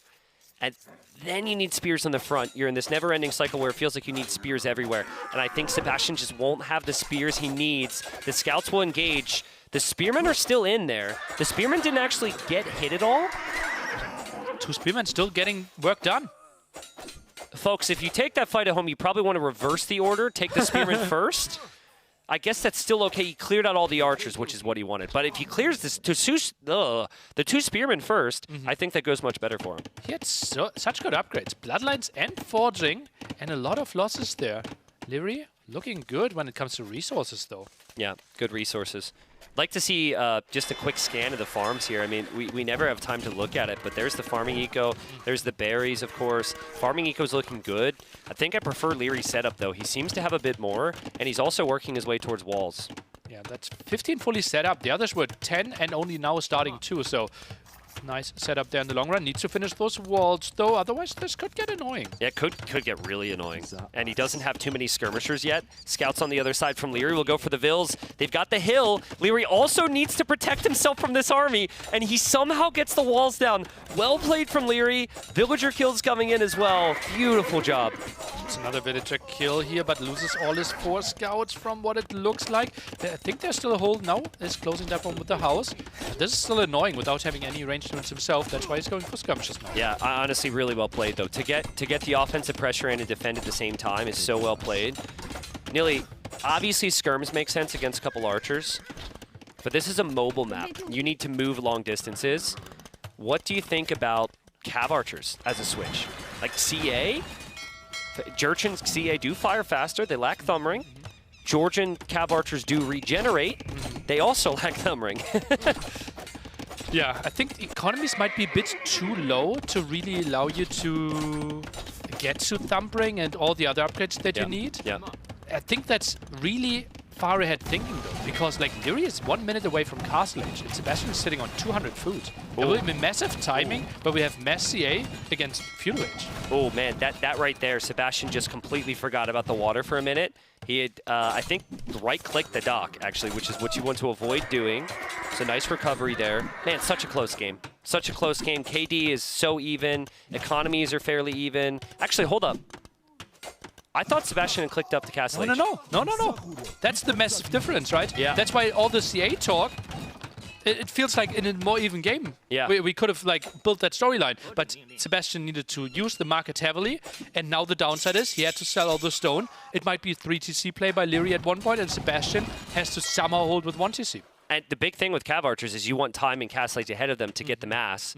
You don't want to be pressured by crossbowman timing. Crossbowman timing still 2 minutes off right now for Sebastian. It will be mass crossbow with a shift that has no bonuses for them. Yeah. I think the time, like the reasons for picking the Jurchens is kind of beyond us now. I think he picked it because of the hunt. I think he picked it because of the faster attack speed of the scouts. I do think Jurchens have some bonuses that we can get excited about later on, but we haven't seen long games on this map. It's been all about the early game. It has to be something with Siege, right? Rocket cards, trying to get to Siege engineers or something, but without any map control, that won't really be an option even. I feel like there's a slight chance Sebastian has a hole in these walls. Oh yeah, it feels so likely. There's so much wall there. And so many different buildings, right? If you have one straight line of palisade, you can trust it more, but it's so easy to screw Like up. between the stable and the archer range, Guaranteed. Because I see the bamboo on the stable, and that's sometimes a little bit confusing, but no, it might be closed. I think it is actually close because he would have walked back through it, I'm guessing. I have a lot of faith in Sebastian here. Maybe at the top. It's so tough to judge. Oh, clearly that's not open because the Cav Archer went that way. Yeah. Wow, well played. But left-hand side hole, yeah. There has to be something. Oh, no, and it's a knight as well. Like, one Cav Archer's okay, but the knight, if Leary even recognizes he's through, could be devastating there. The knight could help out so much preventing those vaults. Yeah, true. Where's the knight going? Still idling there. Obviously, knight's he was a only bad line of sight. His contract only includes him arriving to this area. They'll have to renegotiate for him to help out with the fights. And they're okay. Apparently, they made him a good deal. The knight's going to be in there. The villagers have been found, and that's so good for Leary. And now Sebastian will struggle with gold, right? He has 16 on gold, is trying to get to crossbows. Crossbow upgrade now finishes, but Leary's still in the back of the base. Sebastian needs to clear this up. He can't really even have a crossbow timing on the other side. Yep. It's a dream for Leary. It's a dream. I've got an army in your base. You got to chase me down. Oh, but maybe not. And Leary's pulling villagers already. Yeah. He realizes what's up. Wow. I mean, I think he might have lost a unit there. I don't know how it's going to work out. This is risky from Sebastian, but in my opinion, a risk worth taking, because if he kept all of his army at home, he'd have no chance. Can he push Leary and defend at the same time? Oh, the crossbow numbers don't look like they're high enough here. That will be the clear up for the crossbows and dead villagers with it. Leary looking really good. Sebastian needs to find a miracle. So much damage here. Yeah, seriously. He needs to find like 3 miracles right now. He simply just didn't have enough to defend himself. And Leary is waiting on the hill as well. Very good micro too, Nilly. He's kind of like stutter stepping there. He's waiting for the perfect engagements, and Sebastian, oh, he's in ruins at home. Bloodlines has double armor now with those CA. Crossbows are not doing enough damage, and this is a nice clear up while the army is still alive at the front. That's insane. That's insane. Honestly, I think it was a good risk for Sebastian to take. That army getting in was a big problem. If he stays at home, the game goes on for 10 minutes longer, but I really don't think that he's able to do too much by the time he gets over there. But yeah, Leary bounces back in perfect style. Very well played. Just slightly better at adapting on what was his home map. Yeah, felt like it, right? And I'm not really sure why Leary was ahead that far in Castle Age. Right, It was Sebastian went super heavy on golds when he was going archers, and he was super late with the market because he had like 1,000 gold and 200 food. Okay, maybe that was it. But still, like, what was the timing difference there? Close to 3 minutes. Yeah. Yeah, I mean, I think the expectation is usually, as Sebastian does his push-ups again. Leary is done. Oh, Andy's throwing off the sweatshirt. Damn. Okay. It's a declaration of war. What if the next time someone goes up to do push-ups, the opponent goes right next to them and they do a push-up battle? I do one more. I mean, this series is probably going to be who can win one more AoE game. It's basically the same. Could we zoom in on Leary's triceps, please? Just to get an estimation on like how many push-ups he could do. Yeah, what's Sebastian has done 13 push-ups on average each series. What's the estimation? What's the estimation for the opponent? Or just when the score is 2-2. I think Sebastian did push-ups after losses. After 2-0. And it was 2-2 then against Viper. I'm Yeah. pretty sure after Yeah, that's 2-2. what it was. That's true. Yeah. Yeah, he lost 2 games, and then he won 2 games in a row after the push-ups, and then unfortunately lost the 5th. So if he wins 2 games in a row again after the push-ups, maybe he should have done 2 push-ups again after the 2-2 score against the Viper. I mean, I would personally love to see him get at least 1 win and take this to a 5th game. But yeah, he's trying to lock in, and some people have said, I've spoken to Jordan, and some people have said that that's really helpful. I've tried it, not helpful at all for me. But tell me, Nilly, in terms of the level, I know it's weird. We're talking top 8. Everyone here is so good. But doesn't it feel like Sebastian's there? Like he's so close to Leary? Or is he still like, am I getting too hyped? Is he a game or 2 off the pace yet?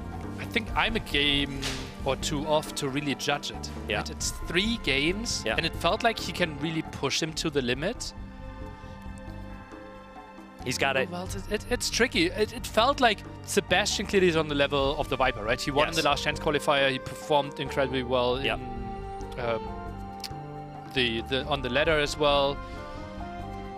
I think Sebastian's closer to the Viper than to Leary. Yeah, makes sense. I mean, Leary, like number 5-ish, 6-ish in the world. Well, that's what we're talking about here, right? We're talking at the top 8. People have pretty strong feelings on who's 1, 2. Maybe 3 through 5 is a little bit more muddy at the moment. That's a big question to me, yeah. And then like maybe 6 through 8. Obviously settings are different every tournament, but I really like the way these civs can play out on my expectations. If I had to guess right now on Leary's remaining home map, which is probably for game 5, I think we see Koreans, and Koreans against Byzantines would be my guess. You said maybe Koreans Mayans, so maybe there's some viability there. If we see Thames next, I would guess Ethiopians or Mayans, play towards crossbow and eco, and actually with that in mind, maybe we could see a wild Koreans on Thames. I think actually play it might skirmishers. be Magyars on Valpine and Koreans on Thames. Okay. And I think Mayans is also nice because you start with 4 exposed villages on gold, right? So that is an easy attack point on the Foxes there. And therefore having basically double production from the start with the Eagles as an additional option could be nice. It could be a nice argument for Mayans as well. We actually saw a lot of Incas attempted, but that was prior to the change. Remember, we were seeing Incas with the cheaper skirms and spears and Eagles. Now it's Champies, and so Incas clearly not really prioritized here. But thank you again, viewers, for watching. It's been an excellent 2 days so far. It's been so fun. I guess, honestly, we should probably thank as well everyone who's put in so much work and effort, our production, our map guy into this show so far. And we will have the home map for Leary as game number 4. And the finger point person is putting in the work there. Really putting in the work here today. And do we have those maps? Are they doing something with those maps at some point? I'd love that. Finger pointing. Okay. And it is Mayans. Yeah. On Valpine here. Archer Civilization also can do Eagles. I think you called it then. It's all about using the foxes. So foxes, you have 4 villagers that spawn very far away from your eco on this map, right next to foxes. You could take the foxes. You do not need to drop off gold from the foxes like other resources, so just killing them basically and eating them gives you the res. And so I think with all that gold production, the idea is a combination of archers and eagles, and Leary, he wants to hunt down those fox villagers. He wants to be out there looking for them, so let's keep a close eye on them. If we look to the left side, we'll see Sebastian's villagers. That's what we mean. And then on the right side, obviously, Leary's the same. Nilly, if you just leave, you're losing a lot of resources. Absolutely. We have seen it, the approach by the Viper, right, against ACCM and lost the game because that is really fast gold income and the walking distance is so long, so you're down 100 or 150 resources if you try to save them early on. Yeah, and scouts for Magyars are cheaper. They don't really utilize the gold, but we see a very quick archery range there from Leary, so I think Leary clearly thinking of spending the gold maybe with an archer follow-up. Yeah. Scout Archer is the ideal army composition you want to play towards, and Mayans on the other side. Eagles, Archers, I thought, but it is the double barracks opening. Surprising. We've seen a lot of double range from Mayans here into full archers. It's double barracks. Eagles don't produce that quickly compared to other units, but if you can get enough of them, they scale really well towards Castle Age. Waiting for the second, or for the first armor upgrade, and then he can take an engagement. Leary can't take this. Scouts have to come over. Yeah, I think Leary knows now. I think he knows it's Eagles. Obviously, he knows there's going to be a couple of them, but he didn't see an archer range with that spearman. Oh, scouts are not defending the vills. True. Yeah, villagers are going to run away, but the scouts are going to run in this way as we see the triple barracks for Sebastian. Wow. He has to react. He reacts immediately, but this is against Magyars. Is he trying to wall them in? What? I'm not sure who is trapped with whom here. The confidence, Nilly. Okay.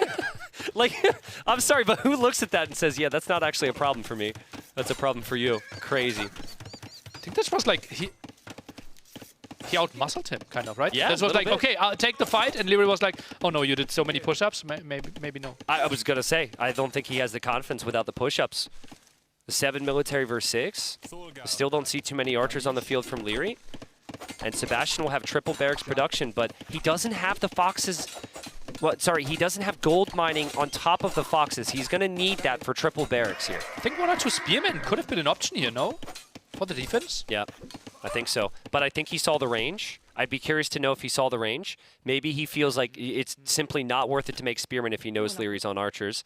He, of course, didn't see the range, which makes me look stupid, but it looks pretty damn good. Or maybe anticipated, right? Preparation obviously can go really deep in those scenarios. Now heavily onto gold. 7 on gold right now. And the big question is about timings, right? We have seen this matchup or something similar, I think, Viper against Lewis in the replacement qualifier, right? Where it felt like our Meso player did not arrive with enough Eagle Warriors in the castle timing. That is their main timing. That's so many, though. Like, I think what people try and do, they try and make 6 to 8, and then they're on the way to castle. Sebastian's at 11, and still producing, and resources are rising as well. Leary's hoping to get into Knights, clearly, because he's slowing down his resources, but my goodness, that's a lot of Eagles. Market from both players. Leary already used it, therefore the better prices for him. Soon the follow-up by Sebastian expected, which is a bit out of position. I love the hovering there. I love the hoovering there from Leary. The patience. He could have gone in earlier, but he waited until he had the shore villager kill. A shout out to the foxes that continue to pierce my ears with their stupid little noises there, but it's a new animal. They needed to make sure people knew about it. Yeah. That's why we always do the new civilizations way too good as well. So everyone knows about them. Confirmed, guys, confirmed. It's all right. I think there's a couple civs from the recent DLC that would maybe make that clearly that's a joke. But scouts are still maneuvering around there from Leary. Does he have an army to stop this many Eagles? You can't wall everywhere on the map because that rocky terrain doesn't allow you to build. Especially at the farms here. Right inside woodline looks fine, but he's not going there, Sebastian. He is. Now he is. Yeah, he's on the way. Weird walls here for Leary. Leary, he waited to the last possible second. The archers going down would hurt, but maybe it's not the end of the world if he just needs to keep his villagers alive. Yeah, his archers are just going to kind of sacrifice themselves here. But buying a lot of time, right? No real villager losses. Yeah, the archers are fine, but Leary wants to switch into CA anyways. Yeah, normally I would joke and say all part of the plan, but I think that was actually maybe all part of the plan, at least for the 30 seconds there. Just buying time. Yeah. So good for him. And Leary, no production at all. 0 military at this point. Yeah, and he's going triple range. He will try Cav Archers. This reminds me of what Hera tried against MBL in the Aztecs Persians game on Quarry. Oh, yeah, yeah. And it in that game, I kind of got it because it felt like Hera was dead already. Here, I would like to see a couple Knights from the Magyars, but I guess the eco is really difficult. Knights, yeah, like 1 or 2 Knights won't really help you that much, right? And Leary wants to go for the full approach. Sebastian needs a second there.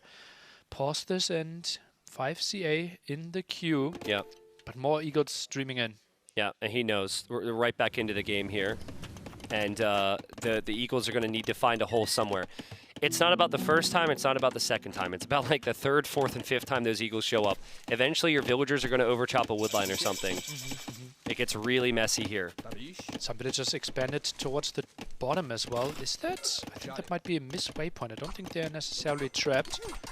Also, with all this map control, I would love to see Sebastian going for a monastery. I think he could get to 2-3 relics here with Mayans. Yeah, I agree. The thing about monks, though, is it doesn't scale super nicely with your army. Siege workshop! So, like, not skirmishers, scorpions could work really well. Rams could work really well. Cav archers mass faster with the Magyars, and the Eagles haven't killed much at all yet. I should also mention the upgrades are a little late for Sebastian. He doesn't have the armor. That's 9 Cav archers, soon ballistics for Leary. He's got some chances here. Crazy. And the faster production for Magyar is just really helping out here, getting to better numbers. Maybe another Civ would be sitting at 6, 7 CA. Leary soon at 10. Also, maybe another player would have had a hole somewhere. Maybe another player would have been too late to Castle Age, would have went full feudal against this. The patience from Leary's been amazing. And the quick walls from Leary just amazing. The Eagles still have not been able to find their way through. That's so impressive, right? It's like 4 or 5 different spots where he has villagers. It's crazy that he didn't slip up a single time. Yep. This would be a perfect moment for him to slip up, just to curse the commentator. That's normally how it goes. But Scorpion is perfect. And I don't think Leary knows. He's not gone that direction. He's never expecting this. And this could push him off the gold.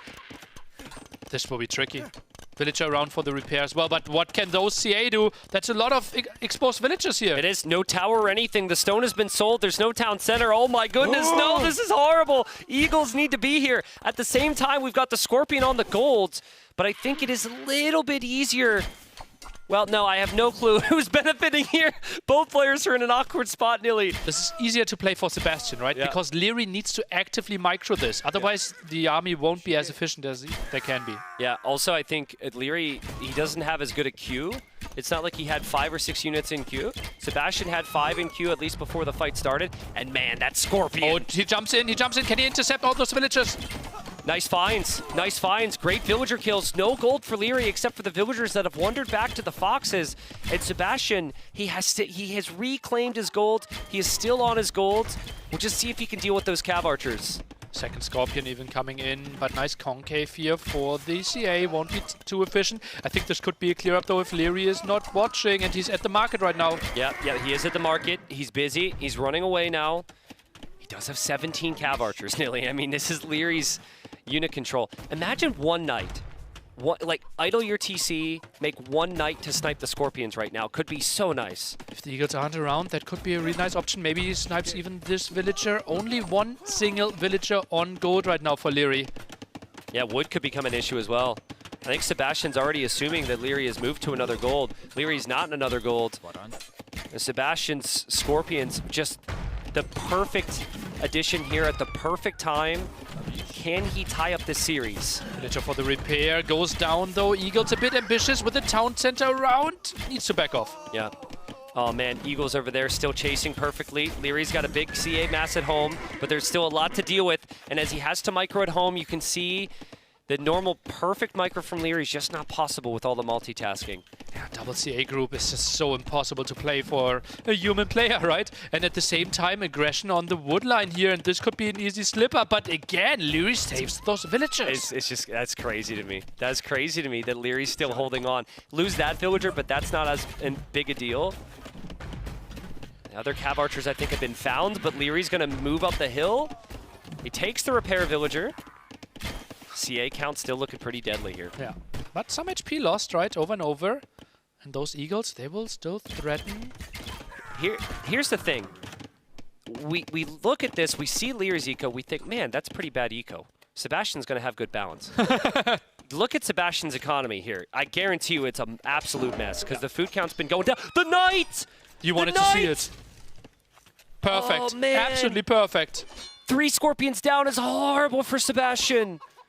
This is the worst possible thing that could happen. He can always replace the Eagles. The Scorpions is going to take so much time. Oh, man, what a find from Leary. Tries to go for the body block. Won't really happen. And Leary gets away with that one. Gets more Eagle kills.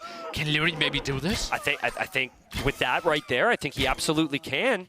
he somehow kept everything walled up, don't ask me how. And if he moves forward, Sebastian's got his whole life on gold. Again, he's got 3 gold mines fully saturated at home. I think he's got like 2 farms. And the first time Sebastian gets to the woodline, it actually runs out and the villagers are escaping. Yeah, there's 3 mining camps back there. It's ridiculous. He's got such his eco is fully dependent on gold and the market if he's going to need to buy and sell, but... And now Leary has no pressure at home. Yeah. He can micro this for days. But Leary's not expecting him to be that all in. He's not going to check that gold. Or will he? He will. He will. And there's no answer. I don't think that's enough eagles. I don't think so either. I don't think they have enough attack upgrades. I don't think there's enough of them. I think now is Sebastian's time to attack Leary. If Leary is repairing at home, keeping his villagers protected behind walls, this is so good for him. There's 24 eagles for Sebastian. They just don't know where to go. They're still racing, but Leary's doing such a good job of re-walling another aggression here at the gold, and that's a new group of Scorpion. Yep, and Sebastian still might find those villagers there. He didn't lose many villagers yet. He'll have more eagles. He's got 8 more in queue. And the Scorpions are back on the gold with the eagles. Hello! Oh man, this is a crazy game. More dead villagers and trying to intercept again. What a crazy move by Sebastian. Look at the idle CC time. Look at the villagers falling. Such an intense game. I think in a different scenario, both players would have been dead to the other. Like, they both played well enough to win this game. That is not how this works, though. They're both bringing a ridiculous level. The Knight will not be enough there. Insane micro from Leary to actually get the value, though. He actually got really nice hits there. Madness. The Knight was enough. Another Scorpion arriving, though, and maybe Leary can even combine forces. And 21 CA together. Yeah. How can Sebastian ever engage into this? Yeah, agreed. I think that we're reaching that critical mass. The other day we were casting, you said 25. With the math involved is the number. I think it was a completely different scenario, but I remember you said 25. So we're just going to stick with 25 as the number.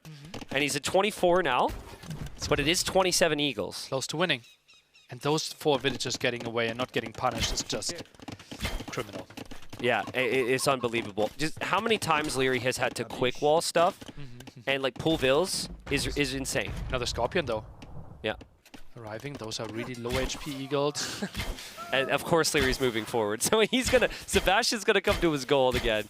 And Leary's gonna move forward, but this is such a big, massive CA.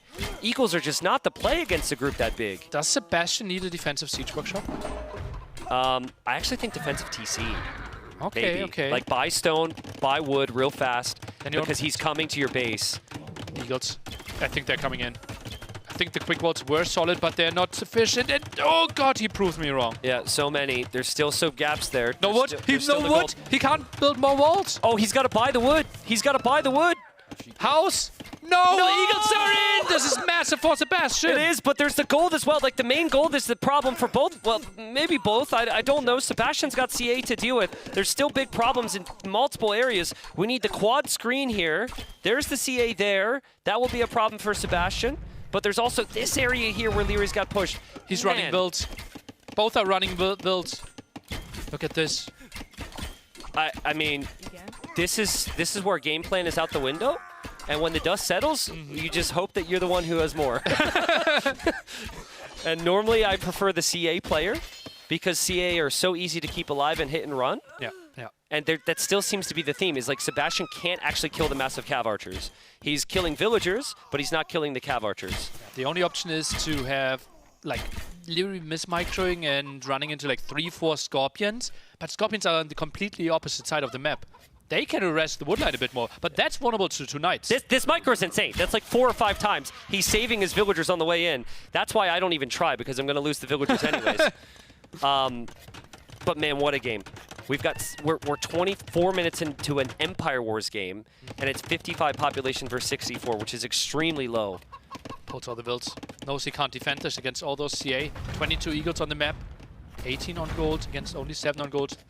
2 Knights, I think, can clear this up the moment Sebastian's not watching. Leary is building up towards the final blow here, I feel, and it's with those Knights. He did it with 1 before, but he was only able to do that because Sebastian wasn't expecting it. Sebastian is always keeping protection there now, but with 3 Knights, I think those Scorpions can disappear. And he's waiting for it. He finds some villager kills there. Sebastian will chase that away. Sebastian still has some fires to put out with the cav archers in the south. And now might be the time for Leary to make that move. We have to keep a close eye on Leary's base. He's going to wait. Sebastian moved back. I think he was a bit further, closer to the town center. 31 villagers, no production. Crazy that this never got broken. A town center here would be absolutely brilliant for Sebastian, but he can't afford it. CA might be squeezing through. This could be the final blow. Eagle numbers, are they enough? For now, a wall. Okay, now Leary's coming in the north. Leary's coming in. He's using this time to move in with the Knights. The Knights will move in after the Scorpions. If he focus fires them down with Magyar bonuses, the Scorpions should go down. It's kind of tricky to path through there. Still 2 Scorpions alive. They can still do damage against the CA. Yeah, I think he takes 3 there. And now maybe Leary feels like he can back all the way up, and he can use all the groups. There were Eagles in the back, Billy! Eagles in the back as well! Sebastian's found an opening again. Tristan, could you quickly remind me how many villages are we starting with in this game? 27. Should the game be played that you have more villages than you started with? Yeah, normally, yes. Yes, normally you would not see 70 villagers die at this stage of the game. What a game, Nilly! What a game! Madness. And now he's back into the goal, and there's nothing to defend against this. Oh man, horrible day to be a villager. Still a pretty damn good day to be Leary, because Leary's Cav Archer count is 31. Who needs villagers? He's got 22. Sebastian's got freaking 17. We have not a single villager collecting wood in this game right now. 27 minutes in. Oh man, and again, the dust will settle, and they're both just gonna hit a really hard resource wall. And they're not going to be able to produce much more. Unbelievable. 18 villagers. And Sebastian is still in this game. Yeah. Continues playing. I think he actually taps here. I mean, his pop is low. He doesn't have Eagles doing any damage. This is going to be brutal for Sebastian. He's going to be 0-2 in sets. Losing 3-2 to Viper, now 3-1 to Leary, but he's playing so good. Yeah. All-deciding game against ACCM potentially tomorrow. If he loses this game, is coming in with some more raids. He sees, God, I killed so many villagers, but he keeps on losing his own as well. Unbelievable series. Unbelievable series. Leary's unbelievable. And Leary wins another series, wins this one 3-1. He did drop a game, but man, Sebastian made him work so hard. So much harder than Leary had to work yesterday. And yeah, Leary's just ridiculous, man. He's one of the best players to ever play this game. One of the best players to ever play this game mode. And what a great storyline for tomorrow. Yeah. Right? We will have the Viper against Leary for spot number 1 in the group, direct spot for the semifinal, potentially avoiding Hera. Yep. And then we have the elimination match, ACCM against Sebastian. And ACCM's got a lot to prove. ACCM, I still think, hasn't hit his final gear. ACCM teammates with Sebastian. They know each other well. They prepare well. They're good friends. Yeah, storylines are really setting up for this tournament. You know, sometimes the third day in the group stage like this might not necessarily have as much meaning, but I think like literally everything that we wanted maybe to happen today for the storylines for tomorrow has happened. Not scripted.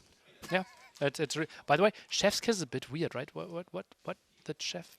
Who is he? Who did the chef kiss? What is he? Like, but okay, maybe something for later. I'm impressed by Leary, and I'm also curious what he's going to say in the interview, right? Because yesterday he won 3-0 and said he wasn't happy with his performance. Now he wins 3-1. Let's see how hard he's going to be on himself. Agreed. Let's hear it from him. Let's find out right here, right now. The casters want to know, Leary, after that pretty emphatic victory by the end there, 3-1. How hard are you going to be on yourself today? Yesterday, you weren't necessarily particularly kind after a 3-0 clean sweep. So what's the verdict here as you assess that performance of yourself? Pretty happy. Played overall pretty fine. Obviously, there's always some mess-ups, but that's just meant to be in Emperor Wars, especially if you play against the top players. So overall, pretty happy. Well, I'm not surprised you're pretty happy after obviously 2 wins on the trot. You're obviously looking very, very good as for the tournament continues. Are you already thinking about what that playoff stage looks like, maybe getting straight through to the semi-finals, or more focused on the match tomorrow? More focused on the match tomorrow. I still have 1 win to go to the semis. Winner of us goes straight to semis. Loser has to play another round, right? So that's pretty huge. So all focus on tomorrow. All right, okay. Well, we're going to bring up some highlights here for us to have a look at, and Dave's going to talk us through some of the stuff that we've seen, some of the key moments, and we're interested to get your perspective. But Dave, I'll throw over to you here. Yeah, another incredible set here, Leary. I mean, Sebastian is such a tough competitor, and he's raised his level so much over the last few years. Tell us a little bit about why you're picking Titans on this back. I figured Hulks against Hulks, they don't do that much damage. So let me just bump that damage up a little bit and get Forging and Iron Casting and take it from there. Yeah, it worked out pretty well. I can't complain. Obviously, the first couple of trades went in my favor, so it looks pretty well from the get-go. But it could have gone other ways as well if the man-at-arms and the first archers from him could find some damage. It feels like he's so good that you're in the situation where you just need to win that one fight, and whoever wins that one fight, it decides the game, right? Yeah. But ideally, that's where you want to be as a player because you have belief in yourself to win that really, really important fight, that really, really important moment. Yeah, that's basically the top players. Once you have an advantage, your goal is to never let it go, and usually top players know pretty well how that goes. And yeah, that's where it goes. So you've been really, really good with the Cumans. I think you absolutely owned ACCM with them yesterday, right? And then you head on here, you get a really good start against the Franks, who haven't found success yet on this map. And what happened? What was the moment here that decided this? I thought the game was over, honestly. When I killed like, what, 4 vills in the scout? Or 5 vills even? Then I just went forward, smashed my head against the wall, and, you know, then he smashed me. He had a bigger head. Yeah, basically. He had a better wall than me. More wall, yeah, exactly. So, yeah, and then he just never let it go. It's that one fight you're talking about, right? In the middle of the map, and then he just never let it go and played it perfectly from there. Yeah, and you couldn't even recover. You tried to go for the market, and there's just too many scouts all over the place. I think you played this one really well, especially after the good start that you have. You see the evidence there with the bodies all over the place. Sebastian clawing back. It's 1-1. I'm assuming you're still fairly confident going into Quarry, especially with the Civilization pick, Jurchins. Is that meta on this map, or is that a little bit outside the box for him? It is pretty good, but I think I got some good trades early on with the scouts, especially here, and then I just found, I think my eco behind was better, since I probably messed up his eco a little bit with all the scouts and all the idling, running back and forth, and he had to make so many spears. It's pretty annoying for him, and I could just wall behind. I think that was the main thing. Question about this map. Do you prefer when your bases are further away or closer? I have no idea. I just take it as it comes. Probably in this case, further away, since I'm going scouts and Seems like it benefits the Georgians, right? Yeah, like in that case, I can use my mobility better. But in general, usually I'm the archer player, so usually I prefer closer. Yeah, that was a really good clear up, and you made your way into the Cav Archers. His castle age was too far behind, and then finally we go into this, and like, what? Give me one word for what this game was. Fiesta, dude. Don't even know where to start. Like, I couldn't find my chickens. Then I thought for a second, maybe my map is bugged. Yeah. I was almost about to call Crosini. But then I found them in the last possible place. But yeah, I noticed pretty early what he was going to do. After I had the second barrack and the third barrack. So I just had to match it and then just, you know. And then you feel like you have enough CA every single time. And he's got more eagles every single time. You find villagers, and then he finds villagers. Exactly, and eventually until one of us calls, you know? Yeah. But yeah, if I mess up once, if I lose my CA numbers once, the game just ends in the spot. Did you realize at the end of that game, did you ever look at your villager count and have like a, I never look back, man. I never look back. I only look at those numbers there. I never look back. I knew when was coming home. Did you think he had less than you at that point? About this. Yeah, about the same. Yeah. All on gold, but that's all he needs. It was crazy, the timeline there. You know, the game goes like 25, 30 minutes, and you have less villagers than what you started with. Basically, at the felt like beginning. an RM game at the start. Yeah, it's the perfect way to end the set, and I think full credit to Sebastian because, like we said, even though it was a 3-1, we had some really competitive moments, some really, really good fights, and he feels so close, doesn't he? Yeah, it's always at one fight, you know, at one engagement early on. And whoever wins that can take it from there. And usually, we saw it in the Cumans game. When he won it, he just took it convincingly. Yeah. So yeah, it's that one thing. Very close. How are you feeling after that set? Very good. You know, I didn't know what to expect coming in. Because obviously, I mean, yes, they looked good, but felt pretty shaky. Now, today I felt way better. So I'm looking forward to tomorrow. It seems like this is a common theme amongst the players, finding their feet, getting that momentum. And you're no stranger to success on this stage at these huge tournaments. So do you think that experience plays into your favour against opponents, say, like Sebastian, who are still building up that CV, building up a resume of playing at big lands like this? Yeah, for sure. I think the experience comes into play at the moment. Like when you draft and before when you practice, it doesn't really come into play that much. But when you're in the game, you have to adapt, make decisions on the spot. That's when it comes in clutch. The bright lights of the stage here and everything like that, it can affect you. Well, Leary, congratulations, mate. Thanks very much for joining us, and the best of luck to you tomorrow. Thank you. We're going to turn our attention now and have a look at what's coming up next tomorrow with the schedule. But before that, a quick reminder here, Dave, as we talk about the groups and the results of today's matches. Let's have a look at Group A. Hera in prime position here with a 2-0 start to his tournament. Exactly how he would have drawn things up, you would have thought. Yo and Hart both on 1-1, and then poor old MBL 0-2. I don't think that 0-2 scoreline reflects his performance. I mean, he took 2 games against Hera, and he was up 2-1 against Hera. And from talking to the other players in that Group A, like, they were all saying it really comes down to who gets the most wins against Hera, because we don't believe that we can beat him. For a moment there was a glimmer of hope for MBL, though. He really had that belief. We're going to have Hart and MBL, I believe, matching up against each other tomorrow, too. So things could get super interesting for Group A. Yes, indeed. We'll turn our attention now to Group B. We've lost the graphic there, unfortunately, but obviously Leary at the top of that one. Obviously the favourite at this point to make a deep run towards our playoff stage there, particularly with a 3-0, then a 3-1 victory. But Group B, we've sort of characterised this, Dave, as being one that's a bit more open in terms of how those positions might shake out. Any predictions or thoughts you might want to share? I think it's really tough for ACCM and Sebastian because they don't have wins yet. And I believe they face each other tomorrow. Yes. Right? So whoever wins that is basically going to go through at this point, unless my math is wrong. I believe that's the case. Yeah, we've got Leary and Viper both at 2-0. Leary and Viper at both 2. So whoever wins that match, it doesn't matter how many matches they've won or how many games they've won coming in here. It's whoever wins that set. What a scrap. Is through. That is a heck of a scrap, especially since Sebastian has put together some really, really quality starts here. Well, this is something we'll be watching with keen interest tomorrow, of course. And let's remind ourselves of the schedule for tomorrow. We're going to kick things off match 1, ACCM versus Sebastian. That's going to open the day's account here. Moving on to Hart versus MBL. This is another match we talked about, Dave. It's going to be critical, of course. We'll see what happens there. Leary versus the Viper, who will take out the top spot in that group. And then finally, we'll close things out with Hera versus Yo. A lot on the line for that match, particularly for Mr. Yo. So be sure to tune in.